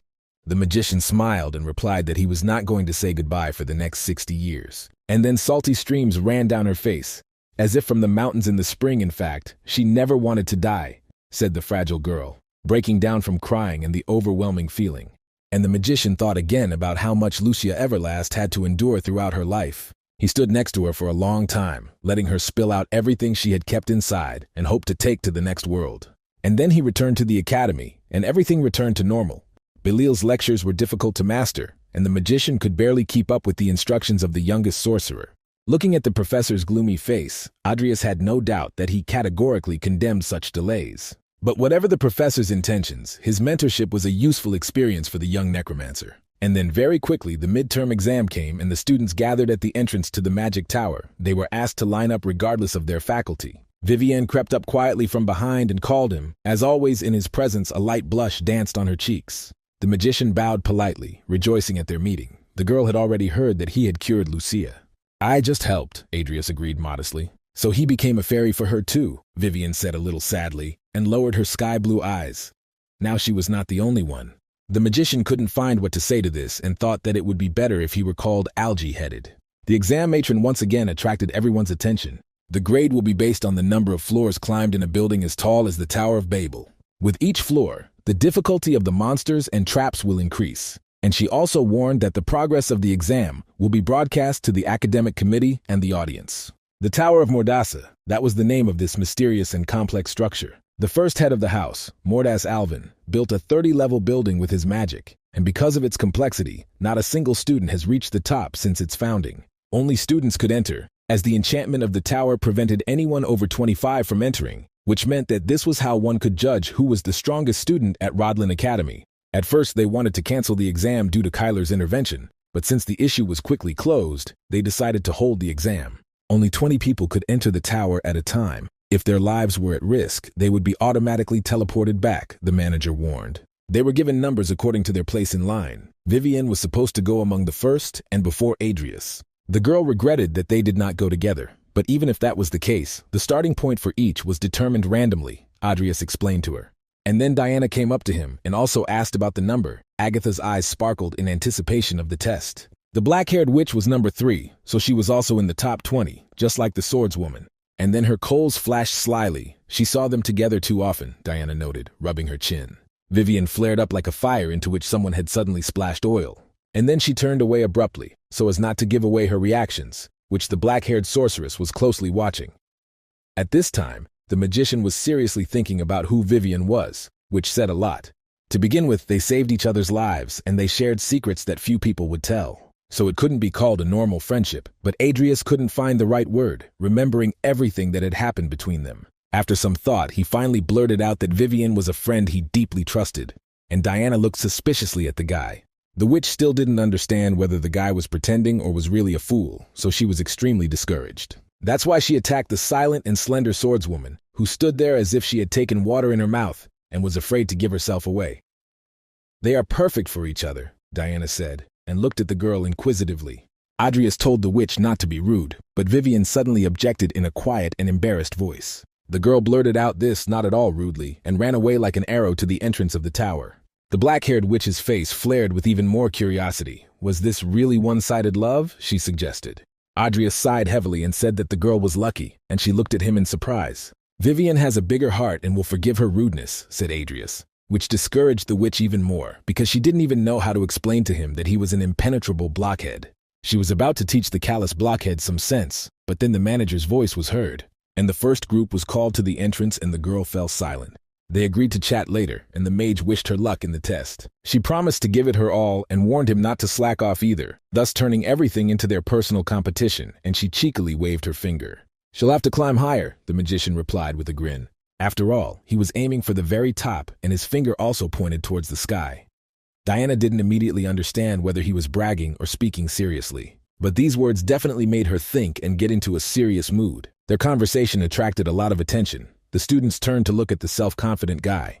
But looking into the gray eyes of the magician, Diana did not doubt for a second that he was telling the truth. The witch nodded briefly and said that she would wait. The first group approached the transition gates, which were a series of teleports. Vivian was determined to prove that she was stronger than the others, and also that she was worthy of being his sword. Her lake blue eyes shone with steel. The girl was completely focused on her goal. In all of history, only one person has ever reached the 25th floor.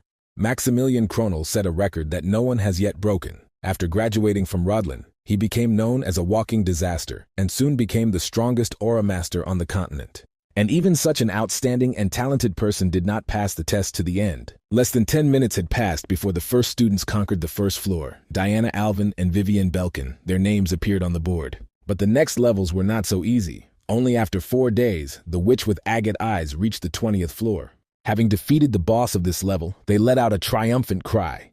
The six-legged horse the size of a leviathan fell, its body slowly decomposing, emitting black smoke. There were enthusiastic cries among the Higher Education Commission. The observers who sat next to the head of the tower congratulated him on his success. His daughter became the first magician to achieve such success. But the stern and demanding father only muttered in response that they shouldn't get so worked up. Their training tower was nothing compared to the one in the Imperial Palace.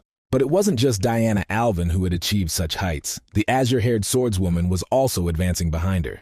And now she had to fight with a six-legged horse that made a deafening cry. And when he rushed towards Vivienne, she deftly pushed the monster from above so that he lost his balance and hit the ground. The sword maiden herself landed a little behind. The monster was fast, which belied its awkward proportions. He quickly rose to his paws and looked at her with fury like burning coals. Everything is just like last time, Vivian thought, remembering the fight with the possessed student. But since that day, the swordswoman trained without rest, and now she had no intention of retreating. She filled her body with strength and determination.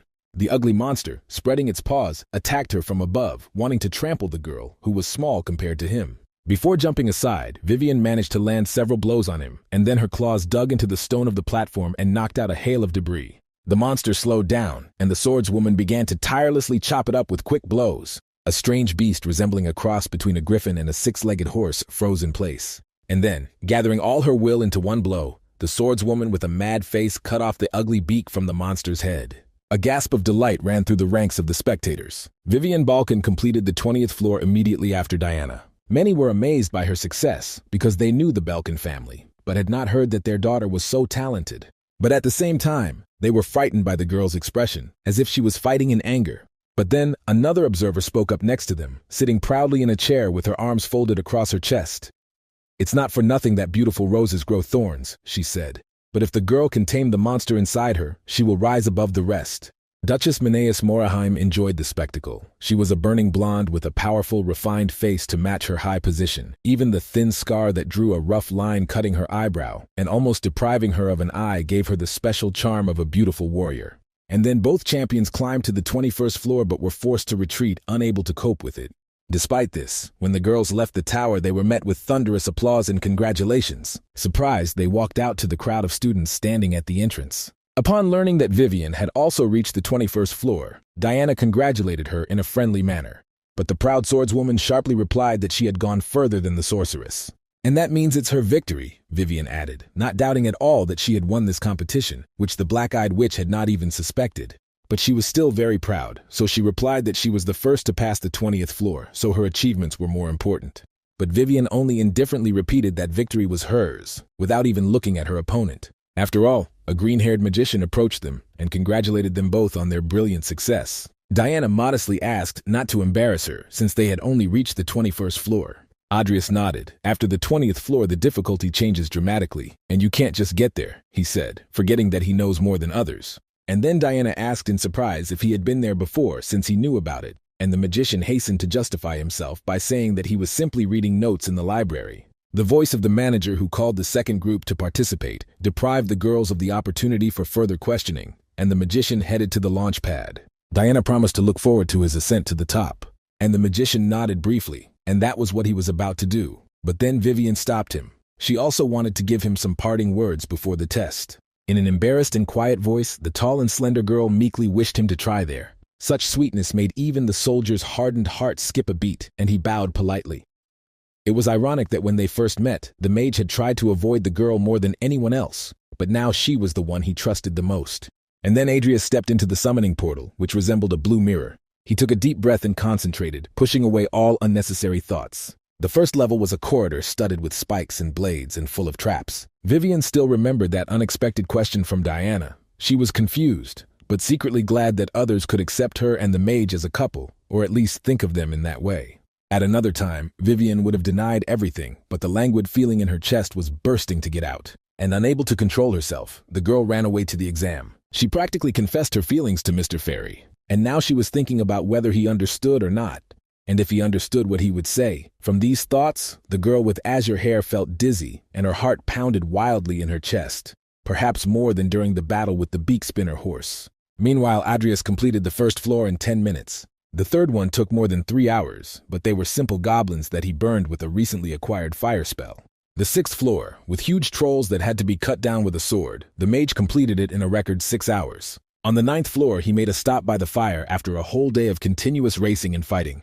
Now his talent for black magic has turned into a whole system of skills, and not just necromancy. And thanks to Lucia's treatment, his talent for potions has also improved. He had gained another talent for elemental magic thanks to Belial's training, but it was still of a mediocre level. The professor was still dissatisfied with the progress of a guy who had no natural talent for development, but his instructions were still useful. Thanks to passing the training tower, the new skill developed quickly and already had a good chance to improve through evolution, so the mage decided to further use it to the maximum in order to develop it properly. By the 9th floor, his potion supply was depleted, with only a couple of bottles of jamming remaining. Having laid everything out and checked it properly, the magician stretched out on his warm cloak, rested his head on the stone, and decided to rest. From the 10th floor onwards, things started to get really tough, and the arena shook with powerful blows. His opponent was a house-sized iron golem with runes on its steel armor. After exchanging blows, the mage managed to get rid of the shield.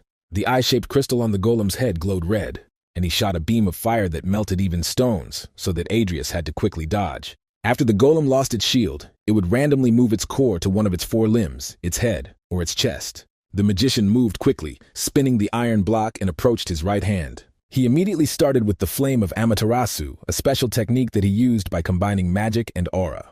The fire easily cut through the steel, but there was no core in the limb, so Adrius took out a jamming potion. He threw the bubbles first into the golem's head and then into its chest, and it froze in place. Then the magician aimed at his left hand.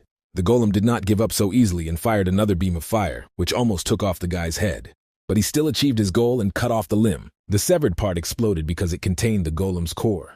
The metal screeched and the 10th level boss stopped. The magician returned Galaxir to its sheath. Today promised to be hot from the very morning. This success did not go unnoticed by observers and spectators. The magician broke the ancient record set by Maximian, defeating the golem in 7 minutes. "This guy is incredible," said the balding professor sitting next to Bart Alphen. The old man was impressed by the thoughtful strategy, as well as the fact that the boy used his best potion skills and acted as if he was already in the tower. If the guy keeps this up, he could break Maximian's record of 25 floors. Bart Alvin only became more wary. Like no one else, he knew the reasons for such a rapid increase in strength, and he could say for sure that now the guy was being closely watched, not only by the richest and most influential people in the Empire, but also by members of the Imperial Court. Duchess Morahaim chuckled. "There is another monster in this academy," she thought. "From now on, the entire Empire will be keeping a close eye on the green-haired mage." Another explosion shook the walls of the Eternal Tower, which was created by magic. Hadrius fought with a huge bull, the Minotaur, whose horns could break rocks. The bull gnashed his teeth and stared at his opponent with bloodshot eyes. His uncontrollable rage alone was terrifying. But Hadrius bravely attacked the monster. He filled Galaxir with aura and cut off the bull's head with a clean surgical strike. The blade neatly separated the thick vertebrae, tendons, muscles, and veins, and the heavy bull's head fell to the ground. So the magician got very close to the 30th floor. He had no information about the last three, since they were absent from the game. There was a staircase leading to the top floor.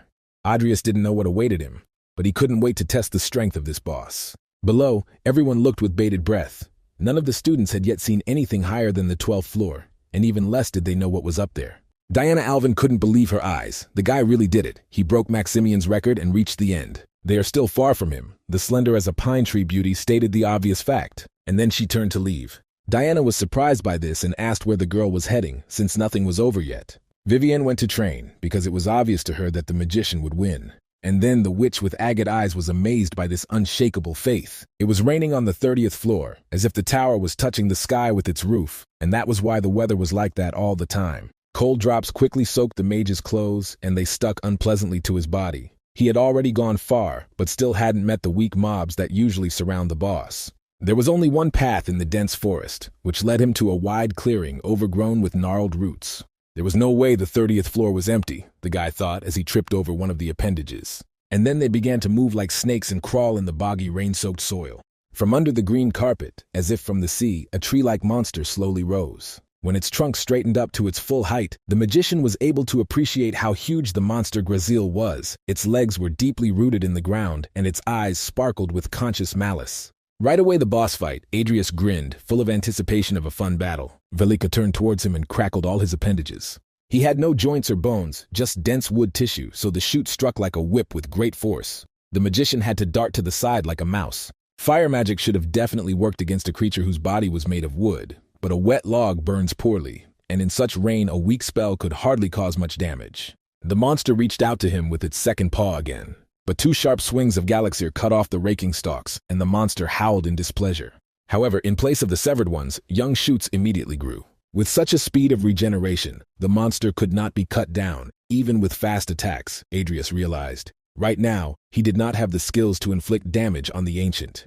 The soft, marshy ground also hid roots, and one of these shoots tightly wrapped around the boy's leg. Caught by this whip, he hung limply in the air. However, he quickly freed himself by using an aura attack and cut the vine before Grazil devoured him. He quickly landed on his feet and regained his balance. But the Ancient One in the meantime stretched out, and its trunk opened its mouth in the middle of its body. He began to spit out some balls of green light, a whole heap of strange acorns covered in moss. Adrius had no knowledge, so he didn't even know how to deal with this misfortune. He raised an earthen shield.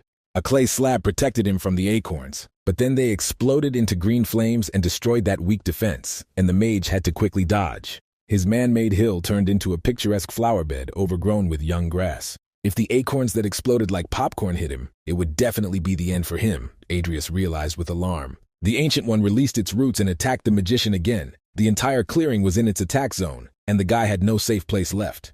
Thus, the Ancient could combine different attacks, both at close and long range. Coupled with his insane regeneration and explosive spore attacks, he had no weak points. The monster did not give time either to search for the core or to prepare serious magic, which meant that it had to be finished with one blow. One blow, thought Adrius, as a thought came to his mind. At the bottom of the tower, the students watched in complete silence as the actions of the once pitiful and insignificant student took place. But then a whisper went through their ranks. The guy had been running for half an hour already, and some smug students began to say that Adrius had already reached his limit. In any case, they acknowledged that the magician had set a new record, although they were disappointed that it would all end without reaching the final. But now Diana continued to believe in the magician no matter what, understanding like no one else what kind of effort the ascent takes. And then they saw how the magician dropped the sword into the soft and loose soil. The chatterboxes immediately saw in this the first signs of weakness and imminent defeat. The brilliant witch with agate eyes was the first among them to understand that this was not just a senseless run.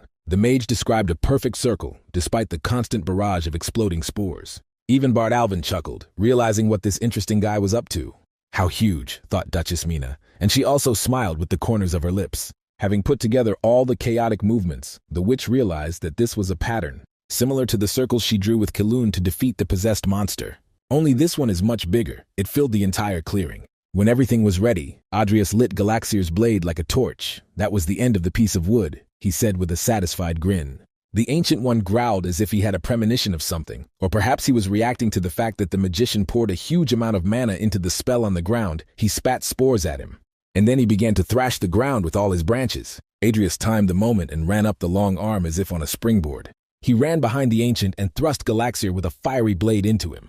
Now the guy was in the very center of the drawn circle and could activate the wall of fire. A pillar of fire pierced the sky. It was so hot that it evaporated even the rain that was pouring from the sky. The tree writhed and dried up before our eyes. A stunned murmur went through the crowd of spectators. After a protracted preparation, when it seemed that everything was useless, the magician won a brilliant victory. Now it became obvious to everyone that the guy had masterfully drawn a huge spell circle, right under the nose of the strongest boss, and without stopping fighting him. But what stunned the black-eyed witch even more was that the magician had enough of his reservoir to create such a circle and fill it. Adrius breathed heavily, the cold that was falling from the sky again now pleasantly cooling him. Most of the ancient tree burned in the hellish flames, and a miserable stump stuck out above the ground. After such a blow, it could no longer quickly regenerate. Adrius Cromwell. What a curious boy, said Duchess Mina, and her voice rang with notes of steel, as if she herself were the blade. The more she looked at him, the more she liked him, so she asked her Vice Commander Dennard Slay what he thought of the guy. The black-haired middle-aged man twitched his mustache and admitted that Adrius was good. The vice captain immediately figured out that the boy had not yet managed to become famous, and therefore there should be no problems with hiring him. And Mina agreed with him. He must be taken, she commanded imperiously. Captain Dennard nodded. It was time for them to make their move, and he noted that the third princess had decided to do it earlier. They looked at the elegant girl in a luxurious dress made of silk green like spring grass. The Duchess also rose from her seat and told the captain not to worry. After all, she was about to make him the most desired proposal. This strong young woman straightened her hair, and her business suit did not hide the attractive contours of her figure in the least. After the magician destroyed the stump, a runestone appeared in his hands, a reward for the first one to clear the 30th floor. When used inside the tower, the reward was doubled. This was something that was worth using in a real tower of the Imperial Palace, so it could be useful to him in the future, Adrius thought.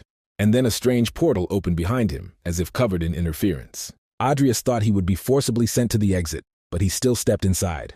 The third princess, accompanied by her personal guard, waited for the best student to come out, but for some reason he was delayed. The image had already ended, so they couldn't see the guy anymore. What impudence to test a woman's patience, thought this fiery, beautiful woman with hair the color of the sun. But when the magician passed through the portal, he saw there was not an exit at all. And the new entrance is at the top of a high staircase, with fiery wings. No matter how many times Adrius went through this story, he never came across a hidden level here. Since he was not returned home, he walked forward and placed his hands on the heavy carved doors, and he was dumbfounded when he looked inside. Because I was transported to a level where all the magic circles of the tower were concentrated, which were amazing in their sophisticated complexity and scale, it was like finding myself in a strange temple. The circles overlapped and grew stronger, forming the Madras Tower. A fireball appeared in the center, and a loud voice congratulated student Rodlin on completing the test. And then the ball turned into a wizard who wore white clothes and a white high hat. Only the first person to reach the end was granted the privilege of falling here, he explained. Because of the many layers of magic, no one outside could see what was happening inside. It was still a physical projection, but a whole sea of mana had been invested into it, the mage realized. The image of the wizard introduced himself with the name of the creator, Modras Alvin, and he was happy to greet the first and last who entered here. This man had died hundreds of years ago. Even though this was his tower, Adrius did not expect to see him here, even though it was only a projection. The sorcerer's image assessed it and found it quite unusual.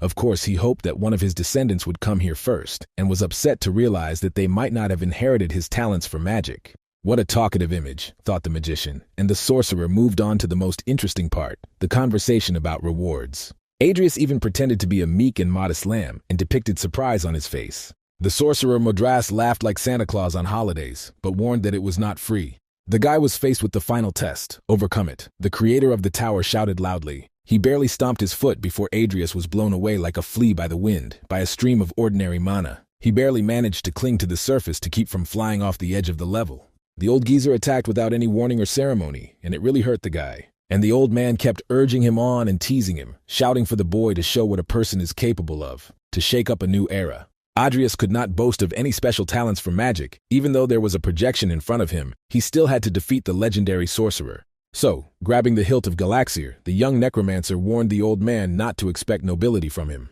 But this only amused the sorcerer even more, and he laughed loudly. The sorcerer was definitely weaker than his original, and Adrius took a deep breath, preparing himself for the fight. If Modras's words are true, then no one can see them from the outside, which means the young necromancer still had a chance to win. The sorcerer did not stand idle, and with a wave of his hand he called upon several circles of spells, creating a giga cyclone.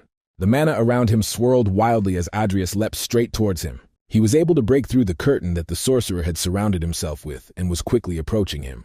Once at the required distance, the mage released a cutting wind, and a stream of aura slid off the sword. The old man in the white hat liked the magician who swung the sword, and deep within his being, the magic gears rebuilt his program. And as soon as the sorcerer began to act, the first servant and best friend of the Necromancer appeared behind him, his empty eye sockets flashing.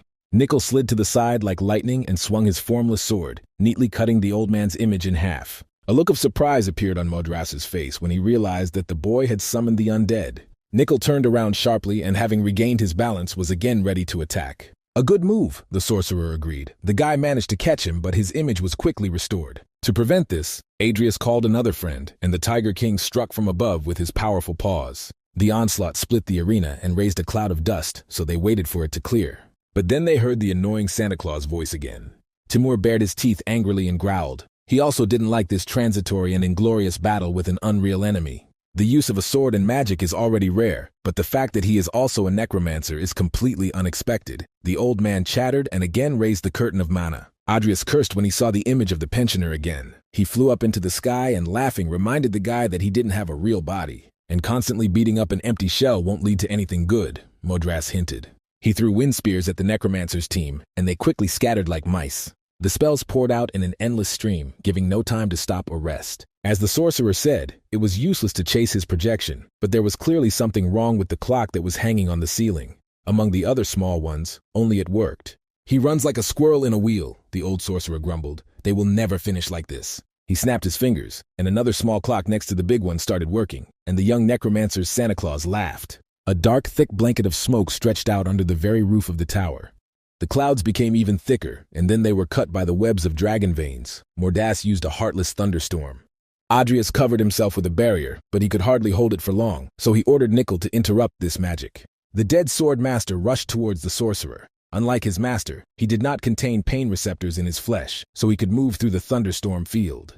But his blade only cut through the bluish glow in which the old sorcerer dissolved, only to appear behind the dead man and with lightning in his hands. Nickel was unable to dodge and took the blow himself. And then he counterattacked anyway, forcing the mage to move. The dead man did not lag behind, so Madras decided to stop him with pure flame. Nickel jumped high, but the sorcerer disappeared again, and the whole sky was streaked with blinding lightning. No matter how resistant the undead are to electricity, if exposed for a long time, they will be destroyed. The sorcerer once again gathered a clot of charges in his hands, and Adrius prudently recalled his first servant. A shower of thunderous attacks loosened the arena before him. Modras couldn't have been unaware of the undead's high resistance to lightning spells, Adrius suddenly thought. However, the sorcerer continued to do this anyway, and the necromancer smiled. He had already realized that Modras could only control one element that was controlled by the clock, with the exception of spatial magic. The sorcerer praised him for his correct guess. His past incarnation had imposed such a limitation. If he had not had the restraining chains, no matter how outstanding the student was, he would never have defeated him, explained the sorcerer, gathering Zeus's sheaves in his hand again. But even so, he was too strong for the guy to hit even once. Old Santa Claus laughed and hit with a charge. With all his strength, Adrius ran away from the chains of explosions pursuing him. In the endless flashes of lightning, the boy thought about his strategy on the go, to use a powerful spell, or to start a war of attrition. After the projection runs out of mana, the old man will disappear. And using a scattering of lightning, which only happens in a summer thunderstorm, consumes oceans of mana. Adrius turned to his intuition and, closing his eyes, saw the internal currents. And now he understood how the mechanism of the tower was arranged, which fed the image of the old man. The columns that stood in the center of the arena fed Modras with their power. And then Adrius realized what to do, escaping from the next discharge. And then he immediately summoned an earthen shield to help him. The sorcerer used limited elements, and it was easy to resist him with elements that were opposite in nature. But as Adrius had understood earlier, the old sorcerer had no restrictions on spatial magic, so he appeared behind the guy's back. Although this attack was fast and sudden, the necromancer defended himself. Like Kyler, he used the shadow armor, and it absorbed the lightning damage. And the old sorcerer praised him. The use of simple and dark magic, double spell. He was full of surprises. But who could talk about hidden skills? The magician objected and grinned. And the old man also chuckled, enjoying the fight and his audacity as a boy. However, now his advantage in elemental magic will disappear, the sorcerer warned, and another spell appeared in his hand. Adrius became alarmed. A stream of water splashed from the sorcerer in all directions, as if the floor had become a lake. The young necromancer found himself waist-deep in water and could no longer move as quickly. Looking at Timur, he gave the order, and together they rushed in different directions, cutting through the water surface. If you can't run away, you need to confuse. The sorcerer was the first to react, but the Tiger King came in front of him. Two dragon heads on long necks appeared from the surface of the lake. And while the sorcerer was distracted by the dead man, the guy aimed at the column. However, before he could approach her, the nasty old man used a water prison, and the flow of water formed a dense dome from which it was impossible to escape. The magician was completely submerged in water and could no longer breathe.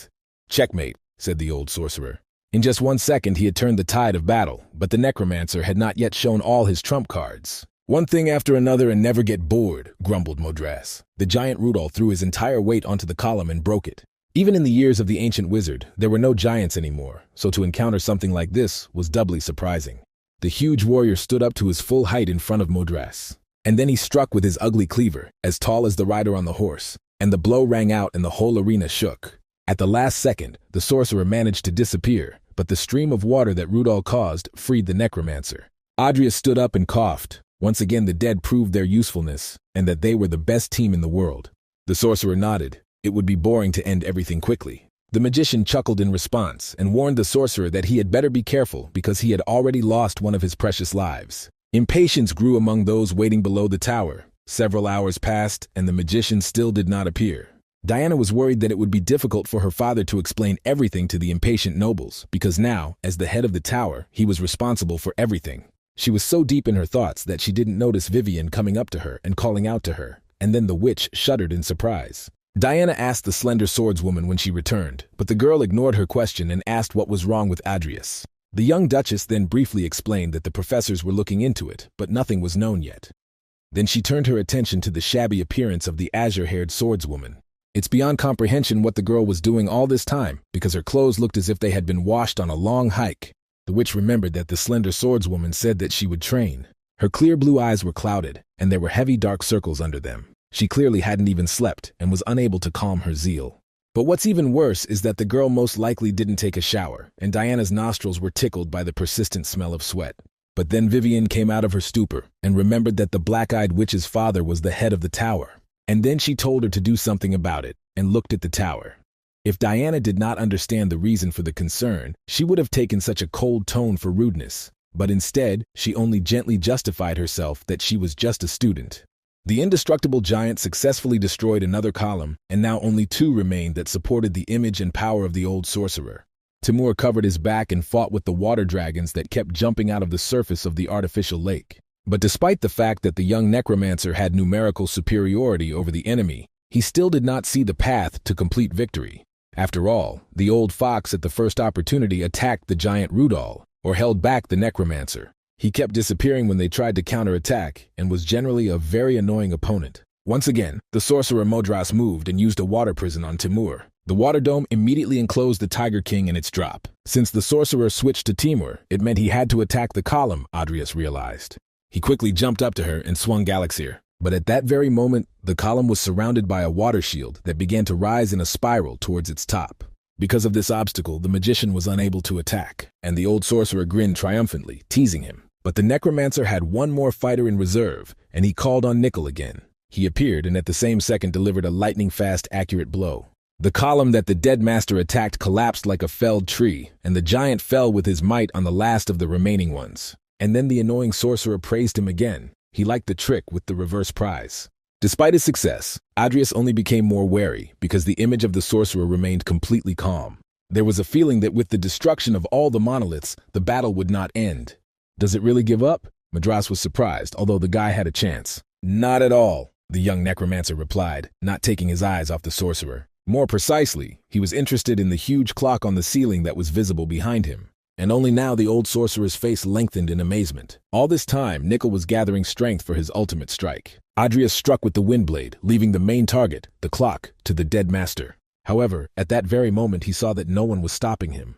The windblade struck the purple barrier without causing any damage. The empty eye sockets of the peeling skull stared at this barrier, as if challenging him, and he struck a blow into which he put all his skill and strength. A fiery line divided the arena into 2 parts. The purple dome trembled, waves ran across it, and it became covered with honeycombs. But this armor withstood even the ultimate blow. The magician was surprised. When the mana waves died down, it seemed like he was not hurt at all. "Could Modras leave a weak spot unprotected?" said the annoying sorcerer when he appeared next to him.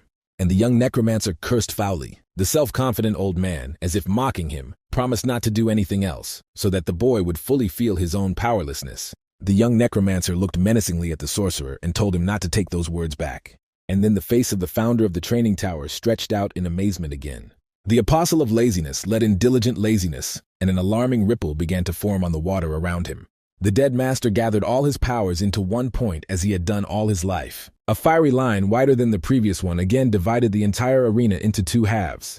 But the force that was released caused a devastating explosion. It was so powerful that the entire tower shook to its foundations. And even the spectators outside, tired of waiting, shuddered in surprise. Everyone was waiting to see what would happen next, because for the first time in several hours, something had happened. Vivian's sky-blue eyes brightened again, and a ray of hope lit up in them.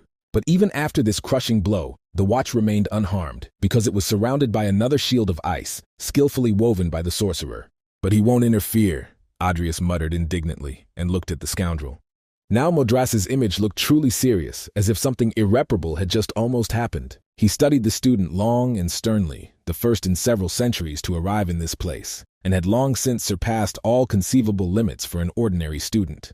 In an apologetic tone, the old man explained that he still needed the tower, because next year the children would have to take exams again, and without the clock the whole building would collapse. The old man admitted that he was ready to count the victory after the guy destroyed the last column, but he was curious about what else he was capable of. So he didn't expect the young necromancer to have enough strength to even scratch the protective barrier. Adrius immediately scolded the carefree image of the ancient sorcerer, because something irreparable could happen. Modras scratched his beard. The boy's fighting style was quite dangerous, but the tower was not created to kill students. Adrius could only mentally curse the arrogance of the man who remained in such a position to watch over the exam tower. To at least soften him up a little, Modras handed over the promised reward, a small pendant on a chain. The magician asked what it was, holding out his hands. And the sorcerer explained that it was a necklace that had the effect of strengthening the mind of the one who wears it. It also helps to use mana, or aura. Adrius looked closely at the blue gem in the white gold frame, which shimmered with sparks. Even though the magician had no intention of wearing this item, he still thanked him for the reward. And yet the sorcerer was intrigued, even after what he saw. The guy had a cat under his command that had achieved the perfect life form, creation of the mythical era, the giant Rudol. And even a dead man can carry the power of a god. All of them could be considered research material, which would drive the sorcerer crazy if he met them in life. But the most interesting thing is the body of the youngest necromancer. Something as if created in an ancient mythical era, and perhaps an even more ancient and dangerous time, lives inside his body, said the sorcerer. And unexpectedly for himself, the magician felt an ominous oppressive feeling in his chest. He didn't know what to answer to this, so there was an awkward silence. "It was time to say goodbye," the magician reminded the old man. Modras nodded in agreement. Before disappearing in a golden flame, he admonished the boy not to put too much faith in God anyway, and he asked to lead this world in the right direction, and then disappeared, leaving more questions than answers. It was amazing that even as a projection the sorcerer understood so much, thought Adrius, and frowned. But then he got the achievement of being the only one summoned by Modras, and his mood improved because this tower was cleared. And then the guy finally left the tower and was taken aback by the number of interested people outside. People quickly pushed each other aside and stared at him with their eyes. There were many reporters and the most influential people in the empire standing at the very entrance, so the magician involuntarily felt embarrassed. He was not used to being in the public eye. The third princess wanted to speak first, but before she could, she was addressed. This quiet confrontation among the aristocrats did not escape the watchful eyes of Adrius. Mina Morheim bowed politely and stated that as the head of the house, she would like to propose to Earl Cromwell, and therefore asked to be given such an opportunity. But her voice with its steely notes did not have a shadow of politeness. The fiery blonde with sharp features and a scar that only adds to her aura of a formidable rival was like a battering ram, so the meek princess gave in, despite her more privileged position. The Duchess looked around at everyone present, asking them to speak, but no one dared. And her vice-captain quietly asked the lady to speak more gracefully. With the Duchess openly challenging even the third heir to the throne, Diana could only wait like everyone else. The girl with azure curls who stood next to her was only glad that Mr. Fairy had emerged from the tower unharmed. Mina approached the guy proudly and confidently and congratulated him on his success. Without unnecessary preludes and ceremonies, she openly and directly stated that she wanted to take the man who not only broke Maximian's record, but was also the first to clear the tower under his protection and extended her hand to him. By an effort of will, the magician kept his face impassive. Although he was flattered, he expected that they would immediately try to hire him, but he did not think that it would be the first persons of the empire. Before him stood one of the four great duchesses, Minas Morheim, regal and imperious. She was as dazzling as the sun and just as attractive. As a few steps younger in status, Adrias did not accept her handshake and bowed politely in greeting his mistress. In his defense, he said that he did not dare to shake her hand because he had not cleaned it properly after the battle. The menacing captain behind the fair-faced duchess immediately pulled the guy up, saying that it was disrespectful. But Mina did not feel insulted at all, so she stopped Dennard. The cold gray eyes did not waver, even under such pressure, and the guy waited for what she would do. Then the duchess asked him about his plans after graduation, but the magician had none. She suddenly approached him, as if he were a fortress wall that Mina was storming, and asked if he had a lover. Without flinching, Adrias answered again that he did not, but was surprised by the suddenness of the question. For some mysterious reason, the duchess was pleased with this answer, although it was unlikely that any other answer would have changed anything. And then she proposed an alliance between their houses, and her diamond eyes burned him with their intent gaze. If he agreed, the duchess guaranteed him full support and patronage, influence, money, anything until the House of Cromwell returned to its former glory. Adrias answered cautiously. In the world of magic, nothing happens for free. The law of equal exchange assumed that for a generous service they would demand an equally valuable payment. The corners of her thin, graceful lips rose up predatorily. This will not be just a union on paper, but a bond sealed with their blood, the duchess said imperiously. They will become lawful husband and wife. This news made everyone hold their breath. It was too sharp a turn, even for the eccentric Duchess Morheim. But the one who was most shocked by this news was the sword maiden with eyes as blue as the sky. But at that moment, a cloud came over them and they acquired a steel hue. The girl froze as if she had been struck by lightning and continued to listen with bated breath to what Mr. Fairy would say in response to an offer that no sane person would refuse. There was an awkward silence and the Duchess sighed in disappointment. The guy hesitated too long. For him, it was a wonderful offer. He could be worried about the age difference. But Mina was confident in herself and her appearance. She even critically felt her beautiful figure. In order not to offend her even more with his thoughts, Adrias immediately assured the Duchess that there was no doubt about her beauty. She was certainly the best of women. Of course, agreeing to marriage a minute after meeting would be madness. His words made Vivienne clench her fists so hard that she felt her nails even through her gloves. She wanted to scream, and so she bit her lips until they bled. But in the end, she decided to save herself by running away. Since childhood, she lived with the thought that whoever gets out according to the position gets everything. She already knew what would happen next. The black-eyed witch sympathized with her friend, but Vivienne herself would hardly have refused such a marriage in Adrias's place, given the state of his house. As politely as possible, and without a shadow of vanity or boasting, the humble magician refused to give an immediate answer and asked for time to think, and also that he had to listen to other proposals. Although it hurt her pride, the Duchess did not show it, and thoughtfully touched her face. The impudent boy decided to compare her with others. But the magician understood that if he accepted this offer in front of everyone, there would be trouble. However, even though she didn't like it, she retreated from the walls of the fortress, confident that no one had a better offer than hers, and the guy would soon see for himself. There was a metallic ring in her voice, and it was clear that the Duchess would remember this again. Adrias again politely asked for forgiveness, and Mine took him at his word, saying that she would forgive him at their dinner together. So, although she was letting him go now, it was not far. Since the mage had gotten off with little bloodshed from this unexpected assault, he bowed and accepted the offer. And he briefly thought that no matter what he said today, it would have ended exactly like this. And then another noble person approached him, thus showing the magician an unprecedented honor for a simple student with the title of Count. The servants introduced their mistress, the third princess of the empire, Michaela Rodlin, putting her hand on her chest. The girl said that she was glad of this meeting and had been waiting for her for a long time. Unlike the sharp as a whip Mine, she gave the impression of a sweet and meek creature. The next day, when the commotion had died down, Adrias was walking down the corridor of the Knights faculty. Yesterday he had found himself between two fires. A refusal to one great house would offend another, and he really wanted to not find himself in such a situation again. And then someone tore Senor Adrias away from his heavy thoughts, and he turned around. Selena beamed with happiness when she met him, and asked if he was there for training. She dreamed of fighting the magician again, and did not demonstrate it with sparkling eyes. And then, unable to bear it, she bowed low to the elder and asked him to give her a couple of lessons, but this time the magician could afford to firmly refuse, because he had come to see Vivienne.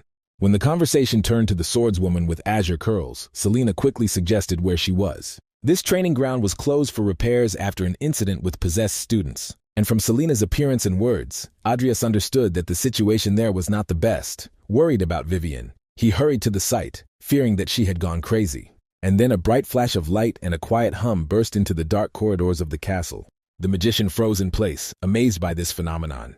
And so he saw the swordswoman standing in the blinding glow of a flawless aura, her tattered cloak fluttering in the wind from her power, as did her tangled azure curls. The girl's eyes looked somewhere into the distance, as if she was focused on one goal and was not thinking about anything else. This meant that the girl had not gone crazy, and the magician sighed with relief. Just when he thought they were on par in skill, this incredible girl was once again one step ahead. The guy spoke up and made his presence known. The girl turned around abruptly, not expecting anyone to find her here, and even less expecting Mr. Fairy. Adrius admitted that he was looking for her, and then Vivian remembered how awful she looked at the moment. All this time he was pushing his limits, and she had no time to take care of herself. In horror, she turned away and began to run, embarrassed by his presence. The magician did not understand her worries and asked if she was okay and came closer, and Vivian only shrank even more and replied that she smelled bad now. However, he violated her boundaries, immediately apologizing for it. The guy's hand slid down her neck, and the girl froze, unable to contain her trembling.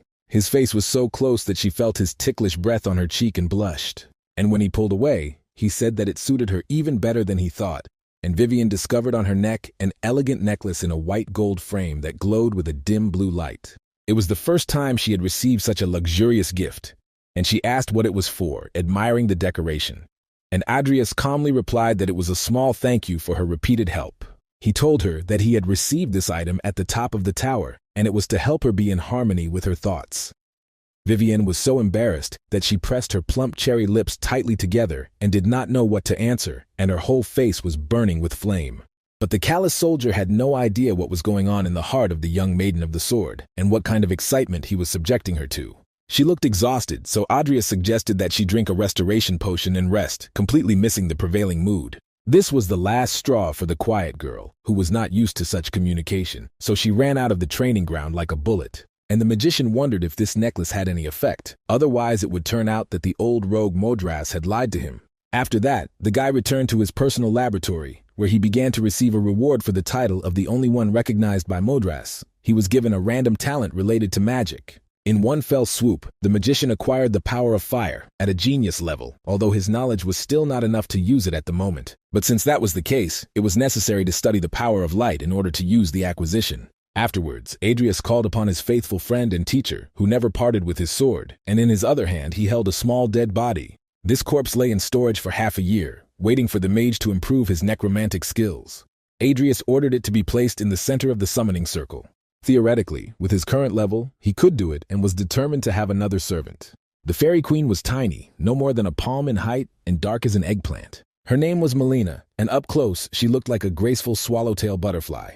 As soon as he activated the summoning circle, the laboratory began to shake, even despite the silent spells cast. The entire office was filled with thick black smoke, which made the magician cough. He did not understand where such a shockwave came from, and was afraid that he had ruined the beautiful material. But when the smoke cleared, he saw that the legendary Shadow Banshee had been summoned, and a purple, graceful, butterfly-like fairy was fluttering before him. As before, due to her initially high level, she immediately gained high status and skills. The Shadow Fairy regained part of her mind, reaching the transcendental realm. For the first time, the creature went beyond all conceivable limits. A few days after his success, they met for dinner in the port town of Muriel, on the Duchess's luxurious flagship, the Swift, a four-masted frigate with a wide deck and all gilded with wooden monograms. Their dinner could safely be called a feast: wild boar, appetizers, fresh white bread, vegetables, and the best aged wine of the empire. Today no one will disturb them, so they can chat in peace, the Duchess told him in an imperious tone, and ordered him to talk to her freely about whatever he wished. She sipped the glass with her thin scarlet lips and smiled slightly. This mature woman had a special charm, the mark on her face, and her age only added to her attractiveness, and she knew it. Adrius recalled all his training as a special forces soldier to control himself and not succumb to this charm. He politely thanked her for inviting him here, although he should have done it himself. The Duchess immediately set all the dogs on him and declared that since he was her future husband, he should not apologize and worry so much on the first date, and her sunny eyes pierced him like crossbow arrows. The boy immediately felt like a deer being hunted, and asked the Duchess to explain her words. But Mine just laughed, not at all embarrassed by her free manners, and declared that it was a joke. She already understood that he could not be taken by storm. Only the magician understood that these words did not sound like a joke at all. People like her would never stop before achieving their goal. The entire Morheim family earned their title in the service of the empire, carrying out those tasks for the imperial family that other nobles did not dare to undertake. Mine would rather destroy him than let him go from her clutches. Therefore, putting the glass down sharply on the table, she demanded a clear and unambiguous answer from him because he had enough time to think, and the Duchess herself was not distinguished by great patience. Without flinching under her pressure, the mage replied that he was still considering her offer, as his house was in decline, and he had a lot to do after graduating from the academy. The Duchess's light eyelashes lowered into a squint, and she wondered if he was leading her on like a fox by the nose. Mine lowered her face slightly and lowered her voice, which made him even more seductive. She understood his fears, because the Emperor hated Count Cromwell without good reason. However, Adrius responded to this carelessly, since the Emperor had reasons to demote him. Mine was surprised by his calm response, since the Emperor's goal was obvious to everyone who knew about it. Then the Duchess asked him directly why he had not decided to enter into an alliance with her, and broke a loaf of bread. This time there was a long silence. The magician was thinking about how much he could tell this charming woman. He knew her pragmatic nature well. In her thoughts, there were only benefits and risks. If the conditions changed, she would easily exchange their union. And he is very wary by nature, Mine noticed while eating the bread. She assured him that on this ship even rats did not dare to speak without her permission, and he could speak boldly. But if he still kept silent and didn't trust her, she decided to deliberately call the Emperor a pig. Having said this, the young Duchess closed her scarlet lips, and not a muscle moved on her refined face. A direct insult to the imperial person, or his family, was a sure path to the gallows through the torturer's office, so Adrius coughed for a long time from the unexpectedness of these words. Mine hoped that maybe this would make him talk, and offered to write his words on paper with his own hand if he felt that what he had said was not enough. And then the magician realized that he was dealing with a madman who was ready to burn the whole world to the ground on principle. He called the further proposal excessive. And now he spoke openly. The Emperor wants to destroy the Cromwell family, so the guy was in dire need of strength and allies. However, the Duchess immediately caught him in a contradiction. His words and actions did not correspond to each other. And Adrius replied to this that if he accepted her offer, one problem would arise. Mine leaned back in her chair. She understood his concerns. The alliance with her house made the guy an obvious target. The Cromwells were mere dust in the eyes of the imperial house, and so he and his sister were safe as long as they kept a low profile. And if he becomes noticeable, he will be immediately ground into dust. The Duchess finished for him. The mage agreed. Even her title of Duchess would not save her if the full might of the imperial house fell upon them. And yet the guy was interested in her motive for getting closer, since Mina was willing to become an enemy of the state. Now that they were speaking frankly, the Duchess relaxed, and the Dornish wine added a scarlet tint to her face. She admitted that she had planned to have a child with his incredible blood right away and make the guy the future head of the house, but it turned out to be not so simple. Hearing this, the magician choked again. House Morheim had great power and influence, a huge treasury, a powerful army of mercenaries under their command, but in their main line there was never a master of aura, or a high-level sorcerer. Mine asked him why the Emperor was so determined to destroy such an insignificant house. Could he tell her about original sin? Because the magician thought under the measured rocking of the ship. Now that their revelations have gone so far, he too must win her trust. Let them do without marriage. There is nothing wrong with remaining on good terms. And then he told her the story of days long past, how his father had fallen victim to the Emperor's ambitions. The Emperor desires to recreate the age of the gods and rule the world as an absolute monarch. And the only way to do this is to collect together the greatest treasure of all time, the deadly sins. And Hadrius had to stop him by any means necessary. And in some sense, the Emperor was the very embodiment of greed. This responsibility was placed on him by his long-dead father, and it is the son's duty to fulfill his last wish. The Duchess returned to her food again. Revenge for her father. He understood his simple and honest motive. But the guy warned her that the Emperor's goals could affect the whole world, so this was far from a personal matter. Mine nodded. She heard that recently His Highness became very interested in something in the north. Adrius already knew what it was, a member of the barbarian family who was to be kidnapped by the mercenary Den, who gave him the mask. This was another mortal sin. And so, despite the death of the spy, the search continued. Now the mage knew that it was the Emperor who had hired Bloody Dan. The Duchess saw a glimmer of understanding on his face and asked what he knew. War with the North would soon begin, he declared, causing Mine to freeze and stare at him with her sunny eyes. So say the seers, she said, returning her fork to her mouth. The mage patiently explained that there were many hostile tribes in the lands of Baron, and they could easily be provoked into war, and judging by the emperor's actions, it looked like that was what he was trying to achieve. Mine nodded. The fat pig could very well do such a mean thing. The more she looked at this guy, the more he aroused her interest not only with his talents as a warrior, but also with his mind as a strategist. When the war begins, the lords who are unprepared for it will panic, and this will strengthen the position of the emperor. But those who wait for the war will retain their positions, said Adrius. As she plunged her fork into the tender meat, generously seasoned with lingonberry sauce, Mine realized that she should save her resources for the war. It was very generous of him to share such information, Mine said. As head of the house, she had to think many moves ahead. Will this be enough? The magician asked her then, and the Duchess again looked at the young count in surprise. After some time, the pig that keeps everyone in fear and tyranny will fatten up and be ready for slaughter, he continued. These words pierced her like a knife, and for the first time in all this time, the Duchess felt what a terrible person she had encountered. She was glad that she had been the first to offer him friendship, because having him as an enemy meant a curse. The imperial palace was drowning in its luxury, open-work turrets with pointed roofs, gazebos, countless columns and arches, and everything was decorated with green hedges and neatly trimmed trees and bushes. But neither the external luxury of the palace nor the interior decoration of the palace in red silk and velvet pleased the emperor, who sat in yellow robes on the throne and received the servant. Lazily sprawled on the throne, he ordered the servant to come closer. The Prime Minister and Duke Hector Kazaf himself came in person with a special report, without prying ears, and told the emperor about the achievements of Hadrius Cromwell in the Tower and his potential alliance with Minius Morheim. Although the count had publicly refused her, it could all have been a distraction, so the minister feared the worst, but the emperor abruptly interrupted him.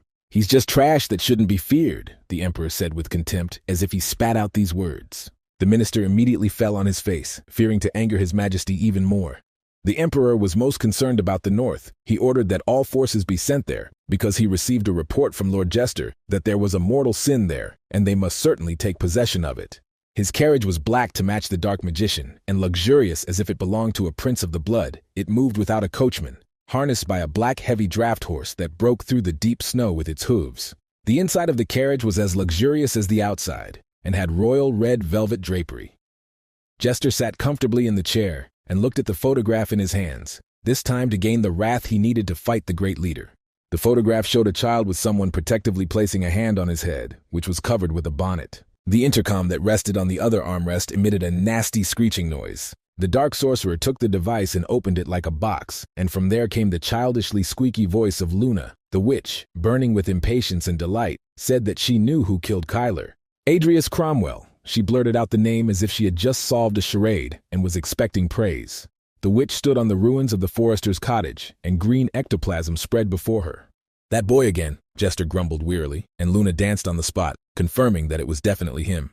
Luna grabbed her face, crimson as a blacksmith's crucible, and flashing her precious sapphires in her eyes, asked the master sorcerer for permission to make Hadrius Cromwell her plaything.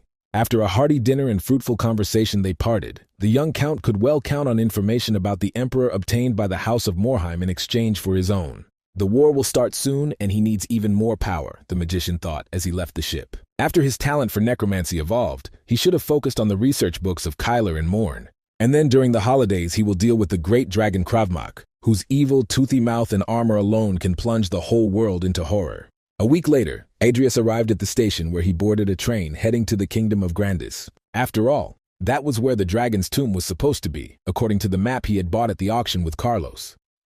The tomb was hidden somewhere in the great Bayatra forest. Fortunately, the train would shorten the distance to the small kingdom on the outskirts of this forest considerably. However, he would have to walk the rest of the way through a region where the laws of the empire did not apply. The magician was thinking hard about everything when he felt a finger on his back, demanding his attention. Turning around, he was surprised to find a prettier Vivian standing behind him, who quietly greeted him. Amid the noise of trains departing and arriving, she told him that she was also going home.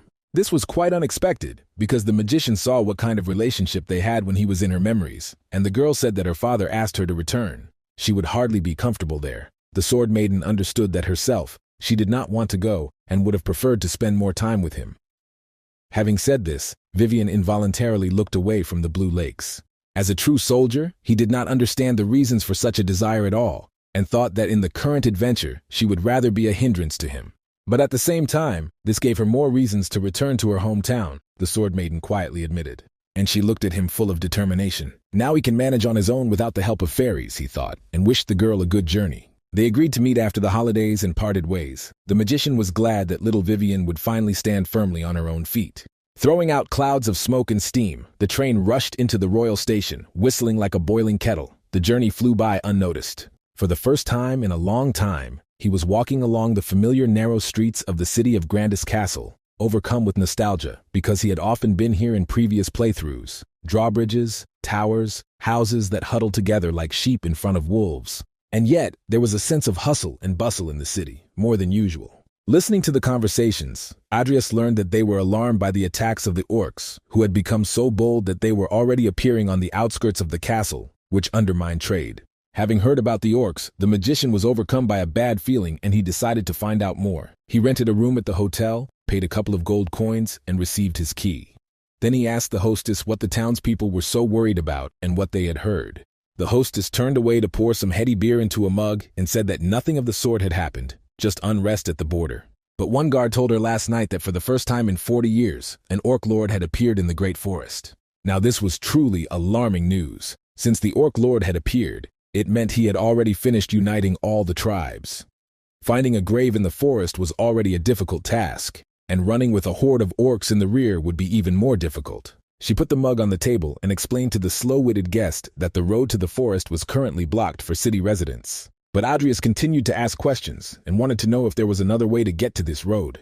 The simple-minded hostess looked at him critically and said that he could become a mercenary, but she did not advise doing so. After all, he is such a weakling, that is, of such a build that an orc would break him like a reed. He, as a man and a warrior, should have gained some weight, the hostess said with knowledge of the matter, but she was so charming that Adrius was not offended. On the other hand, they are currently short of supplies, so they might as well take him in, said the sweet woman, still casting skeptical glances at the guy.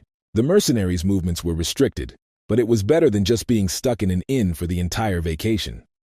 After a hearty dinner, the magician went up to his room. Now he understood why Sir Hollington had not obtained the material for his potion for Salem, because the supplies had been interrupted, and tomorrow the magician had decided to register as a mercenary. When he heard a childishly thin voice behind him, the bat with a huge scythe hanging from the ceiling asked him, "Will he really kill the orc lord?" Silently, like a cat, she jumped down from the wooden beam she was hanging on and spoke of herself in the third person. Luna had waited so long for him to leave the academy.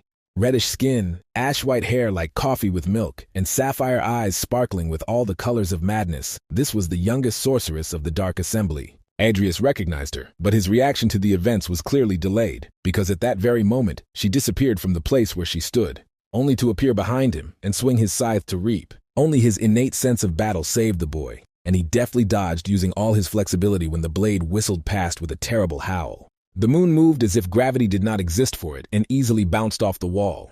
The witch pinned him to the floor with her sharp heel and swung her monstrous scythe again, saying that it would hurt a little in her squeaky, childish voice. However, the sharp spike at the base of the scythe struck the shadow armor and got stuck in it as if in torn rags. Thanks to this, he survived, but the witch still walked across his chest as if it were a platform. The shadows rose up to her face, and she stared at them with her childishly sweet face, and blinked her white, fluffy eyelashes like snow. To avoid being caught, the witch had to quickly jump from her perch. She easily recognized Kyler's shadow magic, and this only made her more curious about how the guy was able to kill the sorcerer professor and take his magic. Adrius cursed silently. Even after he got rid of all the witnesses, the sorcerers somehow found out about his guilt. And now, looking at the graceful and fit miniature figure of the sorceress, he remembered her nickname, the spiritual medium who calls upon the dead to communicate with them, the Fury of Eve Luna Pendragon. She cheerfully chirped to him, openly amused by their fight. The magician's hand fell on the rough and soothing handle of Galaxir. He asked the witch if she had come for his head, and she, making a slightly stupid face, answered that not at all. The magician wanted to sneak up on her from behind using shadows. But with a sharp swing of her scythe, the witch pinned her to the wall, and this plan failed. Of course Luna might want to kill him, the witch squeaked, clutching her face in delight, as if they were talking about an insanely fun game. Adrius frowned. Although Luna behaved easily and playfully, it was necessary to be careful, because despite her age, she was a powerful sorceress. Without removing his hand from the sword, he asked why she was here. And then she screamed, as if she had forgotten something important, and removed her hands from her deadly weapon. From a deep pocket, the witch took out a tiny golden box of a communication device and called Lord Jester. Inside the box was a round, pearl-like stone, And then Jester's creaky and dispassionate voice rang out, asking in a businesslike manner if she had made a contract with the target. Luna replied that she was in the middle of negotiations, and Jester decided that it would be faster if he talked to the guy himself. The witch nodded and carelessly threw the box with the pearl. Adrius didn't understand what was happening because he thought that they had come to eliminate him after killing Kyler. Jester started right there, his voice dark and stern like a cardinal's. Since he had touched his agent, the guy had guts, he noted. It was annoying to hear generous compliments from someone who had tried to kill him twice, so Adrius pretended to be ignorant because his teacher had died and he didn't know that Kyler was an agent of the sorcerer. Jester only snorted contemptuously. The guy was good at wagging his tongue, but what he said did not cancel his guilt. At that moment, Adrius really wanted to hit the impudent mug that was hiding under the wide-brimmed hat. The magician decided to endure for now and pretend to be a fool, and reluctantly admitted that he had caused harm to the sorcerer, albeit unintentionally, justifying it by saying that he was fighting for his life. Cold blue eyes flashed with malice, and Lord Jester said that since the boy admitted his guilt, this time everything would be forgiven him. Jester stood by the wide window, in the silver glow of 3 moons. He declared that he held no personal grudges, but as the head of the dark congregation, he must act in the interests of his parishioners. Adrius wondered in amazement what the dark sorcerer meant. The head of the assembly continued to explain his benefits. He still needed his man in Rodland to watch over the heart of the country. The young necromancer already understood why Jester had been leading up to this for so long and so intricately. He stubbornly wanted to take possession of him. When the sorcerer offered the guy to become a member of the assembly, even the magician was taken aback, not expecting such a thing, and his eyes widened. When the deal was completed, the magician handed the intercom to Luna. Now they had no more reasons for enmity, he told the sorceress. However, there was a strange expression on her face, as if it was about to explode from the strain. And then, like a tiger in the jungle, the small but strong brat threw herself on his chest out of unbridled joy. For the first time, someone her age had shown up at the meeting, and not an old geezer with tendencies and approaching dementia like most dark mages. And just a few minutes ago, this thorn had tried to kill him, Adrius thought. And then the white-haired witch suddenly assumed a feigned serious look and declared that membership in the assembly would not make the guy busier, and shook her finger. And then he realized that he would only have to tell them about what was happening at the Rodland Academy. Then Luna patted him on the shoulder like a good boy, and confidentially suggested that he come to her with questions. The magician bowed politely and promised to definitely ask her in the future if they met, and was already thinking of getting rid of the witch, but she diligently clung to staying. Adrius explained to her, in the hope that she would change her mind, that he was not busy here with the affairs of the meeting. But Luna did not care. She still spoke about herself in the third person, like Caesar. The magician frowned, seriously wondering what kind of useless substance filled the space in this witch's head. He made another approach, but to float her down the river like a felled tree, because they had barely met. Why should she go with him? But the girl stood firm, saying that she simply had nothing to do at home. The magician stated that this was not a particularly weighty reason for him, and the witch thought about it, returning her scythe to the storage. Then the crazy girl remembered their first meeting and squealed joyfully. That was the first time she saw his antics at the meeting, and it was bright, so Luna hoped to become cool and strong next to him. The crazy little girl with sparkling eyes chirped.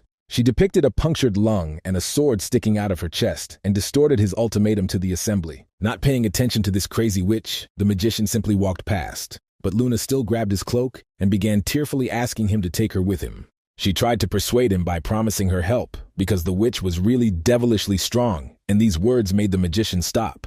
Having a strong ally at hand was very useful where a horde of orcs with a leader roamed, and in this kingdom there were no restrictions on dark magic like in the Empire. The magician stopped abruptly so that they almost collided. He agreed to take her, but on one condition. Soul engraving, the boy said, and the witch's sapphire gems flashed in confusion. She grimaced, looked away, and grumbled, saying that it was very problematic, but Adrius immediately reminded her that taking her with him was also problematic. Soul engraving is a skill that gives enhancements to a permanent spiritual session. The magician waited patiently, frowning at the witch. Luna is the only one who can have this skill, and it is quite profitable to get it. The sorceress weighed all the pros and cons for a long time. And she responded with a counter-condition, suddenly screaming and pointing her finger at his face. She slapped her chest passionately and declared that they should become friends. If they became friends, then being around each other wouldn't be a problem, and in return, Lund promised to engrave his soul. It sounded weird and stupid, but the guy was willing to do anything for the sake of improvement. So he agreed and accepted her conditions. The girl immediately opened her ash-colored eyelashes wide in delight. And then she started jumping up and down with joy. Even though they were outside the Empire, it would be a problem if they were seen together, Adrius thought. He He asked her to call him friend instead of calling him by his name, and the surprised witch asked why. The magician didn't know what to come up with to trick her, so he simply muttered that this way they would become closer to each other. But the empty-headed witch fell for this childish trick and immediately began to call him friend, to the great joy of Adrius. 3 days later, a battle took place at the fortress of Endeavor. The orcs were dragging siege towers to the walls of the fortress, but a detachment of night defenders made a sortie and a bloody brawl ensued. The orcs were larger in build and attacked with ferocity, but the knights were superior in coordination and weapons, and they had a powerful captain with them. Lord Dawson Envor, who defended his fortress in the front ranks, chopped down the Green Plague without any mercy with his axe. At the sight of his monstrous axe, the greenskins wavered and weakened their onslaught. That's why their captains quickly sounded the retreat so as not to increase losses. Leaving the dead and wounded to their fate, the green wave ebbed away as quickly as it had rolled in, with a stomp and a squeal. Lord Dawson wiped the sweat from his face. This was not the first attack and not the last. They could have been taken by attrition because the orcs had a numerical superiority over the fortress garrison. A messenger came running and reported that reinforcements had arrived from Bayatra. This was good news, and Dawson's mustache twitched with satisfaction as he asked how many people had come. But then he heard that there were only 2 of them, and the Lord's square face twisted in displeasure. Here, even a couple of thousand would not have been enough for reinforcement, and sending 2 would have been the same as mocking. Dawson was indignant and growled like a bear. But then he was informed that one of the arrivals was none other than Luna Pendragon. The black sorceress was known even outside the Empire, so Dawson was surprised that she was here now and came to their aid. It would have been better if they had sent a necromancer, Dawson thought. After all, the sorceress was only good at close combat.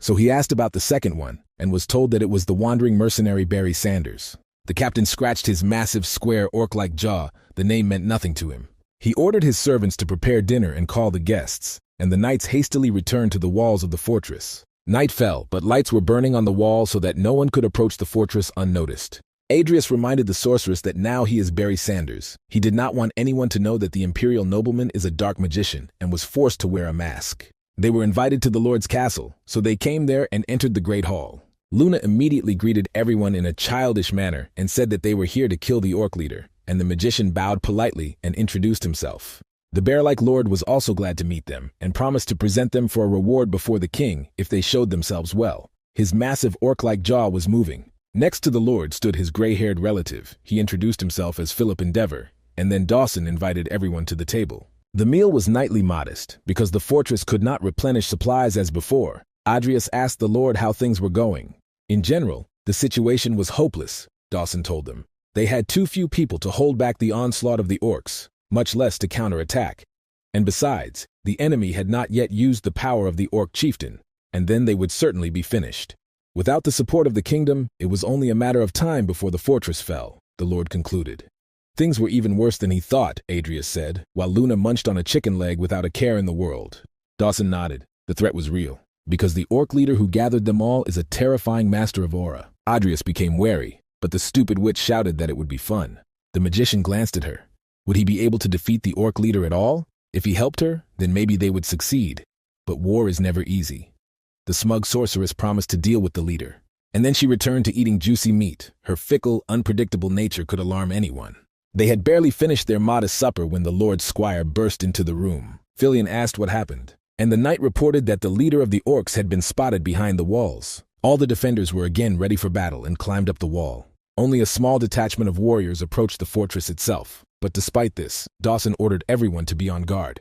All the orcs were larger than each other, and had bloodshot, furious eyes that could see perfectly in the dark. The largest of them growled in human language, addressing the garrison, and flashed his white fangs. It was the first time people had heard an orc speak their language, and many were alarmed, so they immediately crossed themselves. The orc growled that all the attacks so far had been carried out by young and inexperienced fighters so that they could taste real combat, and tomorrow at dawn they would begin the decisive attack. Even the steadfast knights shuddered at this threat, realizing what might await them. But ending the battle like this would be boring, the leader said, so he suggested that they fight with the 6 best warriors of their tribe. If people win, he will grant them another day of life. The Lord gnashed his teeth in anger. The damned orc was simply mocking them and starting some kind of game. Dawson's advisors immediately declared that the orcs were not familiar with honor. They simply planned treachery and meanness, so it would be better to attack them all at once and kill them while the main forces were far away, they suggested.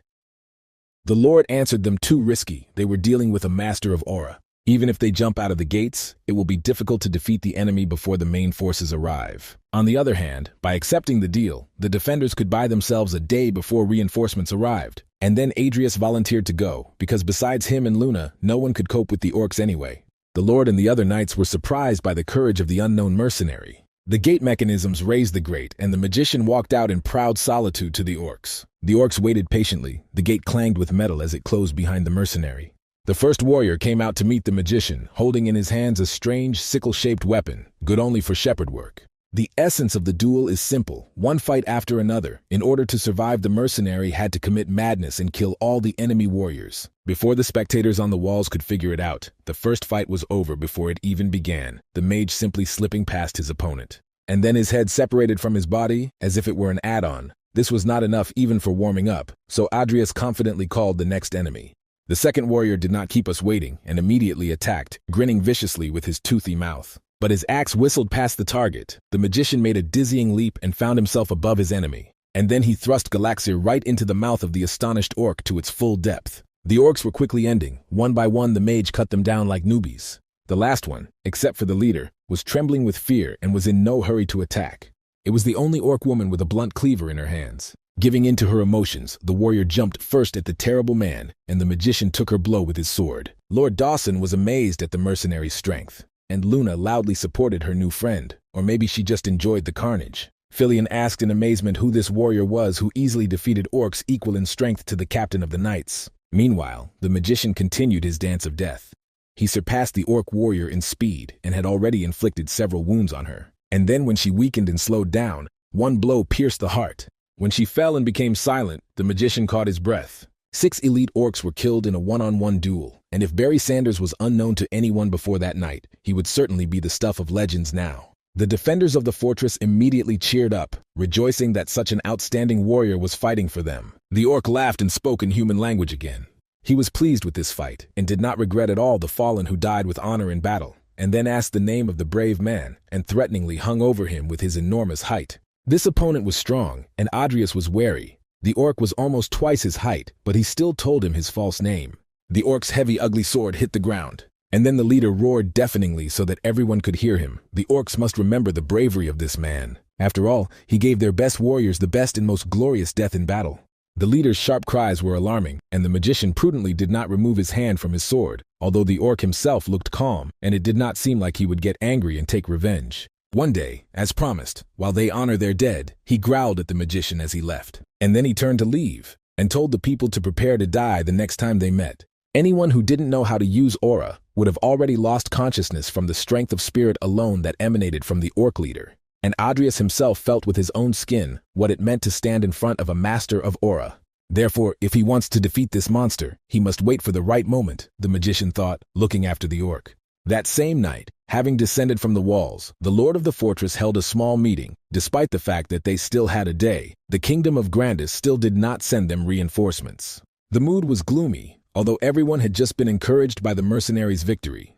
Many thought that they had simply been abandoned here to die, but they had guarded this border their entire lives. And then Lord Dawson quickly put everyone in their place and calmed their disarray and staggering. He ordered them to stop disgracing the kingdom. Their duty to protect people remains the same. No matter who comes to them, they are obliged to fulfill it, the commander shouted. He felt ashamed in front of the skilled warrior that with his personal bravery he had bought them time, but they had wasted it. Adrius liked this commander. Even in a desperate situation, he kept everyone in check and did his duty, despite the fact that the authorities of Grandis must have written him off by now. Then the magician politely replied that he held no grudges, because they were at war, and anything could happen. Even one day of respite would not be superfluous.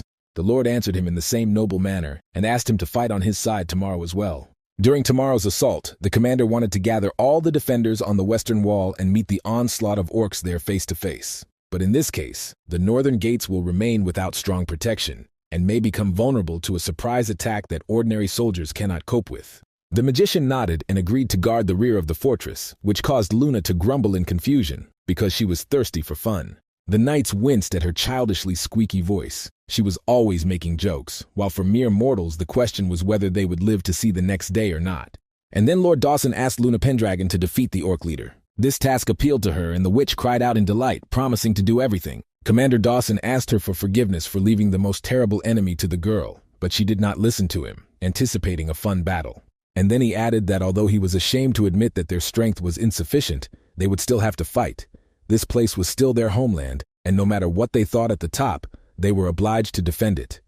And if God willed that they remained alive, a reward would await everyone. Adrius told him that there was no need to bother. He helped them because the orcs killed his family when he was little. Silly Luna immediately fell for this lie. The magician was in a hurry to get to the great forest, and he did not need the kingdom's rewards. At this point, the meeting was over, and they decided to gather strength before the battle. But the magician could not sleep, so he met the moon on the watchtower. And he asked for something. The witch didn't know whether she could handle it or not, but she promised to try. She asked the magician if the enemy was really that strong, and her childish face was ablaze with delight and curiosity. Sure, Adrius answered her. He was convinced of this while he stood next to the leader. If the enemy is at the peak of his strength, the magician himself will not defeat him. The crazy witch just started dancing on the parapet, all in anticipation of the battle. But the guy called out to her again, and the girl blinked her snow-white eyelashes in surprise. He warned her that if the fight didn't go according to plan, she needed to hide and wait until the corpses formed a mountain. The sorceress nodded, promising to create a lot of material on the battlefield, because when that happens, it will turn the tide of this war. The morning sun called the crows to a lavish feast. The orcs who died ingloriously were not honored and were simply left to rot. The defenders of the fortress were already ready to throw fresh meat to the crows and dogs and were taking up their positions. Before Adrius headed towards the northern gate, Luna stopped him. Because just before the fight, she decided to conduct a spiritual session with him as she promised, and green balls of light rose up around the witch.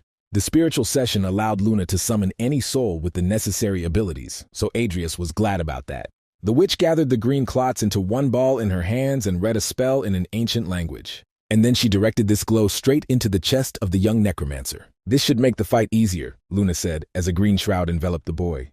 The system helpfully informed him that the soul of the warhound Dvar had been summoned. Now the magician could see everything that was happening on the battlefield, and his eyes glowed green. This ability allowed him to see much further than his sense of mana. In addition to the strengthening, the magician received the abilities of the summoned soul. These skills made the sorceress a real destroyer of balance and common sense, Adrius thought. With renewed vision, he saw through the thick stone of the walls that the enemies were advancing. And then they heard the beating of drums and the noise of the siege towers being dragged towards the walls of the fortress. The lookouts also reported to Lord Dawson that the enemy troops had left the camp. He roared in a bear-like voice and ordered everyone to get back to their places. The archers should be the first to meet the attackers and treat the enemy with arrows, his voice carried, and the moon again danced with happiness in anticipation of the battle. The magician called the witch with shining gem eyes and asked her to be careful in this fight. The greenskins moved quickly, but maintained order. They skillfully dragged heavy wooden towers that were higher than the walls of the fortress. The archers knocked their arrows and waited for the order, and the leader of the orcs inspired his army with his menacing appearance alone. The arrows whistled into the green sea, wave after wave, like a steely, prickly downpour. Each archer fired them without aiming, just one after another, and the air was filled with whistling and death. But the orcs also had something to respond to this with. During the night, they set up siege machines, heavy catapults that fired pots with a flaming mixture and polished stones. The catapults fired a volley, discharging with a terrible creak, and fiery streaks crossed the sky. The orcs aimed at the gates, wanting to quickly enter the fortress. The shells hit the wall and exploded into fire. The moon, which stood on the wall directly above the gate, took some of the blows on itself, covering them with a barrier. Lord Dawson was again amazed at the strength of the sorceress, who effortlessly held back the power of the throwing machines and the heat. All this time the witch was laughing madly, enjoying the battle. She tore apart another projectile that didn't reach her and turned it into small gravel. And although the Lord had already managed to rejoice at her success, the witch herself looked worried and looked down. The orcs, having come under fire from archers, rushed headlong towards the walls because they did not have wide shields to hide behind and could only quickly engage the defenders in battle. Moreover, the orcish artillery fire was accurate, and they made a breach in the forged iron grating that protected the gate. Then Lord Dawson took with him 2 squads of men-at-arms and led them to defend the breach. But the witch told him that she would play a little first and smiled mysteriously. Dawson just opened his mouth with a massive square jaw in surprise. And then I saw how the crazy witch jumped down without any fear, and in her hands appeared a scythe worthy of the Reaper of Death. The orcs not only used machines, they also had their own shamans who covered the troops with a barrier and attacked with fire volleys. Others stood on top of wooden towers and recited spells. It was a magic that affected the minds of the orcs that splashed like a red mist. The warriors, intoxicated by it, forgot about fear and fell into a battle frenzy, which only gave them strength and fury. There was no more terrible picture than the green, furious, and endless sea in which the storm had broken out. Filion shuddered. A small detachment of orcs headed towards the northern wall, but there they were met by Adrius. The orcs roared madly and let out deafening screams, but these could only affect the faint-hearted and simple soldiers. The magician saved his strength and easily jumped aside from the powerful blow. The orcs had become stronger under the influence of the shaman's chants, so one had to be careful with them. And yet, the magician realized, the shamans needed to be gotten rid of, and as quickly as possible. At the western gates, a bloodbath began. Despite her fragile frame, the sorceress mowed down the greenskins like grass in a mad whirlwind of death. She spun like a top, and everyone who was nearby fell down cut into pieces, and no one could get close to her. Dawson was glad that this seemingly innocent girl was on their side. In terms of strength, she was akin to a squad of royal knights. Meanwhile, the witch gave herself over completely to unbridled fun. But then there was a loud bang, like a bell, and the witch rolled back. Even though the attack was unexpected, she easily blocked it and was pleased with herself. The orc leader personally came to fight her and ordered everyone to get out of the way. His crazy red eyes, like coals, terrified everyone around him, people and orcs, and no one dared to contradict him. Even Lord Dawson's face darkened as he felt the pressure coming from the greenskin leader. Realizing who was in front of her, the girl grinned madly. Luna was already tired of waiting, as she usually spoke about herself in the third person. The orc greeted her in human language and even praised her for her bravery. And the sorceress promised to engrave the orc's soul on her dear comrade. Without warning, she got down to business, scythe flashing, and struck from above. The orc blocked her attack by simply raising his ugly cleaver above his head. The witch promised to kill him without scratching his precious soul, and laughed madly. And then she attacked him again with a devastating whirlwind of wide blows that mowed down all the warriors near the leader. But he only laughed louder and again parried her blow with his sword. The steel clanged and the little sorceress's onslaught was stopped. All the while the orc continued to praise her skill. She used flexibility and mana to hide her lack of weight and size. But despite this, the leader threw her back against the walls like a kitten. The sorceress landed right in the middle of the orc horde and gave them a slaughter with her scythe. The witch with sapphire eyes demanded more praise from her opponent and quickly broke through to him. "It's a wonderful day today," the orc leader roared with delight. "However, this is a battlefield, so they must continue in Valhalla," he roared, and a powerful force surrounded him, which grew all the time. Luna was surprised and made a silly face, asking where the orc was going. And then she saw his power that erupted like a volcano, scorching the arena with its heat. His aura was so thick and dense as if it could be cut with a knife, and the leader himself stood majestic and powerful. Luna's eyes sparkled with wild delight and admiration, as if she had seen something beautiful. Without thinking, the tiny sorceress rushed towards an enemy that you don't often meet on the battlefield. Lord Dawson brought his warriors back to their senses with shouts and led them into a decisive attack while the sorceress occupied their most terrible enemy. They went beyond the walls and attacked the orcs who had lost their order. The knights gathered in a tight formation and bristled with halberds. A bloody battle ensued in which it was difficult to understand who was winning and who was losing. Both sides suffered losses. Luna rushed towards the orc leader, and then he struck with his monstrously huge aura. However, his target was not the tiny witch, who turned around in amazement, batting her ashen eyelashes. This blow split the ground and brought down part of the fortress wall. With just one aura, it knocked the witch off her feet. Dawson gritted his teeth, his ears still ringing from the noise. The crushing force was such that the moon collapsed onto the rubble of the walls. The witch with the gem eyes no longer smiled, and a dark crimson stream flowed down her childish face. And the strength and power of the orc leader continued to grow and rolled towards her like a pillar of fire. The second blow smashed the remains of the gate and opened the way for the orcs. The leader let out a triumphant cry of victory that echoed throughout the entire area.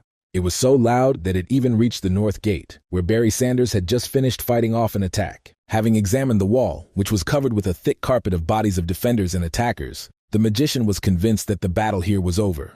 With the help of the Hound Dvar, he looked around at what was happening in another part of the fortress. Things were clearly not going smoothly for Luna. And then the system helpfully counted the number of bodies available for conscription. Almost 1,000 came up. The knights were dumbfounded when the mercenary was enveloped in a grave-like bluish glow. With a flash of green eyes, the young necromancer ordered that all remaining men in the ranks be sent to the western gate, where Commander Dawson was fighting. And then people saw a chilling picture that they could only hear about in church sermons. The dead began to move again. "This battlefield now belongs to him," the necromancer said confidently. The mana reached the very edges of the battlefield. It spread around like water and filled every crack, every house and walls with towers. Now everyone who died here belonged to him. Even the furious orcs froze in amazement at this picture. They had just taken the wall, killing all the defenders and laying down many of their fighters, and now before their eyes all the dead were rising, as if they refused to die. The knights began to huddle behind each other and cross themselves furiously at the sight of the evil spirits. "Dance of death," they cried, their fighting spirit already broken, so they took this magic as a harbinger of doom. The dead gnashed their teeth, no matter how much they suffered in battle. If they could move, they rose from the other world.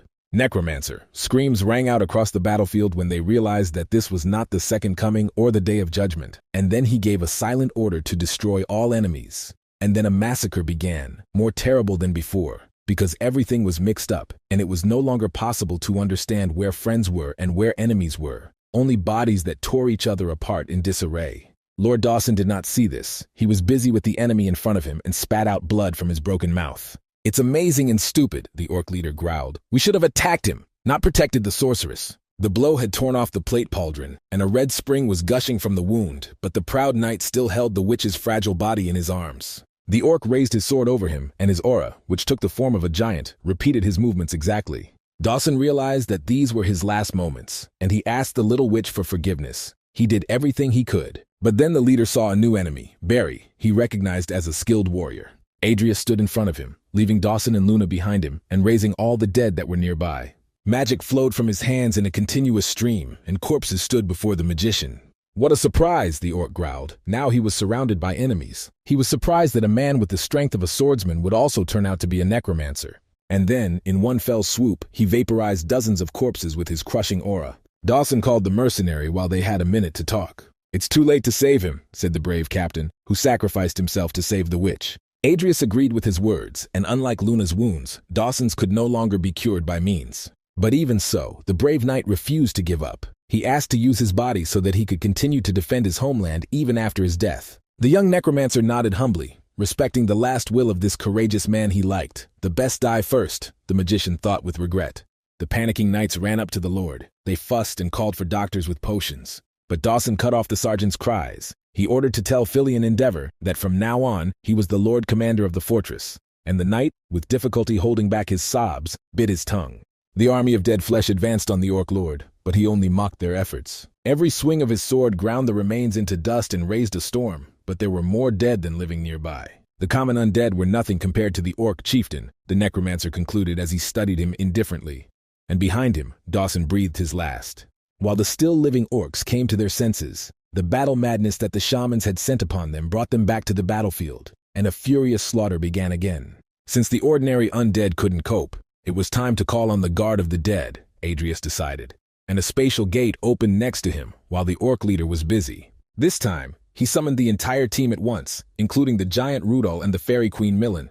The necromancer ordered Nickel and Timur to occupy the orc lord, and the dead swordmaster nodded obediently. "Forward," Adrius ordered everyone. "The real battle has only just begun." Smoke and ash from the explosions covered the entire battlefield and devoured the fortress. Filian watched the battle from the wall through a telescope. Of course, he knew that necromancers were the kings of the battlefield. Their army was growing all the time, but for just one person to be able to turn the tide of battle was incredible. With the help of a pipe, the new commander of the fortress saw what was hidden by the ashes. The terrifying dead that the necromancer took with him crushed the enemy army. Each summoned one was strong, as if they had entered a mythical era from fairy tales and legends. The Tiger King and the Dead Master pressed the orc leader, working together as a team. A messenger burst onto the wall to see the deputy commander. The knight carried the now unconscious miniature sorceress on his back and reported the sad news that Commander Dawson had fallen bravely in battle. These words made the hearts of his loyal knights clench with pain. Timur delivered a powerful blow, putting all his strength into it, and threw the orc back.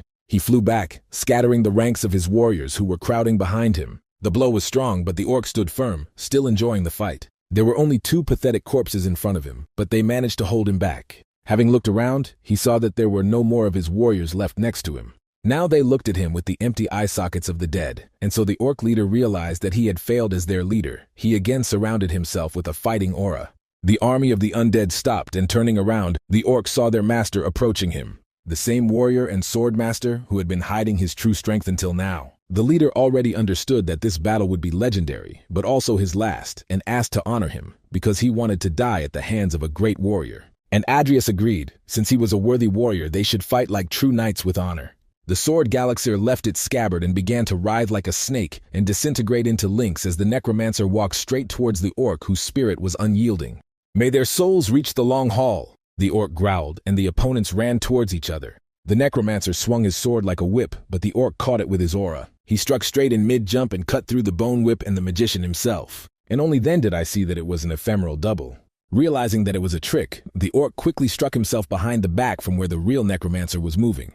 Their blades collided with a deafening screech and explosion. And then the orc's ugly cleaver got stuck in the white, dense bones. A mountain of bones appeared on his way, a skill that Adrius stole from Sharon. Even after his death, the teacher helped him, which warmed the soul of the Necromancer. Fighting the orc in close combat was too dangerous. One wrong move, and this master would simply cut him down, so Adrius summoned a bone weapon.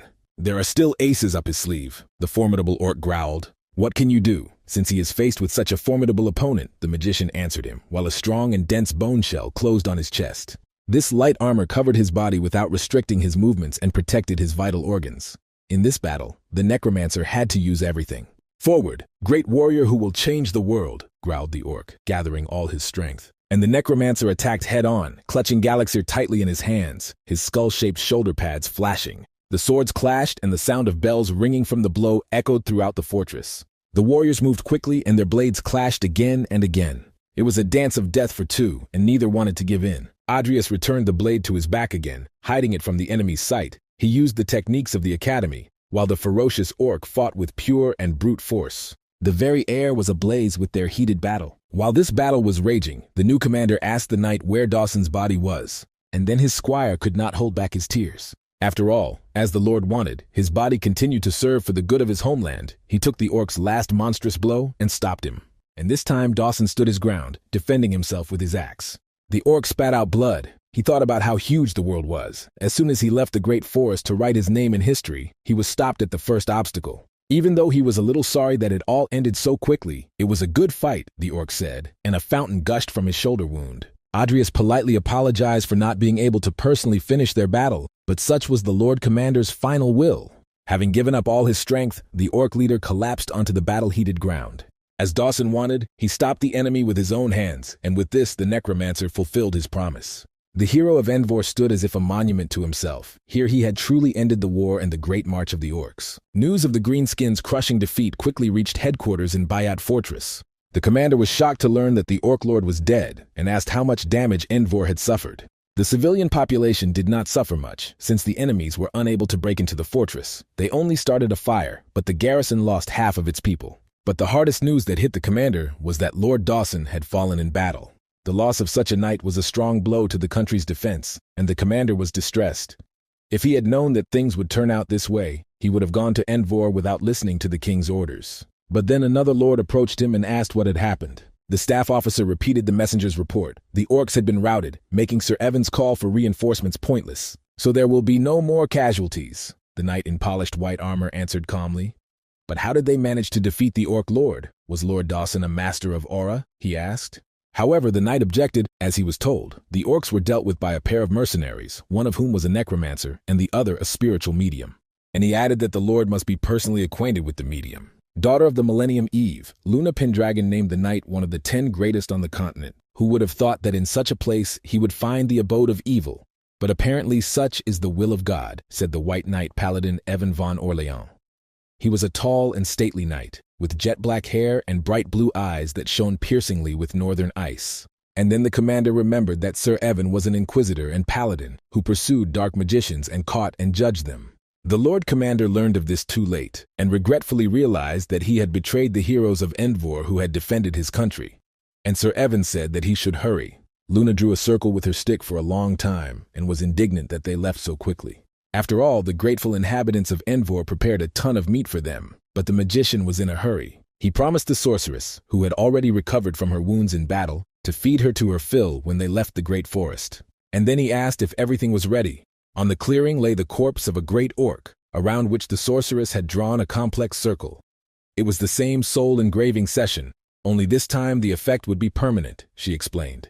Of course, all the life force that he had during life will not be transferred to him, but since the orc was a strong guy, even one of his abilities will be very useful. The witch told him to stand in the center of the circle, but be careful not to spoil it. The leader could have been a great addition to his pocket guard of elite fighters, but the necromancer could not use them very often, so this time he decided to strengthen himself, especially since who knows when he will meet Luna again. Then the witch took off her hood and said that she would not be the one doing the engraving. The magician was surprised, although when dealing with this crazy sorceress he always had to be surprised. She raised her hands to the sky and whispered the words of the ancient spell like a prayer. The force that was released threw the body of the tiny dark sorceress upward. The necromancer froze in amazement. Outwardly nothing had changed, but now he felt the presence of someone strong, and the witch's voice had changed. For the first time her daughter called her not to kill her, but to help someone, said the ash-haired witch, who hung in the air in the streams of power. Millennium Eve, that was the name of the legendary witch, Adrius remembered. Luna stopped speaking in a childish, squeaky, playful voice. Now in front of him was an adult witch who wanted to know who he was to her daughter. The magician chose his words carefully. Before him was the spirit of the great dark witch, who had made her daughter so strong by giving her only a fraction of her powers. He called himself her friend. Another surprise, the witch was surprised. Adrius sheepishly admitted that it had happened recently, but they had managed to be in battle, and he had even saved her life once, even though the witch had forced the friendship on him against his will. But her mother apparently had enough of this, so she extended her hand to the magician and began. The words of prayer in the language of souls were spoken, and power surrounded the fallen orc. Under the influence of an ancient spell, the body of a powerful sage began to decompose. The magician swallowed nervously as he watched her art, because his mother's skills were very different from what Luna herself could do. Another poor child who found meaning in his existence only on the battlefield. Perhaps in his company, he would be a little happier, the great witch said to Adrius. And the magician realized that the witch was talking to the soul of the deceased. The witch touched his high forehead and warned that it would hurt a little, and Adrius winced, because doctors always say that before they hurt. And of course it hurt, so much so that it was as if someone had driven a red-hot rod into his skull and twisted it. Adrius began to tap dance with his teeth like one of his skeletons. The witch was amazed that the boy was still conscious. Usually everyone passes out the first time, no matter how strong they are. And then he awakened the aura of the orc chieftain within himself and let out his battle cry, which echoed widely across the forest. And then Luna nodded in satisfaction. The magician fell to his knees, exhausted. You can't train your mind no matter how hard you try. Such manipulations don't happen easily. The witch praised him for his fortitude, but it would have been easier for him to sleep for a little while. Adrius was breathing heavily. He thought he was about to die. And then he looked at his rewards, the ability of the common enemy, which gave mana restoration for killing an enemy, regeneration speed in battle, increased fighting spirit. Now his mana in battle was not limited by anything. The witch realized from his astonished face that the soul engraving had been successful. And then she touched his chest in surprise and realized that there was room in his mind for another soul. An ordinary person could only accept one engraving, but there was room for a second one. Adrius wondered if it was because of his double core. The witch was also surprised by the incredible structure of his soul. The magician frowned because the witch was looking at him in the same way as Modras, as if he were not a person but an object of research. At this point they said goodbye, and the boy bowed politely and thanked him for his help. The dark witch asked the guy to take care of her stupid daughter, who always suffered from loneliness because she was unlucky with her mother. And Adrius nodded in agreement, because that silly girl was now his friend. In the light of 3 moons, Millennium Eve left her daughter's body, and the tiny witch fell into the strong arms of the mage. The great forest of Payatra was comparable in area to an empire and resembled more an endless emerald sea. And people were not welcome in this forest. The moon constantly pulled him into the thicket, obeying wild instincts, but the magician preferred to use a map and compass. So he easily found the place marked on the map and dragged the crazy witch there. They walked all day and stopped only when twilight descended on the forest, and the sun was still licking the crowns of the centuries-old oaks with its rays of sunset. And the next day they found a crevice in the rock, which was densely overgrown with wild ivy, and the entrance was closed by some kind of thick veil like fog. Luna was puzzled by this find. Even though they were looking for a dragon's tomb, there was a lot inside, she felt. Adrius was surprised, because he thought that there was only the corpse of the dragon there. It was worth looking around first, but then he saw how the crazy sorceress simply walked inside. Casting aside all doubts, the magician followed her before something even worse happened. He appeared in a strange place, and the system reported that this was the place of death of the dragon Kravmak, and he entered the dungeon, a repeating nightmare. The emptiness disappeared and was filled with the sounds and noise of the city. Behind him, water gurgled in the city fountain, next to which sat a magician, and children ran around and played tag. He sat in the middle of an ordinary little town with neat half-timbered houses. It didn't look like the dungeon the system message was talking about at all. It looked hyper-realistic, as if the mage had simply returned to the empire. And then he heard a familiar squeaky child's voice. Luna was having fun dancing on the roof of the house, because usually the dungeons were dark and gloomy, but here everything looked cheerful. Adrius asked her if she found anything unusual, and the witch jumped straight down. In the tone of a conspirator who has learned a secret, she told him that all the people in this city are ghosts. and the magician was amazed. All these people are dead, he realized. Looking at the merry children, they came looking for a dragon and ended up in a ghost town. It was hard to see the connection between all this and the dragon's grave, and the magician suggested looking around. Luna, who loved this kind of adventure, cheerfully suggested conducting an investigation. Usually the dungeons were closed after their core was destroyed, but it was not clear what to do in this one, the guy thought, and the witch told him to rely on her.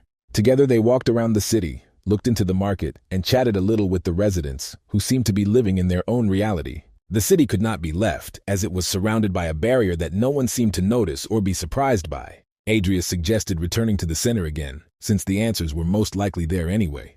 They knew nothing about this place. It was nowhere, nor from any era. When the guy wanted to ask the witch a question, he suddenly discovered that she was not around. Of course, the restless witch was distracted and looked somewhere along with another crowd of onlookers. The traveling performers were putting on their usual show, and now the story of the knight and the dragon was being played out on stage. Luna, who still lives with her mother, was delighted with such entertainment. Someone from behind called out to the magician and asked if he was a mercenary, since he had never been seen in this city, and Adrius nodded in response. Then a local townsman, who had already had a drink from a street vendor, told him that things were bad because the team to destroy the fire dragon had left several days ago. The magician had not heard anything about this team and asked about it. He justified himself by saying that he was still a newbie, and the townsman nodded, saying that this was even good because for him, this trip could have been fatal. The townsman pointed to the artists and said that they were just acting out a story about this team. Not far from their town, a fire dragon dug a nest for itself, and the archbishop of the goddess Lete sent an expedition there to kill the dragon. Lord Lete, like an ancient god, the magician said thoughtfully, and the townsman was surprised by the word ancient. Lord Lete is a deity and guardian of their city, so the team received his blessing before setting off. This ancient legend seemed familiar to the guy. This means that the city itself was from an ancient era, since the dungeons were often associated with some kind of ruins. A couple more days, and they will definitely hear something about the expedition, said the townsman. No matter how terrible the dragon was, there were 3 great knights in the hunting team. On stage, jugglers spectacularly slew the dragon, and his death was full of drama. Luna clapped her hands in delight, tears in her eyes. It was the first time she had seen a performance, and Adrius was amazed at the closet under the stairs she had grown up in. The talkative townsman wished the boy a good time in the city, since he hadn't made it to the hike anyway. Dragons usually choose a place where they will live until their death, and it is called a mound, the magician remembered. But it was strange that after they got to this city, the system called it the place where the dragon died, which made sense if the expedition was really successful. Luna remembered that they were there on business, but the magician suggested ending the search and stopping for the night, since it was already late. On the way, Adrius asked her if it was really the first time the witch had seen a street performance, and the girl said that she had been chased all her life, so she had not had time for this. And then someone called them by name, Luna Pendragon and Barry Sanders, which made the dark wizards flinch. Before them stood a tall and stately knight, in clean white armor, with a cross on his chest and a piercingly cold look in his blue eyes. Adrius was very surprised, because the knight clearly did not belong here since he knew their names, which meant that someone else entered the dragon's dungeon after them. But Luna knew this man, and perhaps too well, because she bristled like a cat and hissed, asking what he was doing here. Evan von Orleans, the enemy of the greatest dark witch in the history of the eve of the millennium and also the mother of the moon. So the magician became wary, and in the hands of the sorceress her scythe appeared. And she has grown, the paladin noted in a serene voice. The witch told him not to speak to her in that tone because she hated him. Adrius also placed his hand on the hilt of Galaxir, waiting to see what would happen next. But Evan only reproached the sorceress that he had a lot of problems when he heard about them in Envor. The magician got angry. He thought that there would be no problems if only he hid his identity, but every dark magician has his own skeleton in the closet, and now someone extremely dangerous appeared in front of them. But the paladin did not attack. He asked them what was happening, because with the last rays of the sun that left the false sky, all the ghosts of the townspeople turned to dust. They dissolved like ink in water. Blue, inky smoke filled the streets of the small town. All this is a special kind of black magic, the paladin concluded and drew his blade. But he came here only to burn out all the dark magicians with hot steel, said Evan, and his sword sparkled brightly with golden light. The light cleared away all the smoke that was around the paladin as he rushed towards them with his eyes burning. Adrius also drew Galaxir and began to move. Everything happened so quickly that he didn't even understand how. His hand became lighter and no longer clutched the hilt of the sword, and the paladin was already moving towards the moon. The hand, severed by a clean blow, still clutched Galaxir. Luna screamed in horror when she saw him injured and involuntarily shouted out his real name. But a lightning-fast punch from the paladin to the stomach folded the fragile sorceress in half like a butterfly. She flew away like a fly into thick smoke. The magician clutched the stump of his arm so as not to bleed out quickly and looked where the witch had fallen. However, the next moment, a sharp blade painfully stung him in the back and broke through like a sprout from the ground. He did not even feel the paladin's movements. "So Barry is a pseudonym," Evan concluded coolly, and everything went dark in the boy's eyes. And then he heard the voice of a strange and familiar entity. It mocked him with a laugh that was as creaky as sand. A pathetic follower of a false god had killed him. Someone with an upside-down face laughed. Adria stood frozen in the void, upside down towards this strange creature. And then he asked him who he was, and surprised the stranger with his steadfastness. But the guy with the upside-down face just laughed again. He was wondering if the guy would be able to get out of this place. And he also picked up the lost thing. And then the sharp, piercing pain returned to the magician again, and he screamed. When Adrius woke up, he was breathing heavily, and his chest was burning like fire. The feeling of a pierced heart and lungs is not something that can be forgotten, but now he was all right. The magician was convinced by quickly feeling himself. The midday bell rang again in the church, and his ears caught the serene babble of children playing. He was sitting by the fountain again, and the cold splashes of fresh water from the aqueduct were flying down his collar. The boys were playing exactly the same as yesterday when he appeared in this place. The city, frozen in an endless loop of time, lived its own life, as if nothing had happened. And then the magician realized what kind of recurring nightmare the system had in mind when it locked him here. And then the tiny witch threw herself on his chest, beside herself with joy that her first and only friend was with her again.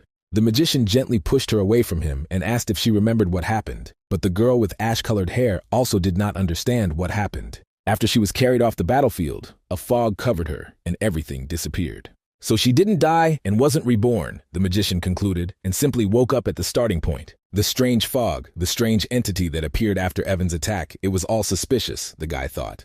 Demon with an upside-down face. They live in one looped day, Adrius explained to the witch. But the locals themselves did not realize anything due to the action of dark magic.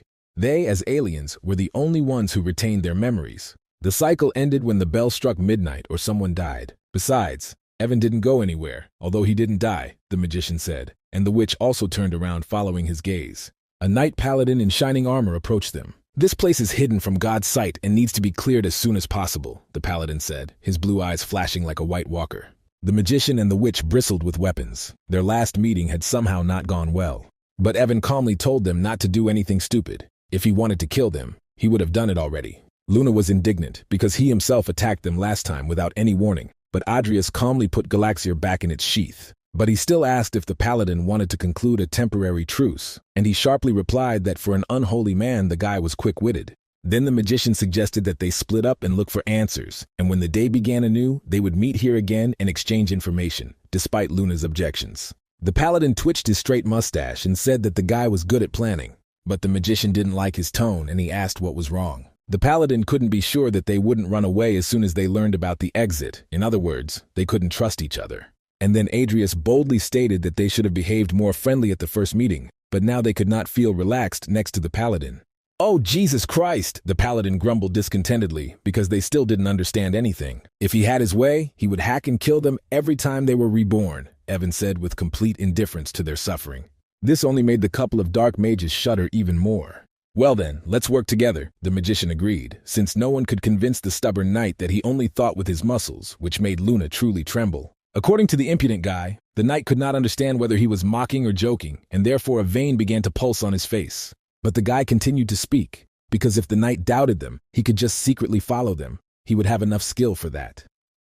These words sounded like a real mockery, and Evan's eyes lit up with blue ice. The proud paladin replied that since nothing could be decided quickly, he would watch and wait, and then turned around and left them. Thus the magician achieved his goal and at least for a short time got rid of the annoying paladin. However, the guy himself was surprised by his luck, thinking that Evan would attack them again, but apparently the paladin had his own concept of dignity. And then he told Luna that they had to find a way out faster than Evan. The witch said discontentedly that she hated the knight, but the magician answered her that now they had no other choice. They quickly walked along the streets to the other side of the city. Yesterday they had already passed here, and the guy remembered the words about the archbishop's blessing for the summer. And so they found themselves together at the building of a Gothic church, which seemed suspiciously similar to the one Jester lived in. At this time, the paladin appeared behind them again. First, it was worth agreeing on who was going where, he told them, because he himself, as a priest, wanted to visit the church. Now their separation made no sense. Evan twitched his mustache with displeasure. Adrius replied to him that they also considered this place the most suspicious, Luna intervened again and boldly ordered the knight to go away, in her childish, squeaky voice since they had come here earlier.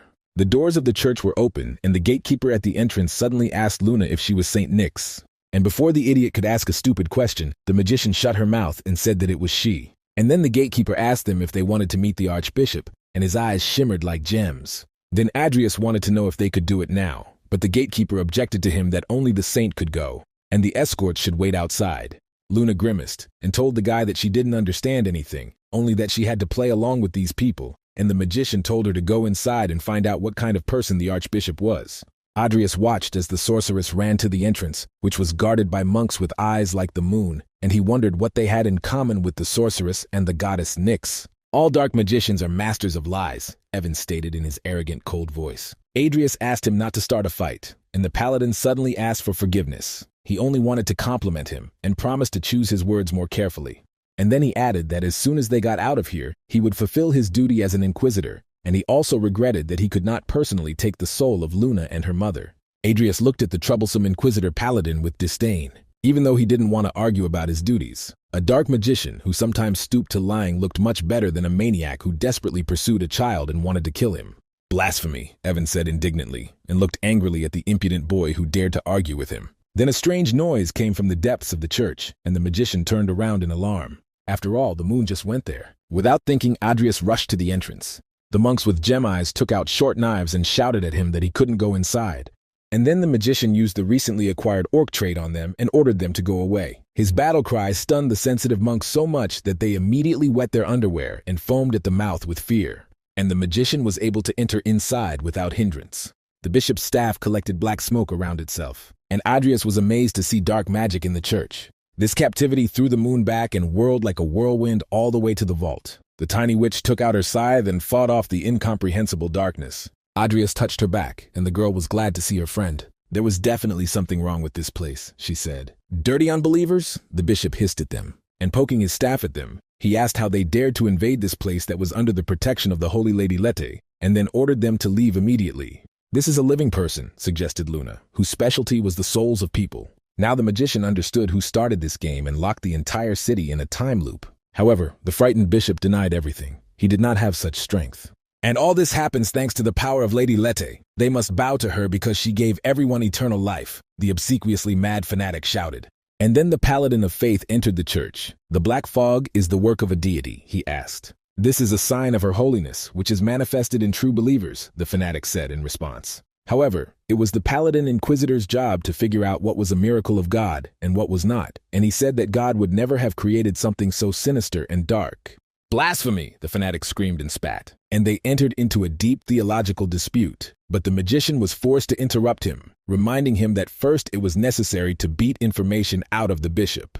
The fanatic stepped back and said that he would never give them the city, even if it all started because of his mistakes. In the end, everyone remained alive only because of him. 3 people listened attentively to the madman, trying to understand what he was talking about. And then the bishop pressed the shepherd's staff to himself. There is nothing more they can do, he said. And the stone in the staff glowed red. The bishop's blood splashed onto the statue of Saint Letta, and he fell on his back. Luna examined the body. It was too late to save him now, so they again found out nothing. The soul has already returned in time, Adrius realized. The paladin concluded the obvious. The priest was involved in the fact that time moves cyclically in this city. And Luna snorted discontentedly, because everyone already understood it. However, the proud paladin added, they had no idea how the bishop did it. Although it was strange to call this phenomenon divine, time travel was a transcendental thing, so Evan had no idea how one person could do such a thing. There must definitely be a special substance or object involved here, the Inquisitor suggested. The core of the dungeon, but they didn't have enough information to find it, the mage explained. So what now? The witch asked, grumbling discontentedly, and suggested looking in other places. However, the paladin objected to her that this was a waste of time, and it would be much faster to go back in time and extract information from the bishop. And then, with unwavering determination, he put his blade to the neck. Until we meet again, the Inquisitor wished them. And before the eyes of the astonished dark magicians, he cut his throat and collapsed onto the church floor. Adrius shuddered at the sight. Of course, there was no point in waiting until night, but the method was too radical, although Luna liked it. The witch took out a hellish scythe and suggested doing the same, with a strange, joyful grin on her face. After all, her difficult childhood had affected her inclinations. The magician suggested that they take a good look around because they needed to find more information than Evan had when the witch was already preparing to strike herself with her scythe. How smart he is, the empty-headed witch admired. Unfortunately, they didn't find anything, and Adria suggested looking tomorrow after the death of the impatient paladin. However, this could not go on forever, Adrius warned, despite the fact that time was turning back. They didn't know how time moved outside the dungeon, the mage said, but the moon still didn't understand why it was so important. But the guy had people outside the dungeon he needed to protect. And then Luna realized the terrible truth of life. You're not your best friend's best friend. The black fog that appeared again on the streets at the end of the day tore her away from her gloomy thoughts. When they returned to the starting position, they immediately rushed to the church, and Luna really wanted to catch the bishop personally. But when they reached the place, they saw dead gatekeeper monks there. It became clear that Evan was ahead of them, and the dark magicians cautiously entered inside. Luna indignantly asked the paladin why he killed the priest without finding out anything from him. But Adrius thought that the bishop might have killed himself before they got to the church, because he already knew about their arrival. The witch began to scold the knight again in her squeaky, childish voice. But the magician stopped her. Evan wasn't to blame. This is a fight with an eternal draw, the Inquisitor concluded and grabbed his sword, sharply as always. He said goodbye and again amazed them with his inflexibility. Adrius realized that the paladin planned to do this until someone gave up. This method was the easiest, but the guy did not have that much time to hang around in this cycle. However, then he himself grabbed Galaxir, even though he wanted to find a more cunning way. Now they had to use a quick one. And the dark magicians sprinkled the walls of the church with their blood. And so began the race within the endless loop. Death chase, death dozens of times in a row, and then the dozens turned into hundreds, each time hoping to catch the bishop. After it passed 120, Adrius stopped counting. No matter how many times they did it, they couldn't get rid of the unpleasant feeling of suicide, and repeating the same cycle didn't add any joy. Everything was made worse by the fact that the magician did not know how much time had passed outside the dungeon. But Morn and Jester are not sitting idle and are looking for the remaining pages of the Codex. The whole story is approaching its end, and he is stuck here. They are trapped and can do nothing, the bishop wrote them a message in his blood. For the mad fanatic, it was all just a game. He even tore off his own hand to provoke them, the Inquisitor concluded. Adrius became angry and clenched his teeth, and then he cursed filthily and in impotent rage chopped up the body of the damned bishop. He was breathing heavily, and the question of what to do was mercilessly drilling into his head. But then the little witch hugged him and pressed herself tightly to his chest. The ash-haired witch, closing her eyes, suggested that we rest today and not kill ourselves. And the magician regained control of himself, realizing that he was not behaving like an adult at all. To rest, they went into the nearest tavern. Evan went with them despite Luna's indignation. Twirling his straight mustache, he explained to her that he was simply keeping an eye on them. Everyone was not in the best mood, so the Inquisitor demanded that they give him the strongest drink there was, although he usually abstained from alcohol. Adrius was also surprised that the paladin was allowed to drink. Merciful God, forgive his slave a little weakness, Evan justified himself, pouring a strong double-distilled brandy. Especially after they killed themselves 100 times, he added, handing one of the cups to Adrius. The magician was again amazed that it was none other than the paladin of faith who was speaking about this. At such moments he looked more human, and not like a walking holy scripture. The Inquisitor raised the cup and offered them a drink as those who shared death together. The witch looked at Evan skeptically and muttered that he had gone crazy after that, although now he didn't irritate Luna as much. The magician wanted to stop their squabble, which could flare up again, but the girl had already knocked over the cup with the scalding drink. The guy and the Inquisitor followed her example. True, the Holy Paladin was the first to fall onto the table like a mown-down tree. Adrias's jaw dropped. One of the strongest men on the continent was felled by one sip of firewater. A great opportunity to kill him once, Luna said, and took out her scythe. But Adrius quickly stopped her madness, because after waking up after death, the Inquisitor would definitely sober up and remember everything. And yet the guy told her that they shouldn't do this to each other. The girl stared at him with her gem-like eyes from under snowy eyelashes. And then she slapped him across the cheeks, spitting all over his face. He is too serious, the little witch told him tenderly. Even valuable things that you hold tightly in your hands can slip away. The witch's scythe returned to the vault, and she asked the magician if he really thought that the people he thought about were so weak that they could cope without him. And these words made him think. Even Luna is still alive, albeit under her mother's supervision, the witch said confidently, slapping herself on the chest. There was meaning in those words, because each of his charges had the potential to become a protagonist. It was too selfish to think that they needed constant protection. However, the witch, realizing her words, immediately changed her mind, because she was protected by the great sorceress, and said that they should return quickly. They are not so weak, the magician reassured her, and suggested that they take a walk around the city, leaving the snoring Inquisitor on the table, who, as it turned out, had not slept at all. The magician decided to enter the church again before nightfall. Even though the mad bishop was already dead, all they did before that was chase him. But now it was more important to find the crime weapon. The magician doubted that the bishop controlled everything in the dungeon with his own hands. Entering the church, he suggested looking for some kind of catalyst. Luna still doubted that they would find him in the same place, because he could be anywhere. No matter how much they hurried, the bishop died earlier, which means he is reborn in this place, Adrius concluded. And it was here that the magicians were activated, which means that what they are looking for is probably hidden here. Luna was the first to notice the unusual oddity. From the place where Adrius had previously cut into the statue, a black mist was coming out. The magician asked the sorceress to step back and took out Galaxir. Now he knew that they had not been sent here in vain, and his mood immediately improved. Adrius swung his sword and the base of Letta's statue turned to dust. They waited for some time for the dust and debris to settle. And then Luna let out a cry of delight. There was a staircase hidden under the base of the statue. Without thinking twice, the witch immediately wanted to go down. But the guy stopped her. It was better to wait until the black smoke went away a little. It was this fog that could be the cause of the time cycle, and the witch agreed with it. But we had to wait a long time, and by that time the sun was heading towards setting. And then Adrius remembered that the black fog dissipated when it touched Evan's sword. He remembered a simple light spell and summoned a small flame in his hand. Luna exclaimed in delight again, surprised by his abilities that were beyond her reach. After clearing the Tower of Modras, the mage received a talent for the element of light. Luna also wanted to learn this, but Adrius explained to her that this was his first time doing it, so he wasn't capable of more. If he had known that they would need the light so much, he would have practiced it before, the magician thought, and stretched out his hand straight into the darkness. Thanks to this beam, they saw that the stairs ended in a dead end, and the door was walled up with stone. But they still went inside this passage. The steps were steep and narrow, so Adrius told the moon to be careful. At the very bottom, the fog was so thick that even a ray of light did not help. They could hardly see further than the magician's hand.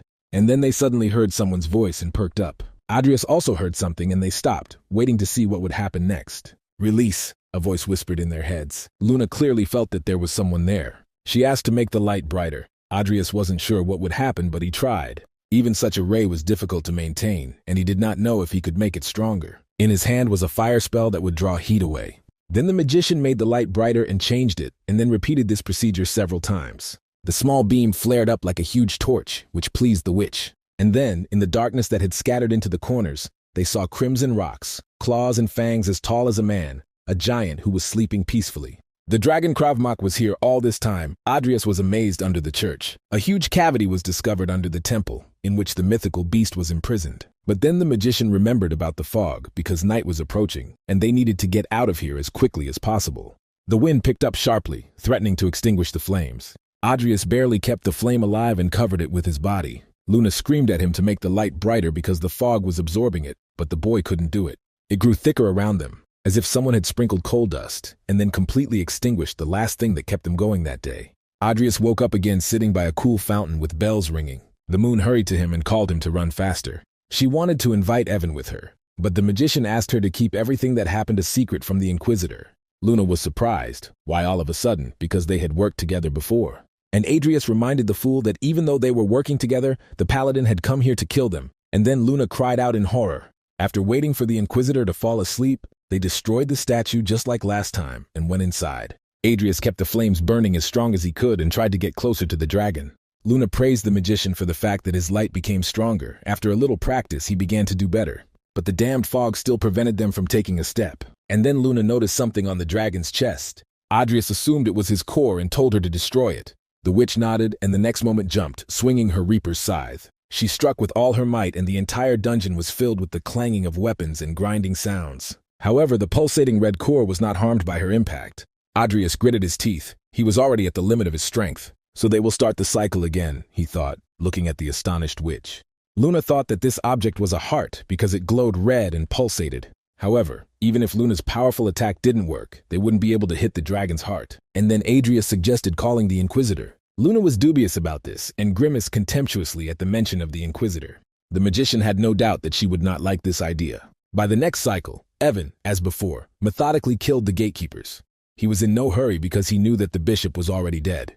But before the paladin went inside, he was called. The knight flashed an icy gaze and turned around. Luna told him that they found the core of the dungeon, right on the run. The adamant inquisitor immediately demanded that they tell him where it was. However, the magician first demanded that he make a promise. Once they get out of here, their truce will last another month. Evan frowned even more than usual. Luna grumbled that nothing would work out. The stubborn inquisitor would not agree anyway. However, unexpectedly for the dark magicians, the paladin accepted their conditions. "This is the promise of the Holy Knight," the magician clarified, taking him at his word. Together they entered the temple of Lete, whose statue held time in its hands, contained in an hourglass. This time there was no priest's body here. Adrius was surprised. The witch suggested simply destroying the core as they had planned. Evan agreed, concluding that the bishop himself already understood what awaited him. It made sense, but something seemed strange to the guy. And then they heard a voice behind them. They were all given a chance to be a part of this place. So why did they want to destroy it? The mad bishop, whose staff was emitting black smoke, shouted at them. Adrius cursed. What was the point of reviving a world that no longer existed and repeating the same thing over and over again? Because only here could they live, and God allowed it, the mad fanatic shouted in response. Hearing about God, the magician grinned. Madmen always reduce everything to justification by God. All this is just his pathetic, vicious egoism, he told the bishop and then hissed angrily. He sent young men and boys to kill the fire dragon, but everything failed, the magician guessed. But the tragedy did not end there, he continued. Judging by the number of inhabitants, the city was simply destroyed. Because of his stupid decisions, this place turned into ruins, the magician said. Krav Maga returned to take revenge on the people and burned the city to the ground with a furious flame. The goddess Leda has sent a miracle upon their city, the bishop said in a trembling voice. This curse, the magician said, was like waiting forever for someone to return. The bishop ground his teeth, and he hissed at Lady Leda, the embodiment of mercy. He struck his staff right at his feet, and then the stone floor of the church cracked and shook. The sleeping dragon simply raised his head and collapsed the vault of his dungeon, and his huge head appeared in the church. The inquisitor didn't even bat an eyelid. They just need to kill him, he asked, and the magician suggested that the core was on the dragon's chest. Besides this, they had to beware of the black fog, the magician warned Evan. And he froze mid-sentence because a fire began to gather in the monster's toothy mouth, which could easily turn the church into a red-hot blast furnace. Adrius jumped towards Luna to cover her. In the compressed space of the temple building, the explosion intensified many times over and brought down part of the wall and a couple of blocks that were in its path. Luna covered herself with a barrier and ended up next to Evan, while Adrius jumped to the side. The witch greeted the inquisitor in an adult voice, and the amazed paladin realized that she was speaking to Millennium Eve. The mother thanked the paladin for looking after her daughter, and the inquisitor snorted angrily at the witch to stop talking nonsense. Adrius was surprised that even the stern, unyielding paladin could get so angry. The magician stopped the squabble between old acquaintances and reminded them of the battle with Dekron. The pious Lady Lete punished the monster that burned the children of God and hid in its sanctuary. She used the power to bring them back to life, with the help of the dragon's heart, and gave the inhabitants of the city eternal life, the bishop said. While flapping his wings furiously, each of which raised a storm, the dragon took off. Thanks to the magic of the Great Witch, the fog dispersed even without light. The soul summoner knew better than anyone how the souls of those imprisoned here suffered. Only a heartless goddess could lock her children in time. But the bishop did not listen. He climbed onto the head of the dragon that obeyed him. "Saint Nyx will die first!" the mad fanatic shouted at her, and another volley ignited in the dragon's mouth. All three prisoners flinched. Fighting a dragon is no joke. The flames struck with the force of a crushing wave caused by the tremors of the earth and fell upon the city. The light wooden houses instantly burned like paper. The Great Witch promised to dispel the black fog and asked the Inquisitor to kill the dragon already. The Paladin indignantly muttered that he could cope without her help. "What a boast," smiled Millennium Eve. The Paladin of Light took a stable, low stance, and his blade glowed brighter than the sun. But before he struck, the young Necromancer decided to take back what was his. The giant Rudolph fell like a boulder straight from above onto the dragon. The Tiger King fell with him, and while the dragon was on the ground, he could not quickly dodge. The bishop raised his eyes to the sky in horror and surrounded himself with a thick curtain of black fog. And then the crushing blows of the dead fell upon him. Even the Great Witch was amazed that giants existed, and along with him, she noticed the King of Tigers. What an incredible boy, she thought, and she looked at the young Necromancer who held the summoning spell. The blows of the dead men reached their target, and the earth shook from them. However, the bishop took refuge under the dragon's wide wings and let out a nervous laugh. "Pathetic corpses cannot affect him," he said, because the dragon was too much for them, and a stream of darkness hit Rudol and Timur. But the dead did not disappear, rolling back to the beginning of the cycle. The fog did not affect them, and the magician was amazed by this. The bishop was also surprised that the curse he controlled did not work. Perhaps because the dead were technically considered a kind of furniture. This means that the curse does not work on the undead, the Necromancer realized. In the glow of the burning city, the opponents studied each other closely. "So what if the fog doesn't affect them? The dead are no threat to the dragon," the bishop said, in a trembling voice. But the necromancer only grimaced with disdain. There had been so much talk about the servant of God. Before them was not the priest Letta, but simply a servant of the dragon's corpse. These words made the fanatic bite his lip in anger. "Luna's friend can talk better than him," the great witch spurred the paladin. Evan grabbed the blade, even though it was hilarious to watch, but the sight of dancing corpses that should have been rotting in the ground for a long time irritated him. His blade cut the street into two parts with its aura. The paladin aimed straight at the core of the dragon that was in front of him. But a solid barrier appeared in the path of his slashing blade, and the entire force of the blow was dissipated by an explosion. "So this is the real power of the Inquisitor," the necromancer was amazed. The dragon and the bishop were actually unharmed behind the strong protection. "All is decay while the dragon's heart is whole?" The fanatic laughed nervously, but he himself was horrified, because these strange people almost with words his shield. "It really isn't that simple," the great witch said mockingly. "The ancient scrolls said that dragons were resistant to physical damage, and his heart was almost immune to aura and mana. It just needs more power," the adamant paladin answered her. As usual, he thought with his muscles instead of his brains, and Adrius brought Timur and Rudol back. And then the dragon took action. Raising his huge paw up, he was not going to meekly wait for them to finish the attack. And then he hit with such force that the ground beneath his feet trembled and foamed like the sea. The shockwave scattered his opponents. The bishop pointed to the paladin, the man who was causing him the most trouble. Evan glared at the damn bishop, and I saw how the dragon opened his mouth for another fiery volley. A column of fire shot into the sky in a dense stream. But at that very second, the necromancer thought that this was their chance to strike. The fairy queen Mylene appeared next to the bishop's head, but her lightning attack was interrupted by the black fog. The shield saved the fanatic even from a sneak attack, and the necromancer cursed in frustration. The great witch was amazed again at how accustomed this boy was to the battlefield, and how many secrets he was hiding besides his double soul. The bishop waved his staff again and summoned the Knights of Darkness to take on opponents of their own size. The fog created a whole army around the dragon, and then the bishop sent them in to attack. The necromancer responded in kind and raised his guard to repel the darkness. The shadows quickly melted under the coordinated work of his team. The great witch shouted that she would deal with the black fog, and the boy nodded. Having drawn Galaxir, he rushed into battle personally. The bishop screamed hysterically for him to get away, and called upon the darkness. The witch made her way through the black fog, where a vicious red dragon grinned. She waved her hands, and a green glow came from her hand. A gap opened, and Adrius jumped straight towards the fanatic, who gaped in astonishment. However, Galaxir was also unable to break through the barrier that protected the bishop. "It's no use!" the fanatic shouted hysterically again. But the magician was not convinced by these shouts, because the bishop was too nervous. Timur walked around the dragon while it was busy. The black fog had no effect on the undead. Moreover, the magician realized that the knights that the fanatic had summoned were the souls of those who had died in the expedition against the dragon. The bishop's astonished face lengthened. He was dumbfounded and did not understand how the guy found out about this. Not only did he send people to certain death, but he also used their souls after death. The necromancer spoke to him contemptuously again. But the fanatic insisted that these people were alive, and this was how he saved them from death, he shouted, pointing his staff at the guy.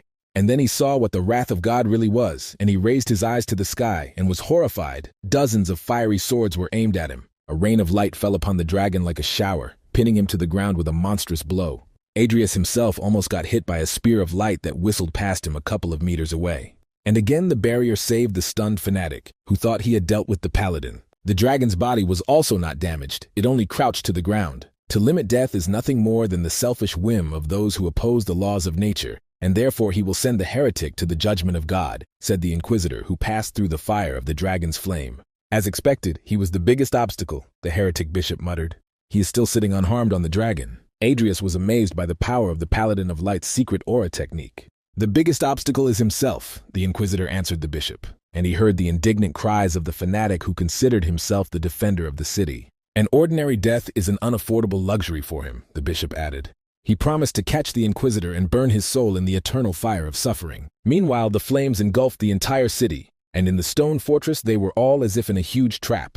The dragon had an ocean of mana. Even after so many attacks, its defense did not fall. Evan was direct. If there wasn't enough damage, he just had to hit harder and he would throw his spears of light again. So the necromancer almost came under attack again and quickly jumped up. Hundreds of spears struck the barrier without causing any harm. Adrius gritted his teeth, because some allies in this battle were worse than their enemies. Grumbling, he asked the unyielding Inquisitor if he could aim more carefully, but Evan only praised the boy for his agility. But he added haughtily that his feelings did not correspond to his skills of movement. And the magician did not immediately understand what the paladin meant. Hadn't the Inquisitor simply tried to kill him, he remembered his attack. But at the same time, it created a window for the magician to attack. Realizing that the boy was useless, the arrogant Inquisitor declared that he would do everything himself. Adrius nodded, deciding to see what else the paladin was capable of. But then Luna warned them that the relic lizard was ready to fire again. The dragon spat out a gout of napalm. For the paladin, all these attacks were too primitive, but boring. However, at the same time, he realized how wrong he was when he caught a glimpse of the lizard's tail. The dragon struck with his whip with such force that it sent the Inquisitor flying. Launched as if from a sling, he rammed the ruins of the city with his body. Their small team was once again deprived of the one who dealt the most damage. The Great Witch also realized this. Without Evan, it was difficult for them to counterattack with something very strong. But the guy had something left in reserve, so he answered her that he would think about her words if this attack failed. And he called the Apostle of Laziness to his side. Nickel appeared ready to strike near the dragon. The astonished bishop could not see anything from above, and he ordered the lizard to simply fire a volley under himself. He opened his mouth, but Nickel had already gotten out of there. Adrius canceled the summoning and attacked the lizard himself while it was distracted. He jumped from above, but as usual, surprise attacks did not work on the heretic. He raised his staff to the sky and surrounded himself with darkness. But then the Great Witch intervened in the battle and waved her hands. She dispelled the darkness, but the Necromancer's Galaxir only struck the indestructible shield again. The witch who opened up for only a moment was hit and darkness flew towards her. The black fog trapped her in a solid black sphere. But then they saw what God's punishment meant. The paladin used another secret technique, Exterminatus, putting his power into a single spear of light of monstrous size. Then the Necromancer realized that the paladin's previous attack was just a normal technique. He also understood what the Inquisitor meant when he said that he was giving him a chance to evade. The spear of light struck the dragon's back and caused it to bend, but this time the mage did not want to dodge. He moved along the path that the paladin had laid out for him when the entire defense of the monster was aimed at repelling his attack. The dragon's heart was already damaged and was giving off sparks when the mage used the sword without ego. And this blow already cut through the barrier and the dragon's steel like chest plates. The darkness around weakened, but the great sorceress still could not free herself. Meanwhile, the dragon gave a final roar and drowned in a sea of fire. They destroyed the core of the dungeon and now the bishop was left defenseless and also drowned in the sea of flames. A gap appeared near the dragon's heart and the bishop realized that his gates to his cozy little world had cracked. And then he felt an unprecedented lightness in his whole body. And his head rolled to the feet of the magician. It didn't look like he needed her anymore, the paladin said, returning his justice to its sheath. Everything ended, and he offered to leave the abode of heresy. The magician answered him that he would first take the moon, so Evan could go first. The adamant Inquisitor nodded briefly and understood everything, and that was the end of their adventure together. Adrius waited until he disappeared into the rift. Even though the bishop was dead, the black smoke did not clear and held the moon. He asked her how she was and said that they needed to get out quickly. The white and tarry eyelashes like snow fluttered, revealing the gem-like eyes. The moon cannot leave each other, said the witch. Adrius thought with alarm that the witch had fallen into a trap.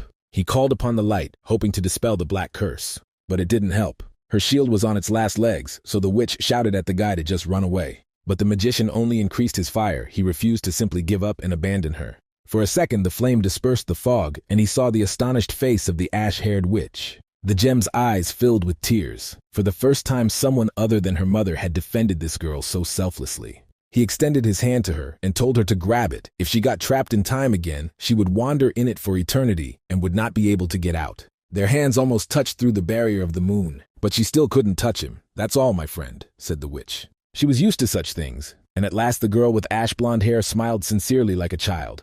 The black fog collapsed and threw the mage back. He fell on the ground, hot as a frying pan from the heat of the fire and battle. There was nothing left to breathe in the city. And when he looked up, he saw nothing but smoke and ash in front of him.